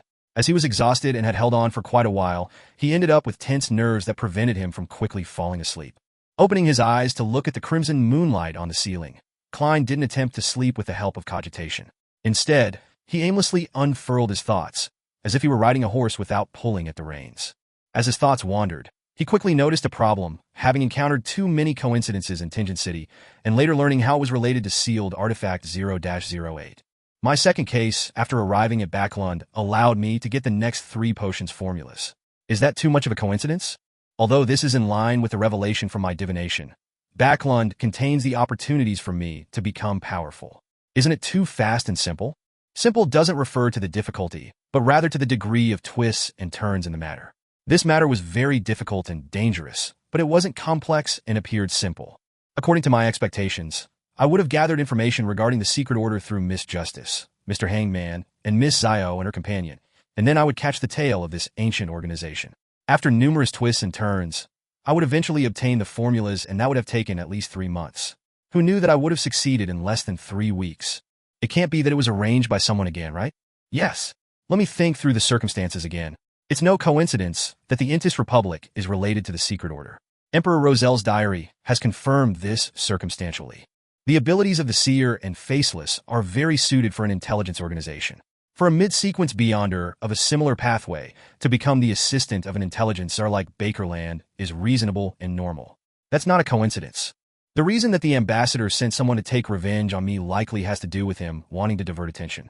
Then, sending Rosago, who can most easily succeed and escape, is a choice with reduced risk. That's not surprising at all. It was quite normal for Ian to look for new detectives in the papers after none of the detectives he knew were willing to accept his mission of tracking down Zriel. There weren't many new detectives advertising on the papers at the time, and I was probably the only one. Well, I was the only one on the Backlund Bulletin. Just like what I concluded previously, the problem with Massault was that he was too rash, and I was worried that it's not easy to disguise myself usually, as it can end up attracting more attention. Therefore, I didn't try to disguise myself. Although these 2 possibilities, especially the former, has the probability of being influenced, it does match the corresponding person's personality, mentality, and origins. And this isn't the main point. This doesn't explain the problem of how my second case ended up involving a mid-sequence Beyonder of the Seer pathway. It was destined by fate? That doesn't feel right. Thinking ahead, after I transmigrated, the first and second case I found myself embroiled in was related to the Seer pathway. Of course, it could be explained as an arrangement by 0-08. Right? The Antigonus family's notebook even corrupted the misfortune cloth puppet and showed me the complicated verticalized symbol that involves the Antigonus family's treasure. The reason I came up with back then was that with the termination of the Antigonus family's bloodline, it viewed me, a seer who had survived despite having interacted with it, as its inheritor. Now that I think about it, this reason is extremely trifling. What if I'm a devout believer of the Evernight goddess? However, I only made a guess at that time and didn't confirm it. The Antigonus family's treasure is obviously related to the seer pathway. Thinking deeper, why did I transmigrate? Why did I happen to possess Klein's body, and not anyone else? Back then, Klein had just proceeded with dark divination and was made to commit suicide by the Antigonus family's notebook. And that notebook is clearly related to the seer pathway. In addition, the first time I saw Roselle's diary, it had content that involved his regret of not choosing apprentice, marauder, or seer. That was very coincidental. From beginning to end, except for those parts involving 0-08, everything appeared to be in a mess. It doesn't seem like a conscious arrangement, but more like a kind of passive attraction, a mutual attraction, an attraction that has breaks between them. I attract things and items regarding the seer pathway, and at the same time, I'm attracted to them? It does seem odd thinking about it. This kind of attraction even directly influences fate, preventing even Mr. Azek from seeing through it. Is there some strange characteristic to me? And this characteristic allows me to resurrect a limited number of times? With this in mind, Klein suddenly had the impulse to go above the gray fog to perform a divination and confirm his ideas.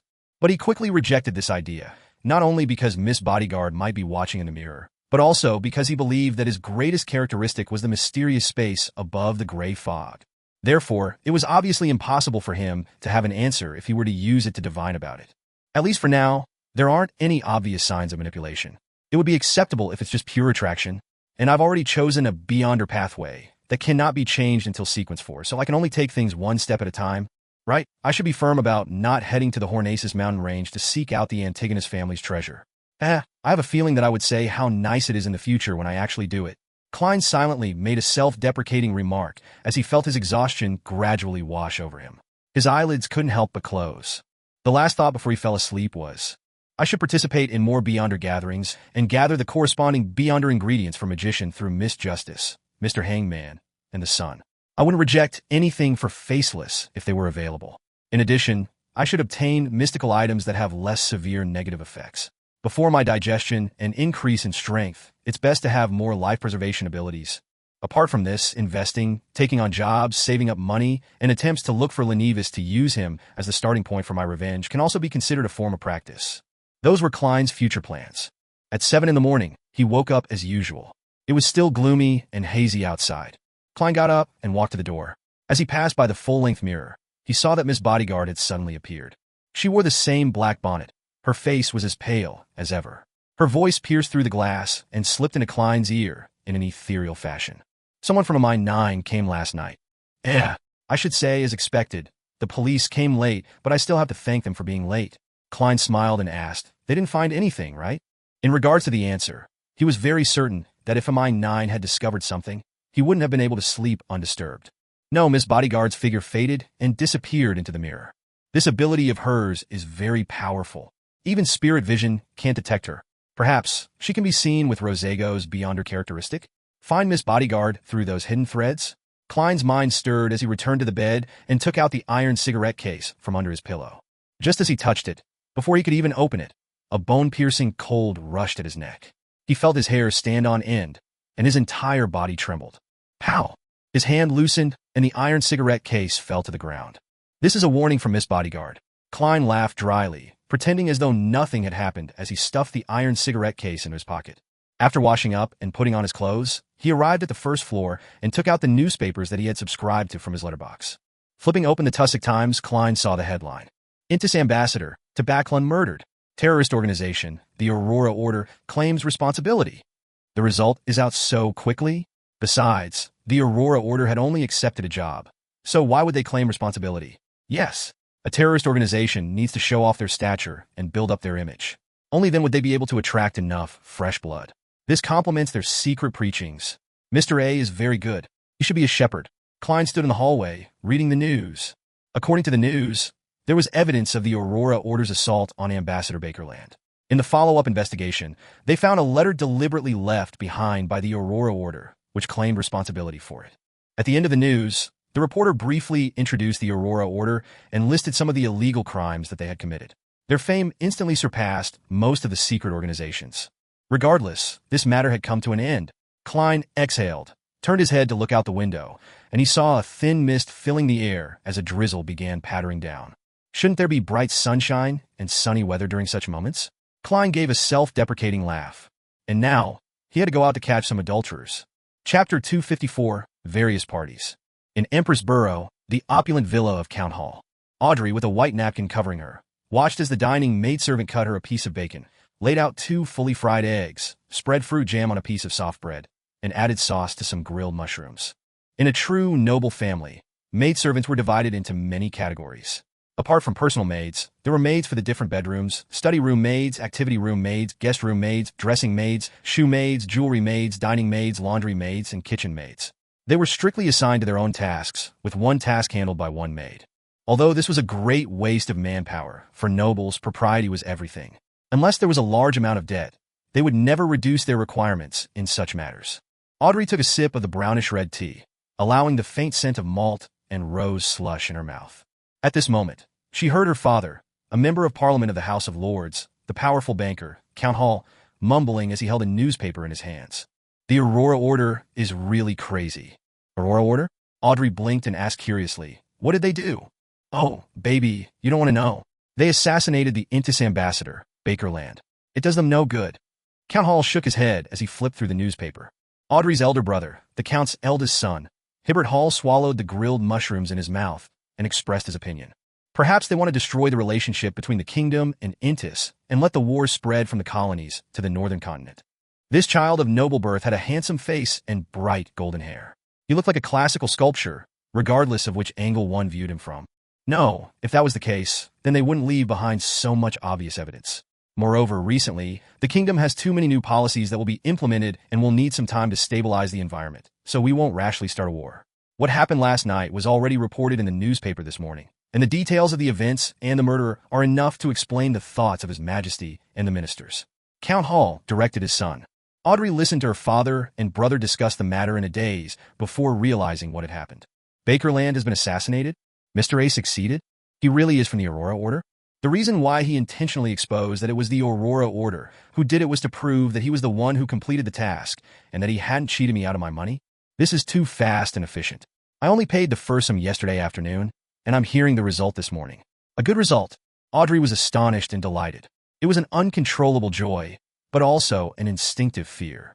It was definitely something to be happy about, since the mission entrusted by Mr. Fool's adorer had been accomplished so easily.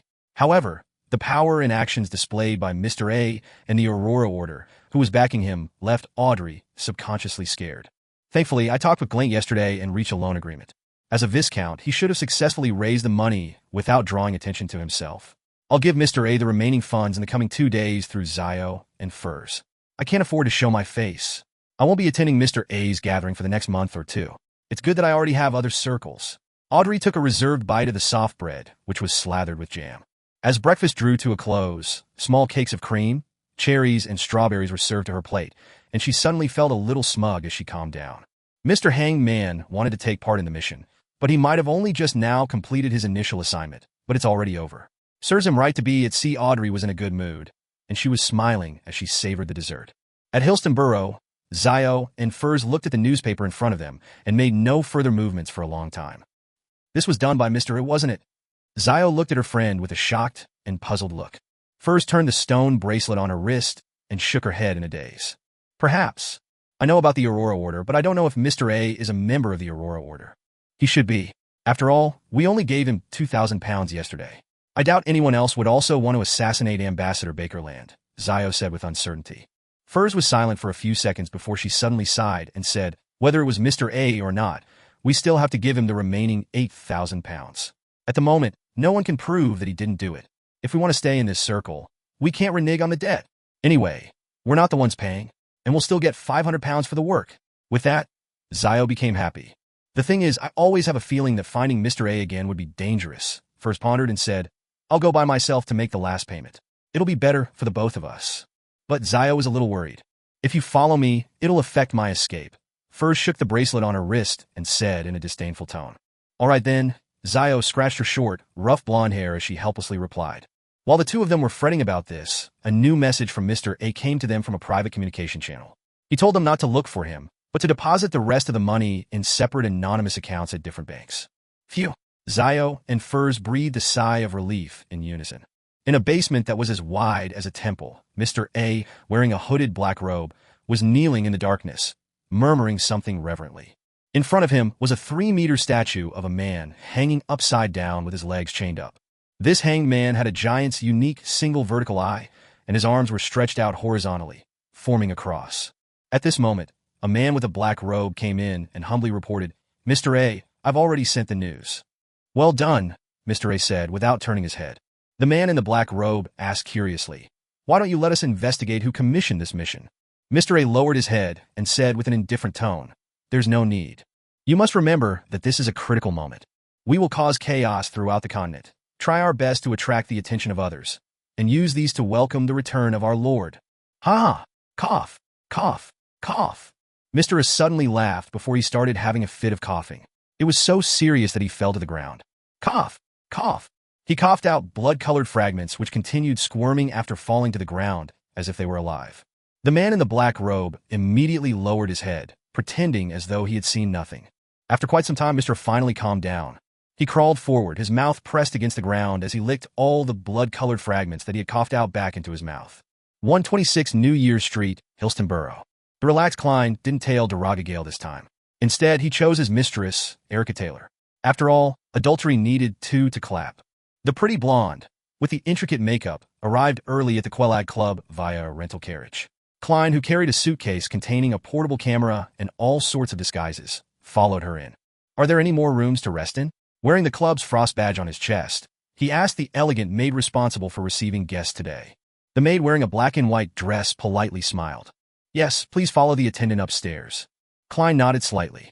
He followed the red-vested attendant up the stairs and arrived at the second floor, just in time to see Erica Taylor enter a lounge that faced the streets. "Do you want to see the passersby on the street or the tennis court out back?" the red-vested attendant asked politely. "Let's do the street," Klein answered casually in a deliberate manner. Under the arrangements of the red-vested attendant, he and Erica Taylor's room was separated by 2 rooms, and he could also see the street outside the club. "How do I take a picture later? Should I find a chance to sneak in and hide in the room, or climb out of the window and travel across the pipes?" Neither of these methods can conceal that exaggerated flash, but the latter can be disguised as a Vogue shot from the outside. That wouldn't bring suspicion to me, and I wouldn't be kicked out. However, this will be easily noticed by Daragu and Erica. Use a charm to put them to sleep? No, it wouldn't be convincing enough. It has to be a picture of them doing the deed. There's only one chance, and I have to take it well enough. This isn't my field of expertise, as I'm not some artistic master. If it was old Neil, he would definitely attempt to conjure a new ritualistic magic to hide the camera flash. Of course, the goddess might not respond to his request. As Klein considered his next move, he saw the image of Miss Bodyguard appear in a silver mirror in the room. She was still wearing her black Gothic regal dress and her matching soft hat. Her hair was pale blonde in color with delicate features across her pale face. "Do you have any way of hiding the flash of the camera?"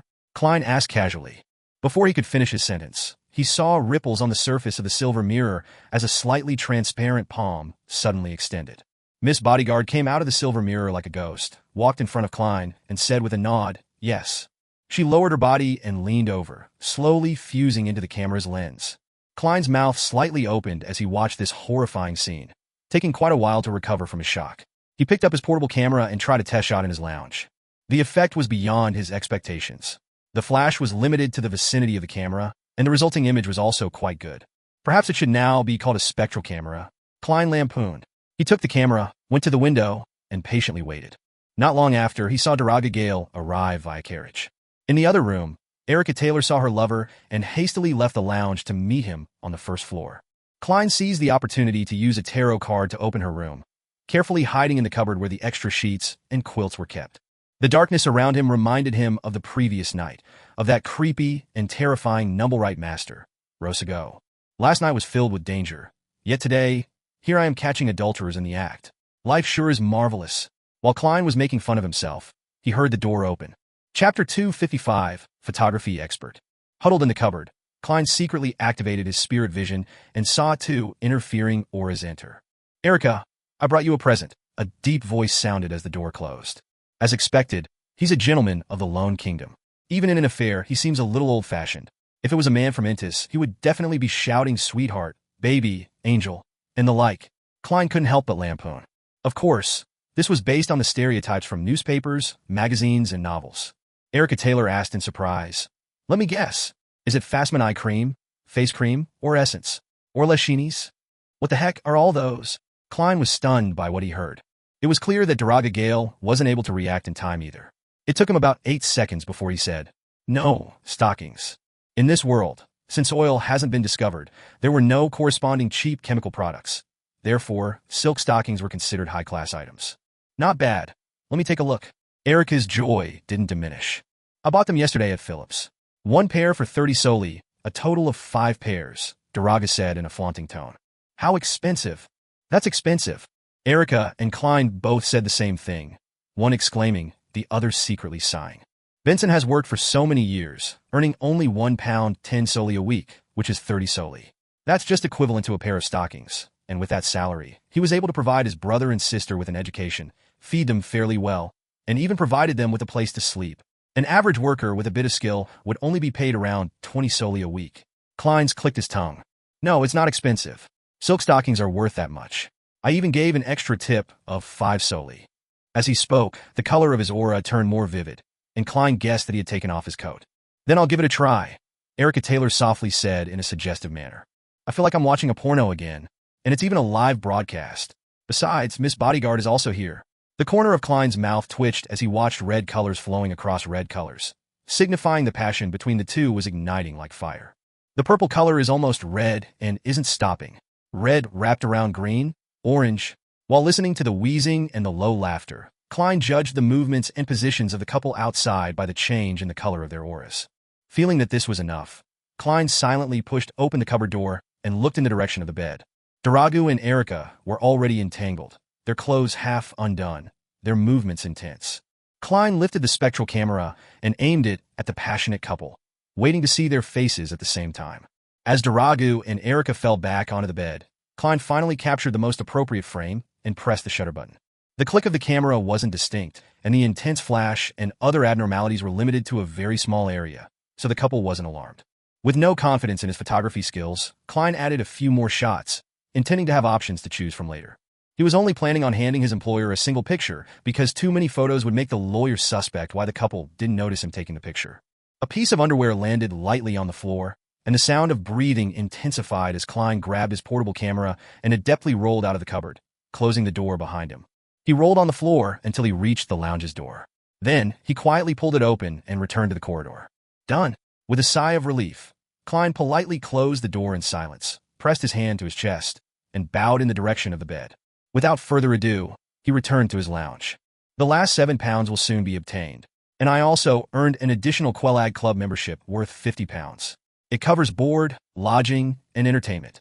That's worth even more than £50. Without any connections or contacts, I wouldn't have been able to join this.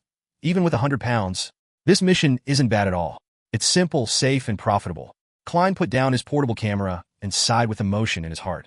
At that moment, a hand suddenly stretched out from the camera lens. Miss Bodyguard in her black regal dress slowly came out and floated in midair again, but her face remained pale. Thinking of how he had led her to watch some porno, Klein tried to change the topic in embarrassment. I plan on heading to the cafeteria to eat something. Do you want to come with me? Each member could bring one guest. As for how to explain the sudden appearance of the guest, Klein's plan was to go out for a while and then come back. Miss Bodyguard replied in a neutral tone, I can go without eating for 2 weeks.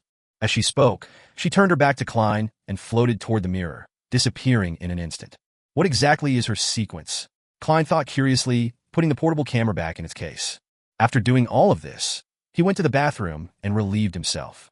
After washing his hands and wiping his face, Klein looked into the mirror and examined his appearance.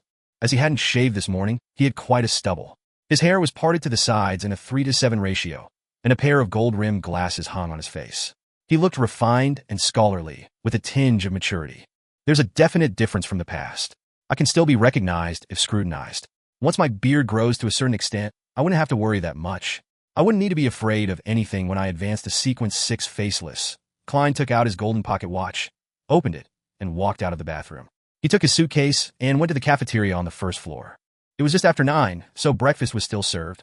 Klein chose a double-sided, half-cooked fried egg, a loaf of white bread, a cake of butter, a desi pie, a serving of bacon, and a cup of marquee black tea with a piece of lemon floating on its surface.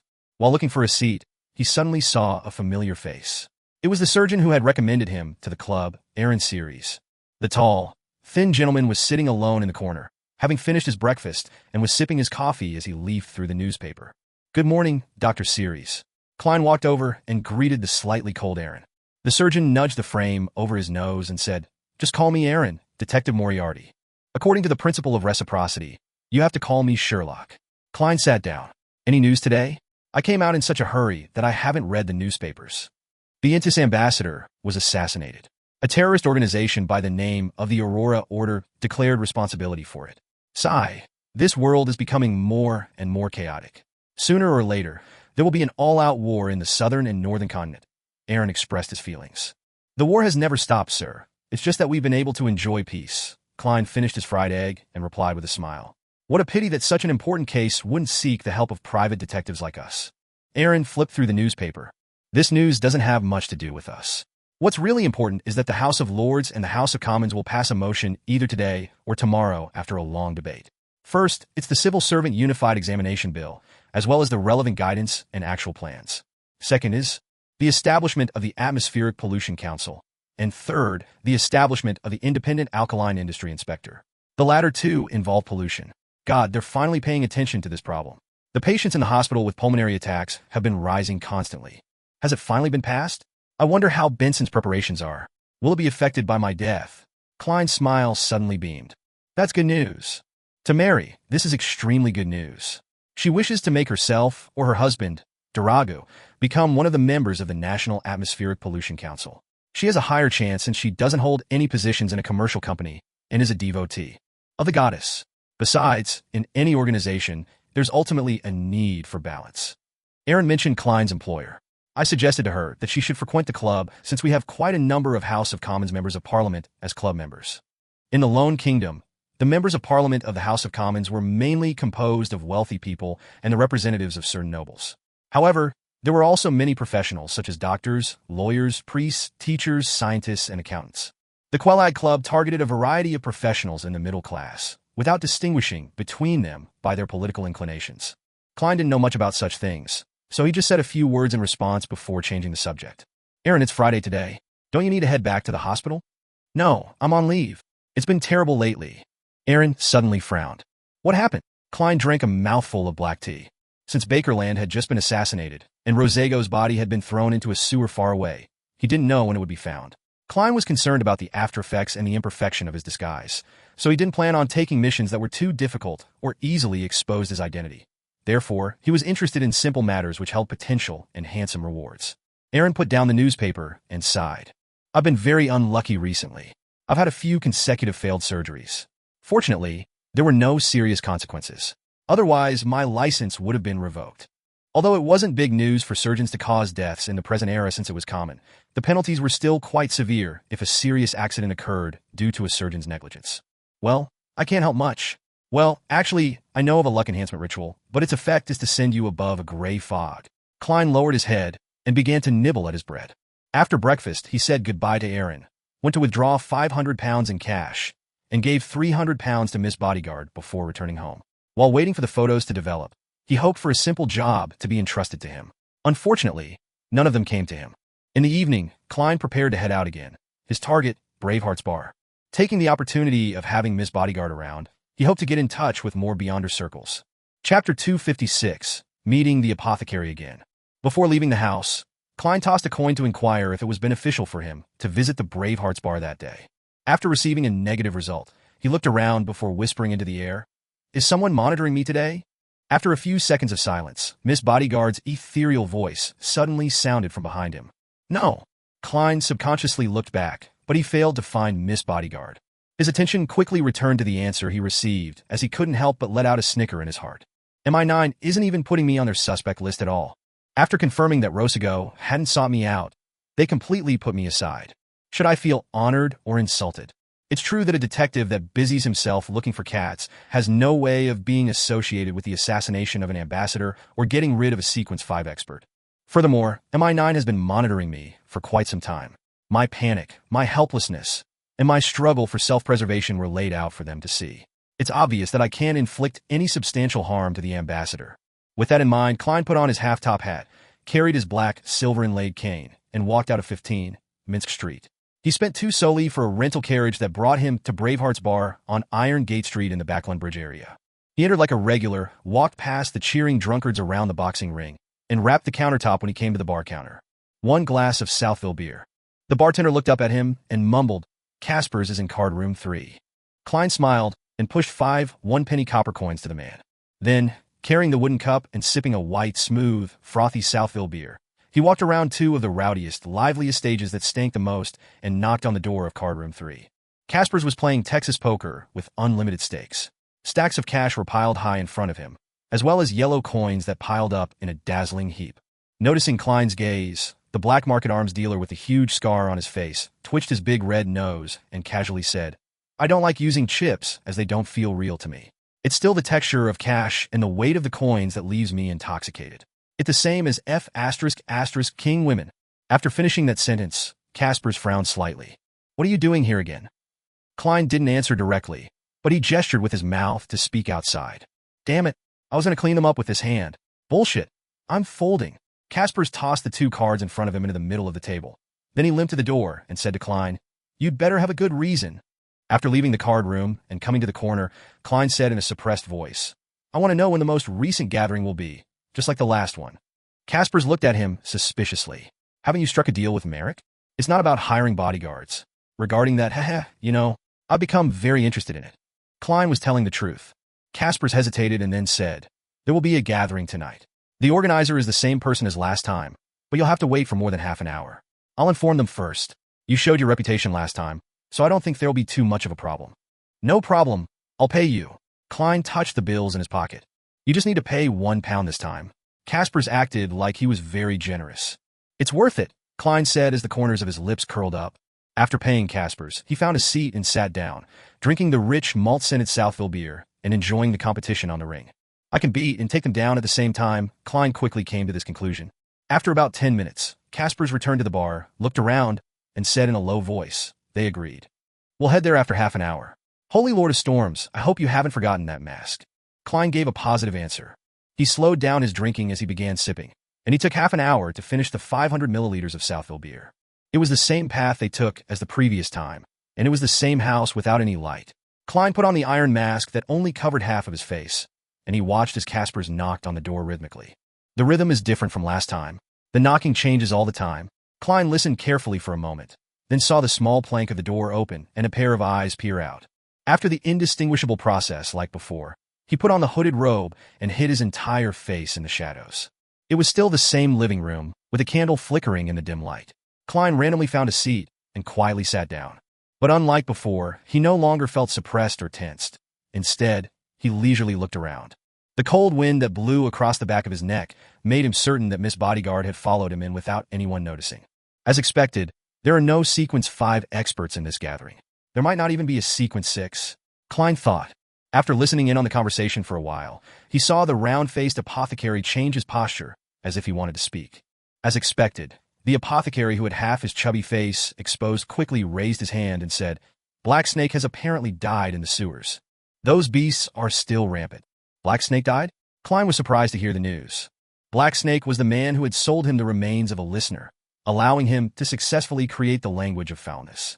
It was suspected that he was from the Aurora Order. His strength wasn't low at all, yet he actually died performing the simple mission of clearing the beasts in the sewers. Klein frowned suspiciously. He suddenly thought of something when he discovered Zreel's corpse. He had heard thumping sounds deep in the sewers. By the time he led Ian there, parts of Zreel's body had been eaten by strange beasts. That was at the bottom of Iron Carbon Street in the East Borough, quite far from the Backland Bridge area. And I wonder if there's a connection. Klein had no impulse to verify this. News of Black Snake's death quickly spread through the dark room, attracting the murmurs of many. A sense of fear spread through them, as though they had experienced it themselves. The apothecary clapped his hands and said, "So, what should I do?" The whispers suddenly disappeared, and a frozen silence filled the room.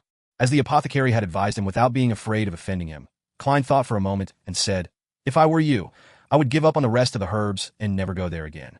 "Why?" "They'll mature very soon, and those beasts that hide in the depths of the sewers usually won't come out," the apothecary asked hesitantly. Klein deliberately said in a hoarse voice, "Black Snake likely has an organization backing him." His death definitely would have caused an investigation. I believe you don't want to interact with them, right? Having the remains of a listener didn't imply that Black Snake was an Aurora Order member. By referring to the true creator as a great being, this was confirmed. Moreover, he would rather believe that this was the case rather than hope for a fluke. Yeah, the apothecary nodded slightly, seemingly having made up his mind. Klein added, if I were you, I would even anonymously report this matter to the police. What? Many gathering members exclaimed. Klein explained without a change in tone. Since the beasts in the sewers can kill Black Snake, it means that they're very dangerous. And since everyone lives in Backlund, if it really causes a major catastrophe, it's hard to guarantee that we won't be implicated. That's why the best option is to attract the attention of the police and let the officials handle this matter. We can enjoy a good outcome without any risks. Isn't that nice? Just as he finished his sentence, the old gentleman, Eye of Wisdom, applauded. Such a great idea. We're afraid of the official Beyonders, but similarly, we can make use of them. We don't have to handle everything on our own. That's because I was an official Beyonder, so my train of thought would definitely be different from pure savages like you. Klein smiled as he lampooned. After speaking, he became a bystander again, listening to people peddling or requesting for items. As he watched the deals which succeeded or failed, he found nothing of interest. He temporarily didn't announce the Beyonder ingredients he needed, planning to observe the circle of Beyonders a few more times. Seconds turned to minutes, and finally, Eye of Wisdom arranged for people to leave every 3 minutes. Klein was the first to leave the previous time, so he didn't know what happened next. Now he noticed that there were at least 5 exits. The attendants of the Eye of Wisdom would lead different people to different passages, trying their best to space them out and drag out time. After more than half an hour, there were only 3 members of the gathering left. Apart from Eye of Wisdom, the other 2 were Klein and the suspected apothecary. Eye of Wisdom looked at Klein and laughed with his aged voice. Looks like you're quite lucky. He recognized me as the man who had bought the ominous item from Black Snake. Klein smiled. Yes, my bet paid off. Hearing their conversation, the apothecary widened his eyes as he examined Klein. After a long time, he finally said, Do you have another mystical charm that affects luck? I already regarded you as a dead person. You're so direct. Klein tactfully answered. Maybe I'm lucky enough myself. Actually, he did want such an item. Eye of Wisdom sighed and said, Young lad, don't always bet on your luck, especially on matters such as this. Even if you've won many times in the past, just one loss would doom you for eternity. I know. That's why I've come to this gathering to see if I can buy any useful items. I can be considered the same as all of you now, Klein said, seemingly casual. Same. The apothecary gave an exaggerated sigh. I should have listened to my teacher. Teacher, he seems to be a suspected apothecary. The apothecary pathway is controlled by the Church of Mother Earth and the Life School of Thought. The Life School of Thought passes down their teachings through mentoring. Klein's heart skipped a beat and asked curiously, Why do you say that? The apothecary sighed and said, My teacher told me to choose a path that would make one sufficiently lucky, but in the end, I still became a medicine concoctor. As a result, I haven't been able to find the next batch of potion ingredients for this sequence for a whole 2 years. I'm envious of your luck. Make one sufficiently lucky. This is very similar to the sequence pathway for Monster. He really is from the Life School of Thought. Klein smiled and said, What's your reason for choosing it? The apothecary suddenly straightened his back and said, This is a man's choice. After knowing that I can concoct medicine to enhance my ability in that field, I chose this path without hesitation. Chapter 257, 2-081. What a godlike reason. After hearing the apothecary's answer, Klein was unable to control the changes in his expression despite being a clown. Fortunately, he was wearing an iron mask over his face. The apothecary didn't notice the reactions Klein and Eye of Wisdom had, and he began to let his hair down. That's why I really like Backlund. There are a lot of prostitutes prowling the streets, hanging outside music halls, theaters, waiting in the streets and alleys. They're either professionals or working part-time. They were originally maidservants or workers, each with different flavors. It's said that in places in the West Borough, bankrupt aristocratic ladies might occasionally appear. That's really something to look forward to. Klein nudged the iron mask that covered his face upwards and quickly changed the topic. Did your teacher have any objections to your choice? The apothecary shook his head slightly. No, he just kicked me out of the damn door after teaching me all the knowledge in the field of herbs, telling me to roam the world and experience life. Damn it. He didn't even tell me where to find the next potion ingredients. At this point, the apothecary looked at Klein and added, If you know where to obtain Spring of the Elves marrow crystals, please do tell me. I'll pay you for it. Of course, you can also first buy it and then sell it to me for a higher price. You're a lucky guy. Who knows, you might help fulfill my wish. All right, Klein casually agreed. He then asked, thoughtfully, When that happens, can I use it to exchange for the potion formula for apothecary? From his point of view, an apothecary was very useful as support. He could use it to groom helpers. The apothecary, who wasn't considered too fat, quickly shook his head and said, "No way. I can only teach my students. Is this a rule of the life school of thought?" He might have made an oath with some secret existence as a witness. Klein wasn't surprised. At this moment, the apothecary let out a laugh. "But I can tell you where you can get the apothecary formula. It's right here in Backlund." Brilliant. Klein was pleasantly surprised. Realizing that Eye of Wisdom was about to send him off, he hurriedly asked, "Mr. Apothecary, do you have any medication to treat mental disorders and other problems?" Klein was acting for Miss Bodyguard to make her feel more assured, having been slightly influenced by the true creator and becoming a potential lunatic, that he was desperately trying to find a cure. "Yes, there's a sedative, 10 solely for one. I'll bring you 4 in the next gathering. Trust me, this is definitely much more useful than the ones in the hospitals. I've added some materials with spirituality," the apothecary replied without hesitation. "How expensive?" In the underground market at Tingen, the number of sedatives that originated from the hospitals ranged from 1 to 2 solely, while the variety that leaked from the Nighthawks, mandated punishers, and machinery hive mind ranged from 4 to 5 solely.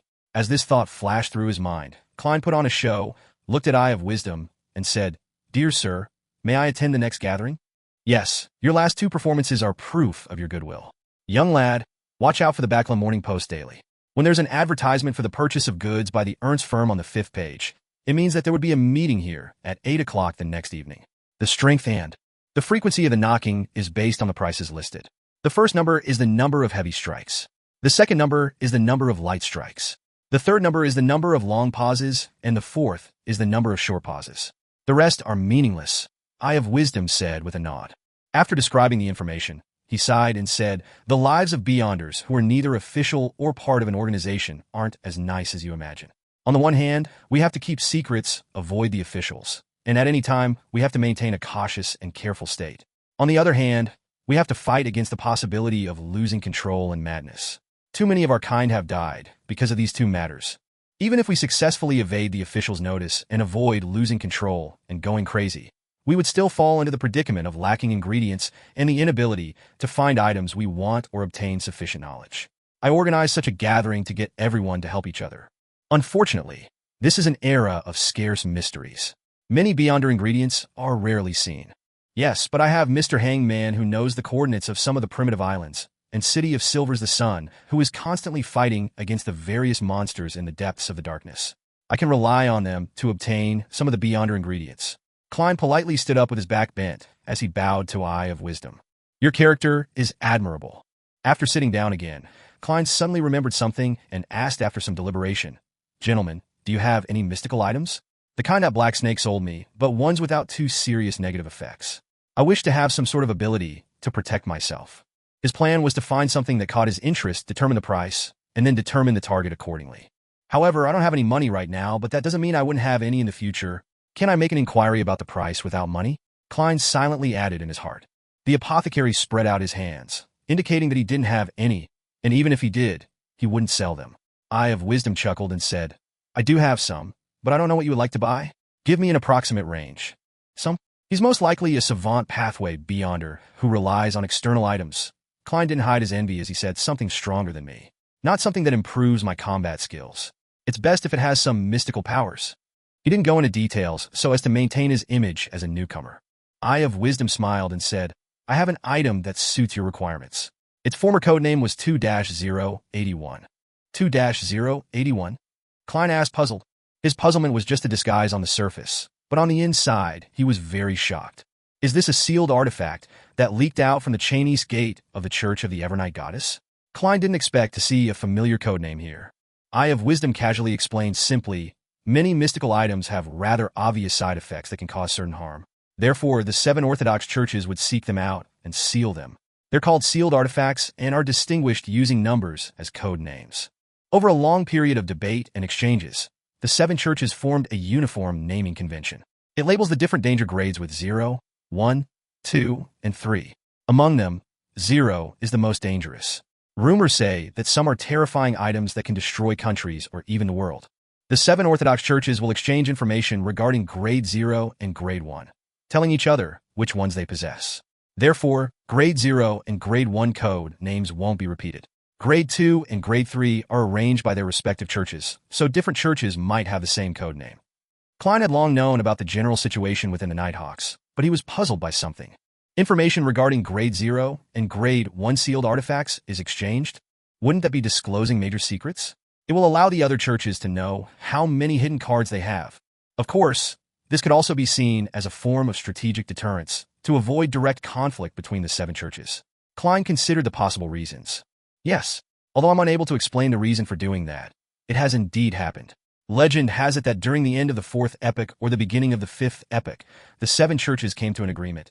Eye of Wisdom said at an unhurried pace. My 2-081 was obtained from the Church of the God of Knowledge and Wisdom. It allows you to understand and comprehend many things. Even an enemy's beyond their powers can be rapidly identified, allowing me to know of their strengths and weaknesses. I'll also have a chance at being able to mimic them. The stronger the opponent, the higher the chance of failure. Of course, even success would definitely result in a huge difference from the original. That sounds very strong. Proof that knowledge is power? In the end, will there be a situation where omniscience is equal to omnipotence? I retract my previous judgment.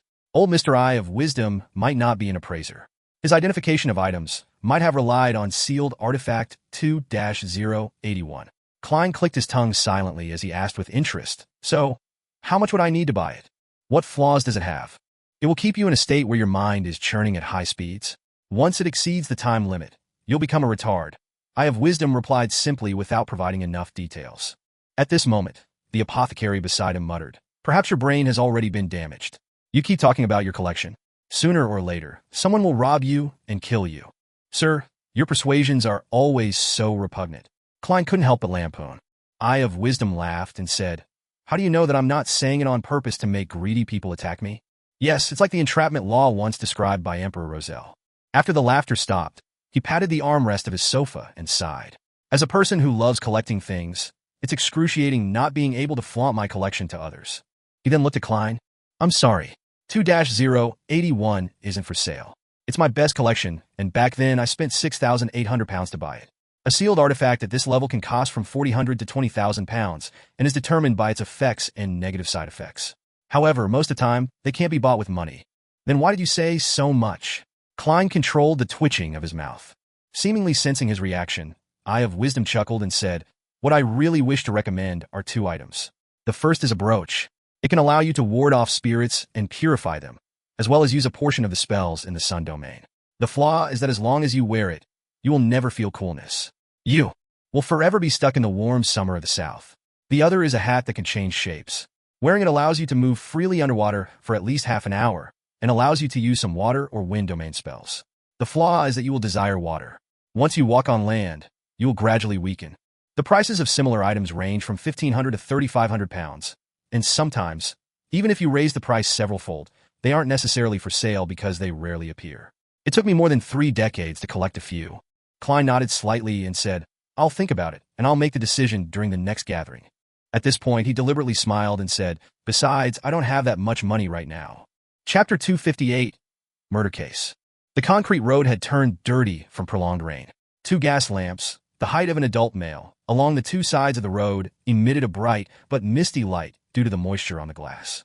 A rental carriage drove through the night as the surrounding pedestrians either wore hats or carried umbrellas.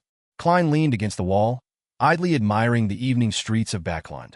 At that moment, he suddenly felt the temperature inside the carriage drop significantly.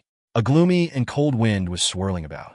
Klein jerked his head around and saw that Miss Bodyguard, dressed in a black Gothic regal dress, was sitting across from him without him even realizing it. Her voice was ethereal and dreamy. That Eye of Wisdom sensed my presence. As expected, Klein nodded, unsurprised. He has several mystical items. Perhaps he sensed you because of them. I even suspect that he has an organization behind him. Otherwise, it's quite impossible for Eye of Wisdom to collect several relatively powerful mystical items in 30 years with his power alone. Previously, Rear Admiral Hurricane Kalangos only had a single creeping hunger despite being one of the 7 great pirate admirals. Of course, it was possible that the latter had high standards and ordinary mystical items didn't catch his attention. After all, with creeping hunger, he could be more well-rounded and nearly be without any weaknesses. Yes, for Eye of Wisdom himself to be rich, there has to be a rather good explanation as well. He's organized so many gatherings, and once he finds a suitable mystical item, he would spare no expense to get it. Having a few in his collection isn't that unbelievable. Sigh, it's like he has a gold mine at home, or he runs a bank. Klein lampooned silently. He didn't mention in detail that he had guessed that Eye of Wisdom was from the Church of the God of Steam and Machinery, or from the Church of the God of Knowledge and Wisdom, out of fear that he would expose to Miss Bodyguard that he wasn't someone who had just become a Beyonder. The blonde Miss Bodyguard nodded slightly, as though agreeing with Klein's suspicions. Suddenly, she frowned and looked at the window opposite her. A rich smell of blood. There's a strong smell of blood. Klein turned his head in puzzlement and looked out the window. There was a secluded alley in the sparse drizzle. Near the mouth of the alley, a woman wearing a gorgeous dress was on the ground.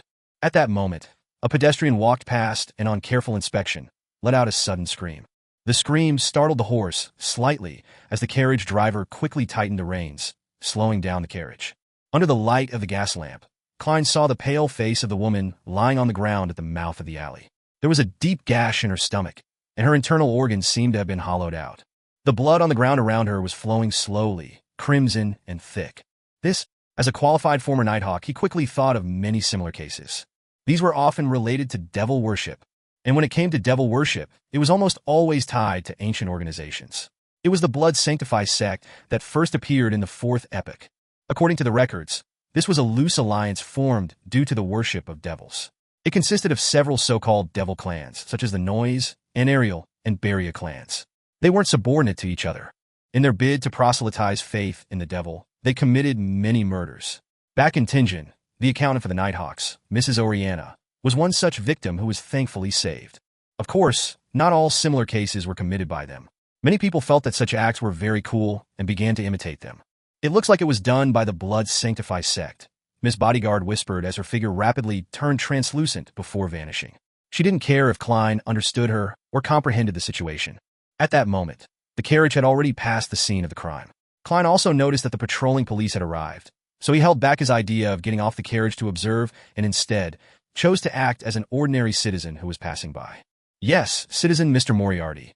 The Blood Sanctify sect has the criminal pathway, which is also known as the devil pathway. It's said that after Sequence 7, the corresponding Beyonder would gradually turn demonic. However, they would only reveal those signs under certain circumstances. Sequence 9 criminals have strong bodies, keen instincts, and a variety of criminal abilities, but their conscience isn't gone yet. Sequence 8, known by its ancient name Cold-Blooded, has the modern name Unwinged Angel. It means that from that moment forth, they lose their conscience and revel in evil desires, with bodies that look even more inhuman. They would also obtain some of the magical powers of the devil. Sequence 7 serial killer grasps a good deal of knowledge and rituals regarding devil worship. They like to please the devil with special serial murders. I don't know the sequences after that. The information regarding the Blood Sanctify sect and the devil pathway flashed past Klein's mind. The rain outside seemed to become heavier as the rain on the windows converged and fell, and the whole world became quiet and unclear. What's the point of thinking so much? Such matters would definitely be taken over by a Beyonder squad. It might be the mandated Punishers or Nighthawks. There's no need for me to worry. Klein shook his head with a laugh as he muttered in his mind. By the time he returned to 15 Mint Street, he had forgotten about the murder case. He went next door and knocked on the Sammers' front door, asking Mrs. Stellan to tell Mary that she could come for the evidence tomorrow afternoon. Following that, he washed up and read the newspapers, learning about the current situation and news in Backlund. On Saturday morning the next day, Klein enjoyed his breakfast slowly and went out to pick up the freshly developed photographs. He chose the one with the best view of Daraga Gale's and Erica Taylor's face, one that brought out their passion the most.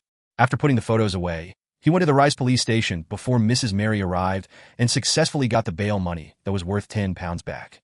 In the process, he also saw the real Sergeant Faxine and felt a little uncomfortable. After withdrawing the remaining £500 in cash from his account, Klein was finally done with everything after having a busy morning. Before he prepared lunch, he handed the remaining £600 to Miss Bodyguard in one go, leaving £146 8 solely and 5 pence on him. That was all his liquid funds. Other than Miss Justice, I have no other debts. Klein cooked himself a T-bone steak and sprinkled it with black pepper sauce. Just as he was enjoying the taste of the medium, well steak whilst in a good mood, the doorbell suddenly rang and resounded through his house. Mrs. Mary? Isn't this too early? Puzzled, Klein put down his fork and knife, and he walked to the door. He paused for 2 seconds as the image of the visitor outside the door appeared in his mind. It was an old-fashioned gentleman in a light gray overcoat, a silk top hat, and he held a black and gold cane. He had sharp blue eyes, and his temples were streaked with white. His wrinkles were deeply engraved in his face, causing his facial muscles to seemingly sag. "May I know who you're looking for?" Klein asked after opening the door. The old gentleman said in a thick mid-seashore accent, "Are you Sherlock, Detective Moriarty? Do you have something you wish to entrust to me?" Klein nodded and made way, leading the old gentleman into the living room. He hesitated for 2 seconds, then asked, "Would you like coffee or tea?" "A cup of hot water, please." The old gentleman had taken off his hat and sat down. "Very well, it's very simple. Maybe I should consider getting an assistant to serve tea and clean the place." As Klein's mind wandered, he turned to the kitchen and rinsed a glass. After placing the hot water in front of the old gentleman, he walked to the sofa and sat down with his hands folded. "How may I address you?" "Millet Carter," the old gentleman answered simply. "Mr. Carter, what would you like to entrust me with?" Klein asked directly, without bothering to exchange pleasantries. As he spoke, he quietly activated his spirit vision to observe Carter. This old gentleman is in quite good health. There are some problems with the color of the joints of his left leg, probably arthritis. His emotions are mostly blue from calm thinking with a hint of anxiety. With just a glance, Klein had come to a general conclusion. Millet Carter lifted the white porcelain cup and, while rubbing its surface, said, "The thing is, I bought a house on William Street. I come from mid-seashore, and because of my business, I'll be living in Backlund permanently." "William Street? Where's that?" Having been in Backlund for less than a month, Klein, who had to consult the map or rely on his intuition, tried his best to appear staid and reliable. Millet Carter looked at him, and under his gaze, he continued, "Rumor has it that the house was originally owned by a bankrupt viscount. That was about 2 to 3 decades ago. After a few changes of hands, I finally bought it. I planned on doing some renovations that suited the modern style, but I discovered a hidden secret door in the basement, which leads to a very large underground structure. Considering that it might not be safe inside, I temporarily stopped construction, and I prevented the workers and servants from rashly exploring it. I hope that you can help me confirm the situation inside the underground structure." "Underground structure? Ancient ruins? Secret treasure?" Klein thought and said, "Why didn't you call the police?" "The resources that the police can mobilize are more than 100 times that of a private detective like me can muster. The results of the exploration will definitely be better and more reliable." Millet Carter rubbed his nose bridge. "I don't want too many people to know about this, especially the government. If I confirm that there is no danger within the underground structure, then I intend to use it as part of the structure and repurpose it. I know that this is a high risk for you, and I'm willing to pay £50 for it. But you can't have more than 3 assistants, and I can make up for it later depending on the circumstances." £50, that's quite a high price. If I were an ordinary detective, that would be equivalent to 2 or 3 months of my income. He's just arrived in Backlund and doesn't know any other detectives. He could only read the newspapers to look for hires and ended up coming to me. Klein hesitated for a few seconds. "Let me think about it." He suddenly revealed an apologetic smile, pointed behind him, and said, "I need to use the bathroom." Millet Carter nodded slightly and took a sip of hot water. After entering the bathroom and closing the wooden door, Klein looked at the mirror and took out a copper penny. Because he had Miss Bodyguard with him, he couldn't confirm it above the gray fog, so he could only rely on his own divination skills. "I should accept this commission." Klein chanted 7 times and flicked the coin as he watched it tumble down. Thud! The copper coin fell into his palm, and the king's portrait faced up, indicating a positive response. Klein slightly nodded and whispered into the air, "What does your intuition tell you?" Miss Bodyguard's figure quickly appeared in the mirror. She replied expressionlessly, "There's a certain amount of danger, but it's not great." "Very good." Klein put away the coin, washed his hands, and walked out of the bathroom and into the living room. He looked at Millet Carter and said with a smile, "I'll take this commission." Chapter 259, Underground Structure. After signing a contract with Millet Carter and receiving an advance payment of £10, Klein didn't rush to William Street immediately. Instead, he made an appointment for 4 in the afternoon. Millet was understanding with regard to this. Alone, Detective Sherlock Moriarty definitely had to recruit people to carry out the exploration. When the old gentleman left, Klein immediately returned to the dining table and cut the steak which had turned cold before wolfing it down. Seriously? Doesn't he need to eat lunch? Why must he pick such a time to come, after barely filling his stomach? Klein bitterly began cleaning up. At 2 o'clock in the afternoon, Mrs. Mary arrived as scheduled. Her eyes were slightly red and puffy, but her face was turning gloomy. Stellan Sammer, who accompanied her, had no choice but to maintain her silence. Klein handed over an envelope containing his carefully chosen photo. "Madam, please confirm it." Mary paused for 2 seconds and slowly took in a breath. Then, she took the envelope, pulled out the photo, and examined it. "Excellent, very excellent. You're the most efficient and responsible detective I've ever met. I'm honored to introduce you as a member of the Quelite Club. This is the remaining £7 for the payment. You deserve it. Mary took out a wallet from her leather handbag and counted out a £5 note and two £1 notes. Then, without waiting for Klein's response, she stuffed the photo back into the envelope, put it into her handbag, and abruptly got up to leave. Tap, tap, tap. Her buttonless boots made hurried sounds as she stomped on them. Stellan Sammer struggled to keep up. As she opened the door, Mary stumbled and almost fell, but fortunately, Stellan caught her. With this episode, Mary clearly slowed down and seemed to turn calm. Madam, you forgot to take the portable camera. I'll give it to Mrs. Sammer later, and she'll bring it to you. Klein silently watched this scene, slightly shaking his head without saying anything. He returned to the second floor, took a nap, waking up comfortably to the bell chimes of the nearby church. Klein had already searched the map and confirmed that William Street was at the border of the West Borough and Empress Borough, a residential area in the heart of Backlund. A nice house in West Borough and Hillston Borough costs about £2,500. Millet Carter's house is close to Empress Borough, and it's a property of a former viscount. The area is definitely sizable. The total purchase price will be at least £3,500, maybe even £5,000. That will be enough for a pretty decent mystical item. He actually came visiting me without a housekeeper or an attendant, perhaps because he's new in Backlund and hasn't settled in. Klein put on his double-breasted coat, hat, and held his cane before heading out into Minsk Street. The gas lamps haven't been lit yet, and the streets were surprisingly darker than during the evenings. However, the air was fairly all right, without the suffocating air in the boroughs to the east. Taking a rental carriage, he went all the way to William Street. Klein saw a waiting manservant outside the Unit 8 house. The manservant, who was dressed in a red vest and light-colored trousers, bowed respectfully at the incoming visitor. "Good afternoon. Might I inquire if you're Detective Moriarty?" "Yes. I have an appointment with Mr. Carter." Klein nodded and followed the manservant into a mansion with a garden and lawn. The house was 2 stories tall. The first floor was in a mess, with a lot of construction materials placed everywhere. There were workers coming in and doing some modifications. Millet Carter wasn't wearing a hat. Covering his nose, he walked over. "I'm very sorry about the mess and dirt here, but I do wish that everything will be fine before my family arrives in Backlund. I can only urge them to keep working non-stop." Having said that, he looked at the manservant and instructed, "Continue watching them." It's no wonder that he didn't bring any servants with him. Even his servants have become supervisors. Klein smiled and said, "I know a lot of doctors. They tell me that the newly renovated houses aren't suitable for immediate occupation. One has to wait at least 3 months to ventilate it well enough. Otherwise, old people and children who aren't strong enough will easily fall sick." "Is that so?" Millet led Klein to the basement and asked doubtfully. "I've never verified it, but I chose to believe in authority. It's said that this originated from the words passed down by Emperor Roselle." Klein casually fabricated an excuse. Millet nodded, then turned to look at the door. He couldn't help but frown before asking, "Mr. Detective, you didn't bring an assistant? There might be quite a bit of danger in that structure." "I have an assistant. It's just that you can't see her."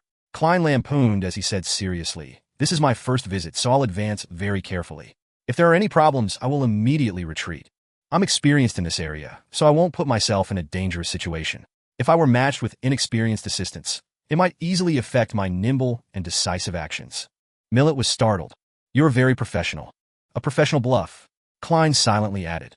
Without any further doubts, Millet led Detective Moriarty through the cluttered living room and down the stairs to a fairly spacious basement. There were no gas pipes here, but 4 metal candlesticks were set into the walls, their yellow lights flickering. Stepping on the stone pavements on the ground, Klein couldn't help but sigh in reflection. As expected of a noble's property, even the basement has been nicely decorated. Furthermore, it's almost as big as the living room of my current house. At this moment, Millet pointed ahead and said, "There's a secret door over there. It was discovered by the workers when they were renovating." Klein focused his gaze. With a not very bright candlelight, he saw a gray stone door in the corner. It should have been part of the wall, but it was now exposed. "I'll leave the rest to you. Be safe." The old gentleman, Millet, gave Klein a lighted lantern and cautioned him. "Has this place been ventilated ahead of time?" Klein asked cautiously. Millet shook his head indiscernibly. "It's not particularly stuffy inside, but I didn't let the workers go too far." "All right." Klein checked his belongings, put on a black glove, and under Millet's gaze, unhurriedly carried the lantern and approached the stone door. He pushed it open with his cane. Amidst the heavy creaking sounds, through the light outside, he saw a deep-colored passageway paved with stone. There were several wooden doors on both sides of the passageway, and at the end. They had already begun to rot, but they were still barely usable. Not too ancient. However, The ostentatious style of the door and the depth and thickness of the stone slabs don't match. Did the Viscount's family change it before? Klein quietly activated his spirit vision, gripped his cane, and walked forward, step by step, with the lantern in hand. The light dispersed the darkness, and when he passed by the rooms on either side, he was able to see a somewhat empty scene through the open door, which was likely opened due to the exploration from the workers' mill it had hired. There was also a long bench and a table that shared the same aesthetic style as the door. There's no sign of spirits flashing. Klein did a brief inspection. Without stopping, he proceeded forward until he came to the end of the hall where a bifold black stone door was. Stretching out his gloved right hand, he half-clamped his cane and slowly pushed against the door. A jarring sound of friction began to reverberate through the air as the stone door slowly cracked open. Spirit light suddenly appeared in Klein's eyes, reflecting an intertwined aura of different colors. His heart tightened as he pushed the door open, before taking a few steps back. The crack in the stone door widened rapidly, and a slimy black creature fell from above. It was a snake with a triangular head and red floral patterns on its head. It straightened its upper body, shot out its tongue, and looked at Klein with cold brown eyes. One snake after another fell from above the door as they piled up at the entrance. Klein saw a large hall beyond them. In the middle of the hall, countless snakes of various colors slithered together, forming an exaggerated nest of snakes about 10 meters wide. The slimy, disgusting feeling assaulted his senses. Klein felt his scalp turn numb as he couldn't help but take 2 steps back. He even wanted to look away without daring to look straight ahead. Although he was a man, he was still afraid of snakes. Snakes were the animal that he was most afraid of. This stemmed from a psychological trauma in the past. When he was a child, despite being way past his bedtime, he liked to secretly open the door to his room and watch movies with his parents through a crack. Unfortunately, his parents once watched a snake disaster movie. One scene involved the demolition of a building. The result was the unearthing of a large nest of snakes, and the dense squirming remained deeply imprinted in his mind. Can the slumber charm affect so many snakes? Klein swallowed hard and said to the air, "Do you have any solutions?" Miss Bodyguard in her black Gothic dress quickly appeared by his side, her mouth tightly closed. She didn't say a thing. Klein looked at her, and she looked back at Klein, but no one spoke. When a snake slowly slithered out, Klein finally coughed and repeated, "Do you have any solutions?" Miss Bodyguard didn't answer. Instead, she floated and suddenly a cold wind blew in the passageway. Whoosh! The wind howled as it blew into the hall. The temperatures dropped rapidly as it approached the temperatures of the outside world. Whoosh! The densely packed snakes in the middle of the hall suddenly slithered in all directions, searching for a warmer, more suitable spot to survive. 2 to 3 minutes later, a thin layer of frost formed on the surface of the hall and the passageway, and countless snakes had disappeared without much of a trace. Whoosh! The continued as Klein said, chattering, That's quite enough." The surging cold wind slowed down, but the cold didn't subside. Miss Bodyguard's figure disappeared once again. Klein lifted his cane-wielding right hand, covered his mouth and nose, and sneezed. Then, he raised the lantern and cautiously walked through the stone door into the wide hall. The style here was identical to the passageway outside. There were 8 circular columns of the same color erected there. Metal poles hung from the high dome, and at the bottom were candlesticks carved into different creatures. An upside-down candlestick. As a university student of the history department, a person who could barely be called an elite in this field, Klein made a preliminary judgment based on this unique arrangement. A structure of the 4th epoch? Chapter 260, Strange Statues. The history circles of the northern continent countries all recognized that the 4th epoch was shrouded in thick mystery. It was impossible to tell what it truly was. The historical records had too many missing pieces and ambiguities for this period of history. There were too few tombs, ancient cities, and literature that had been unearthed to create an effective confirmation. However, this didn't mean that no one had done the relevant research. Its rarity implied that there were still some relics and information left behind. The original Klein was a fanatic towards the history of the 4th epoch. He often read journal articles and books, so even now, Klein still remembered a lot of content. Whether it was the Solomon Empire, Tudor Empire, or Trunsoist Empire, they all had similar architectural styles that went against common sense. They were disorderly, asymmetrical, and they stood out for their frequent use of black. The most typical characteristic were the candlesticks hanging from the ceiling and the chopped floral pattern marks on black walls. This was precisely why Klein's first reaction was that the underground structure belonged to the 4th epoch when he raised his lantern. He had seen circular metal poles with candlesticks embedded at the bottom that ran down from the dome, reminding him of the 4th epoch, which was shrouded in mystery, leaving many historians and archaeologists regretful of the lack of knowledge in that ancient period. Several journal articles have mentioned that the number of candlesticks within different buildings are different. Although the three empires find asymmetry beautiful, they seem to have strict and meticulous rules in every aspect. 3 on the left and 2 on the right is the highest standards that ordinary citizens can enjoy. This is based on the structure of the buildings and the houses that remain. Klein raised his arm and held the lantern high. He walked slowly, counting the candlesticks on both sides. The hall was even wider than he had expected. He had walked for at least 100 meters before he saw a platform half a meter above the ground. Only then did he see the thick wall that marked the end of the hall. 41 inverted candlesticks on the left and 40 on the right. This is a bit of an exaggeration. What level of aristocracy is this? Powerful nobility? Besides, the Antigonus and the Zeratal families are all aristocrats of the fourth epoch. They were also powerful and terrifying beyond their family clans. The other noble families should be about the same. Holding the lantern in hand, Klein continued onward.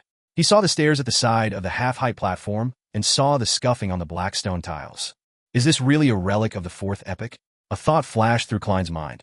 With his keen eyesight and the light from the lanterns, he found 2 iron black seats on top of the platform that was half a meter above the ground. The huge, ancient seats overlooked the other seats below. There were 2 seats. 2. Why 2? According to the layout, the seat here should represent the person with the most power and authority. But there are 2 of them? A powerful noble of equal strength? A double count? A double duke? Or a double prince? Klein slowly began to feel that his knowledge of history was inadequate. He clearly remembered that many journal articles mentioned that the 3 empires, Solomon, Tudor, and Trunsoist, had a strict hierarchy. Based on this theory, there shouldn't have been leaders of equal standing within a faction. Strange, Klein mumbled in a way meant for Miss Bodyguard. What's so strange about that? An ethereal voice suddenly sounded from behind him. In the vast, dark, empty, and silent ancient hall, this voice was exceptionally frightening. Klein's mouth twitched as he explained the characteristics, history knowledge, and puzzling points that he had observed to her. He eventually added, "The ventilation here is very good. I wonder if there are any other entrances." Miss Bodyguard, who had mostly blended into the darkness, listened silently as she gave Klein a penetrating glance. "How do you know so much?" "Because I was a university student in the history department." Klein cursed silently before smiling. "If I hadn't chosen to be a detective, perhaps I would have become a diligent young historian." Miss Bodyguard didn't respond, nor did she disappear. Instead, she floated up to the platform first. With the lantern in hand, Klein quickly followed, discovering that the platform was very large. It was about 40 meters in length and 10 meters in breadth. The architectural style is grand and enlarged. "It's also one of the characteristics of the fourth epoch," he said casually as he carefully approached the 2 huge iron black chairs. He then raised his lantern and carefully inspected it. It seems to be meant for a 3-meter-tall giant to sit on. There's an emblem on the back of the chair. On this side, it's a black crown. On the other side, it's a hand holding onto a scepter. "I wonder what they symbolize on their own," Klein said to himself, not expecting an answer from Miss Bodyguard. However, the lady who was floating suddenly said, "This is the Tudor family's emblem." "Huh?" Klein looked over in surprise, noticing that Miss Bodyguard was referring to the hand holding the scepter. "Tudor family? Is this a relic of the fourth epoch's Tudor dynasty? Which royal family member owned this palace?" Klein frowned and said, "Do you recognize the other emblem?" To think that it was ranked as equal to a Tudor family member. Miss Bodyguard shook her head without a word. Seeing this, Klein had to give up the idea of studying it for the time being and said, "After the Tudor and Trunsoist families established their respective empires, they both maintained the original style that originated from the Solomon Empire, such as inverted candlesticks, scuff marks, and so on and so forth. This doesn't comply with common sense. If I were the emperor, even if I had to inherit many things, I would still make certain changes to mark my uniqueness. Does this mean that the 3 empires have hidden, unchanging connections?" He guessed that Solomon, Tudor, and the Trunsoist families wielded the Dark Emperor, which was the lawyer pathway. Similar styles were needed for acting. Miss Bodyguard remained silent for a few seconds before saying a few words. "Only an emperor can be called an emperor. Is this a confirmation of my idea?" Klein didn't ask any more questions. With the lantern in hand, he circled the 2 huge iron black chairs, but he didn't discover anything else. "Let's take a look ahead," Klein suggested. Before he finished his sentence, Miss Bodyguard had already floated towards the end of the platform, but the surrounding gloominess and coldness remained unchanged. A few meters ahead, Klein saw, with the help of the lantern's glow, 7 large, heavy, black stone doors at the base of the hall. They were lined up, 2 on the left, 1 in the middle, 4 on the right, perfectly in line with the fourth epoch's pursuit of asymmetry. Klein passed the cane to his lantern hand, tossed a coin at random, and whispered, "I should begin from the left." Ding! The copper penny tumbled down and landed on his palm, portrait facing up. "Let's go to the left." Klein took the lead. Miss Bodyguard silently followed until they reached the door on the far left before saying ethereally, "It's the same on the right." In other words, it didn't matter whether I did the divination. The corner of Klein's mouth curled up as he raised the lantern and examined the symbols and patterns on the door. With a deep black background, it was a crimson half-moon that was surrounded by radiant points of light. This, Klein's pupils constricted suddenly. This is the dark sacred emblem, the symbol of the Evernight goddess. During the Fourth Epoch, the Church of the Evernight goddess had supported the Tudor dynasty. He thoughtfully placed his hand on the stone door. Screech! The black stone door slowly opened amidst rough and heavy grinding sounds. As the light from the lantern shone into the room, Klein began to see the interior, bit by bit. There was a few meters of open space at the entrance, also paved with dark stone tiles, and a platform nearly a meter high.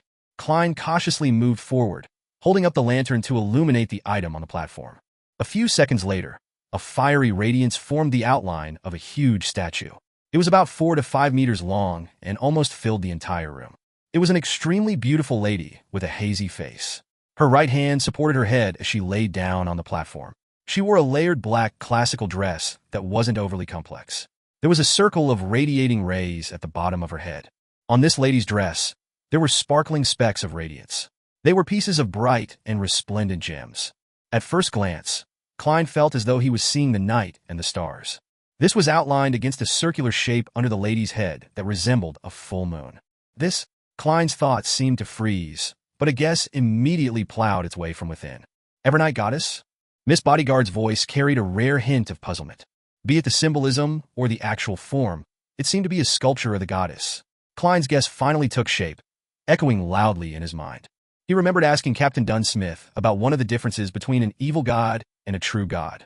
The former was said to have an image that resembled that of an intelligent life form, but the latter only had sacred emblems formed by symbols. But today, at this very moment in this ancient and bizarre underground structure, he saw a statue that looked like the Evernight goddess. What did this mean? Just thinking about it made Klein shudder. Could it be that the goddess was once an evil god? No! Maybe it's some other evil god that falls into the night domain. However, the dark sacred emblem by the door is no different from the one that is being used presently. Or perhaps, having the image of an intelligent being isn't a standard method to distinguish between true gods and evil gods. After all, the captain's level wasn't high enough, and his understanding of the situation wasn't necessarily accurate enough. It was also possible that the Tudors were deliberately blaspheming the goddess. Yes, it could also be a way of setting up some strange ritual. Many thoughts flashed through Klein's mind. It left him feeling puzzled, nervous, and tense. However, he also felt a strange feeling which couldn't be described. After looking around, Klein, who didn't see anything else, took a deep breath and said, "Let's go to the other doors and take a look. I wonder what the other 6 doors correspond to. Would it be equally strange and evil?" He thought gravely. Miss Bodyguard nodded slowly. Chapter 261, The Innermost Room. When he was out of the room, Klein carefully held his cane and lantern in the same hand, leaving his left hand free so that he could retrieve the contents of his pocket as quickly as possible in the event there was a sudden turn of events. Inside, there were charms, Azek's characteristic, some tarot cards, and apart from the remaining Rosego's characteristic, the all-black eye, his pocket contained all the means available to him. Klein and Miss Bodyguard had barely taken a step to the side when the light of the lantern illuminated the emblem on the door next to them. It was a simple drawing of a baby surrounded by the symbols of wheat, flowers, and spring water. "The sacred emblem of Mother Earth," Klein said in a solemn voice. As a former Nighthawk, one of his basic skills was being able to distinguish the symbols of other churches. Miss Bodyguard nodded slightly, as though to confirm this. Her black Gothic regal dress looked even eerier and terrifying in such an environment and atmosphere. Her pale face looked like a grieving wraith under the illumination of the lantern. If any other adventurer were to come here and see this scene, they would definitely flee while stumbling out of fear. Holding his breath, Klein reached out with his left hand, pushed open the stone door, and raised the lantern high. He found that the layout here was very similar to the one before, like a perfect fusion between a small prayer room and a giant statue. Across the empty wheat-colored stone tiles, Klein illuminated the 3 steps ahead of him with a lantern. On the platform was a white stone sculpture about 4 or 5 meters tall. It was a plump and beautiful lady, with ears of wheat growing from her feet, and she was surrounded by spring water. Her dress seemed to flutter, and embedded in it, there were different herbs and flowers, as well as the depiction of different animals. The lady's chest was raised high, and in her arms was an adorable infant in swaddling clothes. She stood there tall and sacred. "Don't tell me that this is the statue of Mother Earth?" Klein said softly with his lips curled. Miss Bodyguard didn't answer or deny it. After checking their surroundings, the duo left the room and opened the third door nearby. Behind this door was a corridor that allowed 4 people to walk alongside each other. Ahead of them, it was dark and deep, filled with mystery and oddities. It was unknown where it led to. "Let's first confirm the situation behind the 4 doors on the right," Klein suggested. He didn't dare to rashly enter. Using her actions as an answer, Miss Bodyguard floated backward. The duo opened the 4 stone doors on the right in succession. They separately saw the storm's sacred emblem, which was made up of the symbol of gales and stormy waves, the sacred emblem of the sun, which was surrounded by lines, the sacred emblems of the god of combat, which was made from the combination of the symbol for dusk and a sword-shaped symbol, as well as the sacred emblem of knowledge and wisdom, which was represented by an open book and an omniscient eye. In contrast, there were 4 suspected statues of deities in the room. A dignified middle-aged man in black armor, standing over churning waves, surrounded by stormy winds, with lightning flashing behind him and a trident in his hand. There was a young man in a pure white robe, holding a book of deeds in one hand and a golden sphere which resembled the sun in the other. He was handsome and spirited. There was a warrior sitting on a throne high above, holding a sword in front of him. His face was hidden behind his helmet's visor, his entire body covered with an indescribable sense of decay. There was a hooded elder holding a book and the omniscient eye, with only his mouth, wrinkles, and long white beard exposed. Apart from the god of steam and machinery, there were 6 humanoid statues of the Orthodox gods in this strange hall. Considering the weak position of the Church of the God of Steam and Machinery before the appearance of Roselle, there seemed to be some sort of explanation regarding this problem. "This is really strange," Klein exclaimed with a sigh, partially because he couldn't stop it, and partially because he was testing Miss Bodyguard's reaction. This grand hall, which was 100 meters deep, actually had 6 of the Orthodox gods collected within it. This was something unimaginable in the current era. How could the Church of the 6 True Gods allow their gods to live in the same structure as the other gods? This was a custom that only existed during the 4th epoch. Also, what's with those humanoid statues? Although they look normal, unlike the sinister primordial Demonis and the true creator statues, they still give off weird vibes. Just what had happened to make the images of the 6 gods evolve into abstract symbols in this day of age? No, perhaps it's been like this all this time, but the master of this place, a noble who's suspected to be a member of the Tudor family, purposely created statues of the 6 deities for some purpose. I thought of an item from a novel from my previous life, the 6-Soul Banner. While he waited for Miss Bodyguard's reply, Klein's mind wandered. Miss Bodyguard didn't answer his query and instead said blandly, "There's another door." That's right. Klein suddenly felt fear. From his point of view, doors placed in the middle often had a special meaning, perhaps the core region of this ancient structure. Of course, this also likely implied the highest amount of danger. In his opinion, doors placed in the center often had a special meaning, perhaps the core of this ancient building. Of course, this also meant that the situation was most likely the most dangerous. What are your thoughts on that area? Klein hesitated for 2 seconds and directly asked, under the situation of not being able to use the gray fog to eliminate any interference. He felt that Miss Bodyguard's spiritual perception and spiritual instincts were more reliable than his divination means at present. After all, she was in a very special state, close to that of a spiritual body, allowing her to communicate with the spirit world without any obstruction to gain revelations. Miss Bodyguard closed her eyes and replied a few seconds later, "Very dangerous. But the danger is subdued. Once you venture deeper, don't touch anything." Subdued danger. Is this equivalent to having something sealed inside? As Klein guessed, he and Miss Bodyguard walked to the central stone door and stepped onto the dark floor. The light of the lantern seemed to dim a little, as though it found it difficult to drive out the darkness ahead. Klein had his left hand in his pocket, holding Azek's copper whistle and a few charms. After about 30 steps, Miss Bodyguard suddenly stopped. Klein raised the lantern in his right hand and saw that the road ahead was blocked by boulders and dirt. On the left and right were 2 stone doors in the same shape as the ones in the main hall. The right side was ajar and filled with mud and stone. Perhaps this ancient structure was above ground back then, but for some reason, it eventually sank and collapsed, Klein mumbled. "There's only one direction we can choose from."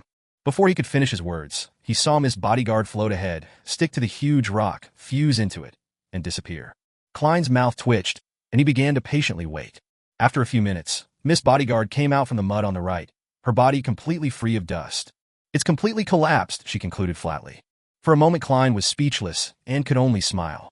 Following that, the 2 of them simultaneously looked to the left where the ajar stone door was.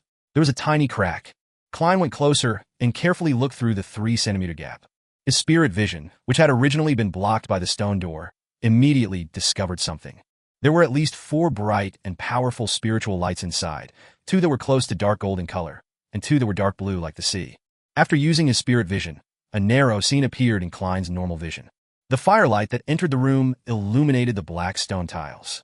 On top of the tiles were piles of bones covered with rotten clothing, and a few of them emitted dark gold and dark blue light. Condensed Beyonder characteristics? Mystical items? As these thoughts flashed through his mind, Klein swept his gaze to the ends of the room. Along the dark wall stood a bifold door. A bloody pair of bifold doors. There seemed to remnants of fresh blood on the door. They continued sliding down as they reflected the light. Klein had wanted to let Miss Bodyguard scout the way ahead when he suddenly felt a change in Isaac's copper whistle that he was holding in his hand. The originally cold and mild whistle suddenly became bone-piercing. It was a profound feeling of death. Klein narrowed his eyes and instinctively took a step back. Then he noticed that his right forearm was numb and itchy and that it was beginning to swell.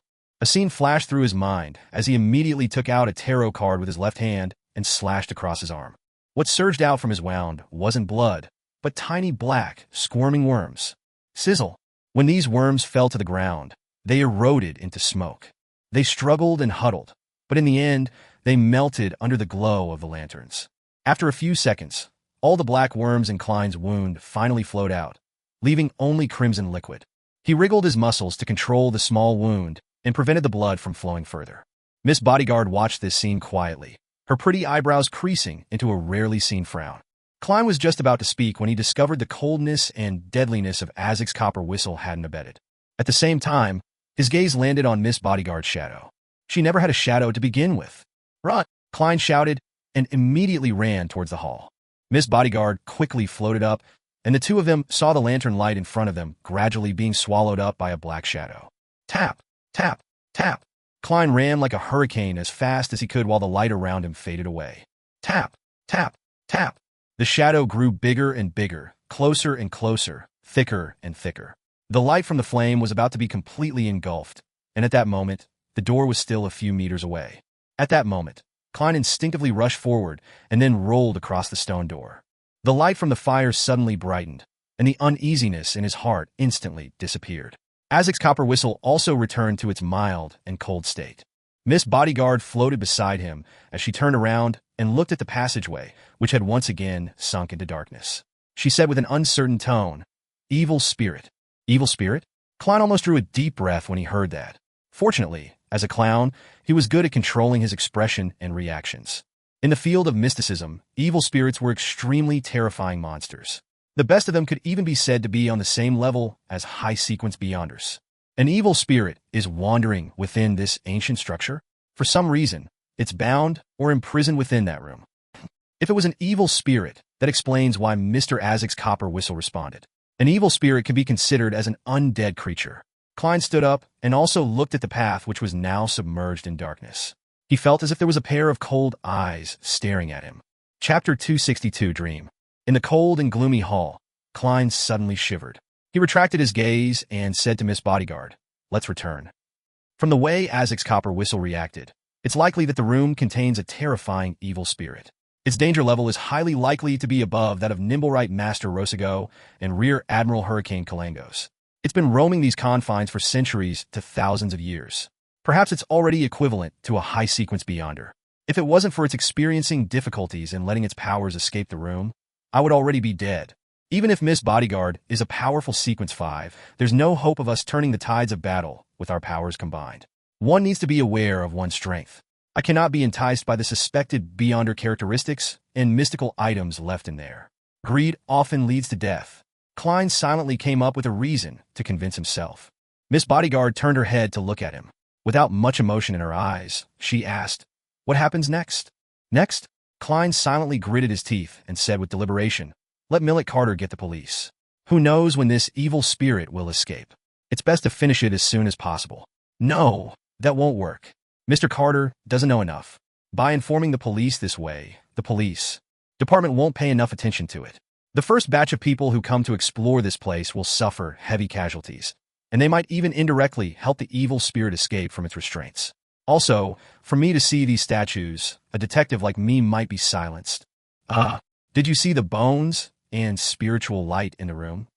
Miss Bodyguard once again cast her gaze towards the dark path behind the ajar stone door and very slightly nodded her head.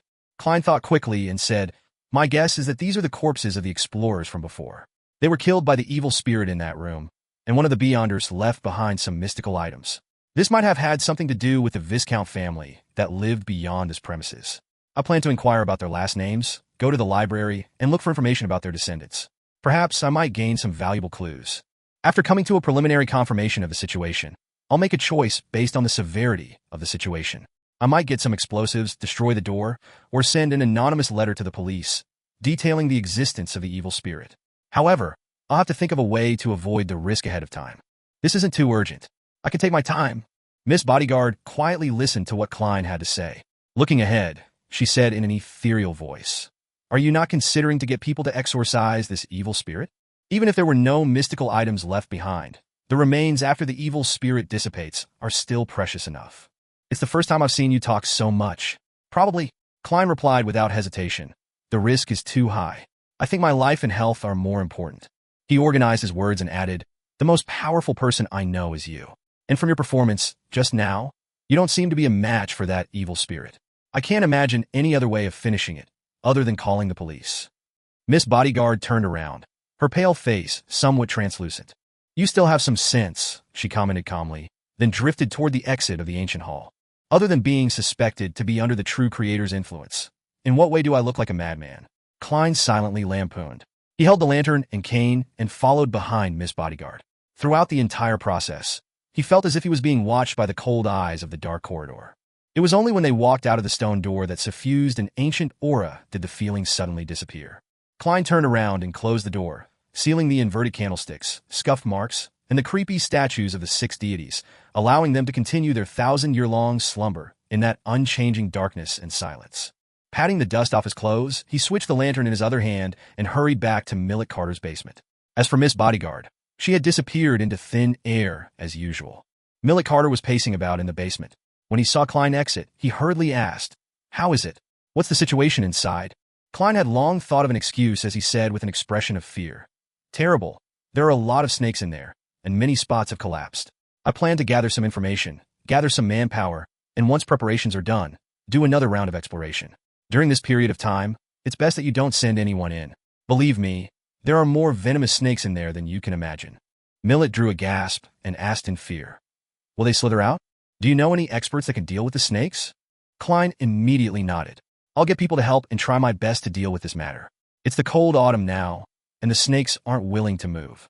As long as you don't send anyone to disturb them, nothing will happen. Okay, please hurry. I'll close this door and prevent anyone from entering." Hearing that, Millet relaxed a little. When Klein saw that his employer was truly intimidated by what he said, he quickly put down the lantern, nudged his gold-rimmed spectacles, and said, "Next up, I'll gather some information. I'll first gain a preliminary understanding of the layout of the underground structure before I explore it again. That requires you to tell me which Viscount was the original owner of this house." Millet had bought this building precisely because it was an estate of a former noble, so he answered immediately, "Viscount Pound." "What do you know about him and his family?" Klein asked in a professional manner. Millet pondered and said, "Not much. I only know that he won his aristocratic title in the Battle of the Violated Oath. It once enjoyed an illustrious period, but decades later, suddenly declined due to unknown reasons. The family kept losing its heirs, causing it to eventually have to seek out distant relatives to keep the aristocratic title. And the new Viscount Pound is, he squandered most of the family's fortune, and he was demoted to baronet by the king. He's probably still in Backlund and can go bankrupt at any moment." Battle of the Violated Oath? The Battle of the Violated Oath that began in 738 during the Fifth Epoch? Having successfully graduated as a history student, Klein instinctively recalled the corresponding knowledge. The war that happened about 6 centuries ago was a war involving religion. The southern Phanapowder Kingdom originally believed in both Mother Earth and the god of knowledge and wisdom, but due to some influencing factors, the two churches began to be at odds with each other, and their believers often clashed. During that period, its two neighbors in the north, the Lone Kingdom and the Intis Kingdom, seized the opportunity to start a war in the name of protecting freedom of religion. In the later stages of the war, the Fasak Empire joined the fray and attempted to destroy the ploy by Lone and Intis. However, they still failed to turn the situation around. The result of the war was that the border between Leon and Fanapotter, as well as Intis and Fanapotter, countries such as Lemberg, Mason, and Seeger, gained independence. They mainly believed in the god of knowledge and wisdom, leaving the Church of Mother Earth as the only religion in the Fanapotter kingdom. The conflict that lasted 5 years was called the Battle of the Violated Oath because both sides of the war accused their adversaries of violating the holy oath at the end of the Fourth Epic. After that, there was more than 300 years of peace in the northern continent. This didn't mean that there was no conflict between nations, but rather, there were no wars on that scale again. It lasted until Roselle invented the steam engine and improved the sailboats and artillery. This is the information recorded in the history textbooks. Thinking about it now, since it involved faith, there must have been some Beyonders from the church involved. There must have been an intense Beyonder war. However, it said that that era was a period with few Beyonders. Squadron battles? Could the Pound family's sudden waning and continuous loss of heirs, which happened decades ago, have something to do with the discovery of the ancient structure underground? Klein thoughtfully asked. Do you know where Baronet Pound currently lives? I'm sorry, I don't know. Millet shook his head slightly. Klein asked a few more questions, but seeing that he couldn't get any more information, he bade farewell and returned to 15, Minsk Street. It was almost 5 in the afternoon, and the sky was as dark as the night. Klein thought that the public libraries would be closed by then, so he temporarily put aside the underground structure and prepared dinner for himself. He had wanted to learn to make Fanapotter noodles based on a recipe in the newspapers, but he ended up with noodles mixed in meat, sauce, and vegetables. To his surprise, it tasted pretty good. After having had his fill, Klein tossed a coin casually, divining if he should inform the police. He received a negative answer. The Backlund evening was as serene as other cities, at least in Sherwood Borough. Klein was sleeping soundly, wandering through different dreams in an adrift manner when he suddenly realized, with a jolt, that he was dreaming. Someone is invading my dreams? Klein resisted the urge to frown and pretended to look around in confusion. He found himself in a scorching yellow desert. A roar suddenly came from the sky, and a huge monster dyed in black and gold flew over. The creature had a thick, lizard-like body and a pair of wide wings covered in a hide on its back. It descended and blotted out the sun in the sky. A dragon. A powerful dragon. Klein saw scales the size of a plate, a gaping mouth that emitted pure light, and 2 dark, golden vertical pupils. Roar! The dragon spat out a beam of light that seemed to envelop everything. Soon, large swaths of the desert was obliterated. Amid the light, a figure jumped into the air. He was 3 or 4 meters tall, but he didn't have the unique vertical eye of the giants. He had a handsome, young face, and he wore black full-body armor which seemed to be spattered with blood. This giant knight swung his broadsword upwards and countless bluish-white flames, which appeared a little purple, condensed into long spears. They shot at the dragon. It was as if he had an entire army of illusory Beyonders helping him in battle. In the midst of the meteor shower, the giant knight leaped onto the head of the dragon, and he swung his sword down. The afterimages he had created earlier instantly overlapped, and the sword rays turned into intersecting lightning. Pow! The ground shook wildly, and the dragon fell, splattering its dark gold blood. At that moment, the scene changed to a huge bloody door. It was the same bloody door that Klein had seen in the ancient structure that very afternoon. With a creak, the bloody door opened a crack, allowing him to catch a glimpse of a black high-back chair. A man of normal height sat on the high-back chair. He had his head lowered, silent and deathly still. As his vision got closer and closer, Klein saw the man's clothes clearly. He seemed to be the knight that had just killed the dragon, and he was still wearing the black armor that was stained with blood. The only difference was that he was no longer 3 or 4 meters tall. At this moment, the man suddenly raised his head. His handsome, young face had terrifying signs of decay, his eyes ice-cold and emotionless. Klein jumped in fright and awoke from his dream. Opening his eyes, he saw the crimson moonlight shining through the curtains. Chapter 263, Spiritual Perception and Attempt. Under the dim crimson moonlight, Klein pulled back his blanket and got up. For a seer, putting weight on dreams was a basic requirement, and the dream he just could never be dismissed as a simple nightmare. Dressed in relatively comfortable clothes, he came before the full-body mirror and said in a low voice, "I dreamed of the blood-stained door in that room." Miss Bodyguard's figure slowly outlined itself above the mirror. She replied expressionlessly, "The influence of the evil spirit's aura. It will gradually weaken until it disappears." "Is that so?" Klein nodded slightly and returned to the side of the bed. He picked up the gold pocket watch and popped it open. Seeing that it was still early, he lay back down to sleep. This time, he no longer encountered the same dream as before. Sunday morning the next day, in high spirits, Klein made himself a soft-boiled egg to go with buttered bread. In the Lone Kingdom, or rather in the countries of the northern continent, it was a must for gentlemen to read the newspapers at breakfast, and Klein was no exception. He opened up the newspapers he subscribed to: the Tussock Times, Backlund Morning Post, and Backlund Bulletin. The Civil Servant Unified Examination Bill has been officially passed by the House of Lords. The first examination will be held in early December, and the second examination will be held at the end of January next year. The final interview will be held 2 weeks after that. Within a week, the government will announce the positions and requirements involved in this exam and begin the registration process. Reporters surmise that most of it will be held in Backlund. Klein scanned the contents, picked up his cup, and sipped his side black tea. He couldn't help but think of Benson and thought to himself, the bill is passed at the end of September. The positions will be announced in the beginning of October, and registrations will be completed by early November. The examinations will start at the beginning of December. The timing is tight and very unreasonable. That implies how much of a rush the king and the prime minister is in to have this enacted. But that's advantageous for Benson. He prepared 2 months ahead of everyone else. Even if he can't compare to the elite graduates of the universities, he would definitely be able to beat most of his competition, and the positions the elites are aiming for wouldn't clash with his. He should be fine. Klein wanted to tap his chest 4 times to draw out a crimson moon and say, "May the goddess bless him," but then he remembered that Miss Bodyguard was nearby and resisted the urge. After all, he had claimed to be a believer of the god of steam and machinery. After finishing his last mouthful of bread, he continued reading the papers. Both houses have passed the National Atmospheric Pollution Council bill, allowing the government to set up such an organization. The coming month will be a critical period for the various parties to become a member of the council. An independent alkali industry public prosecutor has been approved with the goal of minimizing the pollution levels in acid and alkali factories. The 5th page doesn't have an advertisement for the purchase of goods from the Ernst firm. There's no need to consider participating in the Beyonder gathering tomorrow night. Tingen City, 2, Daffodil Street. Benson read and reread the news in the papers, forgetting the bread on his plate. The Civil Servant Unified Examination Bill was passed. Dressed in a long, black dress, Melissa looked at her brother, who was acting oddly. The newspapers from the past few days had been playing up the bill that would be passed this time. Benson finally put down the newspaper, wiped his black hair, and exhaled slowly. Yes. At this moment, the two of them suddenly fell into silence. The room was completely silent. It even lacked the sound of knives and forks colliding with the dining plates. The indescribable atmosphere was broken by Bella, the maid who came out of the kitchen. Benson smiled and said, "This is foreseeable. Actually, the most important thing is the previous piece of news." "Oh."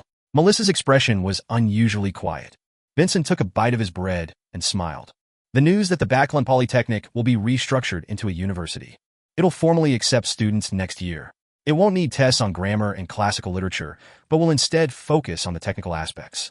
It's very suitable for graduates and students of technical schools everywhere." "Melissa, I think you can try." "But," Melissa subconsciously retorted. Benson interrupted her with a smile. "Its tuition will be half as cheap as the Tingen, Perth, Boy, and Backlund, and the other universities.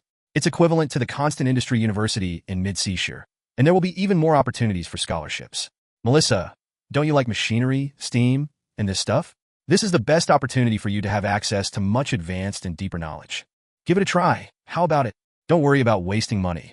Although teach that money can allow us to maintain our present lives without working, we're still young. We must not define our lives like this. As you can see, compared to a few months ago, my grammar has improved a lot. Yeah, it might be better if we change environments. I know you can't bear to part with Tingen and this place. Well, we'll come back eventually, but not when we're young."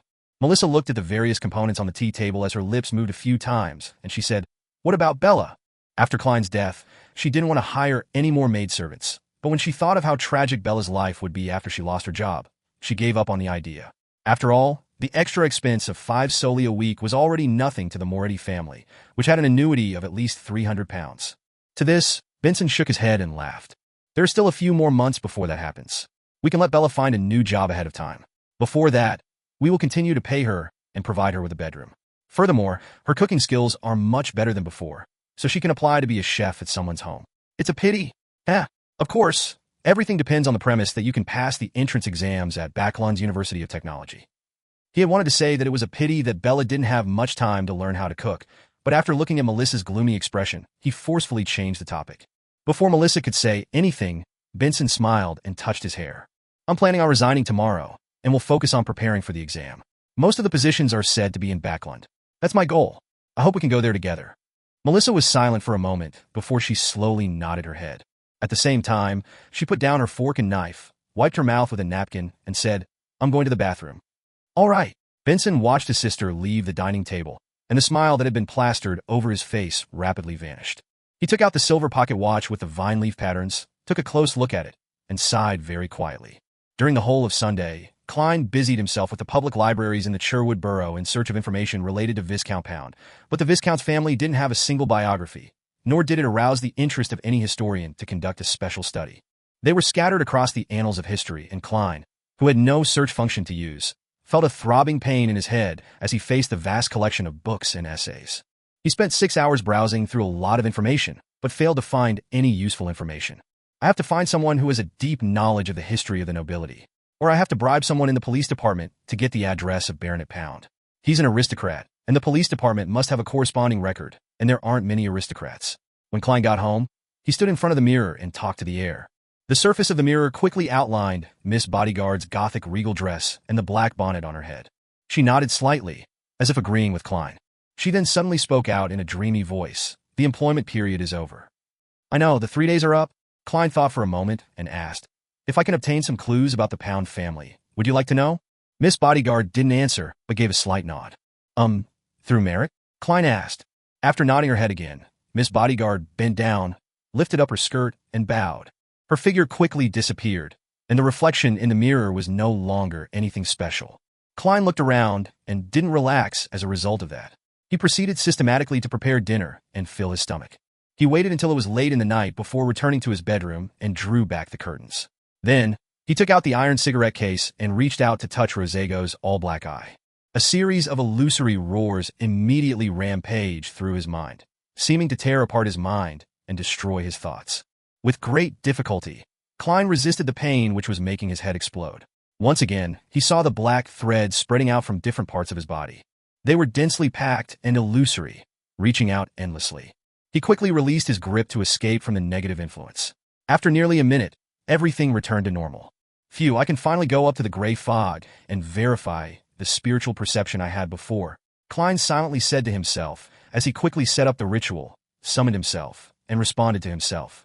Then, in his spirit form, he carried Azek's copper whistle, picked up the iron cigarette case, and returned above the gray fog. Klein sat at seat of honor at the ancient long table, using his fingers to create spiritual flames and burning the blood-stained documents in the corner and any other items that were no longer needed. When he was done, he opened the iron cigarette case and was surprised to find that the all-black eye had become silent, no longer showing any signs of madness, but that corruptive influence was still settling within. It just wasn't active, as if it was in hibernation. "As expected, it's impossible to separate them directly," Klein muttered. Following that, on the other side of the ancient table, a man in a hooded robe appeared. Just like his previous attempt to create a clone, this man was stiff and lifeless. It was obvious that he wasn't someone real at a glance. There was no way he could deceive the members of the Tarot Club. However, Klein already had an idea regarding this. He extended his hand and held the all-black eye. There was silence in his ears, and there were no longer any terrifying howls. Using the amassed Beyonder characteristic, he could see that there were also black threads floating out from the fake body opposite him. Soon after, Klein carefully let his spirituality spread out through the all-black eye, touching a few of the illusory threads. All of a sudden, he felt like he was holding on to something. With a thought from him, the fake person raised his hand. "It worked. I can use the ability of the Nimblewright Master to create a fake Tarot Club member. However, this is draining on me. I'm unable to maintain a second one. The symbol on the back of the chair won't change accordingly, but it's not like Miss Justice, and the rest can see it." Klein happily practiced, over and over again, even learning how to manipulate his clone's throat and mouth to let him speak. When his spirituality was almost exhausted, he smiled and said to the fake person in front of him, "Welcome, new member. Which tarot card do you wish to draw?" After saying that, he closed his mouth. The fake person opposite him lifted his hand to stroke his chin as he laughed hoarsely. "World. I choose the card, the World." Chapter 264. A 5-person gathering. If the Fool signified the beginning of the Tarot Club, then the World signified the end, a perfect ending of a cycle and sublimation. Klein had named his smuff the World because he hoped that it would lead to a beautiful beginning and end. In the future, I'll be able to make the world make requests or do things that wouldn't be convenient for me. This will greatly reduce the possibility that my image as Mr. Fool will collapse. With an alt, no. A smuff truly is what makes life complete. Klein sighed in relief and waved the world away.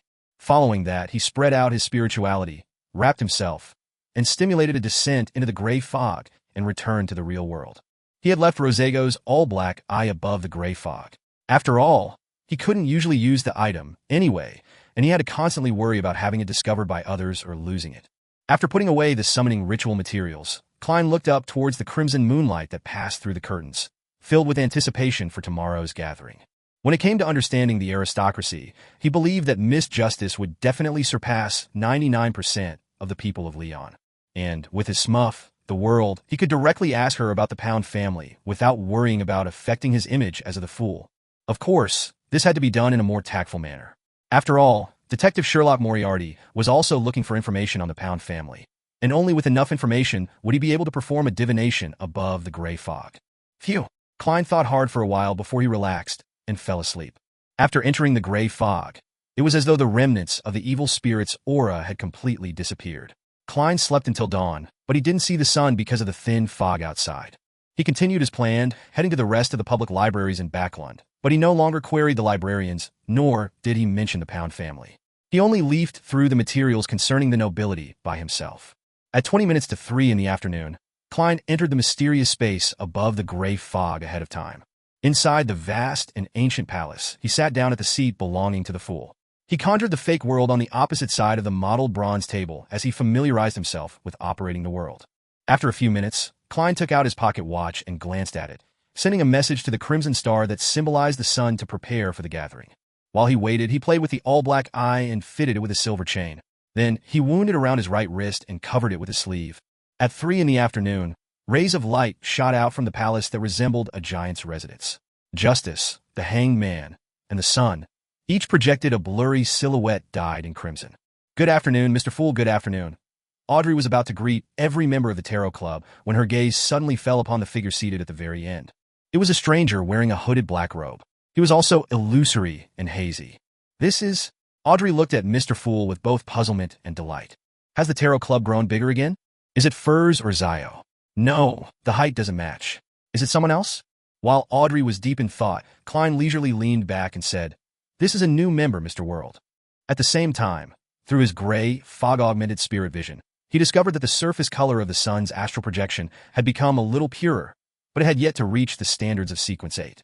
His initial judgment was that the sun had completely digested the Bard potion. "Hello," Audrey greeted politely, curiously scrutinizing the new member. She quickly read some of the corresponding details through the hazy fog. Mr. World is a person who is reserved.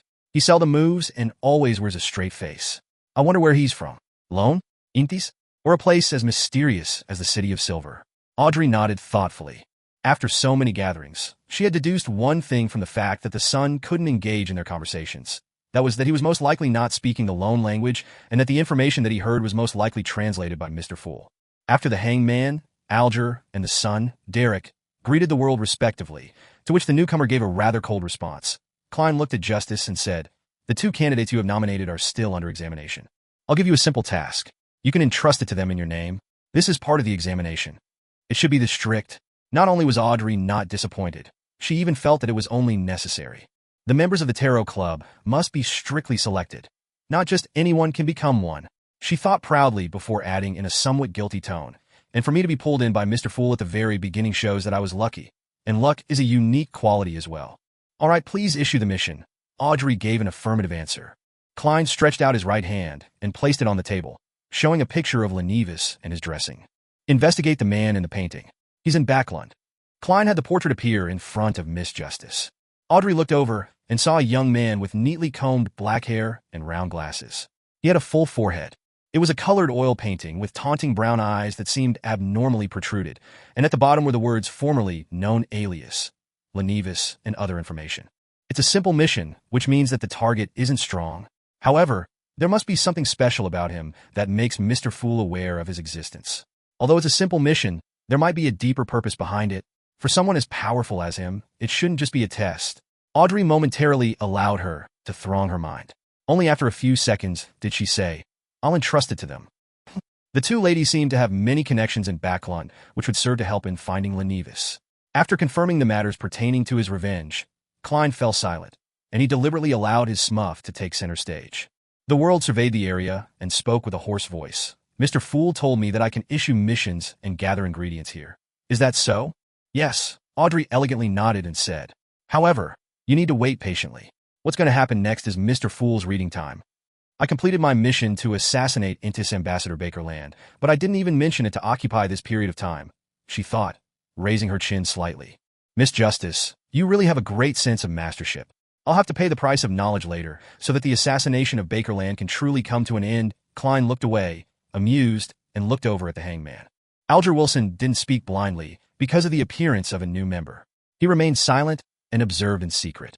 At this moment, when he saw Mr. Fool looking at him, he quickly and humbly bowed and said, "This time, there are still 6 pages.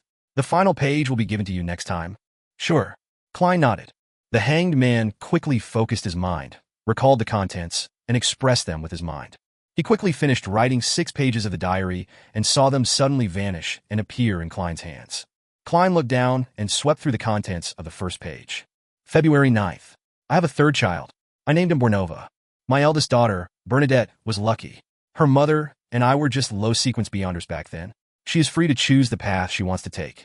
My eldest son, Seal, is the most unfortunate. He inherited a minute amount of beyonder characteristics, but he has to follow my path. Perhaps he could make changes at sequence 4, but attaining high sequences are never easy. My second son, Bornova, was born between Bernadette and Seal. I have his characteristics equivalent to a sequence 5 beyonder. This has reduced the burden on me, allowing me to digest my potion even faster, accelerating my advancement. And when he was just born, he was already showing various traits of an astromancer. Zeradol came to congratulate me in secret and praised Bornova as a lovely angel. I asked this master of divination what he would accomplish in the future. He only smiled and didn't answer me. When I asked him about Seal's future, he finally said that death is an inevitable ending, but that might be a good thing. Seriously, a seer's words are always so vague that it makes one want to pry their mouths open. When I finally asked about Bernadette's future, he suddenly became very serious. He said she would hate me, detest me, turn her back on me, and she would become an important figure in the mysterious world. Sometimes, you really shouldn't ask about the result of a divination. I find it hard to believe that my adorable and kind Bernadette, who cares for her brother, adores her father, and pampers her mother, would hate me and betray me. Why would that happen? What excessive act did I do? Maybe she'll have someone she loves, but I'm not satisfied with. Some punk that I'll end up killing? No, Zeradol isn't a soothsayer, and the divination he receives might be wrong. Forget it, Roselle. I think I smell the scent of some contrived family melodrama. After reading the first page of the diary, Klein couldn't help but lampoon silently. At the same time, he naturally recalled what Zeradol had told him about the future of Bernadette, an important figure in the mysterious world. Was this referring to the world of the Beyonders? What level would someone be deemed an important figure? Klein turned the pages thoughtfully. May 22nd. Florin of the Sauron family actually wants me to be his subordinate. Do I look like someone who would be a lackey? His attitude is simply unacceptable. I swear that I'll one day make him pay the price for his arrogance today. However, some of the things he mentioned are very interesting and worth pondering over. Chapter 265, Cards of Blasphemy. Florin said that the history of the Sauron family exceeds 2,000 years, making it longer than even the Church of the God of Craftsmanship's history. They witnessed all the cooperation and strife, light and darkness, in the fourth epoch, and they have survived until this very day. Other than the Augustus family of Lone, the Einhorn family of Faceac, and the Castilla family of Fainapotter, the other powerful families that have been deemed their equal, such as the Antigonus family and the Zeradol family, have been relegated as vestiges of history, or have turned to nothing but rats in the sewers, hiding from the public as shady existences. He said that making me his subordinate, a subordinate of the ancient and glorious Sauron family, is a gift to me. Back then, I wanted to K all 8 generations of his ancestors. However, for the Sauron family to have a history exceeding 2,000 years is indeed surprising. The fourth epoch is known as the Epoch of the Gods. Be it the 7 orthodox deities of the present times or Death, Primordial Demonis, Dark Side of the Universe, and the True Creator, they all remained active in the real world. Legend had it that they frequently did miracles. For the Sauron family to last to this day and enjoy its current high standing, it's definitely not an easy matter. Their long history has given them far more than just arrogance. They must be hiding many secrets, and perhaps even extremely terrifying sealed artifacts. They are truly a colossus that stands tall above the earth, one that people can't look straight at. Upon reading this, Klein had a lot of ideas. For Roselle to be able to overthrow the rule of the Sauron family, he must have experienced a horrifying and heart-stirring struggle. Even if the Sauron family didn't have a grade 0 sealed artifacts, They definitely had no lack of Grade 1 sealed artifacts, adding to the possibility of having high-sequence Beyonders. Even if the Church of the God of Steam and Machinery fully supported Roselle, it's unlikely that any good outcome might come out of it. Could it be that before all of that happened, the Sauron family was already beginning to wane and weaken, and the Intis Revolution was just an external manifestation of this state? What did they experience during that period of time? Did they lose sealed artifacts? Did the high-sequence Beyonders die? Did that attract the attention of many ambitious people? Judging from this diary, the Augustus family of Lone is no stranger to the Antigonus and Zeratul families. Internally, they should have corresponding records. The Sun had previously mentioned that the City of Silver has endured for more than 2,500 years in the Dark Ages. According to my initial judgment, that's the date of the Cataclysm. In the past 200 years, the Sauron family claimed to have a history spanning more than 2,000 years. I wonder if it will extend to the point before the City of Silver. I'll try to find an opportunity to mention the Sauron clan and see the Sun's reaction. If the Sun still has a look of stupefaction, it would indirectly mean that the Sauron family only rose up after the Cataclysm. Perhaps they had benefited greatly from the Cataclysm to become nobles in the 4th epoch and royalty in the 5th epoch. Well, even if the Sun doesn't know, it doesn't prove it completely. Perhaps he didn't learn his history well. When Klein turned to the 3rd page, he found that the content should have been written in the early days of Roselle's appointment as consul of the Intis Republic. From the diary entries on this page, it can be seen that Roselle had developed and promulgated a new civil code which encouraged inventions, protected trade, and the incubation of the Industrial Revolution.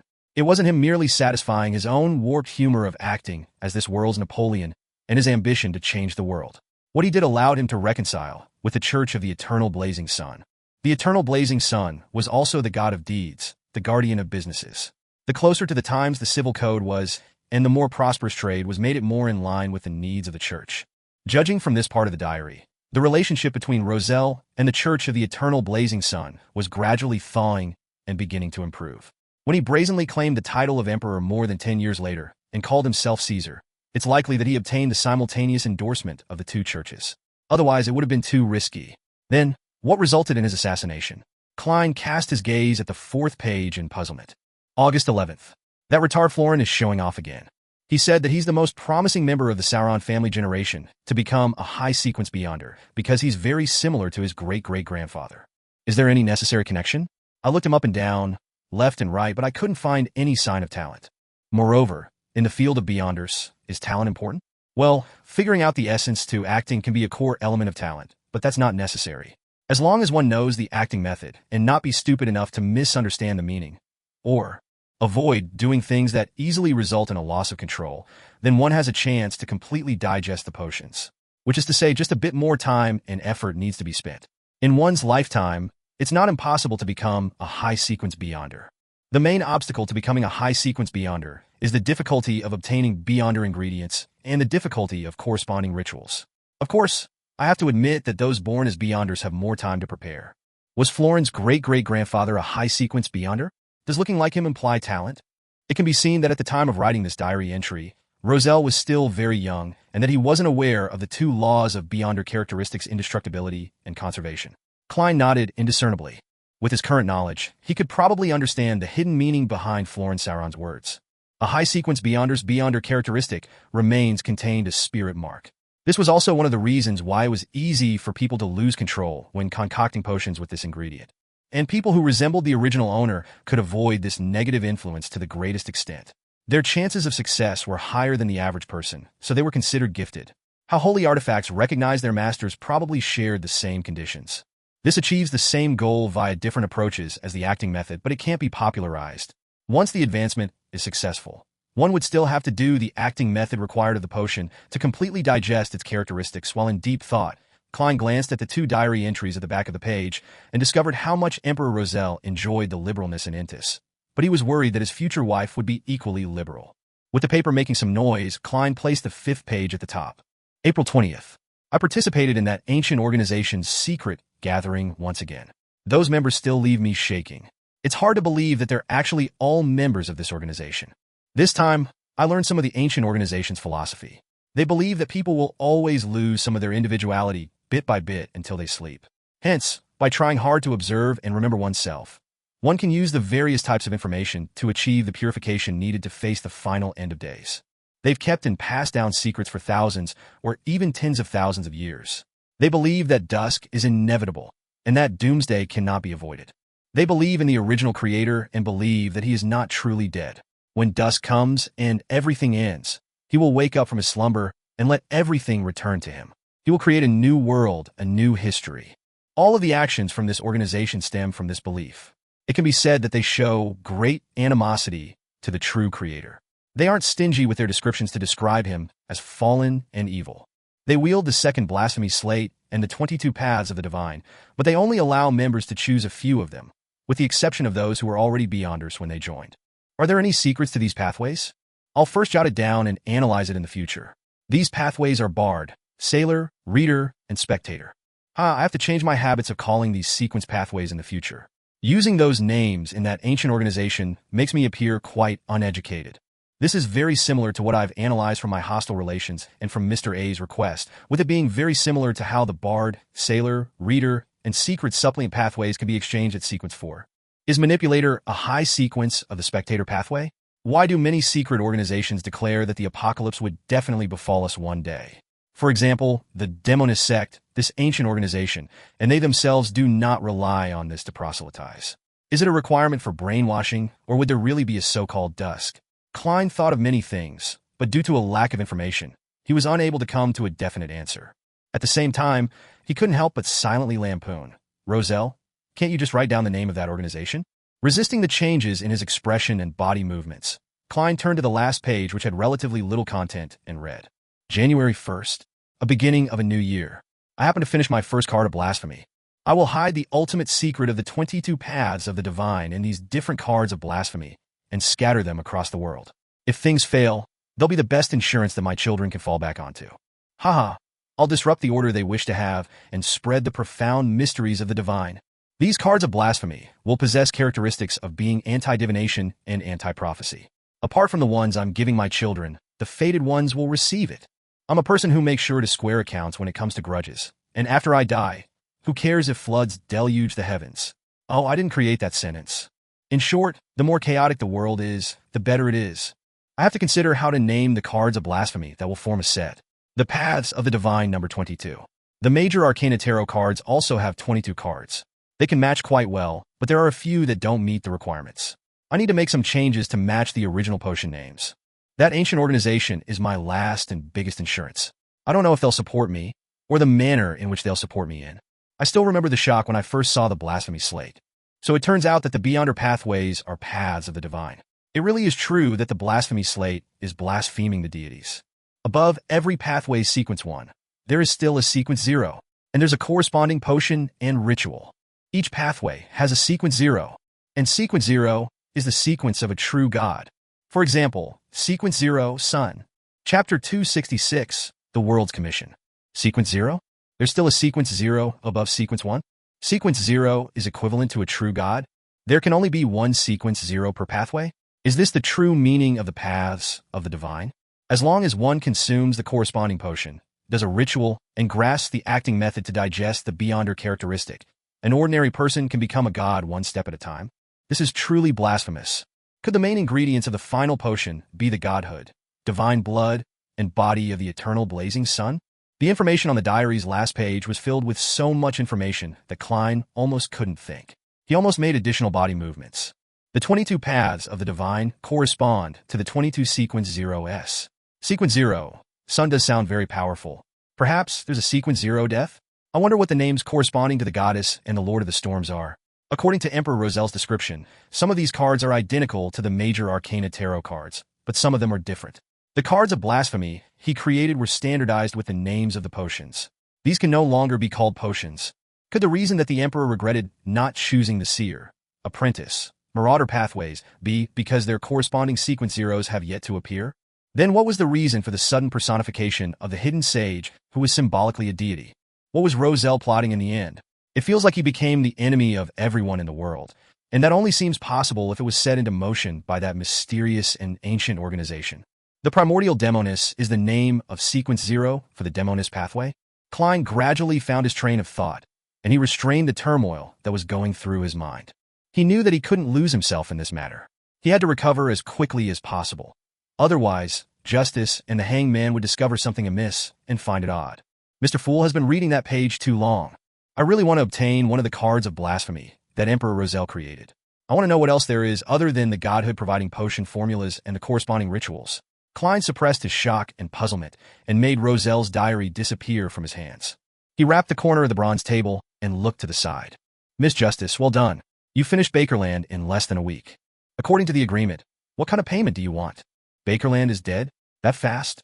Alger had left the islands in the past few days and hadn't received the appropriate information.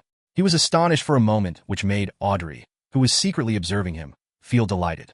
Even if Alger was in the capital of the Rorstad archipelago, the city of generosity, Biome, he might not have been informed in a timely fashion. After all, cable telegraph could only transmit limited information. Unless it was particularly urgent or important, there was always a delay of a few days. Sometimes, it would even take the colonists of the Rorstad archipelago a month or two to get an update on the latest situation in the northern continent. Restraining his thoughts, the hanged man looked at Mr. Fool in the thick fog and respectfully said with a hint of humility, I'm very sorry. I just managed to contact someone and couldn't help. This is a commission, not a help request. Don't worry about it. Klein chuckled. He turned his gaze back to Miss Justice, waiting for her to say what she wanted in return. May the goddess bless me. Please don't let Miss Justice's request be too difficult. It's best if I can repay her with knowledge. I've learned quite a lot of amazing things from Roselle's diary. Klein silently prayed to the goddess. Of course, he was very clear that with the gray fog separating them, the Evernight goddess definitely wouldn't be able to hear his prayers. Audrey's eyes darted around as she thought for a few seconds. Be honest and not greedy, Audrey, and stick to your principles. She gave a faint smile and said, No, I'm actually the one still owing you. No, I owe your Adora the bounty. Rear Admiral Kalangos' bounty was worth a total of 30,000 pounds. I should give your adorer 15,000 pounds. Killing Bakerland cost 10,000 pounds, so I still need to pay an additional 5,000 pounds. However, due to the matter with Bakerland, my finances are recently quite tight. I can only pay this bounty in a few months. Mr. Fool, is that all right? After she finished speaking, Audrey quietly exhaled. She felt that the little stone pressing against her heart was finally gone. Although discussing money and calculating the payment in front of Mr. Fool feels somewhat inappropriate, I can't hide the rewards I receive from his adorer, Audrey sighed silently. As for the huge plantation worth more than 8,000 pounds, it was a private form of gratitude from Duke Negan and not a bounty. 5,000 pounds? I can get another 5,000 pounds? Kalangos' total bounty actually reached 30,000 pounds. Klein was startled. Immediately, he fell into an intense mental struggle. I'm supposed to pay this bounty to Mr. Azek, but I won't be able to get in touch with him for a long time. Putting the money aside would be a waste. I might as well use this money to enhance myself. When the time comes, I'll repay him by providing help. Klein made up his mind 3 seconds later as he lightly nodded at Miss Justice. Sure. Upon hearing Mr. Fool's response, Audrey's graceful seating posture remained the same, but her heart was completely relaxed. At that moment, Klein leaned back in his chair and fell silent. Then, he manipulated his smuff secretly from a commandeering position. The world coughed and said, Can I speak now? Audrey looked at Mr. Fool, and seeing that he didn't say a thing, she nodded slightly and said, Sure. At the same time, she once again did a read on the new member, the world, and made a judgment. When I mentioned that the assassination of Ambassador Bakerland was a result of my commissioning, he didn't show any shock or surprise. He either doesn't know the importance of the matter, not understanding the importance of an ambassador, or he's someone who can keep his calm and is good at hiding his emotions and bodily movements. The way he mouths his words doesn't match what he says. It should have been translated by Mr. Fool as well, which makes it impossible for me to get his original vocal tics, or know what language he usually uses. Thoughts flashed through Audrey's mind before Mr. World's hoarse voice sounded. I wish to obtain the true root of a mistrant, at least 60 milliliters of its juice, as well as the spring of the L's marrow crystals and the complete spinal fluid of a dark-patterned Black Panther. Which one of you can provide it, or provide any relevant clues? What do you wish to exchange them for? Klein added the beyonder ingredient needed by the apothecary to his commission, so that the Tarot Club members wouldn't be able to guess the main ingredients of the formula he wanted. Before Justice and the hanged man could react, the son who had been silent the entire time finally opened his mouth and said, I know where mistrants are, and I can help you obtain the materials. However, I must wait until I finish my advancement and have sufficient strength to join the corresponding patrol team. Recently, he had been accumulating merit points and rewards. He was working hard to obtain the main ingredients for the light supplement through the City of Silver's officials and private markets. He was still lacking quite a bit. As expected of the dangerous City of Silver with its numerous monsters, Klein silently commented in admiration, allowing the world to ask, Then what do you wish to receive in exchange? Without hesitation, Derek replied, a weapon that suits me and can increase my combat strength. The reason why he didn't mention the corresponding ingredients for a light supplement was because City of Silver had them all. They could be obtained through his own hard work. Upon hearing this request, Klein immediately thought of the inscribed steel sword that had appeared at the Beyonder gathering organized by the elderly gentleman, Eye of Wisdom. It was sharp enough, had the effect of exorcism and purification, and could be used for 3 years. It was valued at 500 pounds, perfectly matching the son's described requirements. Why didn't you say so earlier? It has already been bought by someone else. Klein silently stared at the members, while the world nodded and said, I will find a weapon that meets your requirements as soon as possible. Is this transaction to be witnessed by Mr. Fool? Klein nodded slightly to express his agreement. At that moment, Audrey shot a glance at the sun and warned him. Apart from the Miss Trent's juice, Mr. World's requested ingredients correspond to a sequence 7. The rough price is about 500 to 700 pounds. She felt that the son was too naive and was worried that he would be cheated by the unreadable Mr. World with cheap weapons. Although Mr. Fool is impartial and advocates fair, equal exchange, it's not his place to stop it if both sides agree. After all, some items are of low value, but there are people who are in urgent need, so adding a premium to the price is very normal, Audrey thought to herself. A sequence 7 formula is about 800 pounds, Alger added. He had an instinctive aversion towards new members. Klein translated with great difficulty, for he didn't know what the currency unit of the pound corresponded to in the City of Silver, and could only use a Series 9 potion formula as a unit. I understand. Derek slightly nodded, and then quietly added, Thank you. The world maintained his silent and staid temperament and didn't comment on what had just happened. He turned to Justice and the Hangman, waiting for their response. Audrey thought for a few seconds and said, Potion formula for psychiatrist and their corresponding Beyonder ingredients. That's sequence 7 of the Spectator Pathway. You can gather the information first, and there's no rush to purchase them. Once I have clues regarding the dark pattern Black Panther and Spring of the Elves Marrow crystals, we can proceed. If you're willing to exchange it for gold pounds, you can buy it at any time. Although I'm out of money recently, I can still raise quite a bit if it's urgent. Audrey comforted herself. Alger said in a deep voice, Potion formula of the Sailor Pathways sequence 6 Windblessed. This will be more expensive than the Beyonder ingredients that you want combined. If you find it, you can think of the additional payment needed to make up for the difference. I can't guarantee that I'll be able to help you gather those ingredients. Even if it's just one of them, you don't need to expend any resources ahead of time. Mr. Hangman should have a close relationship with the Church of the Lord of Storms. He should be able to get the Windblessed formula normally, right? Is he trying to hide the fact that he's digesting the Seafarer potion quickly? Klein was startled. All right, the world answered in a low voice and then said, I have another request. Chapter 267, Singing to the Same Tune.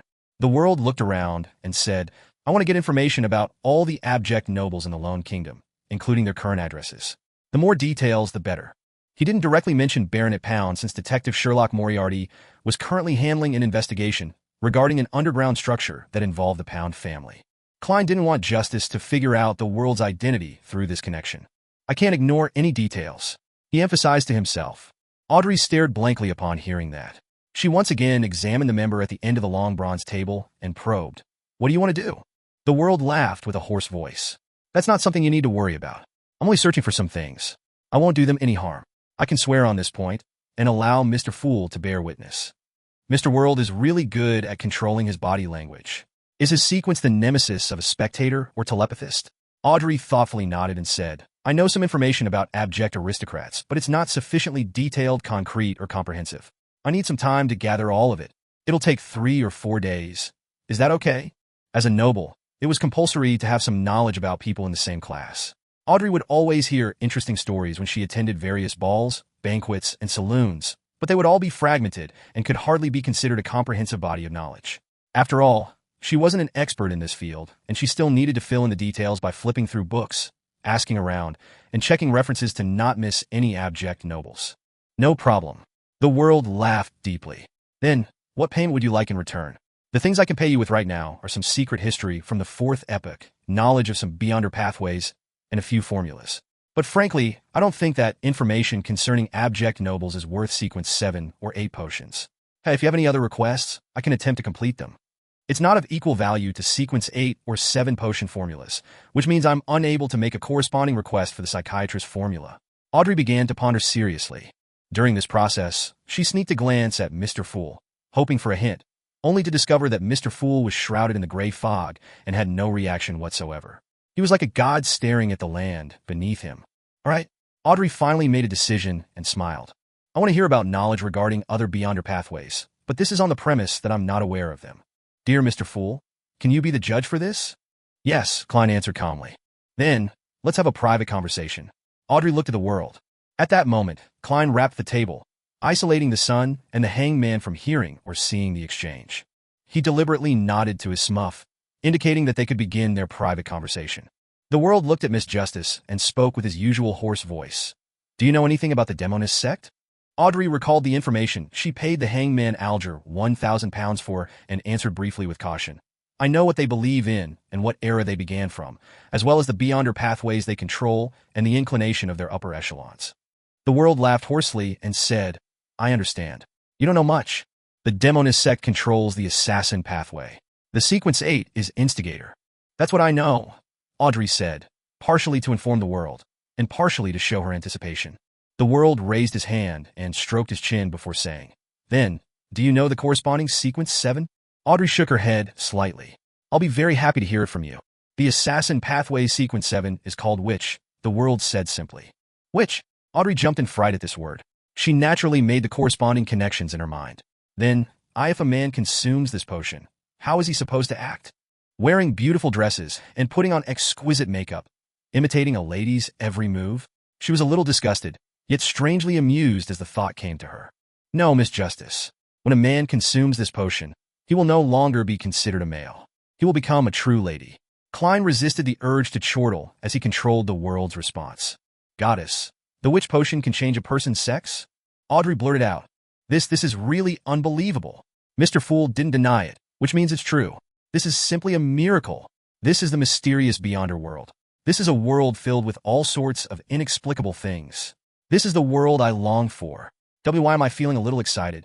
After calming down a little, Audrey quickly and guiltily glanced at Mr. Fool and made a tiny confession that she had actually chanted the name of the Evernight goddess in front of him.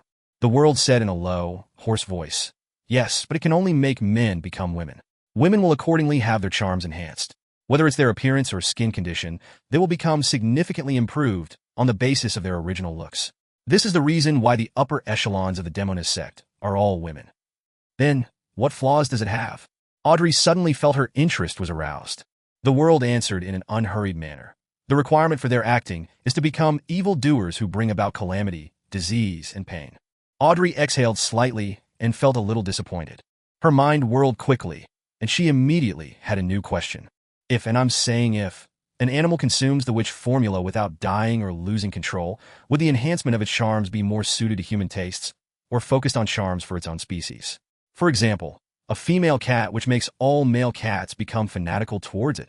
The world was momentarily unsure how to respond. After a few seconds, he said, I've never studied such matters.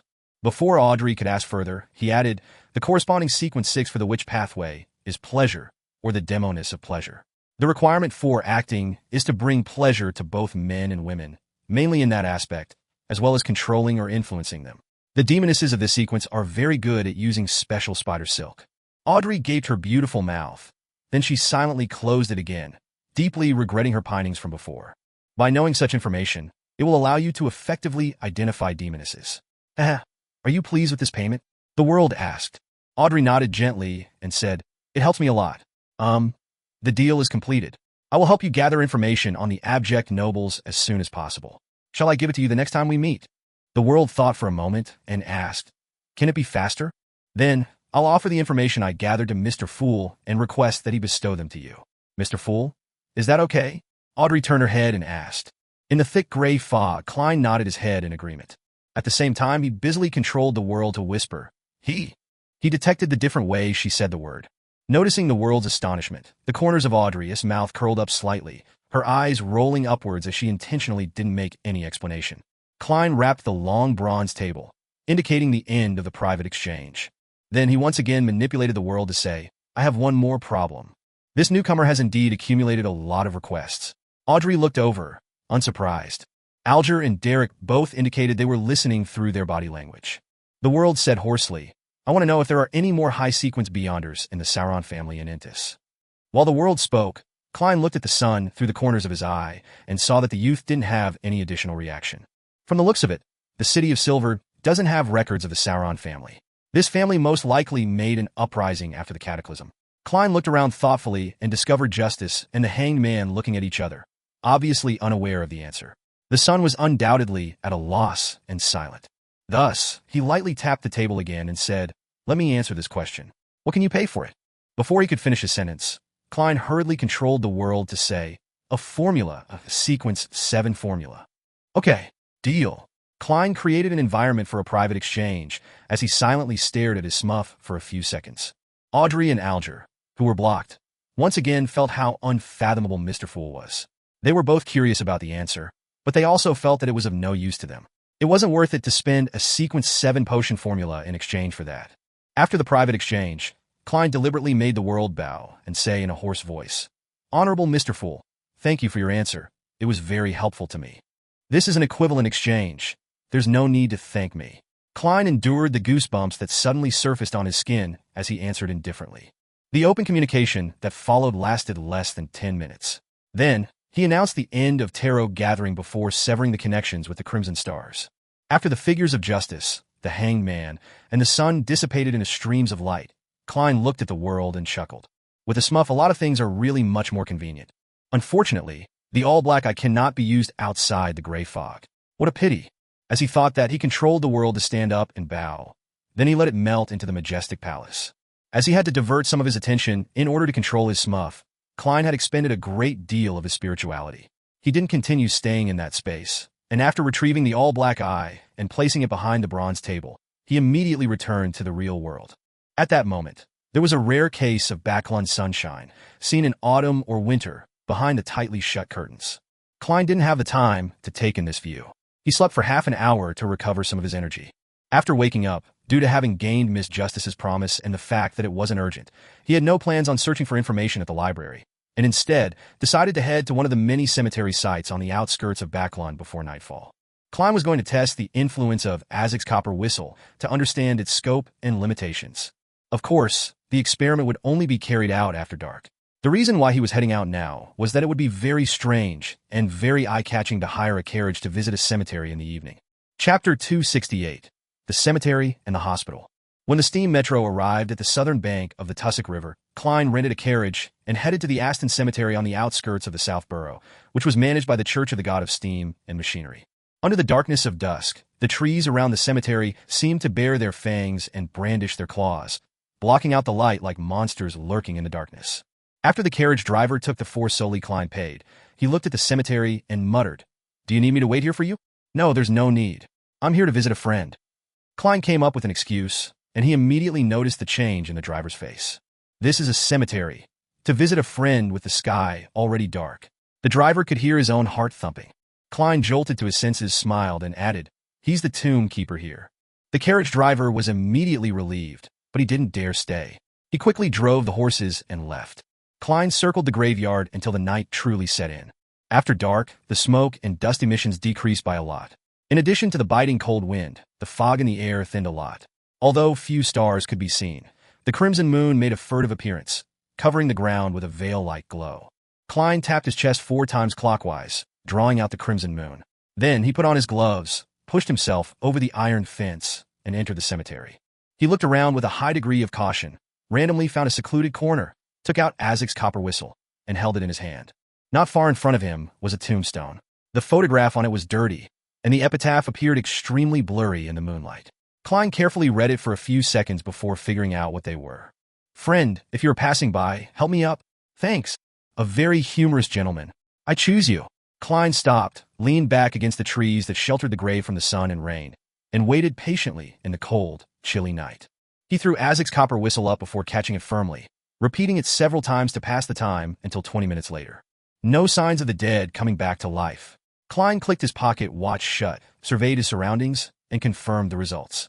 "I'll come back here in 2 days to see if there are any additional changes. If there are none, it means that Mr. Azek's copper whistle won't be able to affect corpses that have been laid to rest through a priest's ritual." Klein silently muttered to himself, and he put the ancient and exquisite copper whistle back into his pocket. There were 3 kinds of burials in the Lone Kingdom. The first type had coffins and corpses suitable for the middle and upper classes living in abundance. The second type was the ones without corpses, so a cremation was held. The remaining ashes were placed in urns. This was the choice of the lower middle class and technical workers who could pay for the cremation but found coffins to be too wasteful. But there were also times when religious and governmental factors had an impact, such as the believers of the eternal blazing Sunday. The majority of them underwent cremation, and the poor people only needed to pay a small fee for the cremation due to the help they received from the government. The third only belonged to the poor. They couldn't afford coffins, and they didn't wish for cremation, so they just wrapped the corpses up and buried them. But Klein had already determined from the tombstones and tombs that the target of his experiment was the kind which involved a coffin and a corpse. If Isaac's copper whistle really can cause the dead to rise, even if the target had rotted into a pile of bones, there shouldn't be a complete lack of reaction. Even if the lid of the coffin cannot be opened, it should have at least created a dull thud. As he walked towards the fence, Klein suddenly thought of a non-rigorous part of the experiment. Yes, I need to categorize them. The corpses here have been buried for quite a while. I should find a target that was recently buried. Only by doing so will I be able to arrive at the most accurate conclusion. After that, Klein basically played a game of cat and mouse with the cemetery guardians before finding a grave that had completed a burial ceremony during the day. This time, he waited for half an hour, but he still didn't find anything abnormal. Phew, I can basically determine that Mr. Isaac's copper whistle can't affect a corpse that has undergone a ritual that puts the soul to rest. That's quite weak. No, that's not right. This copper whistle isn't meant to cause the dead to come alive. It's used to summon messengers, so affecting a corpse is a negative effect.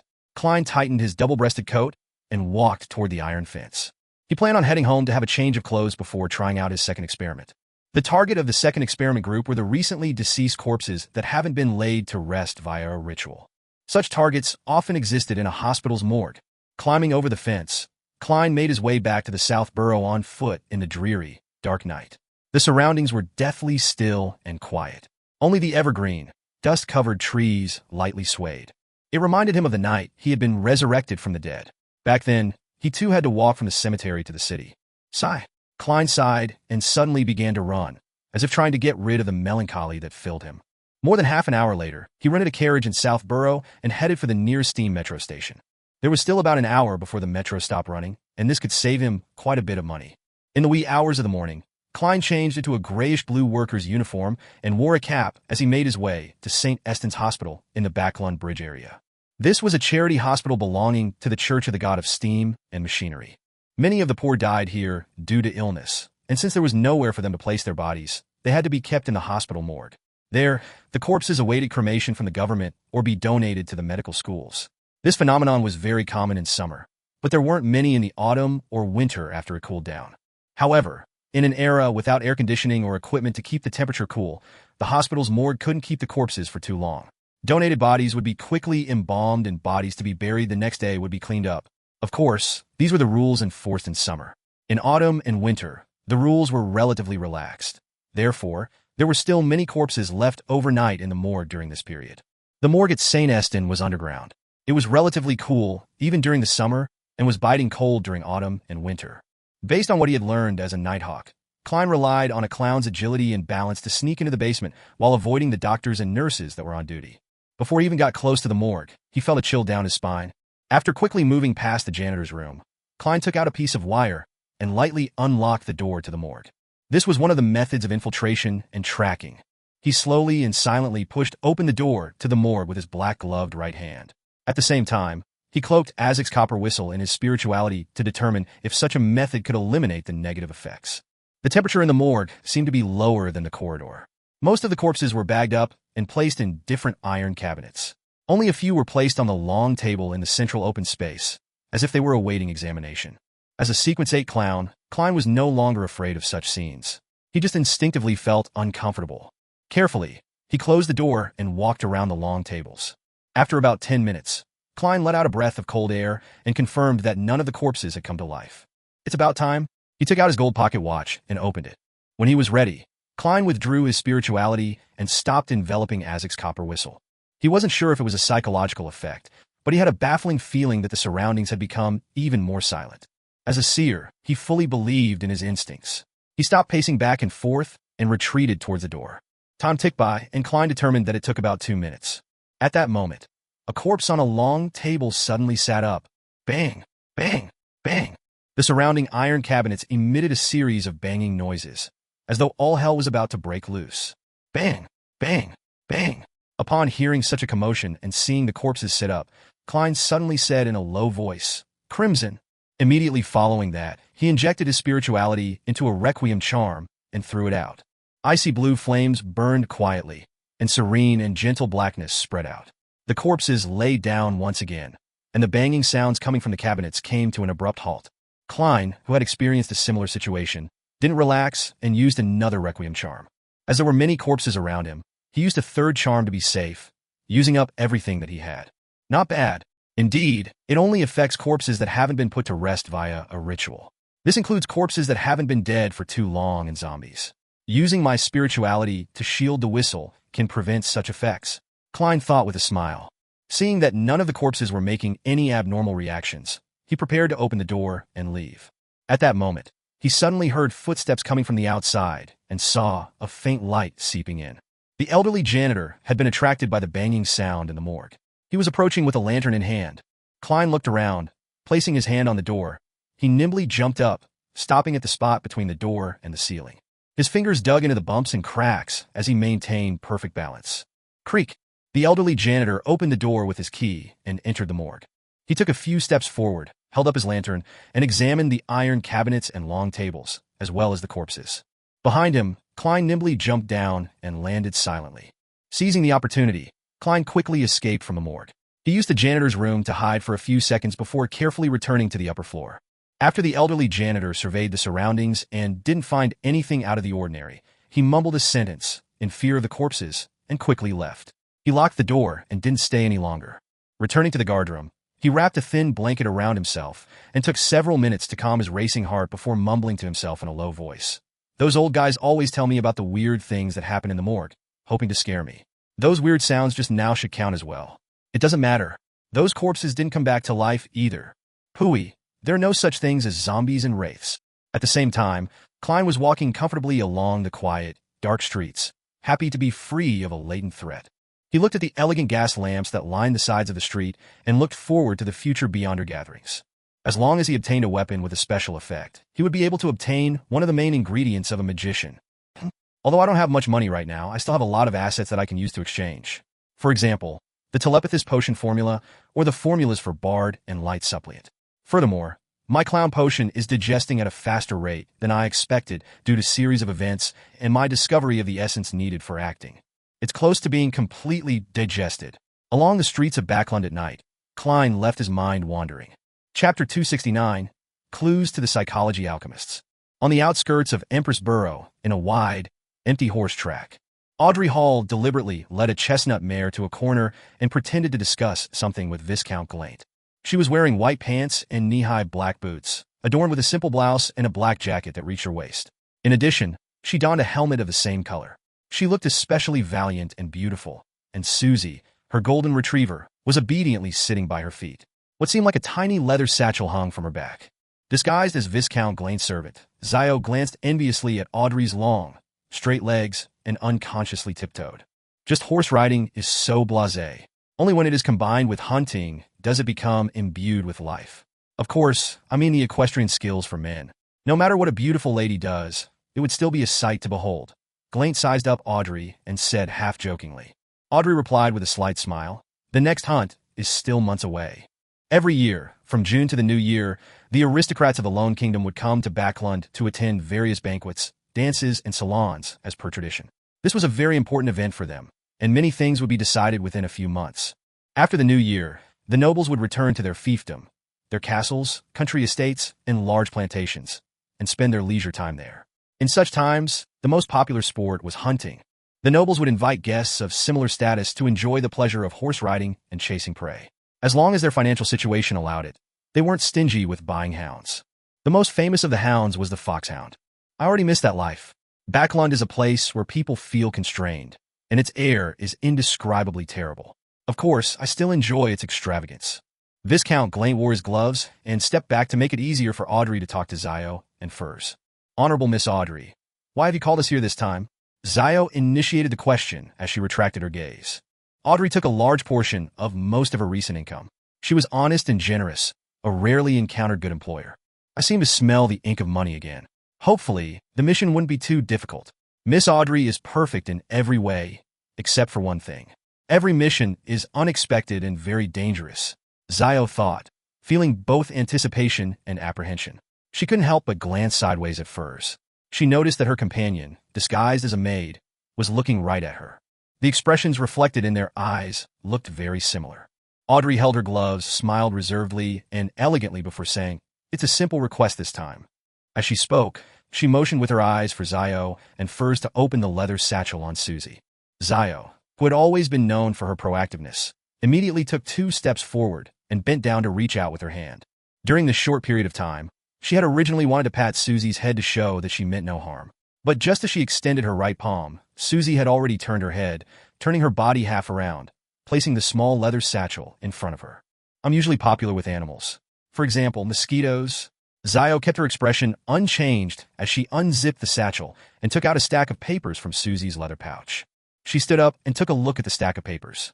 She saw that it depicted a young man with ordinary looks, but his neatly combed hair, round glasses, and mocking brown eyes all looked very familiar to her. "I must have seen him somewhere." Zio looked down and saw the corresponding description. Formerly used name, Lenevis, wanted swindler. "I know where I've seen him before." Zio was suddenly enlightened and almost made an inelegant gesture of slapping her forehead. Before she met Audrey, one of the main sources of her income was flipping through newspapers, researching wanted posters, and using her connections in many gangs in East Borough to seek out criminals who were worth fat bounties. "I had thought of finding this Lenevis, who has a bounty of 100 pounds. Besides, he swept away more than 10,000 pounds in cash. However, I've recently been too busy with Miss Audrey's requests and had forgotten about this matter." Zio and Furs looked at each other and then asked frankly, "How much is this request worth?" "How much is the request worth?" Audrey was startled for a moment. She had completely forgotten the matter of payment. As from her point of view, it was a test from Mr. Fool. When were examinees ever given money? 100 pounds? Audrey deliberated and gave a number. "Deal." Zio and Furs answered in unison. "If we can catch him, not only would we receive 100 pounds from Miss Audrey, but we can also obtain an equal amount from the bounty." "What a great mission!" Zio asked casually, her eyes shining. "Why are you looking for this swindler? Did he swindle you of your money?" "I don't even know who he is. It's really a simple request. 100 pounds was enough to complete the deal. There's no need to tell Mr. Fool about this. It's only 100 pounds? Audrey, with a polite smile, ignored Zio's question and instead mentioned, "I received word that he's in Backlund." "Ah yes, there are a dozen or so portraits here, different portraits. I took into account that Lenevis must have disguised himself. So I'm giving you pictures of him, without glasses, with a beard, with a change of hairstyle. A pictures based on conjectures. I'm also very good at drawing and painting." Audrey tilted her chin. Zio immediately forgot her previous question and said in pleasant surprise, "This is really good news." She felt as though she could already see the bounty of 200 pounds beckoning at her. The mysterious person she had met at Mr. A's gathering had yet to establish contact with her. Therefore, all she could do was continue with her business of earning money. Audrey nodded indiscernibly. She muttered, "Do you have any leads on the matter regarding the psychology alchemists?" Furs adjusted her long curly hair, looked at Viscount Glane, who was listening to the side, and said, "I recently joined a new Beyonder gathering. Rumor has it that the Spectator and Telepathist potion formulas have previously appeared there. I'm suspecting that one of the members from the gathering is from the psychology alchemists. I'll apply to bring you with me the next gathering." "All right." Audrey deliberately didn't hide her joy. She had read their true state of mind from the colors, body language, and the subtle expressions of Zio and Furs to judge their enthusiasm for the mission. They didn't lie regarding the psychology alchemists either. Viscount Glane mumbled, "Audrey's matters seems to be on the brink of success. Where's my formula, Audrey? There are really no clues as of yet. The apothecary pathway is mostly in the south, where the Phaenopotter Kingdom is." Furs gestured with deep regret. "All right, I'm still young. I'm only in my early 20s. I still have time to wait," Glane replied in a humorous tone. "All right, thank you for your help. See you again next time." Audrey bowed gracefully, wore her gloves, and mounted her horse as she rode down the track. Susie happily followed, as if she had found new entertainment. As he spent the night experimenting, it was already 9:34 of a Tuesday morning by the time Klein woke up. Biting into a piece of bread slathered with butter, he wore his coat and hat, hurried out the door, and wrote on the message book hanging by the doorbell's pull rope, "Owner is out and will be back after 5 in the afternoon." Actually, he didn't have much to do. It was purely to guard against a sudden visit from Millie Carter.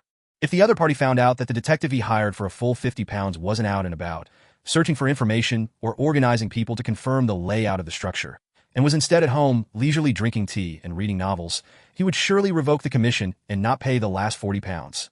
I really have nothing to do but wait for Miss Justice's information. Klein stood at the end of the street and looked at the haze in the sky, while helplessly muttering to himself. He had already decided last night where he would spend the day. In the morning, I'll practice shooting at the Quelag Club, read the newspapers, enjoy a free lunch, take a nap in the afternoon, exercise through playing sports like squash. Once the Bravehearts bar opens, I'll take a carriage there and see if I can learn about more Beyonder gatherings from Casper's. Klein had no intention of looking for Merrick. Although he was certain that he had more than one circle of Beyonders, he was afraid that Miss Bodyguard would also belong to those circles. It wouldn't be convenient for him to sell potion formulas, as it would arouse a high degree of suspicion. Since the true creator has given you the ability to divine and a strong body, would he still grant you potion formulas that you do not need? It's impossible just thinking about it. Klein filled in the details with his imagination as he boarded the public carriage that headed for Hillston Borough. Half an hour later, he entered the Quelag Club and saw an acquaintance. It was Talon Dumont, the equestrian teacher who had recommended him to the club. He was Mary Gale's friend. Dressed in a black tweed overcoat, the brown-haired Talon walked over. He sized up Klein and said with an odd smile, "Good morning. Mary and Duragu are getting a divorce. Are you suspecting the reason why I joined the club?" Relying on the clown's ability, Klein easily made a surprised expression. "Really? That is really surprising." Talon gave him a deeply suspicious look and suddenly laughed. "I have a friend who's been troubled about something recently. I want to know how good your marksmanship and fighting skills are." "A commission?" He only asked about my marksmanship and fighting skills, not reasoning. "This is a request involving violence." Klein smiled and said, "I was planning on heading to the shooting range. You could take a look, but fighting requires an opponent to be able to see my standard." "I've learned how to fight before," Talon eagerly replied. Chapter 270, Reporter. Bang, bang, bang. Holding onto a revolver that he rented from the Quelag Club with one hand, Klein pulled the trigger repeatedly, hitting the bullseye accurately, with the worst shot hitting the 8-ring. By feeding his practice with live bullets, along with the superhuman control that he had after becoming a clown, his marksmanship was considered rather excellent. If I continue practicing for a few months, I could even be considered a sharpshooter. Klein unloaded the revolver in satisfaction and cleared the empty shells. They fell to the ground noisily as he looked at Talon Dumont with a smile. "Are you satisfied?" "Very good." The equestrian teacher, Talon, had already taken off his black tweed overcoat and light gray sweater and adopted a boxing stance. "Come on, let me see the standard of your fighting skills. I can tell you frankly that I've received training as a trainee knight since I was young, and I've never let it go to waste. As a Beyonder, if I can't even beat an ordinary man who has only received training, then I might as well die." Klein cursed silently. Without taking off his double-breasted coat, he set down his revolver. Klein took 2 side steps and gestured to Talon that he could begin. He originally wanted to wriggle his finger to add to the atmosphere, but when he thought of the other party's strength, he couldn't be bothered to waste his time. Talon appeared to be a little excited as he began bounce-stepping a little. He suddenly pressed forward and threw out a punch to the right. Klein blocked and grabbed with his left hand, bent low, and twisted his waist before reaching out his right palm, and did a smooth backflip. Thud! Talon flew out, landing on his back. Klein didn't exert any strength towards the end, only throwing him off his feet through the use of inertia. Impressive. Talon quickly stood up and gave a thumbs up, as expected of a famous detective. "Your marksmanship and fighting skills are excellent. I only beat a weak chicken like you, so how can you tell that my fighting skills are very high?" Klein secretly lampooned and asked with a smile. "Now that you have a better picture, can you tell me what kind of request your friend has?" He'll come to the club later. You can talk amongst yourselves." Talon massaged his back as he said, "As for what the request exactly entails, I'm not sure either." "All right. He's a reporter at the Daily Observer, Mike Joseph. He's probably hoping for some short-term protection." "All right." Klein didn't ask any more questions. He continued practicing his shooting, but he didn't limit himself to a revolver. He also practiced with a hunting rifle, a single-shot rifle, and a repeating rifle. He hoped that if he encountered any problems in the future, he would be able to use any of the firearms around him. Shortly before 12 noon, he returned to the first floor, went into the buffet cafeteria, and got a serving of roast chicken and a piece of pan-fried steak, as well as the club's limited supply of cream cheese lobster. After placing his meal down, Klein got some Potter seafood rice, fruit salad, oyster broth, and marquee black tea. Facing this sumptuous lunch, he couldn't help but swallow a mouthful of saliva as he praised the goddess in his heart. If this was eaten outside, it would probably cost 3 soli. Klein switched between using silver knives, forks, and spoons as he ate in contentment. When he was almost done with the food on the table, Talon Dumont led a man, in a heavy overcoat and a half-top hat, over. "Detective Moriarty, this is the friend I was talking about, Mike Joseph. Mike, this is the famous detective, Mr. Sherlock Moriarty. Talon smiled and introduced them. Nice to meet you. Mike took off his hat and bowed. He looked to be in his late 20s, with rather sparse eyebrows and rough skin. His pores were unusually prominent. However, his facial features weren't bad. His blue eyes were especially charming. The two thin lines from the meager mustache gave him a somewhat mature charm. Klein couldn't help but stroke the stubble that had become thicker around his lips. He got up and invited the other party to sit down. Then he smiled and said, "Today's cream cheese lobster is pretty good. You can give it a try." "All right." Mike Joseph didn't refuse. He took a plate, made a circle, and picked up a lot of food. He came in a hurry, so he hasn't had lunch yet. Talon smiled as he explained for his friend and placed a stack of newspapers on the table. "I can tell." Klein set down his knife and fork, wiped his mouth with a napkin, and sipped his black tea leisurely. He was very satisfied with the meal. At that moment, Mike Joseph came back with 2 plates of food. He took a few quick bites to fill his stomach before looking up at Klein. "Detective Moriarty, have you heard about the recent serial murders? The ones which had organs removed?" Klein's heart skipped a beat as he asked. Talon nodded and said wistfully, "As expected, every detective is paying attention to this serial killer." Mike pulled out one of the papers and pushed it to Klein. "This is the latest story." Klein took it and discovered that it was the Daily Observer, where Mike worked at. On the front page were the words, 11. Another lady killed. Civilau's yard is helpless. The headquarters of the Backland Police Department was located at Civilau's Street at the edge of Empress Borough, so they were also known as Civilau's Yard. 11? It's already the 11th case? Klein resisted the urge to frown and continued reading. He found that it was indeed the same as the case he had previously encountered. The victim was a woman dressed in a gorgeous long skirt and had her intestines removed from her stomach.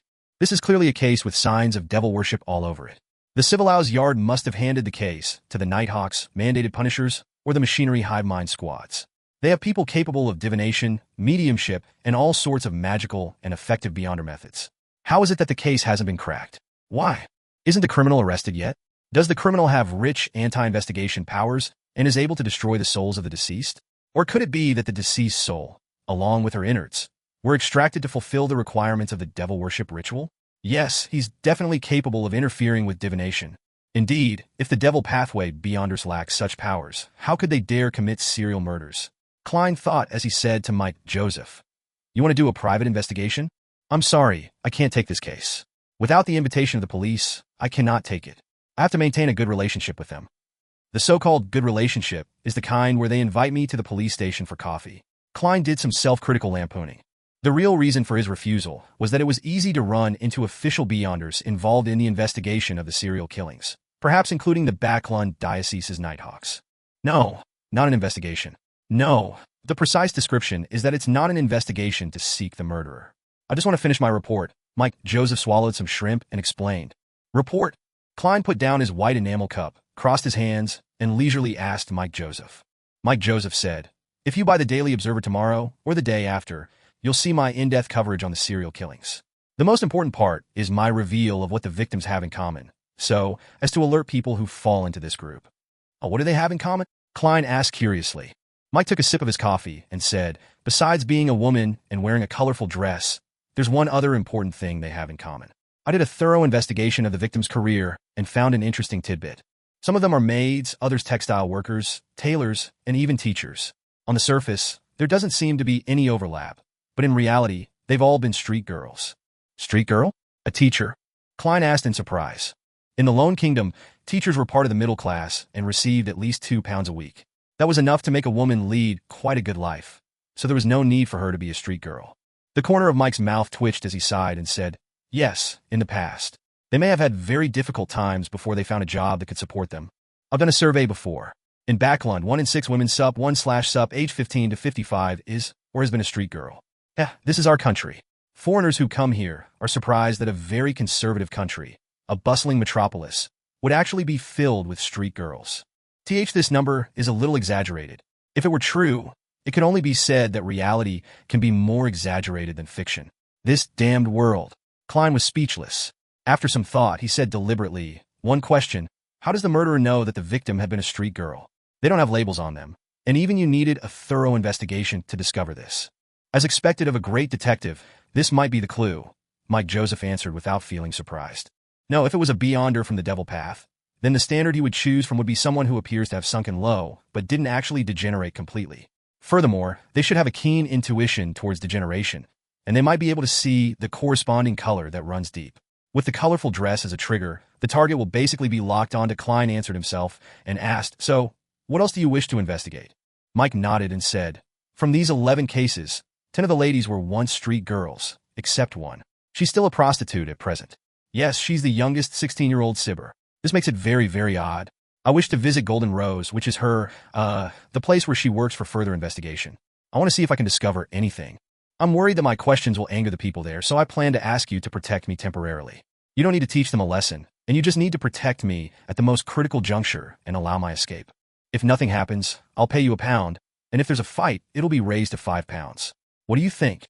Klein laughed and replied, "Let me wash my hands before replying you." He bowed politely and sauntered over to the bathroom, where he tossed a coin and obtained a positive answer. Chapter 271, Golden Rose. 19, Hope Street, Sherwood Borough. This area was located close to the Tussock River, which went through Backland. Pedestrians could see the turbid but unusually wide water surface through the cracks and crevices in their houses. The Daily Observer reporter, Mike Joseph, alighted the carriage and pointed at a 3-story, grayish-blue building ahead of them. He said to Klein, who was standing next to him and wearing a black double-breasted suit and a half-top hat and gold-rimmed glasses, "That's the Golden Rose, the best legal brothel in the area of the Backland Bridge, as well as Sherwood Borough. It opens at 3 in the afternoon and stays open until 2 in the morning. The best legal brothels in the Sherwood and Backland Bridge regions? In other words, there are better ones in these 2 regions, but they're illegal?" Klein silently mused and shot a glance at the entrance, which had an inlaid Golden Rose. It didn't hang any signboards. "This doesn't count as a street girl, right?" he answered without thinking. "Of course, it's of a higher grade." Mike personally led Klein to the front of the building and pushed the door open. As soon as he entered, Klein caught a whiff of a mixed fragrance that was slightly pungent and heard a soothing yet suggestive melody. Instinctively, he looked around and saw bouncers in black coats and half-top hats, standing on either side of the entrance and in every corner of the hall. As a legitimate business, they were obviously meant to deal with drunkards and boors. The Golden Hall was surrounded by all sorts of sofas, chairs, and even a piano. In the center, there was a dancing area. At that moment, there were many ladies sitting in different areas with their hair colored in gold, brown, pale yellow, or black. Some of them looked mature, some shy and young, some young and attractive, and others who were rather beautiful.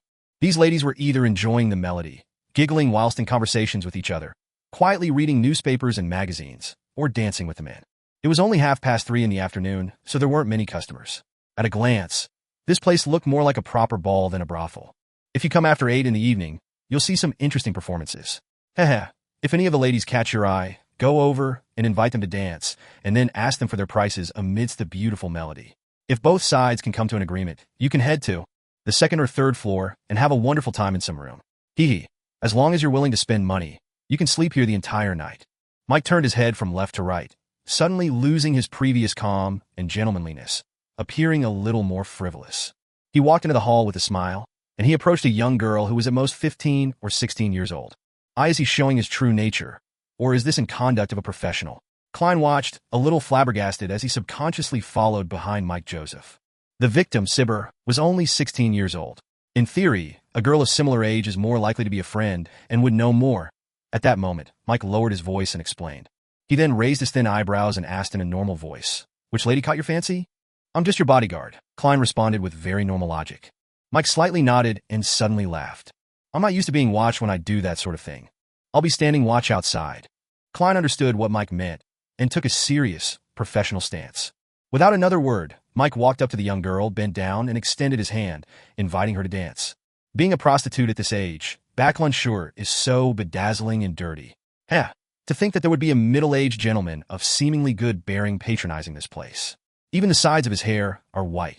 Klein lowered his hands and stood very straight, watching Mike and the young girl engage in a slow dance. After a few minutes, Mike walked back and said to Klein with slight annoyance, "It's too expensive." As the two approached each other, he added in a low voice, "The girl knew Sibber, but the owner, ma'am, Lopez, forbids them from speaking with anyone else on this matter. Otherwise, they would be severely punished." God, when the punishment was mentioned, the poor girl even shuddered instinctively. I can imagine how horrible it must be. Helpless, Klein sighed in sympathy and asked in a suppressed voice, "So, what are you planning to do?" "I don't want to cause trouble for those girls again. I plan on going straight to ma'am Lopez." Mike patted Klein on the shoulder and said, Protect me. Klein turned his body to the side and warned in a serious tone. If we encounter a dangerous situation, you must listen to me. Do you understand? Listen to me. Okay. Mike raised his hands to his shoulders and nodded. As he spoke, he walked towards a single sofa in the corner. There was a charming lady with thick makeup in a gorgeous dress seated there. If you don't want to give up after a dance and embarrass yourself in front of those girls, I suggest you talk to Ma'am Lopez first and find out the prices of the different girls. Mike raised his voice. The lady heard their conversation and looked over. She slowly got up and smiled. Good afternoon, gentlemen. I'm Lopez. Did any girl catch your fancy? Yes. Mike suddenly sized her up and said with a chuckle, I really admire you. I admire you too. You're acting like this is your home. Klein's mouth twitched. Lopez's expression froze for a second. Then she gave a fake laugh and said, Sorry, I'm not feeling well today. You should know that there are times every month where women feel quite under the weather. Seeing that there was no way to get Lopez into a room for a conversation, Mike fell silent for a few seconds before suddenly turning serious. Ma'am Lopez, I'm a reporter. I wish to understand more about Sibber's matter. Here's my documentary proof. Lopez's face darkened and she replied impatiently. I've already told everything I know to the police. You should ask them. Sibber was a vagrant orphan who was adopted by me. That night, she accepted an invitation from a guest to spend the night at his house, and she died on her way back in the morning. All right, please leave, or invite a lady to dance. As she spoke, Lopez waved over two of her bouncers. Klein stepped in to shield off Mike Joseph and escorted him back to the hall. Upon seeing this, the two bouncers didn't rashly chase him away. After a few steps, Klein said in a low voice, She's lying. Oh, Mike turned his head in surprise. When she spoke, her eyes darted around. She didn't dare to look at you directly, but she was also secretly sizing you up, which means she was lying and watching your reaction. In addition, her stance was highly defensive, and she appeared very agitated. Klein gave his analysis. Mike opened his mouth and exclaimed after a few seconds, You really are a great detective. Only with your keen observation and outstanding deduction skills were you able to discover such useful details. That's only because I had my spirit vision on and could see that Lopez's emotional colors weren't right. I came up with the reasons after. Klein smiled and said, Thank you, it's time for us to go. Mike Joseph looked back at Lopez and saw that she was walking towards the side door of the hall, as though she was going to her own lounge, and that the side door was in a corner of the room. It was very quiet around there, and there were many areas in the hall that couldn't see what was going on inside. There were also two bouncers standing guard outside. Perhaps we should follow Ma'am Lopez and observe her reaction. Maybe the anxiety from just now will make her do something. Mike suddenly turned his head to look at Klein. Can you take care of those two bouncers quickly? Sir, I'm only responsible for your protection, and that's against the law. Klein smiled in response. I'll pay you more. A total of £5 based on the combat price from before. If there's another fight when we run, it would be £10. Mike Joseph gritted his teeth. Deal. Klein reached out and shook his hand. Afterward, the two of them circled around to avoid the two bouncers from before and quietly approached the side door. Guests, please stop. Please leave this area. One of the bouncers stepped forward and stopped Klein and Mike Joseph. Sorry, we'll immediately. Klein bowed politely and apologized. At that moment, his right fist suddenly punched out, heavily striking at the bouncer's abdomen in front of him. The bouncer instinctively clutched his stomach, his body bent over. As for Klein, who had now stood up, he raised his left hand and chopped the bouncer at the back of the head. Pow! The bouncer fell to the ground and fainted. His companion was clearly caught by surprise at this turn of events. He just stared blankly and failed to react in time. Klein immediately slid over and covered the bouncer's mouth with his right hand and punched his abdomen with his left fist. Bang! The bouncer suddenly bent down and spat out his undigested food, and Klein promptly withdrew his right hand and chopped downward with his palm. At the same time, his left hand supported his opponent, allowing the bouncer to slowly fall onto the ground without making a sound. After exchanging looks, Klein turned the knob, pushed open the side door, and stepped inside. Mike Joseph lowered his body and quickly followed. Why are you so skilled? You're just a reporter. Klein lampooned under his breath, walking briskly but at a rapid pace along the paved corridor. Suddenly, they heard Lopez's voice. Tell Capum not to send anyone over in the next few days. Capum? Send anyone? Klein looked at Mike and found him looking equally puzzled. At that moment, they heard Lopez's footsteps that were headed towards the corridor. Let's go! Klein tugged Mike and ran for the exit without turning back. During this process, he closed the side door and broke the lock in passing. It could prevent the people inside from coming out for a while. Then, as if nothing had happened, they hurriedly walked through the hall and approached the exit while hearing faint, angry voices. After reaching the streets, Mike heaved a sigh of relief and said in amazement and sincerity, I've experienced many similar scenarios, but not once was it as simple and relaxed as it was today. Thank you. I need to return to find out who Capum is.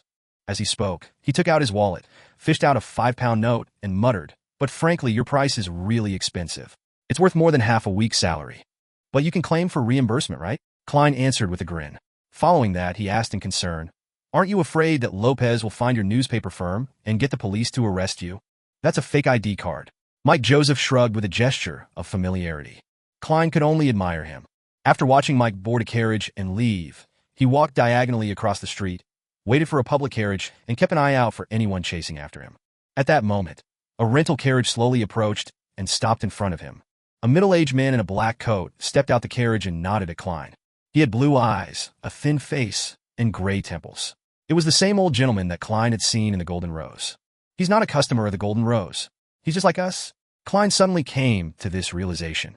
"Hello, I'm Detective Isengard Stanton. I'm assisting the police in this case. Can we have a chat?" The middle-aged man pointed at the carriage tracks. Chapter 272, Observing Each Other. Detective? A colleague. However, the fact that he's able to assist the police in dealing with such a serious case shows that he truly is a well-known detective, at least within Civilau's yard. Isn't the serial killer involved in devil worship supposed to be handed over to the Nighthawks, mandated punishers, or the machinery hive mind? All the police department needs to do is send a few assistants, so why would they need to seek the help of a private detective? Yes, the 11 serial murders must have caused a sensation. Civilau's yard is under a lot of pressure, and they aren't willing to just wait in misery? Many thoughts flashed through Klein's mind, but on the surface, he revealed a smile. All right. He boarded Isengard Stanton's rented carriage and saw a young man with brown hair inside. "This is my assistant, Isengard," who had a thin and angular face, introduced. "Please have a seat." He didn't close the carriage's door, nor did he let the carriage driver drive the horse forward to show that he meant no harm. Klein deliberately sat down uneasily and asked worriedly, "What would you like to talk about, Mr. Stanton?"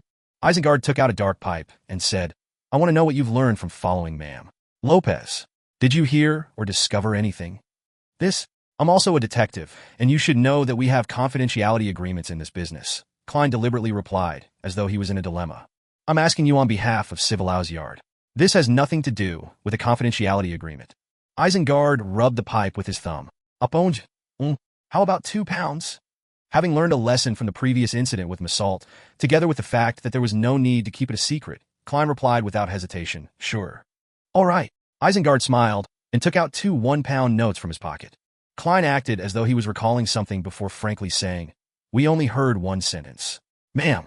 Lopez attempted to order her subordinates to tell Capum that he's not to send anyone over in the next few days. "Capum?" Isengard nodded, seemingly enlightened. "Got it. You know Capum?" Klein didn't hide his surprise. Isengard handed the notes over and said with a faint smile, "He's one of the most controversial magnates in Sherwood Borough. In Backlund, innocent girls often go missing along deserted streets, and after a long time, they might be chanced upon in all sorts of legal or illegal brothels. A lot of rumors point to Capum as the criminal honcho filled with blood and filth on his hands, but due to a lack of evidence, he remains free to this date. Furthermore, he knows a lot of important people. If that's true, then this fellow should die 1,000 times over." Klein nodded side and said, "This is Lone. This is Backlund, Mr. Stanton. I shall bid you farewell. Thank you for your cooperation." Isengard got up midway as a polite gesture to send him off. "By the way, your fighting skills are excellent. Maybe we'll have a chance to work together in the future. How should I address you?" "Sherlock Moriarty," Klein answered briefly and got off the carriage. Only when he boarded a newly arrived tracked carriage did Isengard Stanton instruct his assistant to close the door and order the carriage driver to head toward Hillstonborough. Turning his head to the side, he looked out of the window. The gray-haired, elderly gentleman had put away his dark pipe, pulled out a brass ornament from his pocket, slowly stroking it in his hand. The brass ornament was a pocket-sized open book with a vertical eye in the center. The appearance and getup of Mr. Moriarty from just now were a bit out of place. He wore very cultured gold-rimmed glasses, but he had deliberately grown a beard around his mouth, making him look crude and barbaric. This is not quite in line with the norm. In this day and age, people who wear gold-rimmed glasses tend to care a lot about their image, the image of having knowledge and bearing. Maybe he's trying to hide something. Of course, it's also possible that he's a gentleman with an unusual aesthetic sense. Isengard seemed to be talking to himself, but he also seemed to be teaching his assistant. At that moment, Klein, who was sitting on the carriage, mumbled to himself, silently, as he leaned against the wall, that Detective Isengard Stanton is problematic.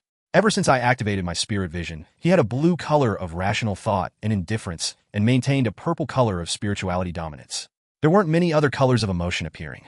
For normal people, unless they're wholeheartedly focused on studying a difficult problem, it's very difficult to maintain similar states for extended periods of time.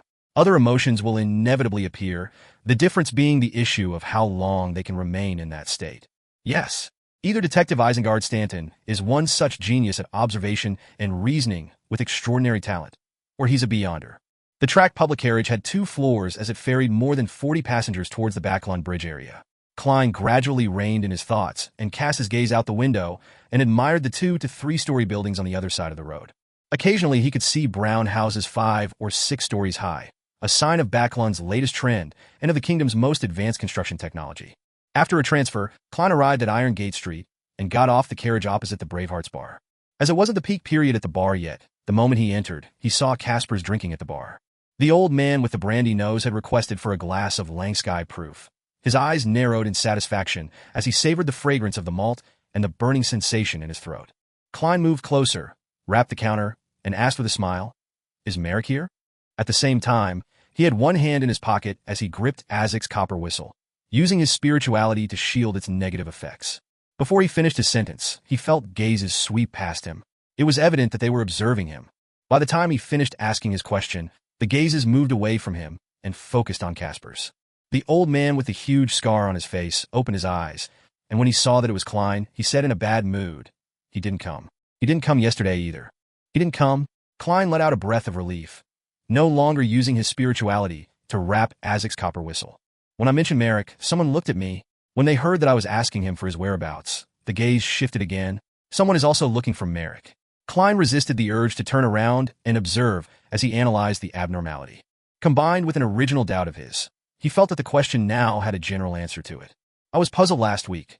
Why would a Sequence 5 Ms. bodyguard accept a 3-day protection mission for £1,000? This isn't to say that the price is too low, but rather that someone of that level already counts as a powerful person. In the Church of the Goddess, she's qualified to be a Nighthawk deacon or a diocese bishop. If she can gain the favor of a holy artifact, she can even compete for the position of an archbishop or a high-ranking deacon. Among the various secret organizations and intelligence agencies, Sequence 5 also implies that the person would be the person in charge of a borough, or at least the number 2 or 3. Even if it were a beyonder who isn't a part of any organization, a person with such strength would be able to establish a small organization of their own. No matter which point of view it was from, Miss Bodyguard could enjoy tributes from her subordinates, so there was no need for her to personally take the job. At the time, I thought that I had most likely hired a Sequence 6 security guard who would be able to last a little longer against the experts sent by Bakerland, creating a chance for me, but who knew that Miss Bodyguard would be so terrifyingly strong. Judging from today's events, Miss Bodyguard and Merrick are probably similar to me. Their identities are sensitive, and they have to hide away. Yes, their situation might be even worse, and they have to constantly worry about being hunted down. TCH, to be able to hunt Miss Bodyguard, even if that organization doesn't have any high Sequence beyonders, they must have some holy artifacts or multiple Sequence 5 members. Of course, this is just my hunch. Perhaps it has to do with the exposure of Merrick as a beyonder, and he's now targeted by the Machinery Hive Mind Squad. After some thought, Klein said with regret, "Is that so? I was planning on playing cards with him." Upon hearing something that didn't match Klein's usual manner of speech, Caspers was alarmed. He didn't look around either, but chortled and said, "I'll be having a card game tonight. Texas, do you want to join in?" "No, I just want to play till dinner." "Sigh, I think I'll just head home." Klein sighed and left the Bravehearts bar without even ordering anything to drink. He had intended to ask Caspers about other Beyonder gatherings, but in that situation, he carefully abandoned the idea. In fact, he could have gone to a card room or some relatively sealed area to talk with Caspers, but just to be safe, he decided to wait until next time.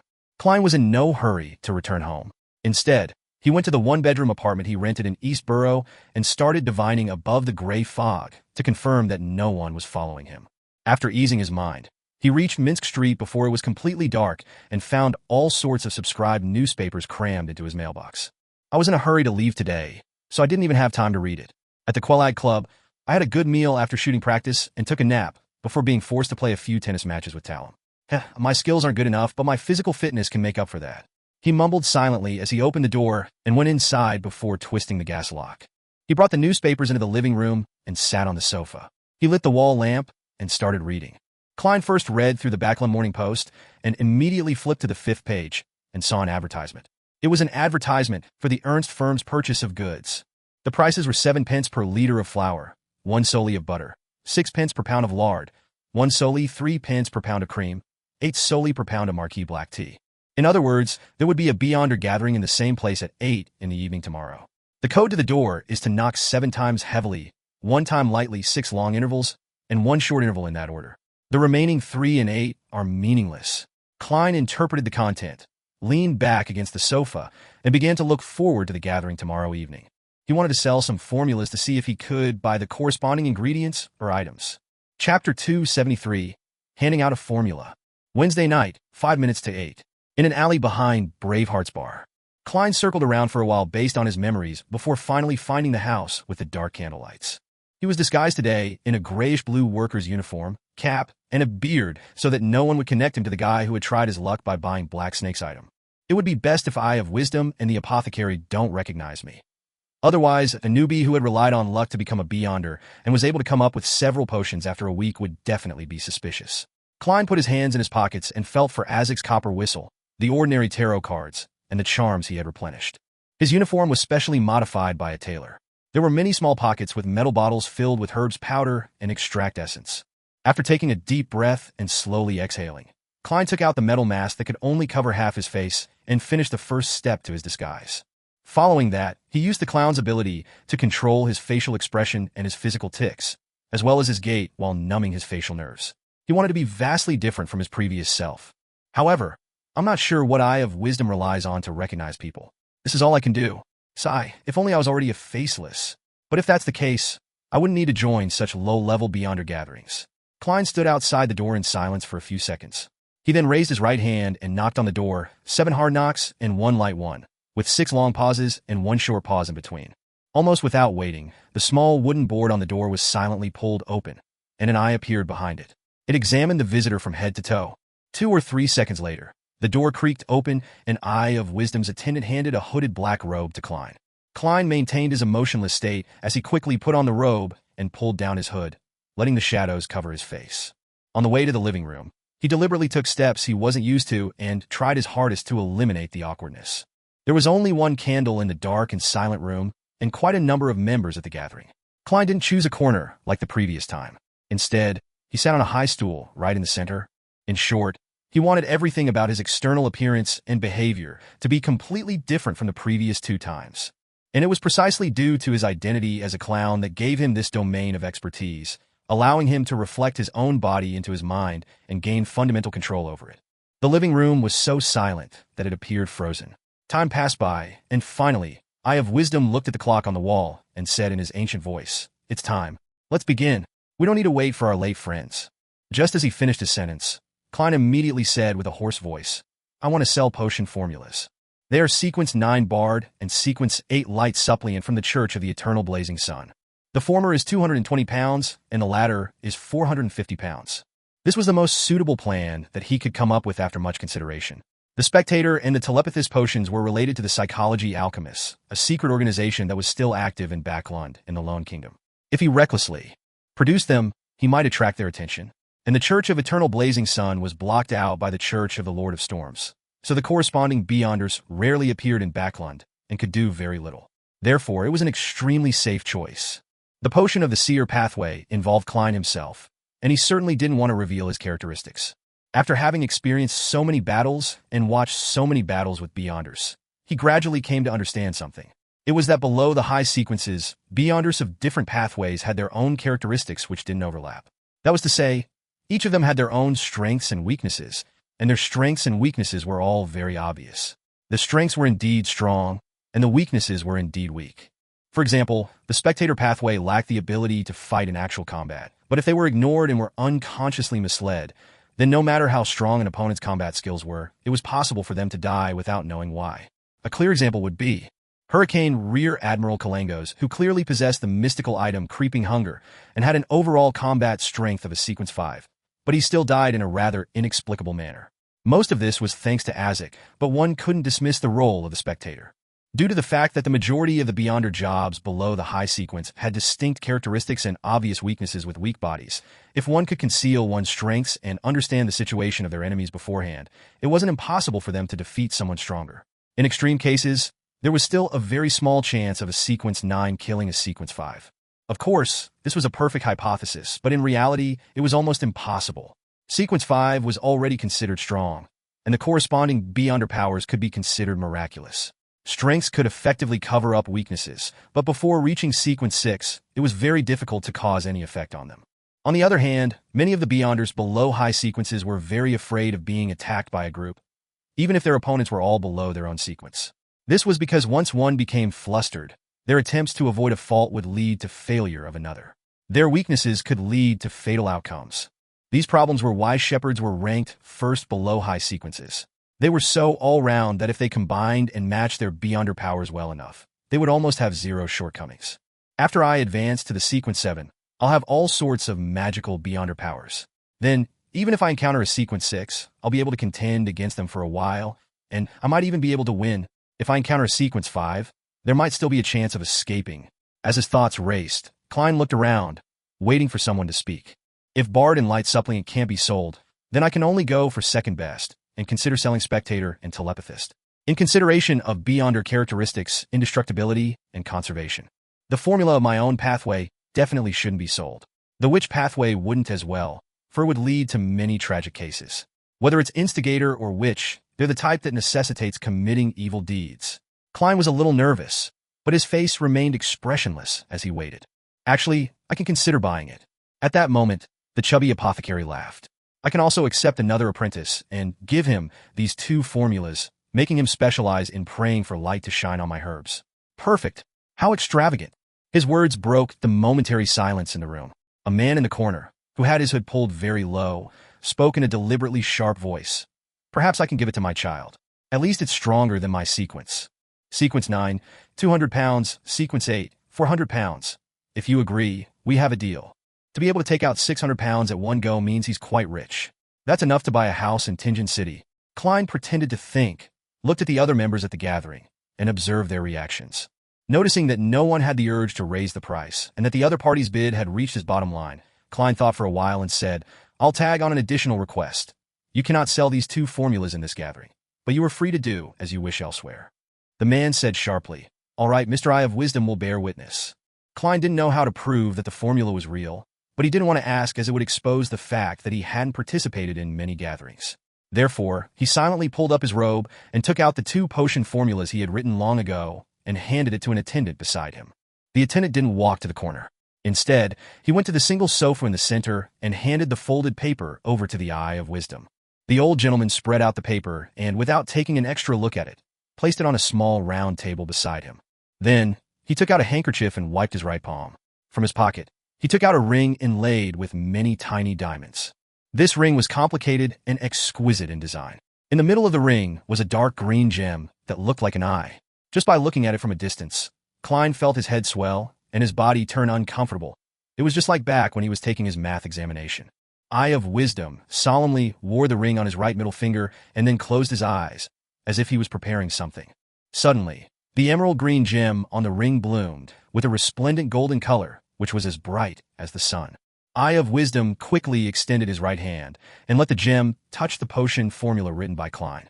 The rays of golden light became purer until they eventually turned into a holographic projection. Authentic and effective, Eye of Wisdom announced in a low voice. He immediately removed the ring from his finger, not daring to wear it for another second. His tone sounds just like a notary. That ring is the most prized item in Mr. Eye of Wisdom's collection. Sealed artifact 2-081. It emulates the powers of a notary. Klein watched on thoughtfully, feeling a little covetous. After the notarization, the deal was quickly concluded, and Klein received a thick wad of cash, all in 10-pound notes. After counting the bills 3 times, he didn't fold and put them in his pocket. Instead, he held them in the palm of his hand and waited for an opportunity to spend them. He planned on observing for a moment to ensure that there was nothing he needed before speaking again to mention his desire to purchase things. At that moment, the apothecary looked around and said, I brought a few bottles of sedatives. You really brought it? I've already forgotten all about it. In order to be different from his past self, Klein could only pretend that he wasn't around. After shouting a few times and seeing that there was no response, the apothecary muttered, That guy didn't come this time? Maybe he's dead somewhere. Thank you for your blessings, but it's delightful that you failed to recognize me. Klein heaved a sigh of relief. The apothecary habitually asked for spring of the elves' marrow crystals again, but it was in vain as usual. Moments after he shut up, a woman whose face was completely shrouded by her hood said with 2 boxes at her feet, "I have 2 weapons with beyonder effects." This must be the lady who sold the inscribed steel sword the last time, right? My spirituality instincts as a seer tells me that she has another 2 similar weapons. Backing her is some beyonder armament organization, right? Well, maybe she has an artisan behind her, also known as Sequence 6 of the machinery specialist and savant pathway. Klein looked over with anticipation. He had agreed to give the son a beyonder weapon worth 500 to 700 pounds, which could effectively his combat ability. He didn't promise the specific type and characteristics. So long as it was similar and could be used, he could buy it. In any case, the son wasn't picky about it. Chapter 274, Beyonder Weapon. The woman with the hooded face looked around her and said, "The 2 weapons this time are easy to carry around. One of them is the Whip of Slowness. It's a replica of a particular mystical item. It can constantly create formless restraints, influencing your opponent bit by bit, slowing down his actions gradually. The longer you last in battle, the more effective it would be. It can still be used for 2 years. 450 pounds, or the potion formula for Barbarian. This whip sounds pretty good, and it feels like the spider silk ability of the Demoness of Pleasure. However, would it seem a little strange for little son to use a whip?" Klein asked in a hoarse voice. "Can this invisible binding effect affect spirit-type creatures? For example, wraiths?" The lady shook her head slowly. "No." Without waiting for any further questions, she continued introducing. The second weapon is called the Axe of Hurricane. It can raise the user's agility and running speed. There's also a 15% chance of inflicting a numbing effect to the enemy and a 5% chance of producing a bolt of lightning. If used in a thunderstorm, the chance of the lightning bolt will be raised to 50%. This has all been verified through experimentation and concluded through copious amounts of data. This weapon's effects can last for no more than a year. 520 pounds, or the potion formula, to Barbarian. This is much stronger than the Whip of Slowness. If it wasn't for the fact that it only has the Beyonder effects for a year, it probably wouldn't be this price. Right? According to the description of Little Sun and the scene I vaguely saw, in the air above the city of Silver and the surrounding area, there are always flashes of lightning. The highest frequency is during daytime, and the lowest frequency is during nighttime. This is very similar to a so-called thunderstorm environment. If it's really effective, then this Axe of Hurricane would be a truly mystical item in the hands of Little Sunday. Each strike has a 50% chance of blasting out lightning. It would be absolutely formidable.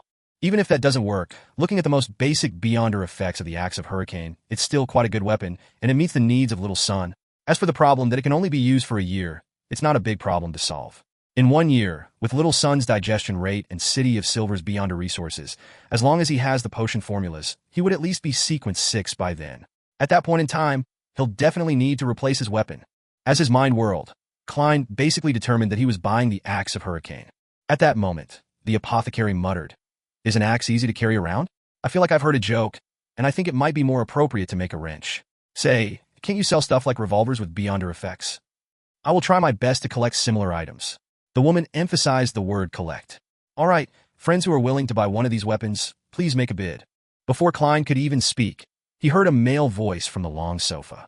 "Axe of Hurricane, 520 pounds. The woman waited a few seconds before asking again, "Is there anyone else who wants to bid?" 530 pounds. Klein added 10 pounds.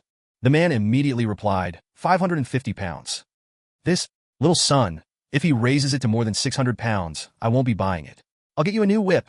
With a definite strategy in mind, Klein called out very calmly, 560 pounds. He tried to make it appear that no matter what offer was made, he could add on an additional 10 pounds. And the 600 pounds he had just earned was just enough to put invisible pressure on the other party. Upon hearing the latest price, the man fell silent and shrugged. "All right then, it's yours." Phew. Klein secretly heaved a sigh of relief. "Is there anyone else who wants to bid for the Axe of Hurricane?" The woman asked again, but the room was silent. "Sold." The lady didn't hesitate any longer and handed the box next to her right foot to the attendant. The attendant had the eye of wisdom appraise it before bringing it to Klein. Money was handed over in exchange for the item. Putting away the remaining 4 10-pound notes, Klein opened the box and saw an axe that could be attached to one's back or tucked in one's belt. Its entire body was iron black in color, thick and sturdy, with a sharp edge. In his spirit vision, it was clear that the creator had used a large number of spiritual materials. There were also many symbols and magic runes on the surface of the axe. They were embedded inside, turning into lightning and hurricane patterns. When Klein reached out to touch it, he felt a faint pricking pain. He nodded and placed the box on his lap. It can be exchanged for the true root and juice of a mistrant. My magician potion is only missing the spinal fluid of a dark patterned Black Panther. I've made a good deal of money in my past few commissions, and together with my original savings and what I just have left, I have 209 pounds 5 solis and 5 pennies on me. The beyonder ingredients corresponding to sequence 7 are valued at 500 to 700 pounds. I still had to sell formulas or knowledge.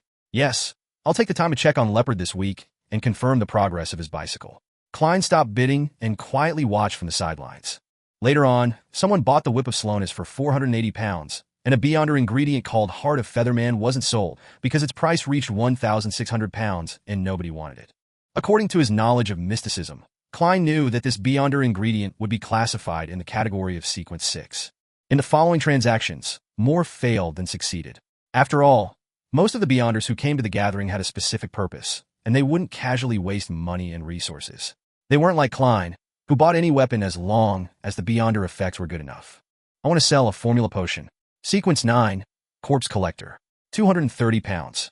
Towards the end, a man sitting quietly in a corner said with a deep voice, Corpse Collector?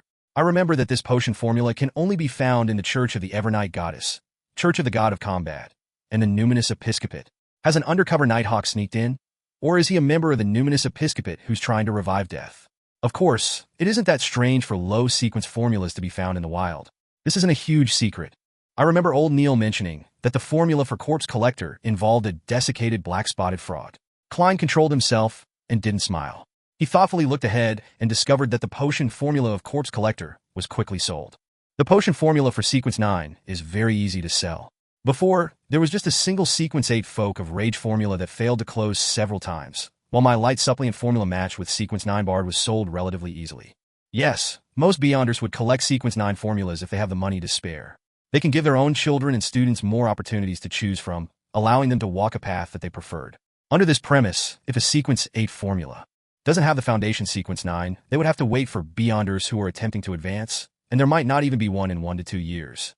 After all, the circle of beyonders is very scattered, and most people don't know about the acting method. Yes, they also don't know the law of beyonder characteristics conservation and indestructibility. Klein silently thought and didn't speak. After another 15 minutes, seeing that the gathering was about to end, he asked probingly, Who has the complete spinal fluid of a dark patterned Black Panther? Silence. No one spoke in the living room. Klein thought for a moment, then added, I will provide payment that no beyonder would refuse. For example, the law of beyonder characteristics conservation and indestructibility. Unfortunately, I've already sworn to the goddess that I wouldn't impart the acting method to anyone else. I've already died once. I wonder if that oath is invalid. Klein forcefully retracted his scattered thoughts, but he still didn't hear anyone speak. Okay, next. He deliberately made a shrug that he wouldn't normally do. The apothecary cleared his throat and said, I've brought quite a few of my own medicine. Take a look at what you want. It's not expensive at all. It's just a few pounds or even a few soli. When the lady selling beyonder weapons heard this, she asked curiously, I want to know if the dangerous beast in the sewers has been eliminated? The apothecary snorted immediately. You asked the right person. After saying that, he spread out his hands. I don't know either. After I got someone to make a police report, I haven't been to the sewers ever since. Bro, you're asking for a beating. It must have been hard for you to grow up so healthily. From the looks of it, it was very wise of you to choose the apothecary job. Klein couldn't help but lampoon in Chinese. The woman took a deep breath and slowly exhaled without saying a word. When all the strange medicine the apothecary had brought were sold, Eye of Wisdom announced that the gathering was over. He delegated Klein to be fifth to leave through a secret passage in the basement. From the looks of it, Eye of Wisdom didn't recognize me either. With some relief, Klein took off his hooded robe and tossed it to the attendant. Then he walked out of the passage and skillfully circled around it. After confirming that no one was following him, he took off his iron mask, left the secluded street, took the box containing the axe of Hurricane, and headed straight to East Borough. There were no gas lamps on Black Palm Street in East Borough, and after dark, it was like an abyss. In a particular apartment here, Klein sealed the room with a wall of spirituality. Then he summoned himself and carried the axe of Hurricane above the gray fog. If it had been a little heavier, I wouldn't have been able to carry it with me even if I had Mr. Azek's copper whistle to reinforce my spirit. Then I would have to switch to a sacrificial ritual, Klein mumbled, sending his thoughts to the illusory star corresponding to the sun. The world has sacrificed the weapon to me. You can prepare the bestowment ritual. City of Silver. Upon seeing the gray fog and hearing Mr. Fool's instructions, Derek Berg immediately sat up and rushed to prepare. Before holding the bestowment ceremony, he silently took out his knight's sword and made a few vertical slashes to ease his anticipation. Would it be a straight sword, a broadsword, or a rapier? Derek stopped without realizing, unable to stop himself from thinking, and subconsciously pictured himself using that powerful weapon. After a while, during the ritual, he saw the beyonder weapon that belonged to him. It was an axe. Chapter 275, Pound Family. Dear Mr. Fool, please tell Mr. World that I'll try to gather the Miss Trent's true root and juice as soon as possible. After receiving the son's reply, Klein nodded indiscernibly and muttered to himself. From the looks of it, he's rather satisfied with the weapon. Even without the additional effects from the environment, the axe of Hurricane is still quite a formidable weapon. He had passed the information regarding the beyonder weapon's characteristics and limitations to the son. He didn't describe it directly in order to avoid sounding naggy. He needed to maintain his image. After doing all of this, Klein didn't stay any longer and immediately returned to the real world, changed his clothes, and left Black Palm Street. East Borough, Dharavi Street, in a cramped but lively pub. Zio Dericha covered her nose and mouth as she squeezed in. To her, what was bad about this place wasn't just because it smelled of alcohol and sweat, but that she would easily encounter people much taller than she was. She had to face their armpits, and the strong odor was nauseating. Using a great deal of effort, and even using the powers of an arbiter, Zio finally squeezed her way to the bar counter and saw the man she was looking for. It was a young man in his 20s. He had a face as long and thin as a horse. His eyebrows were messy and ferocious, but his facial features were relatively soft. He was gulping down alcohol and laughing loudly with the patrons around him. Williams, I have something to talk to you about. Zio banged on the wooden counter. This boorish action immediately attracted many angry gazes. However, they quickly retreated under the stern gaze of an arbiter. Oh, Zio, I haven't seen you in days. Let me see, it's been a week. No, at least 3 weeks. Care for a drink? Half and half. William said, half drunk and half surprised. Half and half was one of the most popular alcoholic beverages in East Borough, made from malt beer and fortified grape wine, and because it is precisely made up of 2 constituents of equal proportion, it was known as half and half. Are you really going to let me drink? Zio pricked up her brows. No, he doesn't, the boss, who was wiping the glasses, hurriedly answered on Williams's behalf. He clearly remembered how deadly the girl would become when she got drunk. She would use her fists to persuade the guests to quit drinking and throw them out one by one. The corner of Williams's mouth twitched as he spread out his hands and said, Go on. Why are you looking for me? He was one of East Borough's informants and was connected to several gangs. Zio frowned and said, Williams, can't you quit drinking? Save your money, marry a nice girl, and come home every day to hot water, food, and warm greetings. You can share all the things you've seen in the day with her, and she can tell you about the trivial things that happen in your house, and there will be cute kids who will kiss you on the cheek and play around you. Isn't such warmth nice? She was able to gain a quick foothold in Backlund's East Borough, all thanks to Williams's help, so she had always wanted him to be better off. Warmth, Williams scoffed. It's built on the money I bring back, and I've seen through the farce.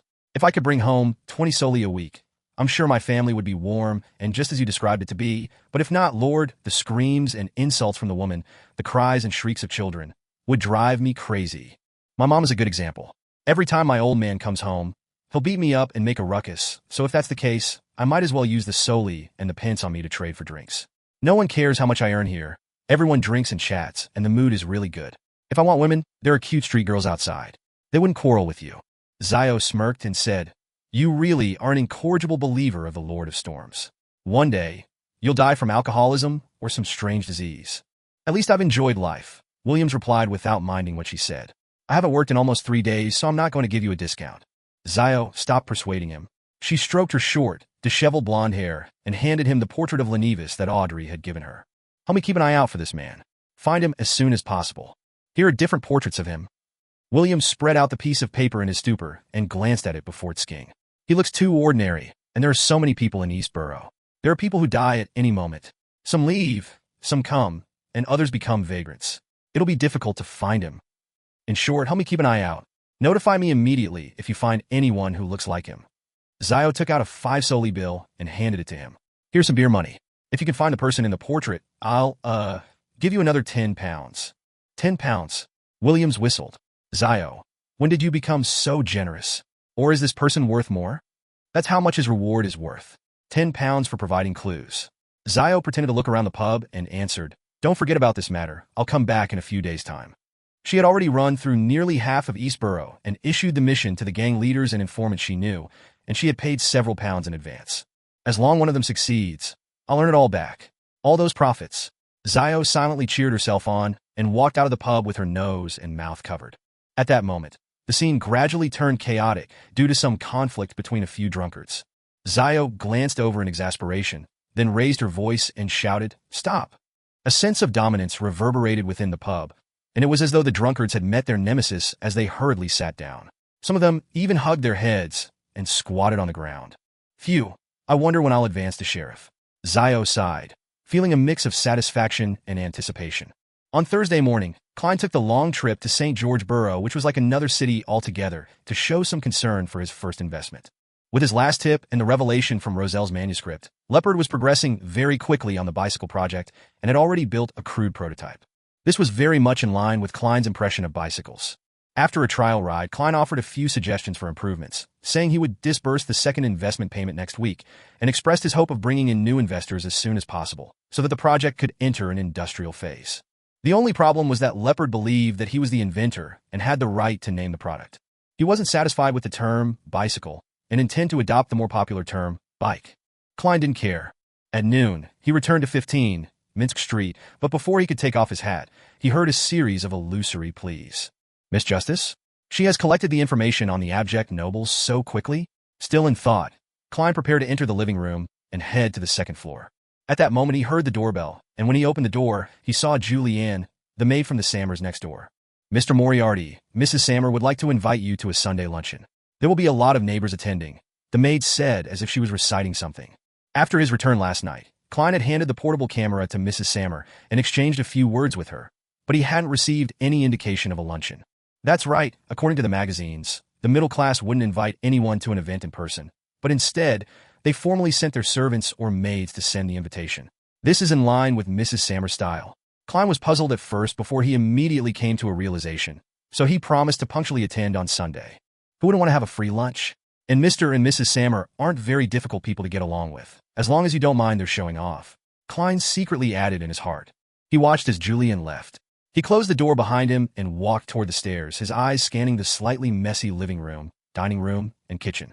"It's been a few days since I've cleaned up. I'm a bachelor, so it's not bad that I'm able to maintain a level of tidiness such as this. I have too many secrets, and I might even suffer an attack. It's not too good to just hire an in-house maidservant for chores.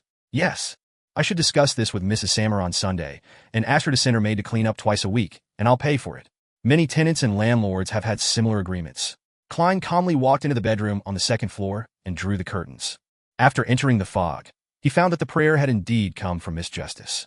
This girl of blue blood sat on a piano stool, her hands on the keys. She wasn't playing the piano. Instead, she was whispering the honorific name of the fool that doesn't belong to this era. "I've gathered the information regarding the abject nobles.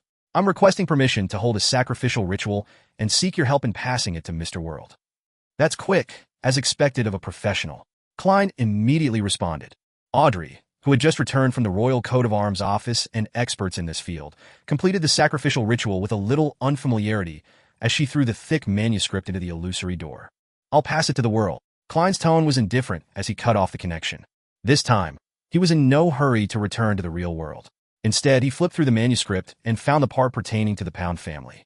The Pound family had indeed obtained the title of Viscount from the Battle of the Violated Oath.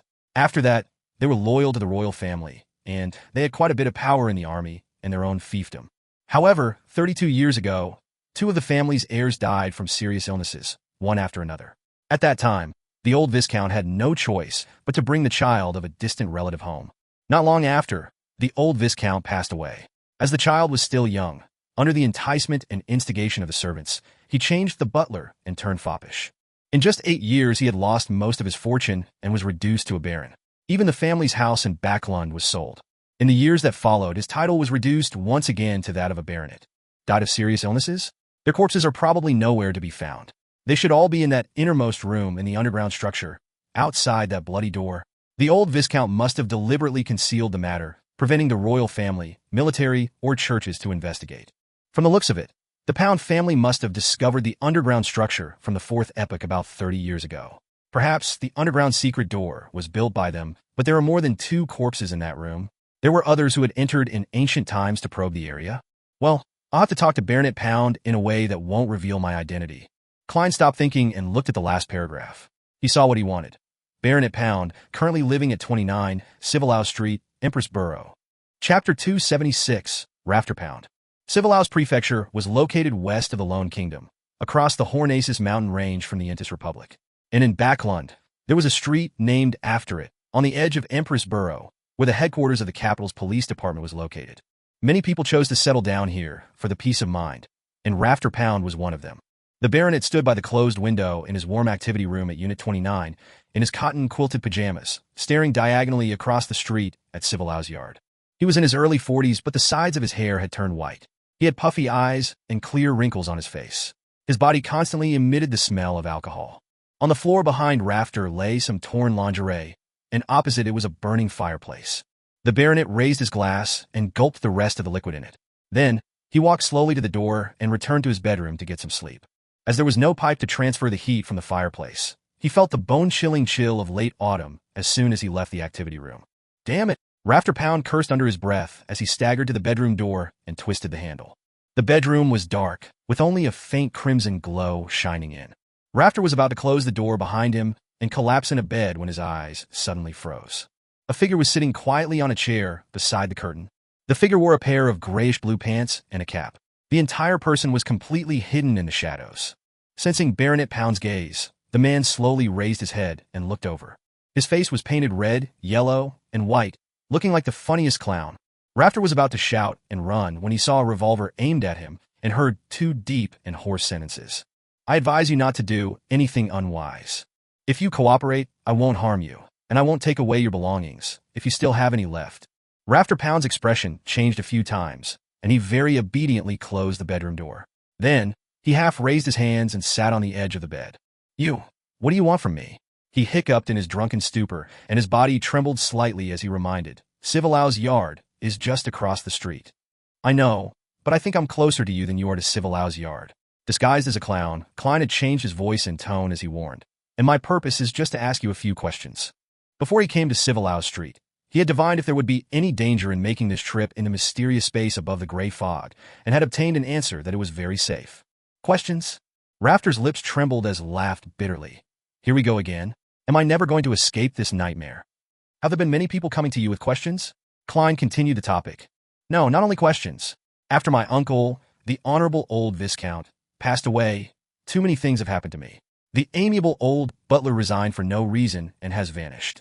Those servants and maids would change one after the other without warning, becoming unfamiliar and cold. They were looking for something. Yes, they were looking for something. I wasn't even 10 back then. All I could do was watch, and I didn't dare tell anyone. I was afraid that I would never wake up again. Rafter replied, as though he was on the brink of collapse. Looking for something? Were they searching for the underground structure, or the treasures of the Pound family, such as the beyonder characteristics and mystical items buried near the evil spirit? The royal family and the churches must have realized this, as the higher-ups must know about the law of beyonder characteristics. Conservation and indestructibility.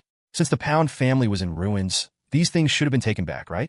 Unless the old Viscount paid a huge price and bought some other rare beyonder characteristics and mystical items of the same sequence to conceal the matter of the underground structure. After Klein finished listening quietly, he generated many guesses. He seemed relaxed, but in reality, he could attack at any time. How long has this been going on for? I don't know. There are faces around me that I don't know. How can I be sure that the remaining people aren't also in cahoots? I pretended not to notice anything. After trembling for a few years, I was enticed by them to do drinking, sex, gambling, smoking marijuana, and all sorts of things that make me look like a piece of trash. Rafter Pound gave a somewhat crazy laugh. They're finally relieved and are no longer watching me. When I sold that house, whoosh, all of them left with no idea where they went. No, they must still be secretly monitoring me, preventing me from calling the police. Right? They aren't letting me call the police. This fellow has some mental illness. I have no idea if what he said is true or false. In his aura, the change in his mood colors adhere to logic, but what if he just feels that he had let down the old Viscount and fantasized a whole sequence of events like this to find an excuse for his degeneration? Later, he would keep telling himself that until he's utterly convinced. As a qualified keyboard warrior, Klein, who knew a little of everything, had seen similar cases in his previous life. After thinking for 2 seconds, he asked, "What did these people ask you?" They asked me how the two children of the old Viscount died. They asked me what abnormal behavior the old Viscount had over the years. I wasn't even 10 years old at the time, so I don't know anything. Rafter waved his arms and growled under his breath. Calm down, please calm down. Klein lowered his left hand and attempted to confirm if Baronet Pound knew of the underground structure via multiple angles. Time flew by as the question and answer session ensued. Klein said in a hoarse voice, "You really don't seem to know anything. I'm very sorry to bother you, but it's time for me to leave." He stood up, bowed slightly, and appeared very well-mannered. And almost at the same time, the excitement and appearance of having a breakdown on Rafter Pound's face vanished. His light blue eyes became abnormally deep, as though he was examining something. When he saw the intruder about to stand up straight, he immediately reverted back to his previous performance: grief, anger, madness, bitterness, and neuroticism. At that moment, a mysterious voice suddenly resounded in his ears. Crimson. Klein injected spirituality into a slumber charm and threw it at Rafter with his unarmed left hand. Amidst crisp, crackling sounds, a strong sense of serenity spread out, enveloping the baronet, causing him to shut his eyes involuntarily and fall weakly onto the bed. I'm sorry. The questions from before are for the comparison of what shall ensue. Next, it's the process of entering your dream and spirit channeling. Klein patted Rafter's pajamas, and with his hand on his chest, he made another bow. Then, he used the dream charm and entered Rafter's dream like a nightmare. In the gray, fragmentary, constantly coruscating world, Klein soberly walked beside Rafter, watching him see the blank faces of the servants and maids who had no facial features as they gave off abnormal and frightening vibes. He saw Rafter turning his head only to always to see an old face silently gazing at him, watching him curl up in the corner, shivering, and him being enveloped by a shadow, little by little. This matches what he had described earlier. Klein tried to guide the dream to make sense of the situation, but it was as though Baronet Pound had a very serious psychological trauma over these matters. Any tiny bit of stimulation would cause him to scream and run like a madman in his dreams. This made it impossible for Klein to get any more information. Thus, he withdrew from the dream and cast another slumber charm on Rafter Pound before taking out a mantha extract and other materials, in preparation to channel his spirit in a mediumship ritual. After responding to himself, Klein's spirituality passed through the storm of thoughts and saw the illusory image of Rafter, an illusory image based on the body of heart and mind. What did the old Viscount say to you before he died? Klein hesitated for a moment before asking. Rafter Pound muddle-headedly replied, "He wants me to maintain the family." "What else?" Klein asked again in a tone of deliberate affirmation. "He wanted me to remember the glory of the ancestors," Rafter answered blankly. Klein nodded and asked, "What were those people looking for?" "I don't know." Rafter gave the same answer. Klein continued asking and compared it with the answers Pound had said before, finally coming to the conclusion that Baronet Pound had not lied, and what he had just said was true. At this point, he didn't stay any longer. He passed through the storm of thoughts and allowed his extended spirituality to return to his body. Next, Klein methodically tidied up the scene and tossed Azek's copper whistle a few times, using its nature to interfere with any possible divination investigations. "Thank you for your cooperation, Mr. Baronet." After doing all of this, Klein bowed once again. Then he turned, opened the window, jumped into the street, and disappeared into the night. After a while, Rafter Pound suddenly opened his eyes. Around those light blue eyes, there was a circle of ruptured capillaries. He flipped himself up suddenly and stared at the open oriel window. After making a long detour to East Borough, Klein washed his disguise and changed into normal clothes. As if nothing had happened, he returned to 15 Minsk Street in Sherwood Borough. He didn't rest, nor did he think about what he should do with the underground structure. Instead, he once again entered the fog. At the very end of the ancient long table, Klein slowly opened his palm, revealing several strands of brown hair. They were Rafter Pound's hair he had gathered when Rafter was sleeping. There's still the final step, confirming with divination above the gray fog. Klein silently muttered to himself. Then he conjured a pen and paper. He wrote down the content that he had already thought about beforehand. Rafter Pound's future. I want to see what will happen to you in the future, so, as to confirm the past. Klein leaned back in his chair and began to recite the divination statement. As the ancient structure involved the 6 orthodox gods, he was afraid that there would be problems if he divined something directly, so he changed his way of thinking and helped Rafter Pound ask about the future. Chapter 277. Finalizing a Plan. Rafter Pound's future. Klein held onto the baronet's hair, closed his eyes, and entered a deep slumber with the help of cogitation. In the gray, gloomy world, he saw a narrow, irregular cave. Rafter Pound, with his puffy-eyed bags and gray hair at his temples, was propping himself up on his elbows, crawling forward like a reptile to leave the hole. Then, with a flash, he retrieved a black iron emblem of unknown origins and wore it on his chest. The emblem had a scepter carved on it, as well as a hand that was holding onto the scepter tightly. Tutor! Klein jerked out of the dream and sat up. According to Miss Bodyguard's introduction, the black iron emblem was engraved with the imperial coat of arms of the Fourth Epic's Tudor Empire royal household. It was identical to the one he had seen in the ancient structure. Rafter Pound is definitely not as simple as he seems to be. Klein rubbed his forehead and muttered to himself. As a seer, he had his own interpretation of the revelation he had received from the dream. On the one hand, he knew that it was something Rafter Pound would do in the future, and on the other hand, he believed that it meant that Rafter Pound had a deep connection with the Tudor family. Through the 3 tests of direct questioning, dream probing, and spirit channeling, Rafter Pound didn't expose any problems, nor did he make me notice that anything was amiss. If I didn't have a 4th test, I probably would have been deceived by him. Yes, maybe he really doesn't know anything at present, and that it was a true act. In the future, he might even chance upon an opportunity to form a connection with the Tudor family. But it's more likely that he has already learned a lot from the old Viscount. Without confidence, he intentionally turned decadent and acted crazy and ignorant. For him to be able to hide from my dream and spirit channeling, it should be a result of some beyonder powers. He probably wasn't acting at that time and was really in a muddled state. Otherwise, he would have exposed himself in front of a person like me who is very experienced in such matters. What beyonder powers could it be?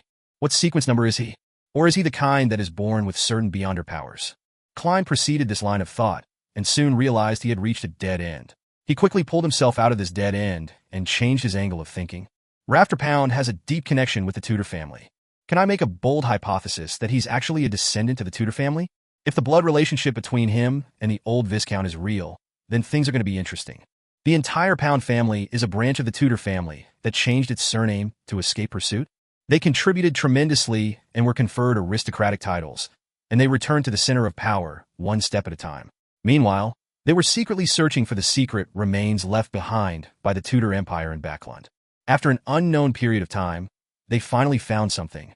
Thus, they bought what currently belongs to Millet Carter's house and built an exaggerated basement, which was used to explore the surrounding area.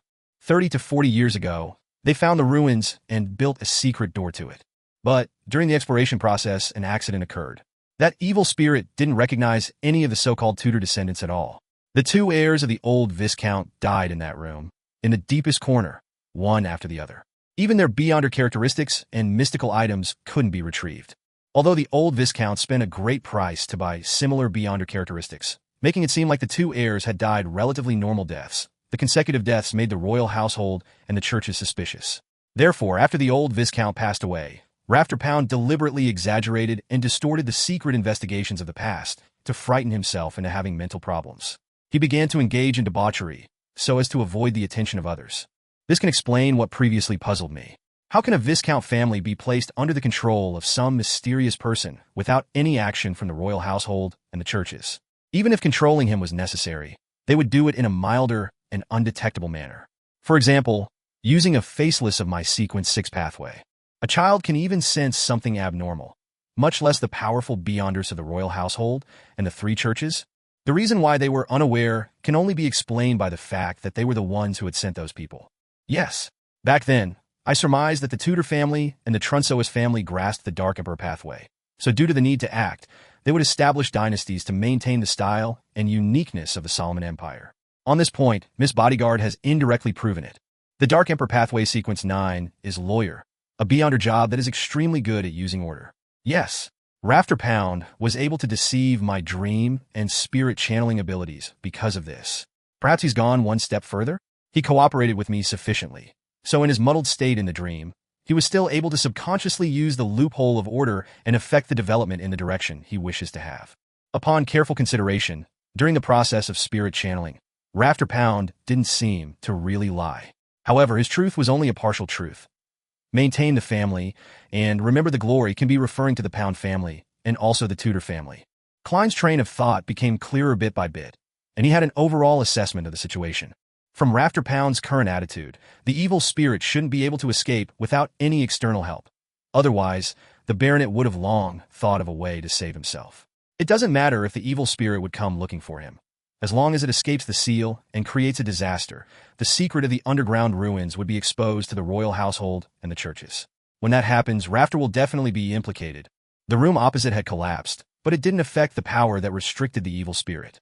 This means that as long as the innermost room isn't directly destroyed, the evil spirit wouldn't be able to escape. The plan is clear then. I would buy some explosives from Casper's and collapse the entrance so that no one can get in, leaving the evil spirit buried underground forever. When I'm powerful enough, I can consider finishing it and help the citizens of Backlund get rid of this latent danger and harvest some valuable items in the process. However, how should I collapse it safely? I don't know anything. Maybe Casper's knows a demolition expert? After all, he's a black market weapons merchant. Klein quickly finalized the plan and decided on finding Casper's tomorrow evening. He would try to settle the matter of the underground ruins within the week. As for the true relationship between the Pound family and the Tudor family, and for Rafter's abnormality, he didn't want to probe too deeply into it. It's none of my business, Klein grumbled and quickly plummeted down past the gray fog and returned to the real world. On Friday morning, Klein went out early as usual and pretended to be very busy. The truth was, he had once again gone to the Quelag Club to practice his shooting and read the newspapers. He enjoyed himself quite a bit. At tea time, he was about to leave after staying there the entire day, but he was surprised to see Mary Gale, his former employer, and Talon Dumont, the equestrian teacher, enter the club at the same time. They were accompanied by a number of gentlemen in double-breasted frock coats and beautiful ladies in fine makeup. Among them was the Daily Observer reporter, Mike Joseph. Oh, Detective Moriarty, what a coincidence. Mike, with his charming eyes but rather rough skin, took the initiative to greet him. Klein smiled and replied, "Mr. Reporter, are you done with your investigative news?" "It's done. Thanks to your help. Let me do the introductions. This is the famous detective, Mr. Sherlock Moriarty, a good friend of Talon's." Mike waved his arm and said. After both sides greeted each other, Mike continued, "I've roughly figured out who Capim is. I'll tell you in detail when I have the time. In short, I have every reason to believe that Sibber's death was caused by a copycat killer and not by the serial killer. Haha, you will see the news of my investigations on the papers tomorrow." "It's just as I thought." Klein smiled in response. At that moment, Mike seemed to remember something and turned his head to Mary Gale and said, "I'll make an appointment with you for an interview regarding the air pollution situation in Backlund and its solution. However, you have to communicate with my editor-in-chief in advance to finalize the page in time." Mary's eyes lit up. "All right. Thank you very much. Mike, why didn't I think of such a good idea? This is for the promotion of the National Atmospheric Pollution Council. This reporter Mike has quite a lot of experience after all. Although the Daily Observer isn't one of the best newspapers, its circulation is considerable. Did Mary suddenly come here today because the other members of the House of Commons who are members of this club were coming? This type of private club is indeed suitable for politics and business." Klein seemed to gain an understanding and bade farewell ahead of time. Before becoming a faceless, he didn't want to get involved in high-level affairs such as this. Evening, in an apartment in East Borough. After a busy day, Williams entered the small room he rented, intending to change his coat, get some money, go to the pub for a drink, and settle his dinner there. In the gloomy darkness, he suddenly stopped putting on his coat. He saw a shadow standing by the window, its face completely obscured by the shadow of the hood. "Who told you to look for Lenevis?" the dark figure asked in a low, slow voice. Williams quickly put on his coat, gulped his saliva, and said, "I have a friend, a bounty hunter." Bounty hunters referred to adventurers who used various bounty rewards as their main source of income. There were a lot of them in East Borough and in Backlund. Why did he suddenly start looking for Lenevis? This is a bounty that was offered a long time ago. The black figure was extremely tall. Step by step, he approached Williams. "I don't know. Maybe she just wanted to attempt another bounty." Williams took a very tiny step back. The dark figure pressed hoarsely. "Who is she?" Williams immediately entered a dilemma, but after a few seconds, he replied with a trembling voice, Zio Dericha. "I don't know where she lives." "Very good, very honest." The black figure reached out and patted Williams's body. Without further ado, he walked towards the door. Williams secretly heaved a sigh of relief, believing that his rich experience in the underworld had helped him. Don't try to be brave when you shouldn't. At that moment, he saw the shadow snap his fingers. "Ha!" Williams's thoughts froze, and his body suddenly split into pieces, scattering in all directions, splattering the ground and walls with flesh and blood. Then, the shadow broke the gas pipe. Amidst the sound of gas spewing out from the pipes, he picked up the candle from Williams's desk and struck it against the wick. The black shadow left immediately. A few minutes later, the candle suddenly lit up by itself. Boom! The explosion wiped out everything. Chapter 278. Free? After dinner, in the billiard room of the Bravehearts Bar, Dressed in a simple black coat and a dark cap, Klein held a glass of Southville beer, closed the door behind him, and walked over to Casper's, who was bent over the table, trying to hit the ball. Before he could muster a smile and say hello, Casper stopped what he was doing, straightened up, and glanced at him. Merrick isn't here. There are no other gatherings you want. I have nothing but weapons. Very familiar with what I want. Fortunately, I have a different goal today. Klein curled the corner of his lips and said, I'm here to buy weapons. Merrick isn't here. From the looks of it, they've been exposed and are targeted by their enemies. They've decided to switch locations. Then I won't be able to contact Miss Bodyguard. And I was planning on tricking Millet Carter with Merrick zombies as my helpers. They'll keep a secret. They're obedient. And they're unafraid of death. Well, the premise of their obedience is when the influence of Azek's copper whistle is shielded. As he spoke, a series of thoughts flashed through Klein's mind. Casper's was slightly surprised. With a look of suspicion, he leaned against his cue stick and rubbed his brandy nose and said, What kind of weapon are you looking to buy? Have you finished the previous bullets? That's quite a lot of practice. No, I practice with bullets I bought at the Quelli Club. Klein smiled. I want to buy explosives, the kind that is widely used in mines. What do you want to do? Casper's blurted out as his expression turned solemn and stern. I'm warning you. Don't try to do anything condemnable. I won't allow my customers to challenge Civilau's yard. Of course, you don't have to buy weapons from me. To be able to become a black market weapon merchant and live to this day, from a certain point of view, he must abide strictly by the rules. At the very least, he wouldn't sell to those crazy fellows. Klein habitually gave his evaluation from a Nighthawk's point of view and smiled. You seem to have misunderstood something. I'm not going to blast open the door of a bank vault or try to create any sensational news. I'm helping someone with the demolition of a building, making it easier for subsequent renovations. Then why didn't he find a proper construction company? Casper's didn't let down his guard. That's a secret chamber. He doesn't want others to know about it. Klein switched to asking, Do you know any reliable explosives experts? I'm not very good at this sort of thing, and I'm afraid the whole house will collapse. When Casper saw that Klein was making considerations to ensure that the house remained in good condition, the doubt in his mind was immediately dispelled quite significantly. Just as he was deliberating for an answer, an illusory voice suddenly rang out in the room. There's no need. A familiar feeling came over Klein. He quickly turned around and found Miss Bodyguard sitting on a chair in the corner without him realizing it. She was still wearing her black Gothic regal dress and matching soft hat. Her face was as pale as ever, and her blonde hair and delicate features accentuated each other. Good evening, madam. Klein slightly bent his back and bowed. Good evening, ma'am. Sharon. Casper's did the same. So her name is Sharon. Klein thoughtfully waited for her to speak. The lady named Sharon looked at Casper's and said, Merrick won't be coming back here again. If you need him for anything, leave a message according to the third method. Yes, ma'am. Sharon. Casper's, who had clearly seen a lot of things in his life, seemed to have an instinctive fear of Miss Bodyguard. Upon hearing this, Klein interrupted. If I wanted to get Merrick's help, how should I get in touch with him? Through Casper's, Sharon answered simply. All right. Klein spread out his hands and said, Oh yeah. What did you mean when you said there's no need for a demolition expert? Sharon's blue eyes didn't waver in the slightest. I am one. You are one? You're a demolition expert? Wait a minute. Aren't you a Beyonder with special abilities, probably at Sequence 5? Why are you being a part-time demolition expert? Klein froze as he felt at a loss for words. In the end, he chose to believe Miss Bodyguard as he said in deliberation, I'm going to visit. Before he could finish, he looked at Casper's. It was indicative that the ensuing topic wasn't suitable for this ordinary person. Fundamentally, due to his body, a black market weapons dealer is indeed considered an ordinary person. Klein silently added. Sharon looked at Casper's and said, Prepare the explosives. 2 pounds. He'll pay. Yes, ma'am. Sharon. Casper's glanced at Klein and limped out of the billiard room, not forgetting to close the door behind him. Seeing Miss Bodyguard looking at him silently, Klein felt like he was being watched by a ghost. He quickly organized his words and said, I found Baronet Pound's address and visited him in the middle of the night.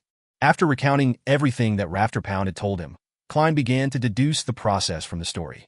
I think he lied in many areas, and it's impossible for a Viscount family to be so easily manipulated. If a child can notice something abnormal, how can the royal household and the churches not sense anything? After Rafter Pound degenerated, he had many chances to interact with outsiders and other aristocratic members. As long as he showed a little courage, he would be able to easily resolve the problem. Therefore, I think he must have been hiding something that has a high chance of being related to the underground structure. From the state of his mind, it seems that the evil spirit won't be able to escape for a long period of time. So I plan to get some explosives and destroy the entrance to prevent others from getting in. I'm afraid that I might accidentally release the evil spirit. Yes.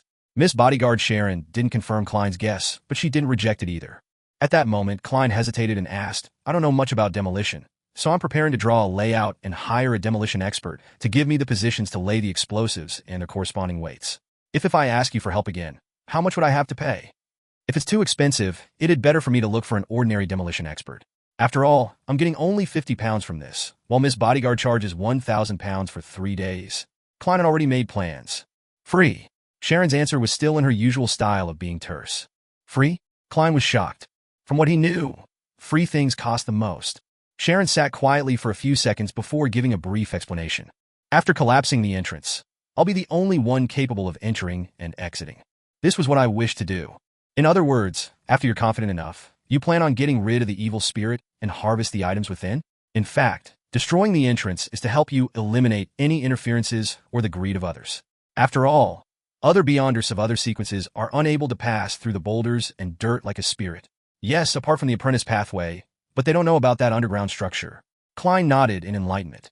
Deal. After saying that, he hurriedly added, Can you borrow a few more subordinates from Merrick? Subordinates with a tight lip? They'll be helpers to show to Millet Carter. All right. Sharon didn't refuse. Klein deliberately didn't mention making any payment for that as he smiled. Then, let's schedule it for 10 in the morning tomorrow. We have to explore the surrounding terrain in advance. We can't let the explosion cause any obvious damage.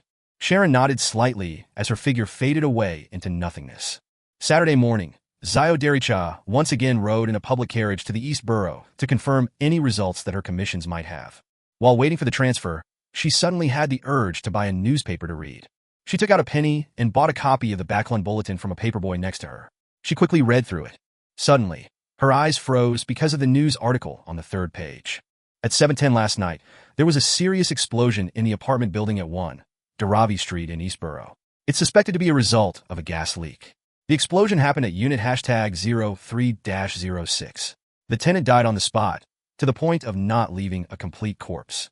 At press time, this explosion resulted in 3 deaths and 16 injured. 1 Dharavi Street. Apartment #03-06. Isn't this the place Williams rents? He's dead? He died from a gas leak explosion? No. Absolutely impossible. He would never be so extravagant and use gas. Even if there was an installation there. Did he end up like this because he had just accepted my commission? But Lenevis is a wanted criminal. If he discovers that someone was looking for him, all he should need to do is move. There's no need to kill people to keep it a secret. Doing so would instead expose problems. The way this was done is too weird and radical. It's like it was done by a lunatic. He's clearly just a swindler. Poor Williams. I will definitely avenge you. I'll definitely find out the truth. Zio looked sadly and gravely at the public carriage parked in front of her and didn't choose to board it. She knew that it would be very dangerous to head to East Borough now. She intended to go back at once and tell First to get her to move to a spare rental house. Then, she would head to East Borough in a disguise and ask someone familiar to gain a preliminary understanding of the reason and find traces of the killer's tracks. Sigh. It's true that none of Miss Audrey's commissions are without danger. I thought that as long as I didn't stop someone who was already a wanted swindler and didn't stop him from escaping, he wouldn't retaliate in such a vicious manner. I was careless. I was the one who caused Williams's death. Well, that didn't exclude the possibility that he was also gathering information on other matters, thereby bringing about disaster. Zio closed her eyes and crossed the street to the waiting area on the other side. At 10:14, after confirming the surface conditions of the 4th epic structure, Klein and Miss Bodyguard, Sharon, arrived outside the building at 8 William Street. Sharon had already vanished, and Millet Carter saw Detective Sherlock Moriarty in his grayish-blue worker's uniform and cap and his 3 taciturn assistants. It's convenient to explore like this, Klein explained. Millet Carter's eyes swept across the 3 assistants who were obviously good at fighting and nodded in satisfaction. Your preparations were quicker than I expected. Is one of them a snake-repelling expert? Yes, they're very good at repelling snakes. Klein didn't hesitate to give an affirmative answer. How could a zombie be afraid of being bitten by snakes? Chapter 279, Extreme Joy Begets Sorrow. In the dark, underground structure, Klein walked around the hall with a raised lantern in his hand. He thoroughly checked to see if there were any other entrances. Of course, he didn't dare enter the tunnel that led to the innermost room, and the newly gathered snakes were, once again, blown away by a biting cold wind. After receiving confirmation, he took the initiative to retreat to the side of the gate, where he watched, along with the 3 zombies, as Sharon placed explosives at different locations. She looks very professional. Klein sighed softly. And without a doubt, the 3 zombies didn't respond to his musings. However, There was a reason for this. He kept using his spirituality to wrap Azek's copper whistle so as to shield against its negative effects. Otherwise, he would have encountered their abnormally passionate response. He had no intention of bringing this ancient and exquisite copper whistle with him originally, but considering that he had to guard against the evil spirit's manipulations, he could only sacrifice some of his spirituality. Miss Bodyguard, no. Miss Sharon said that she's a demolition expert, and from the looks of it, she really isn't bragging. Was she in this line of work in the past? Or does one of her sequences in her Beyonder pathway make her skilled in this domain? According to the information I read back in the Nighthawks, a few candidates like Sequence 9 Criminal, Prisoner, Warrior, and Hunter, Sequence 8 Sheriff, and Sequence 7 Weapon Master and Knowledge Keeper. The latter has a nickname, Detective. It's part of the Church of the God of Knowledge and Wisdom. As for the rest, I'm completely clueless. I wonder which pathway Miss Sharon is. Nothing seems to match, and she even showed her ability to command the zombies. While Klein's thoughts wandered and made all sorts of associations, Sharon finished setting up the explosives and, in passing, lit the fuse. In passing? Lighting the fuse? Hey, why didn't you give any warning? Only then did Klein jolt back to his senses and was startled. He quickly rushed out of the hall and entered the corridor outside. As for the three zombies, they calmly followed behind him. It's very safe here. Sharon suddenly appeared and floated beside him. Klein breathed a sigh of relief and asked, "Will dust fall from the tremors over here?" "Yes," Sharon answered with a single word. "That's good." As he spoke, Klein took another step back. The hissing sound of the fuse burning reached his ears, making him feel slightly irritated. It wasn't because he was afraid of the explosion that followed, but because he couldn't feel at ease. "One," Sharon said suddenly. Klein didn't understand what she meant. Rumble. The earth shook violently, and plumes of dust fell from above. Klein's ears buzzed, and for a moment he couldn't hear anything else. If it wasn't for the fact that he was a clown, he would have lost his balance and collapsed to the ground. Cough, cough, cough. Having been distracted and caught unaware, he started to cough.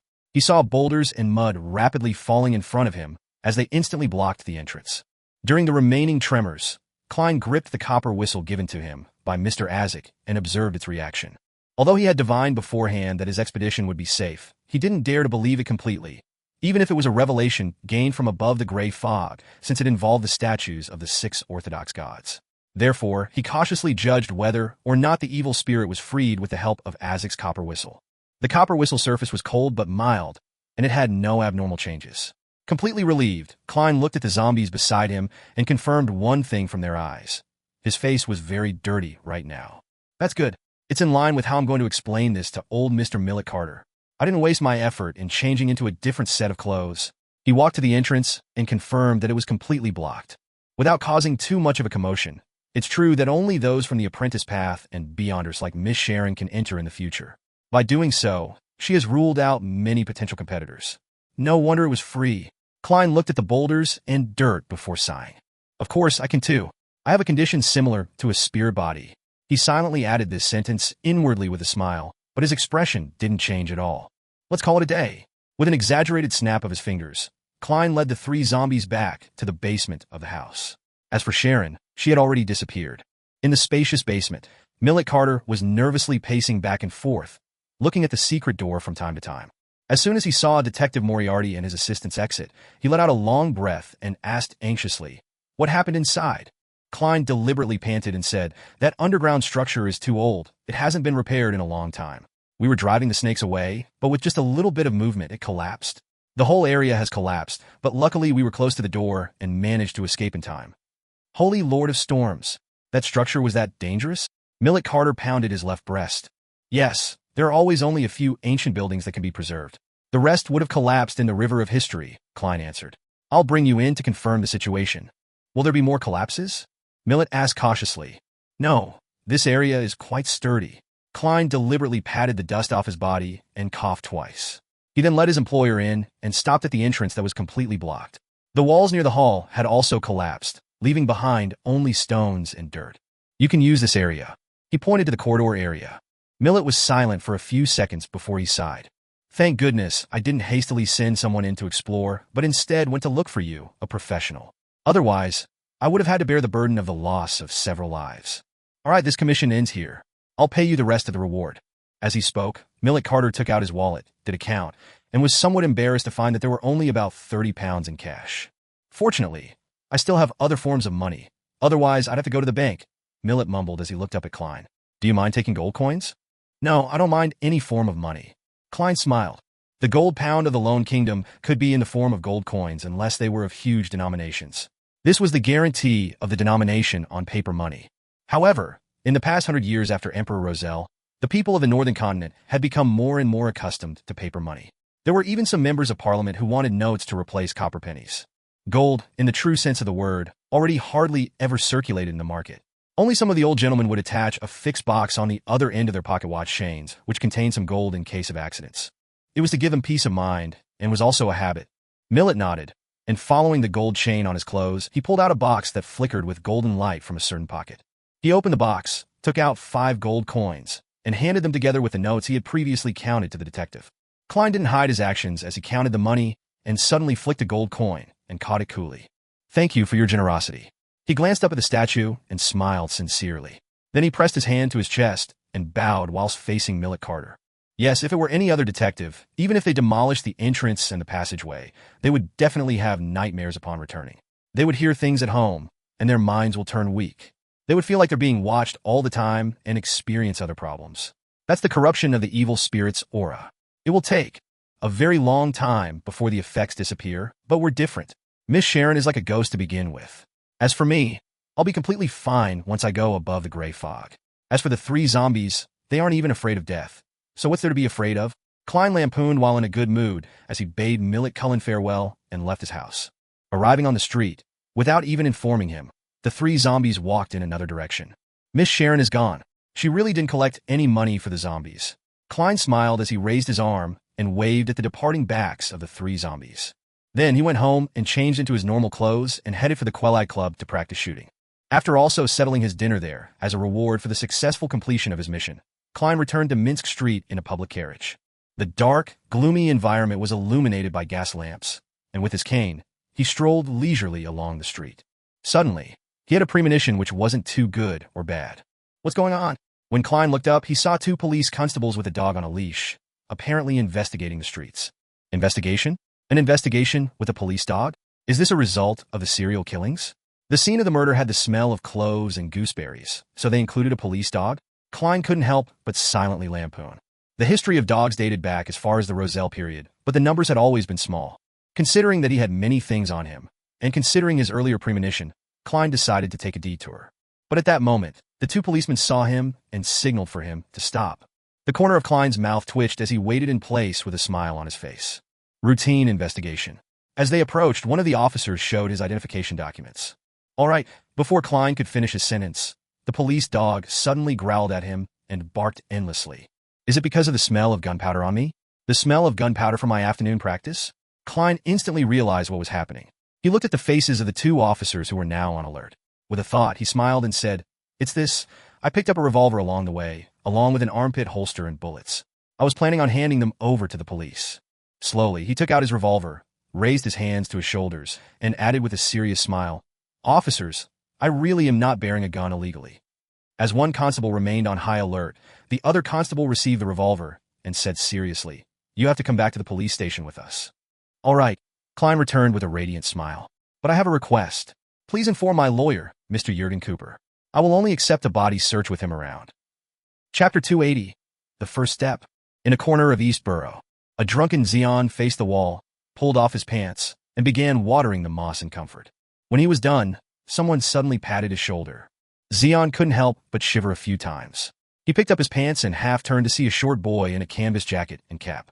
The boy raised his head, revealing a mild and delicate face despite looking dirty. Zio, why are you dressed like that? Zeon blurted out in surprise.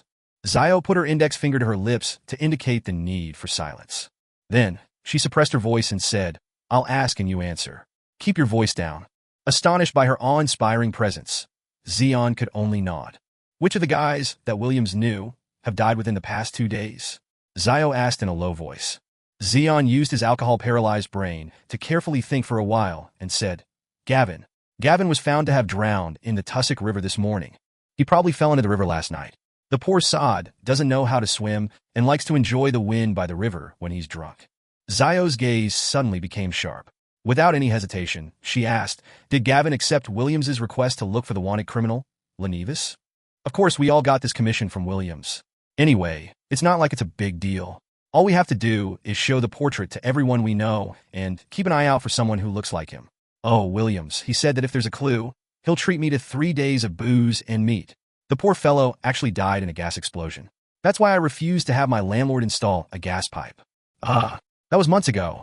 I can only afford a cheap motel now, Jean droned on. What region is Gavin in charge of?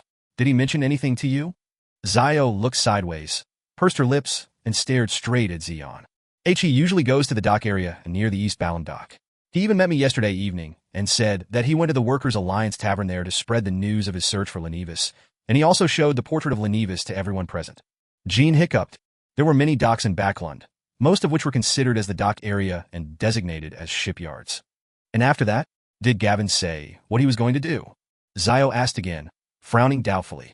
Of course, drinking. He planned to have a good drink and then find a place to sleep. Oh, the poor sod must have felt hot from drinking and wanted to take a bath in the river. But he forgot he couldn't swim, and it's almost winter. Zion sighed again. Gavin didn't discover anything.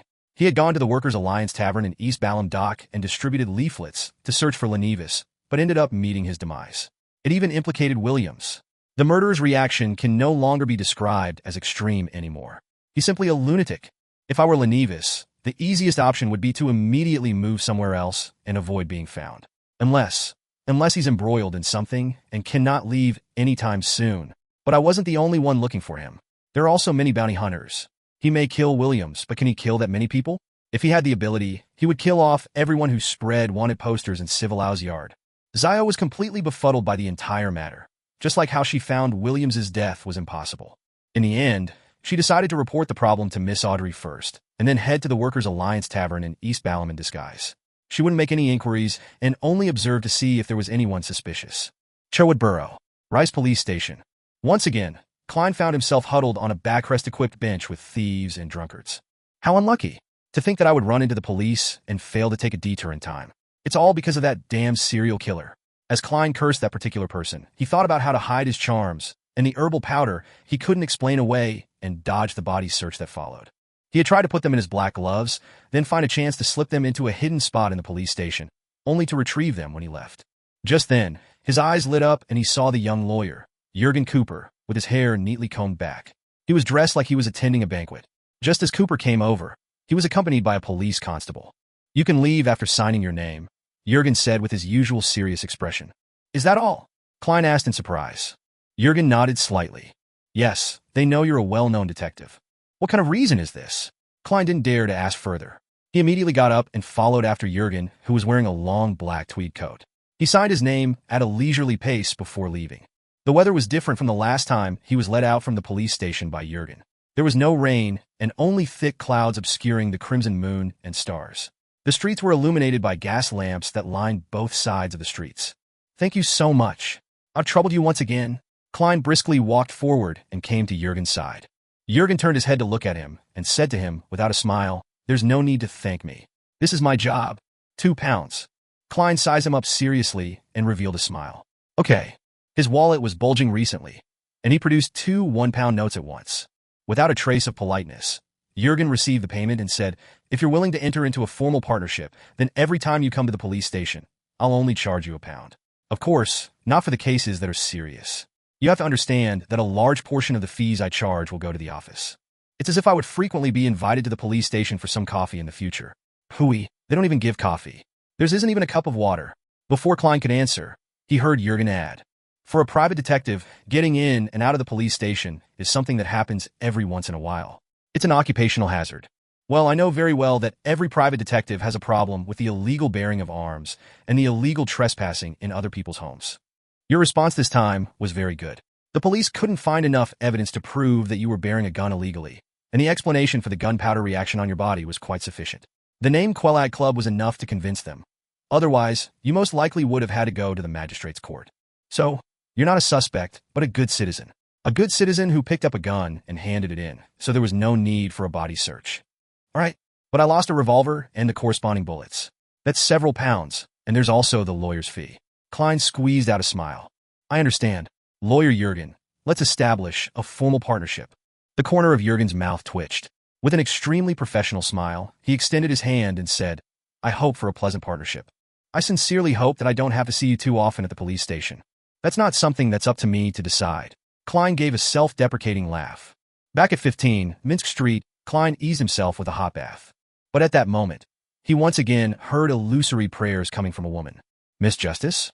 Is there a clue regarding Lenivas? Klein suddenly jumped out of the bathtub, quickly dried his body, put on his clothes, and went above the gray fog.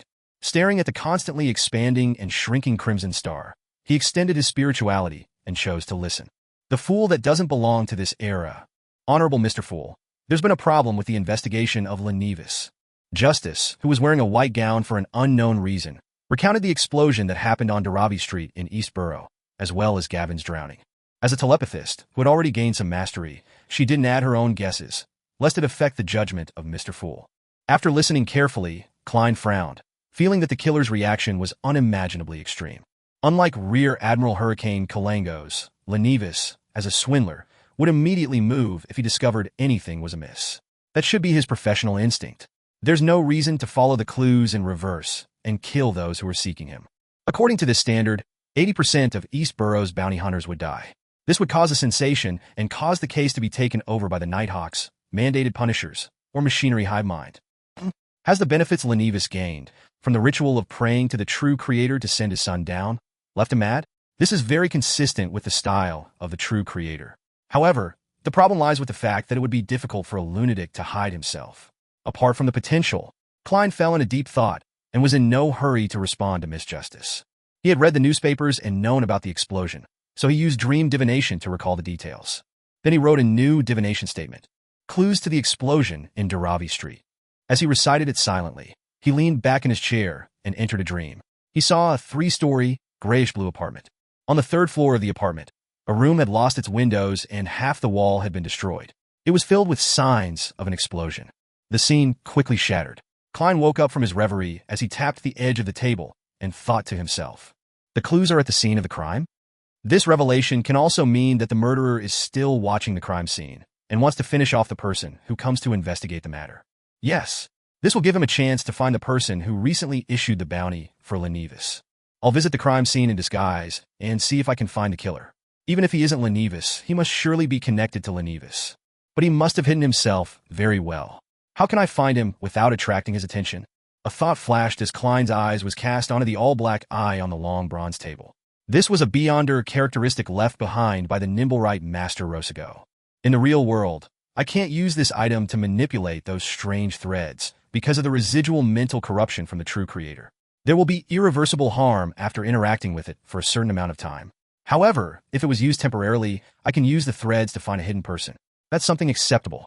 It's just like how I used it to determine if Miss Bodyguard had left previously. Klein narrowed his eyes, removed his spirit pendulum, and divined if his trip would be dangerous. The answer was positive, but the amplitude and frequency of the spinning weren't excessive. That's acceptable. Klein was silent for a few seconds before returning to the real world. Then, by summoning himself, he placed the all-black eye into an iron cigarette case and brought it back to his bedroom. After changing his clothes, sticking his beard on, and getting ready, Klein came before the mirror and examined himself. The faint scholarly vibe that he had was completely concealed by the beard on his face, and his brown eyes seemed to be like an ancient pool which hid and sealed something within. Compared to when he was in Tingen City, Klein almost didn't recognize himself. One by one, he stretched out his fingers and clenched them into a fist. Looking at the mirror, he said in a low and hoarse voice, "Captain, this is the first step to avenging both you and me." Before he finished his sentence, he saw himself grinning in the mirror, a brilliant smile on his face.